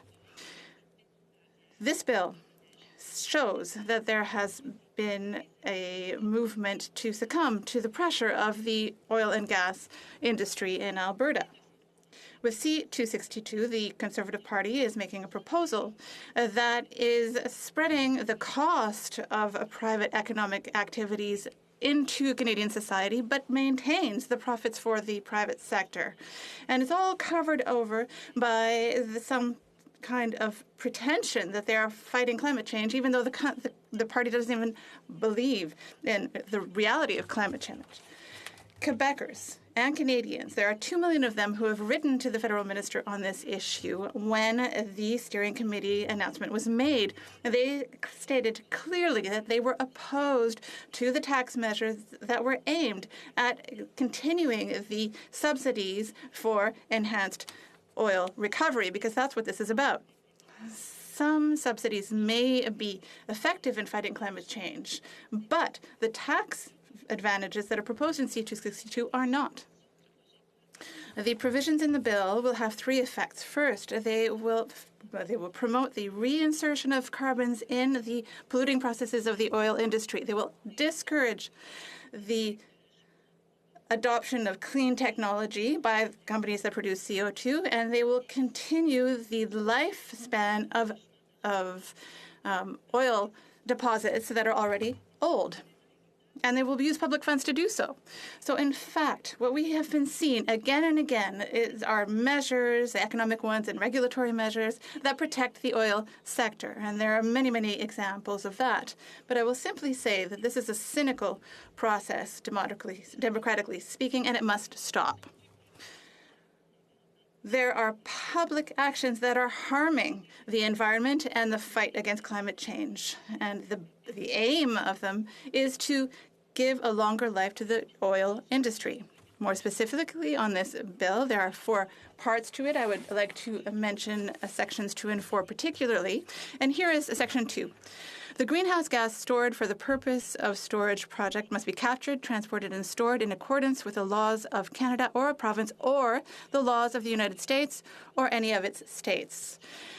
So it's one thing to have Canadian lobbyists for the oil industry to reproduce strategies that are used in the United States, but if they then propose a bill that has been created based on what's happening in another country, well, we really must doubt the conservative fervor for the deregulation in the United States and where we see that under the Republican administration, the environmental priorities were sorely damaged.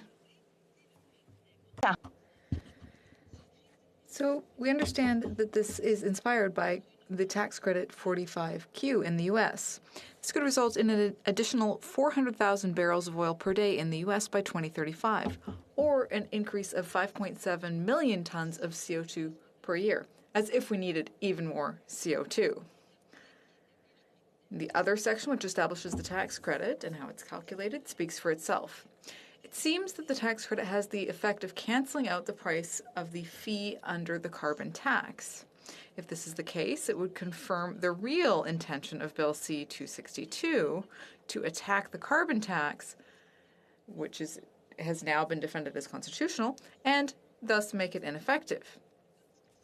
The Conservative Party is openly opposed to the carbon tax and lacks the credibility to claim that C-262 is a measure that would help fight climate change. Sorry, this green veneer is not convincing. In fact, the majority of delegates at the Conservative Party convention opposed the idea that the party should recognize the existence of climate change. The Bloc Québécois, and I will repeat this over and over, supports the polluter pays principle, which is a cornerstone of environmental policies. Quebecers should not have to bail out Canadian oil companies. Madam Speaker, the figures from the Canadian Energy Board do not lie. Of the 7 facilities, 6 of them have enhanced oil recovery as their main activity, and only 1 was intended for the permanent sequestration of carbon. Like any technology, carbon capture and sequestration can be mobilized in plans to reduce emissions, but it's not an essential requirement. The effectiveness of these technologies is not proven by experts, nor is there a scientific consensus. So when I hear that this is going to be based on science, I don't think so, Madam Speaker. The cost of these facilities is prohibitive, and the existing projects in the world remain very limited. There are less than 30 of them, and they're more than 80% dedicated to supporting increased hydrocarbon production. Analyses from the International Energy Agency indicate that in terms of optimal contribution to the objectives of the Paris Agreement, 2,000 installations would be required. And as if this weren't enough, we can't forget the important risk that these facilities pose. The risk of diverting attention from the most important part of the collective effort to reduce emissions in order to achieve carbon neutrality. For example, there's the need to reduce the sources of emissions, to act on the demand side, and to promote 100% renewable energy. In short, we need to operate and accomplish the necessary actions to quickly and significantly reduce emissions. And again, the World Health Organization has said this. The climate crisis is the most important health threat of the 21st century. And this is what we should be focusing on when we draft bills. Madam Chair, I was somewhat annoyed by the manipulation of language and the wording in press releases, which are designed to make people believe that Canada is taking action on climate change. In fact, the reality is that the fossil fuel industry is driving the actions of both government and the official opposition.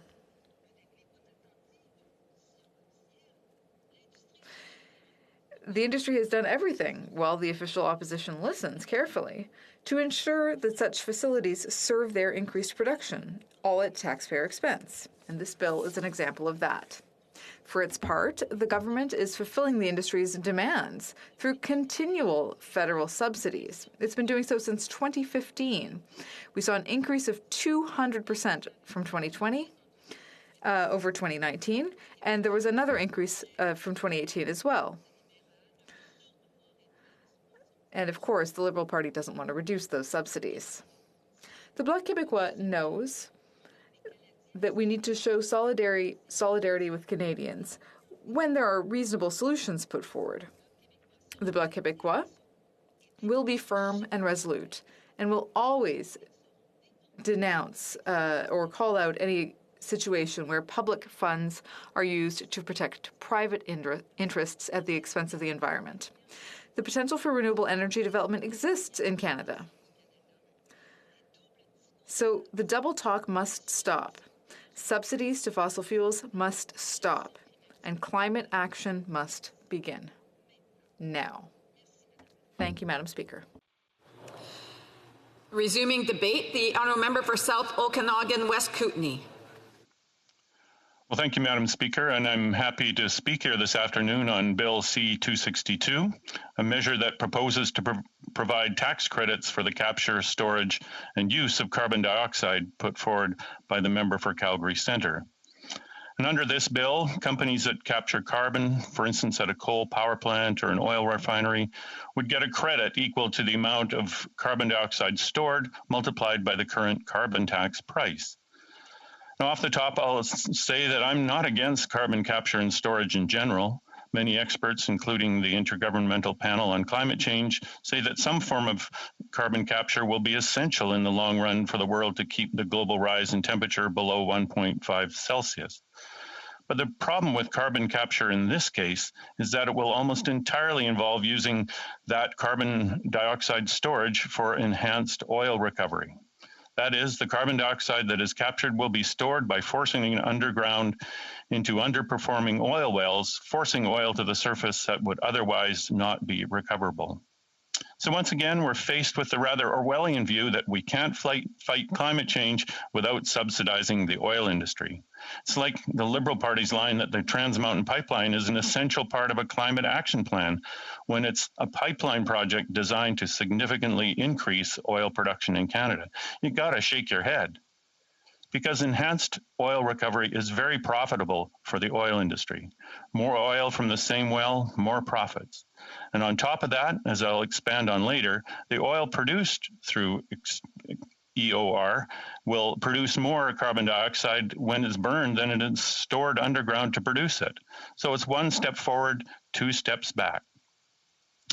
Now, Madam Speaker, the tax credits in this bill are proposed, the bill proposes are similar to the 45Q tax credits given industry in the United States. So I think it's useful to look at their experience. First, I'll point out that one difference between the U.S. credits and the proposal before us today is that the U.S. tax credits for carbon capture projects that don't involve enhanced oil recovery are $50 per ton, while those that involve enhanced oil recovery are given credits of $35 per ton. In C262, there's no difference for the two processes in the credits proposed. Now, oil production in some parts of the U.S. oil patch have been using carbon dioxide for 50 years to get more oil out of the ground. Findings there show that these operations are carbon negative, i.e. that they store more carbon than they produce for the first few years of production, but within a few years go carbon positive. There's a good article in Vox Online written by David Roberts in 2019 that I think presents all sides of the enhanced oil recovery debate very well. And I'd like to present a lengthy quote from it.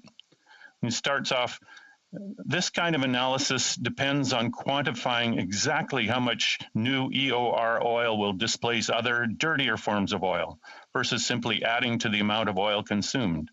Those kind of predictions are notoriously dodgy. No one knows truly how much boosted oil supply from EOR might simply increase the world's oil addiction. Until life cycle analysis becomes more standardized and reliable, policy crediting EOR for carbon dioxide reductions involves a fair amount of hope and faith."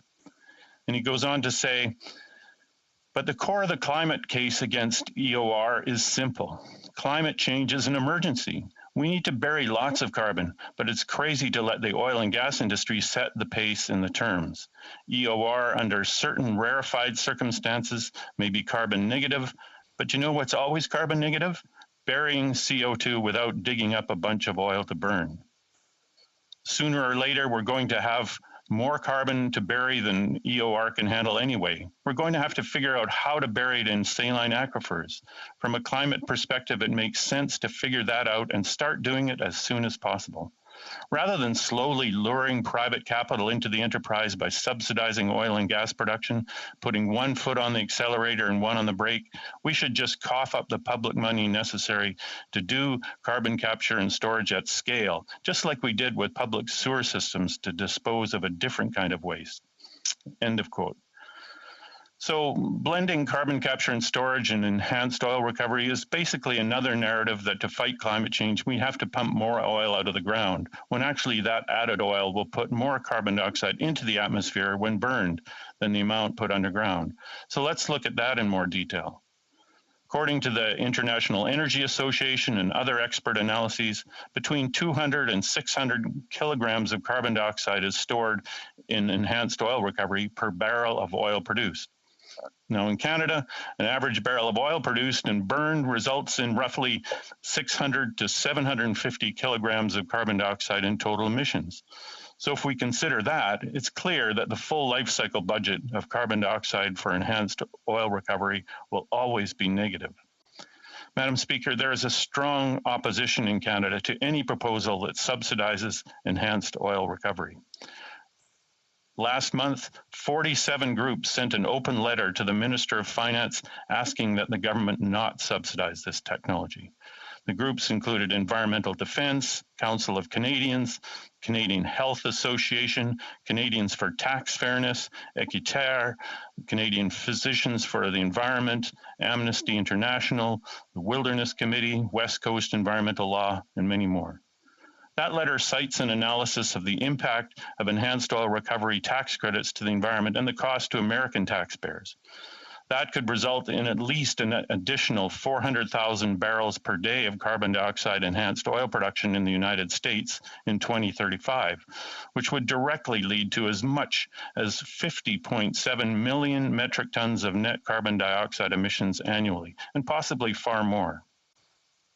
The portion of the bill that benefits the oil industry alone could cost American taxpayers as much as $2.8 billion US every year. Furthermore, the fossil fuel industry has attempted to game the tax credit in the US, where 87% of the total credits claimed, amounting to nearly $1 billion US, were found to be not in compliance with the Environmental Protection Agency, according to an investigation by the US Internal Revenue Service. Meanwhile, oil companies in the US have successfully pushed back against monitoring, reporting, and verification, making it impossible to know which companies have claimed credits and to what extent. Enhanced oil recovery is obviously a benefit for the oil and gas industry. More oil, more revenue. Using captured carbon dioxide in enhanced oil recovery is indeed a way to reduce the carbon intensity of Canadian oil. Works out to about 37% per barrel. But do we need to subsidize the oil industry to accomplish this?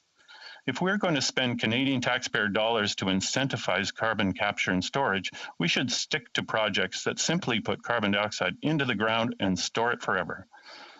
There are projects in Canada that are doing this. Norway is planning to do this on a big scale with their Northern Lights Longship project that will provide the infrastructure to take carbon dioxide from European industrial sources and store it safely underground.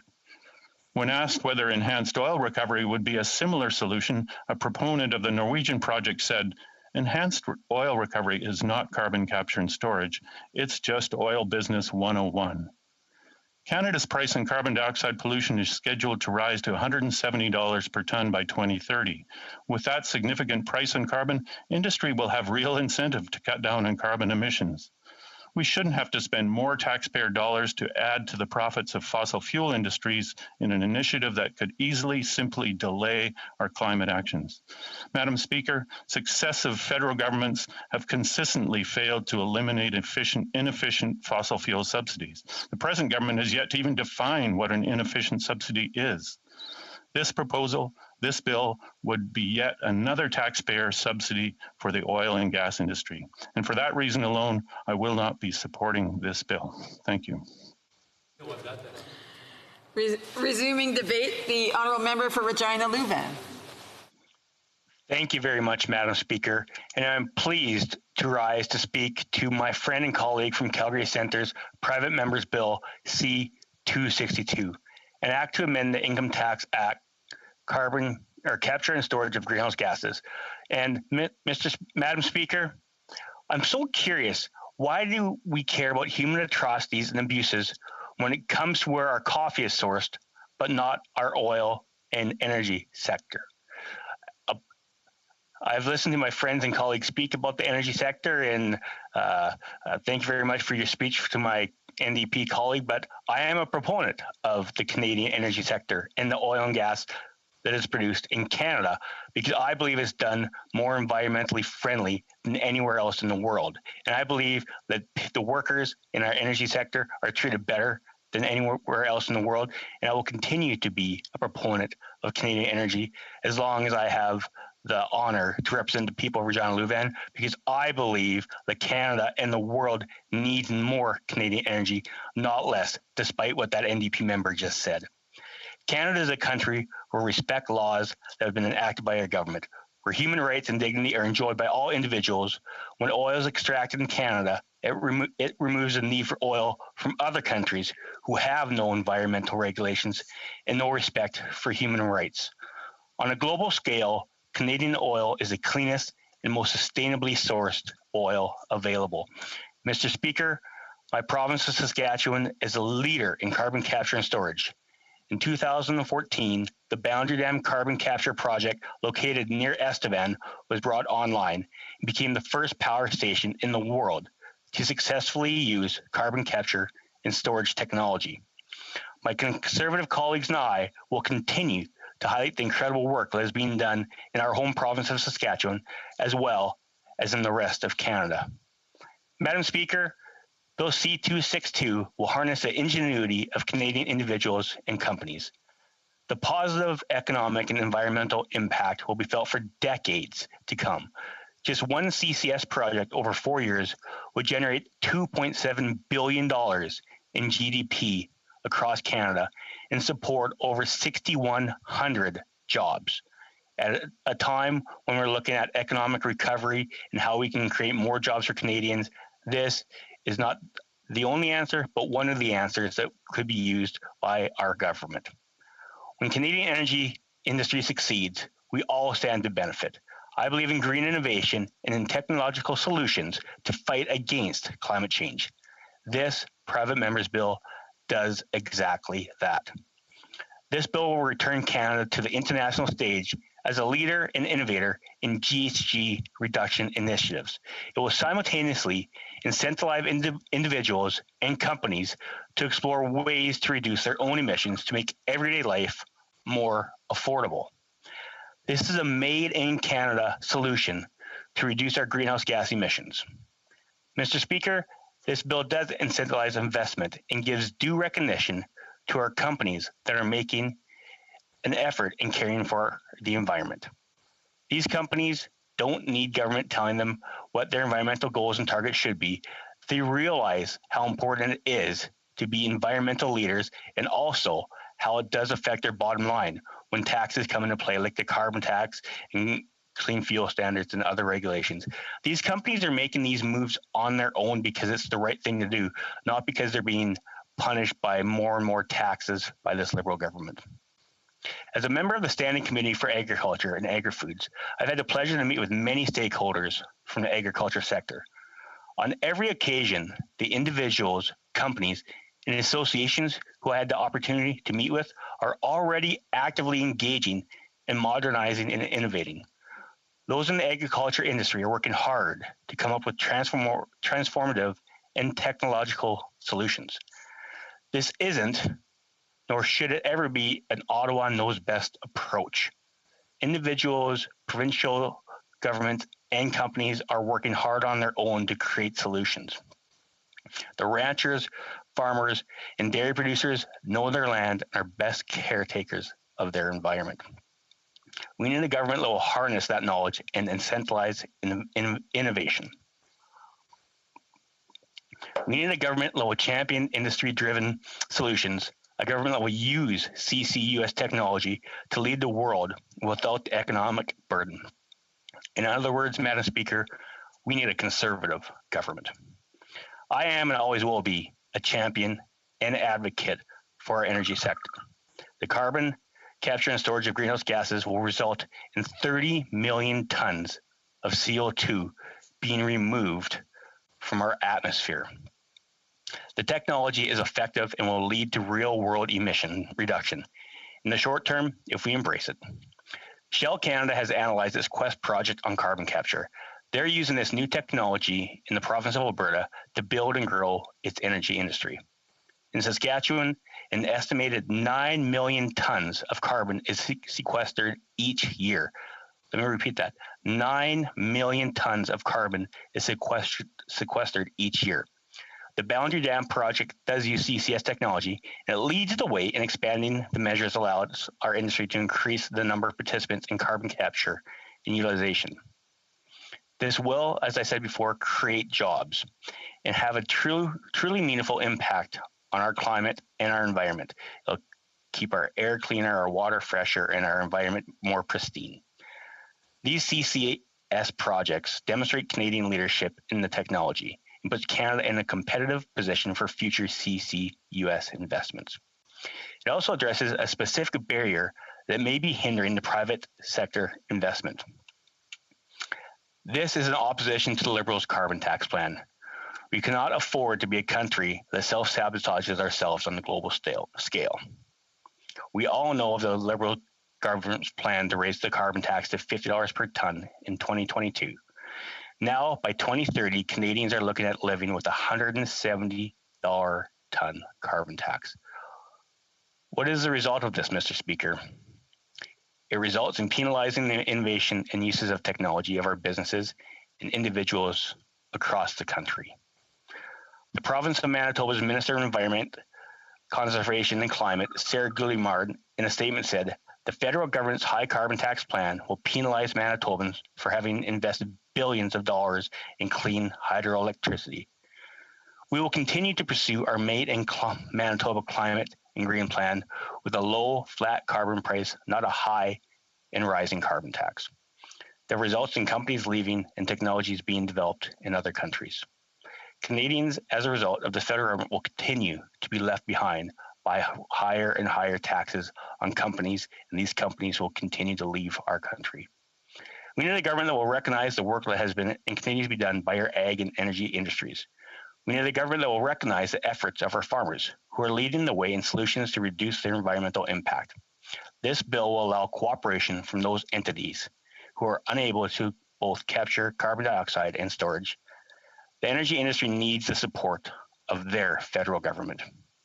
Mr. Speaker, I believe Canada should be a country that others look to for viable green energy solutions, and we can be that leader again on the world stage. Canada has a science-based solution that will help meet our environmental goals. A plan will align our industries with those of the largest trading partner. Mr. Speaker, Canada has been a leader in countless green innovation projects before. I'm proud that this bill will allow us as a country to continue to do so. This bill, utilizing CCUS technology, will build on the Canadian strengths, increase economic growth, and job opportunities. Madam Speaker, I'm happy to second the private member's bill of my colleague from Calgary Centre, and I ask all my honourable colleagues to support this motion, because when it comes down to it, Canada and the world need more Canadian energy. And this is one of the bills that's going to lead us to be more innovative and use technology to reach our climate goals. And I think one thing that needs to be said is this shows that we can incentivize people to be more environmentally friendly, and they just don't need to have punitive taxes that makes life more costly for all Canadians, like the carbon tax that's been implemented by this government. Once again, the constituents of Regina Louvain cannot afford a $170 carbon tax in 2030. It just makes life much too expensive. Thank you, Madam Speaker. Before I go to resuming debate, I want to remind the next speaker that he will have 5 minutes for his speech and be able to do his next 5 minutes the next time this matter is before the House. The Honourable Parliamentary Secretary, the Government House Leader.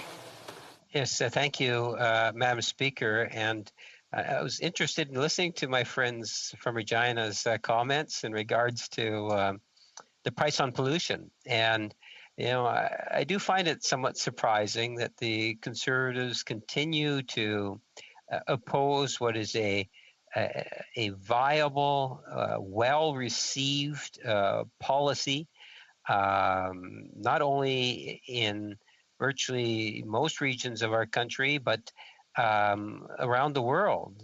You know, when we talk about reducing emissions, one of the issues that is raised no matter where you go in the world is the price on pollution, as we see more and more countries moving towards it. But the National Conservative Party just seems to say no, and they're consistent on that. And, you know, it causes me to reflect on the Conservative annual meeting where there's a motion just to recognize climate change as being real. And the Conservative Party, the membership, the grassroots of the Conservative Party just wasn't prepared to acknowledge the fact that climate change was real.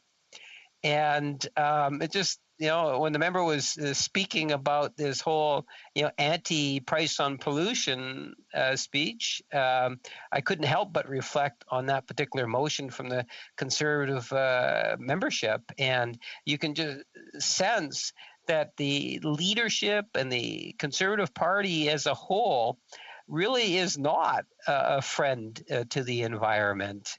They just assume leave everything to the private sector. And I must say the private sector is doing quite well on its own, and the government has been supportive. In fact, our government will continue to work to fight climate change and support innovation. And there are many examples. The member from Regina has cited some himself, where we can make our energy sector more sustainable than ever.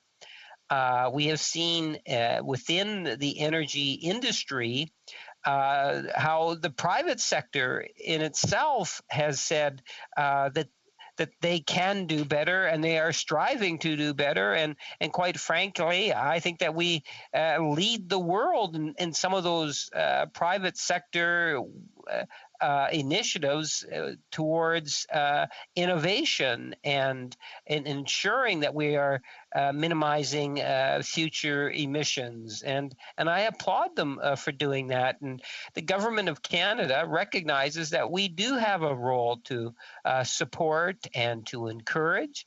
That's why, when you take a look at, the government's climate plan, many Liberal members of Parliament have contributed to it immensely. And you will find that there are multiple incentives for large emitters to lower their carbon outputs. Madam Speaker, some of that would include investing literally hundreds of millions in low carbon and zero emission fuel fund to increase the production and use of low carbon fuels. Examples of that would include biocrude, renewable gas, hydrogen, diesel, and more, dealing with ethanol. Launching a net zero challenge for large emitters to support Canadian industries that have responded exceptionally well in developing and implementing plans to transition their facilities to net zero emissions by some legislation that we've made reference to previously, establishing that goal of 2050. And so that's what we're asking these facilities to come up with, these transitional plans to achieve that net zero by 2050. The Government of Canada has made huge investments to support decarbonization through the Strategic Innovations Fund. Again, referencing the Net Zero Accelerator Fund. We're talking about hundreds of millions going into several $1 billion over a 5-year period of time. We recognize just how important it is to work with these large emitters, and by doing that, we are starting to see the technology. Unfortunately, the honourable member's time is up because we're at the end of private members' business, but the honourable member will have 5 minutes, not 5 extra minutes, but 5 minutes left the next time this matter is before the House. The time provided for the consideration of private members' business has now expired, and the order is dropped to the bottom of the order of precedence on the order paper. À l'ordre, à ce moment-ci, conformément à l'article 38 du règlement. Order. Pursuant to SO 38, a motion to adjourn the House is deemed to have been made and seconded at this time. Therefore, the question is that this House now adjourn. Member for Renfrew, Nipissing, Pembroke. Madam Speaker, as a Member of Parliament for Renfrew, Nipissing, Pembroke, home to Canada's largest army base, it's my privilege to represent the women and men of Garrison Petawawa. My question to the Prime Minister was about providing protection from COVID-19 for soldiers being deployed overseas on Operation Assurance. The same question for soldiers deployed outside Canada on Operations Impact, Naberius, Snow Goose, Driftnet, Soprano, Projection, Presence, Unifier, jade, proteus, calumet, cobalt, neon. Since the start of the COVID pandemic, almost 1,300 members of Canada's armed forces have contracted the virus, an infection rate that's almost double the rate among all Canadians. Soldiers are at higher risk. The decision to deploy soldiers overseas without being vaccinated first is another bad decision by a Prime Minister with an abysmal record of making bad decisions when it comes to Canada's military. This vaccine policy failure of the Prime Minister and his government is similar to his failure to deal with sexual harassment in the military. That failure can be traced to his treatment of women, like the reporter he groped. The subsequent order from the Prime Minister to scavenge a vaccine from the country where the soldiers are being sent is beyond outrageous. Many, if not most of the countries where Canadian soldiers are deployed will try to obtain doses of a COVID-19 vaccine from COVAX. COVAX is the global vaccine sharing initiative jointly coordinated by the World Health Organization, the Coalition for Epidemic Preparedness Innovations, and Gavi, the Vaccine Alliance. Without COVAX, many of the world's poorest countries would have no vaccines at all. If the world is expected to get a handle on COVID, it will depend on a global effort to vaccinate as many willing citizens as possible. The Canadians are embarrassed by the Prime Minister's decision to access vaccines from a program primarily designed to help developing countries.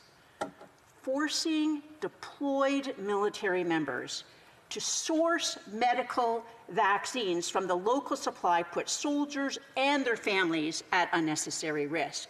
The situation faced by our deployed soldiers was brought to my attention by the families of serving soldiers. The following letter was written to the Minister of Defence, to whom it may concern. I thank you for your response, although since it's taken more than 2 months to respond, the situation has drastically changed. Since writing to you with my concerns, my partner has spent more than half his deployment in some form of isolation as a precaution, close contact, and finally after he contracted COVID-19, along with many other CF personnel sent to communal living during an outbreak. Your response was also not helpful in that it's a carbon copy of the information published months ago by the Department of National Defence and disseminated publicly.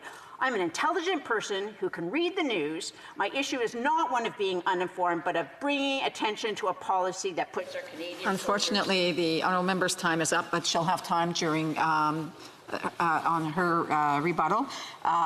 The honourable member, the honourable parliamentary secretary, to the Minister of National Defence. Thank you very much, Madam Speaker. And I would just begin regarding my honourable member opposite cited a figure in terms of the numbers of COVID-19 within the Canadian Armed Forces. And the figure that she cited is nowhere near accurate. And in fact, the number is much lower within the Canadian Armed Forces than it is in the general population.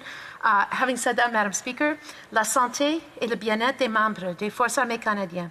The health and well-being of members of the Canadian Armed Forces has always been a high priority for us.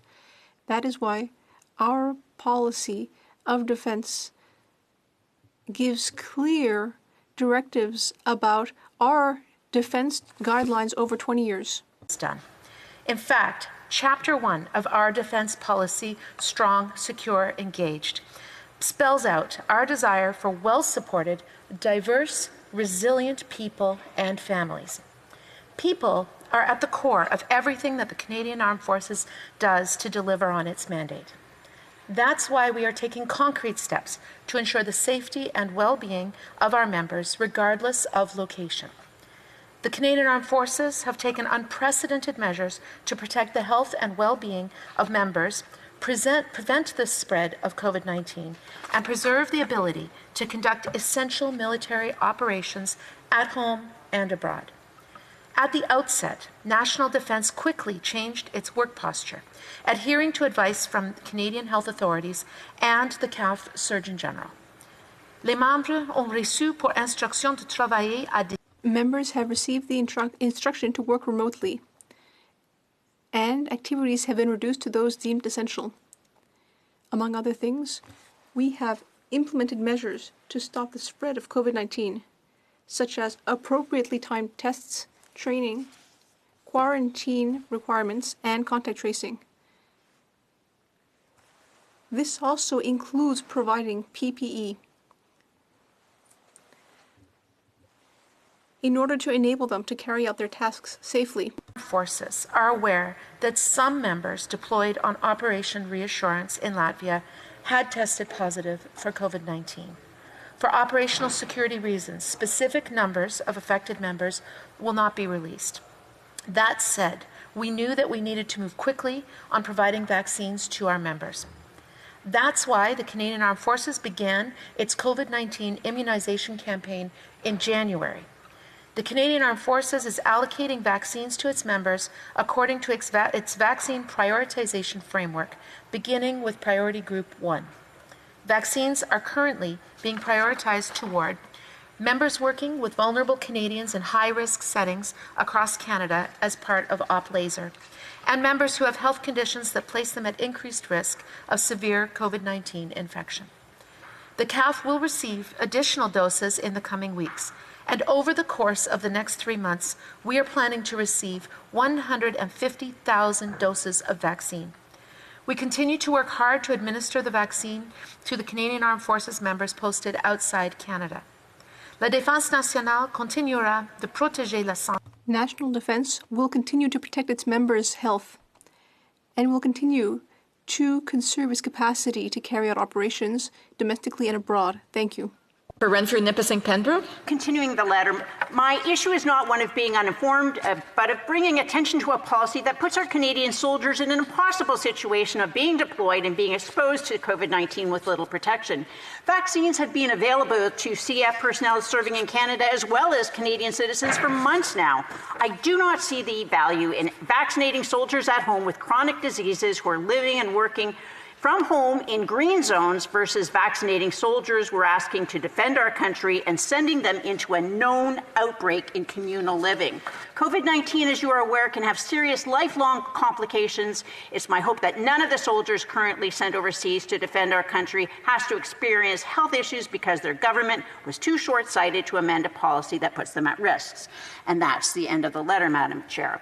As of today, Canadian soldiers serving in Operation Reassurance have still not been vaccinated for COVID-19.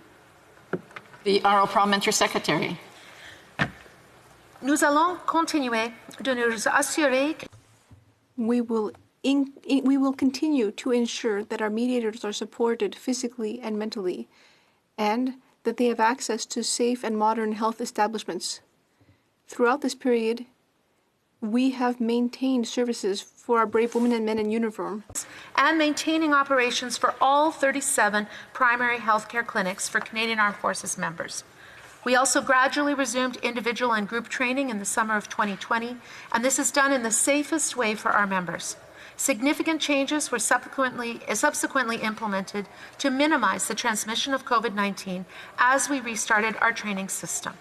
Training is critical to maintaining the operational readiness necessary to respond to national and international operations, even in a pandemic environment. Thank you, Madam Speaker. The honourable member for Leeds, Grenville, Thousand Islands, Rideau Lakes.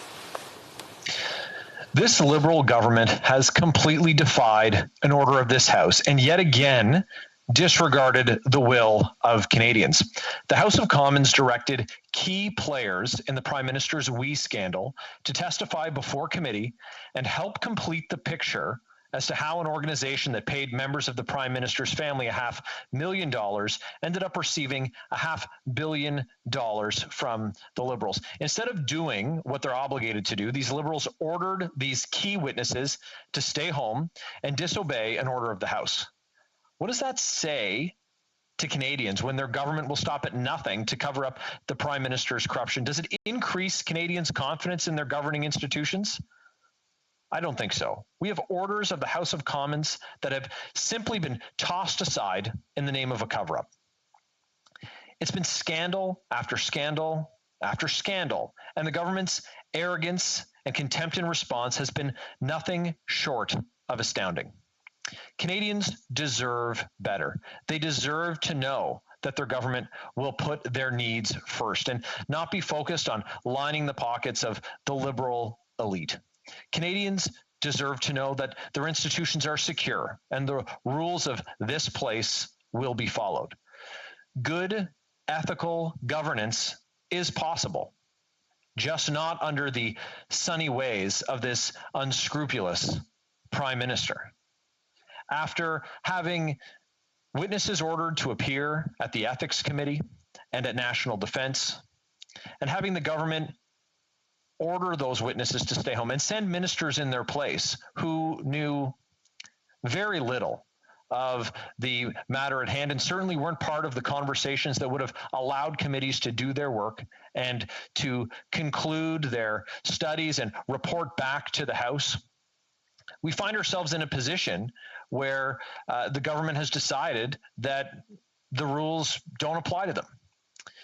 And we heard from ministers that, from the government House Leader, from the Minister of National Defence, that ministerial accountability is the rationale for this defiance of an order of the House of Commons. But the motion put forward by the opposition clearly allowed for ministerial accountability. It specifically listed that the Prime Minister could take that accountability in place of political staff. But they opted not to do that, even when given the opportunity to do the right thing. Instead of having the full picture come forward to shield themselves with ministerial accountability, they opted not to do that, and instead sent in ministers who knew very little of the matter at hand. So when not sending the ministers, the ministerial staff responsible to committee, the Ethics Committee, to National Defence, when looking to prematurely end those studies, when failing to have documents delivered to committee as ordered by this House in a timely fashion, Canadians are left to wonder, what is the government so desperately trying to hide that they've dragged this scandal out through prorogation, multiple filibusters, and now through this affront to an order of the House of Commons? The Honourable Parliamentary Secretary to the President of the Queen's Council of Canada and Minister of Intergovernmental Affairs, and to the Parliamentary Secretary to the Leader of the Government in the House of Commons. Yes, thank you very much, Madam Speaker. And I can assure the member that the Government of Canada and the Prime Minister are not hiding anything. It's the imagination of my friend and how the Conservative Party has this unholy alliance, the best way I could describe it, between the New Democrats and the Blocs. So you got the opposition parties saying, we want more information. And they got a pile of information, Mr. Speaker, or Madam Speaker. You know, the government has been saying, look, it's the ministers that are responsible for accountability. That shouldn't be anything new to Conservatives. Let me give you a quote. This is, I don't necessarily like to read, but I'm going to read a specific quote. This comes from a Conservative former government House Leader, Jay Hill. This is what he said on May the 25th, 2010. In our system of government, the powers of the Crown are exercised by ministers who are in turn answerable to Parliament. Ministers are individually and collectively responsible to the House of Commons for the policies, programs, activities of the government. They are supported in their exercise of their responsibilities by public servants and members of their office staffs. Goes on to say, accordingly, responsibility for providing information to Parliament and its committees rests with the ministers. Now, he's not the only Conservative that has said things of that nature, Madam Speaker. You know, it's amazing when you really stop and you think about it. You know, at the committee, you've had appearances, the Finance Committee, by the Prime Minister, by the Prime Minister's Chief of Staff, by the Minister of Diversity, Inclusion and Youth, by the former Minister of Finance, by the Minister of Small Business and Export Promotions, by the Minister of Employment, Workforce Development and Disability and Inclusion. You had the Clerk of the Privy Council. Do you know, Madam Speaker, that there was approximately 5,000 pages of documents that were provided to the Finance Committee back in August 2020 regarding the CSSG and We Charity? Madam Speaker, it's truly amazing. And this member, more than any other Conservative, has been charged with to lead the battle to try to uncover something that's just not there. You know, when you spend literally hundreds of millions going into the billions of dollars of new monies to fight the pandemic and try to develop that Team Canada approach, some members of the opposition are actually more concerned about other things than what's on the minds of Canadians in terms of their first priorities. This government has been transparent and accountable, and is prepared to have ministers go before committees, and the member knows that.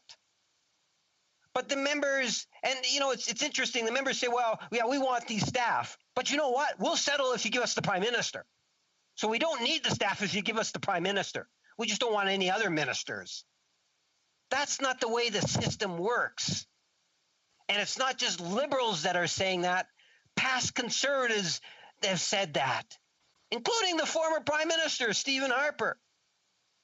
It seems to me, Madam Speaker, that the Conservative official opposition party is more concerned about partisan politics than it is about what's happening today in Canada, and the need for us to have more focus on minimizing the negatives of the pandemic. And only if they put that same energy in that, Madam Speaker, I think Sorry, the honourable member will have, the honourable parliamentary secretary will have another minute to respond in a few minutes. The honourable member for Leeds, Grenville, Thousand Islands, Rideau Lakes. Madam Speaker, I think that if the parliamentary secretary took a look at those Hansard excerpts that he's reading, he'd also find comments from the member for Papineau saying that the political staff need to testify. The member for Malpeque saying the same. We were promised with this government, this Liberal government in 2015, openness by default and transparency and sunlight being the best disinfectant. Never have Canadians seen a government pull the curtains faster to hide what's going on in the PMO than we've seen with this government. So it really is disappointing for a number of Canadians. It's not an inconsequential matter. On matters that matter to Canadians, they got unanimous support from all parties in this House to give financial assistance to Canadians when they needed it. But when we saw $500 million go to insiders who paid members of the Prime Minister's family $500,000, we asked tough questions. What are they trying to hide? The honourable parliamentary secretary. Well, Madam Speaker, that's just not true. The member, you know, I spoke earlier today on C14, and what was C14 all about? It's all about providing direct financial support to Canadians. The Conservatives still continue to play their games in regards to that. Even though as a government in a minority situation, we need to see an opposition at least play ball at times to allow us to get this important legislation passed through so we can directly support Canadians. But the Conservatives, I think they've kind of hoodwinked the other opposition parties to buy into this whole need to search under every rock that they can find to see how they can try to paint some scary scenario of corruption when the corruption is just not there, Madam Speaker. I would recommend that my conservative friends spend just as much time and focus on minimizing the coronavirus and show their actions in doing that, and they'll be further ahead. The honourable member for Medicine Hat, Cardston Warner. Thank you, Madam Speaker. On February the 16th of this year, I requested the government provide the data used to support their public policy decisions regarding their failed pandemic response and their plan for recovery. This data is either being intentionally hidden or not available because they failed to collect it. No one expected perfection in this kind of situation, but we all expected better. This lack of data might explain the government's erratic and incoherent response to this pandemic. They are failing on everything from travel screening and rapid testing to vaccine procurement, vaccine rollout, and lockdowns, all of which continue to plague our country's ability to recover. Strangely, Canada was not even ready for the pandemic. Besides missing information and outdated IT systems, our strategic stockpiles of PPE and other supplies have been destroyed or given away, and our global public health intelligence unit's early warning system had been disabled. So many are asking, was better possible? Well, yes, it was, and it is. Experts have told us that Canada did have emergency pandemic plans at the ready. In fact, Canada, along with the World Health Organization, had laid out recommendations from clear lessons learned from SARS. Canada even created the Public Health Agency in response to SARS. So it seems impossible to fathom that the organization specifically created to respond to a SARS crisis had no planning or preparation for a SARS-like crisis. So where is that previously developed plan? Canadians understand that not every decision is perfect, but they deserve to know what the plan was and why it changed. What information was used to make the decision to deviate from those emergency plans? Plans are essential, Madam Speaker, not only for providing a step-by-step process, but to provide reassurance, allow for proper allocation of resources, and empower people to be part of the solution. To be clear, stay at home is not a plan. Daily infection rates and death counts are not a plan. All emergency management pandemic plans have 4 basic and clear goals. Number 1, control the spread to reduce illness and death. Number 2, minimize societal disruptions. Number 3, minimize economic impacts. And number 4, support efficient use of resources. This government has failed Canadians on all 4 of these goals. Canada acted slowly to limit the spread and has failed repeatedly to minimize it, and still no plan. Liberal failures have created societal disruptions that are unprecedented. Jobs, livelihoods, businesses, homes, families, and lives have all been lost or destroyed. These losses cannot be easily replaced by government checks and empty platitudes, and still no plan. Canada's economic impacts are huge and are much worse than many peer countries as our economy is teetering as a result of Liberal failures. Canada has massive job losses, high unemployment, and the highest per capita spending during this crisis, yet with little or nothing to show for it, and still no plan. The Liberals have also failed Canadians on the effective use of resources, as we have lacked access consistently, and vaccines are an example, and still no plan. All these impacts will last for generations. The mental health impacts, business losses, and job losses will have long-term consequences.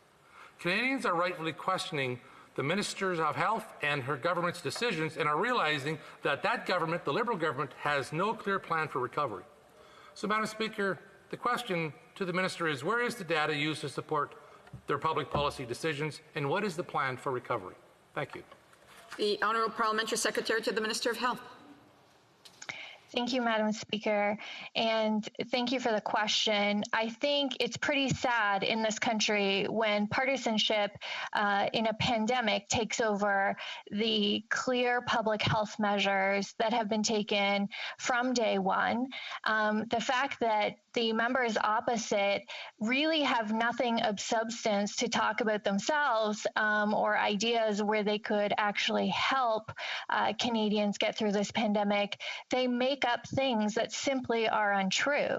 Madam Speaker, from day one, our government has been in action to work with all Canadians, provincial, territorial governments in dealing with this pandemic, whether that was early on in acquiring PPE, rapid tests, and then throughout the procurement of vaccinations that are now rolling out.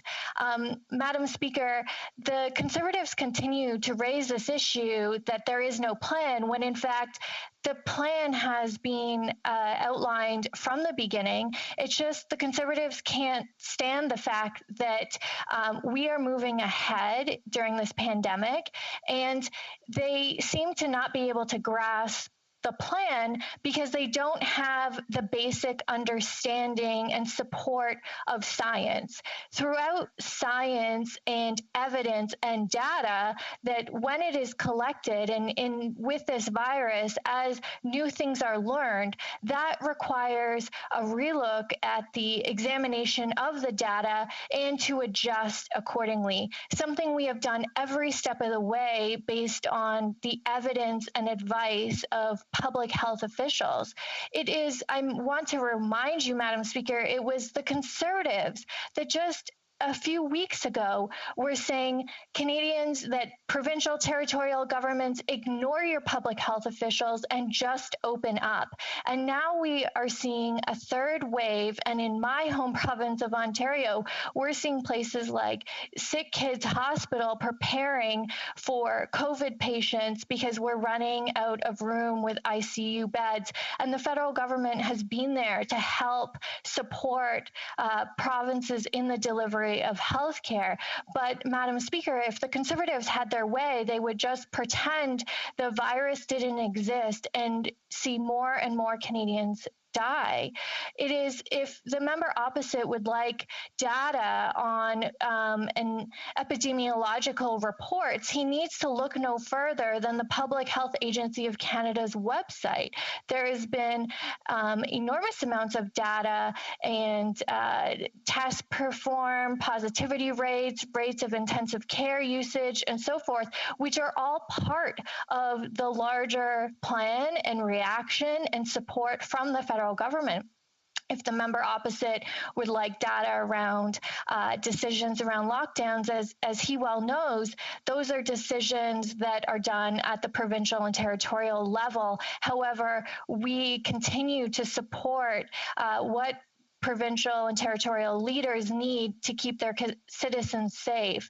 But in terms of data, there have also been thousands of pages produced to various committees, as well as sitting sessions and members of the government, ministers being available to answer questions. So, Madam Speaker, just to conclude in this point, that the data exists and is readily available. The Conservatives just need to look at it and understand science and the evolution of this data and the outcomes that come from it. The honourable member for Medicine Hat, Cardston Warner.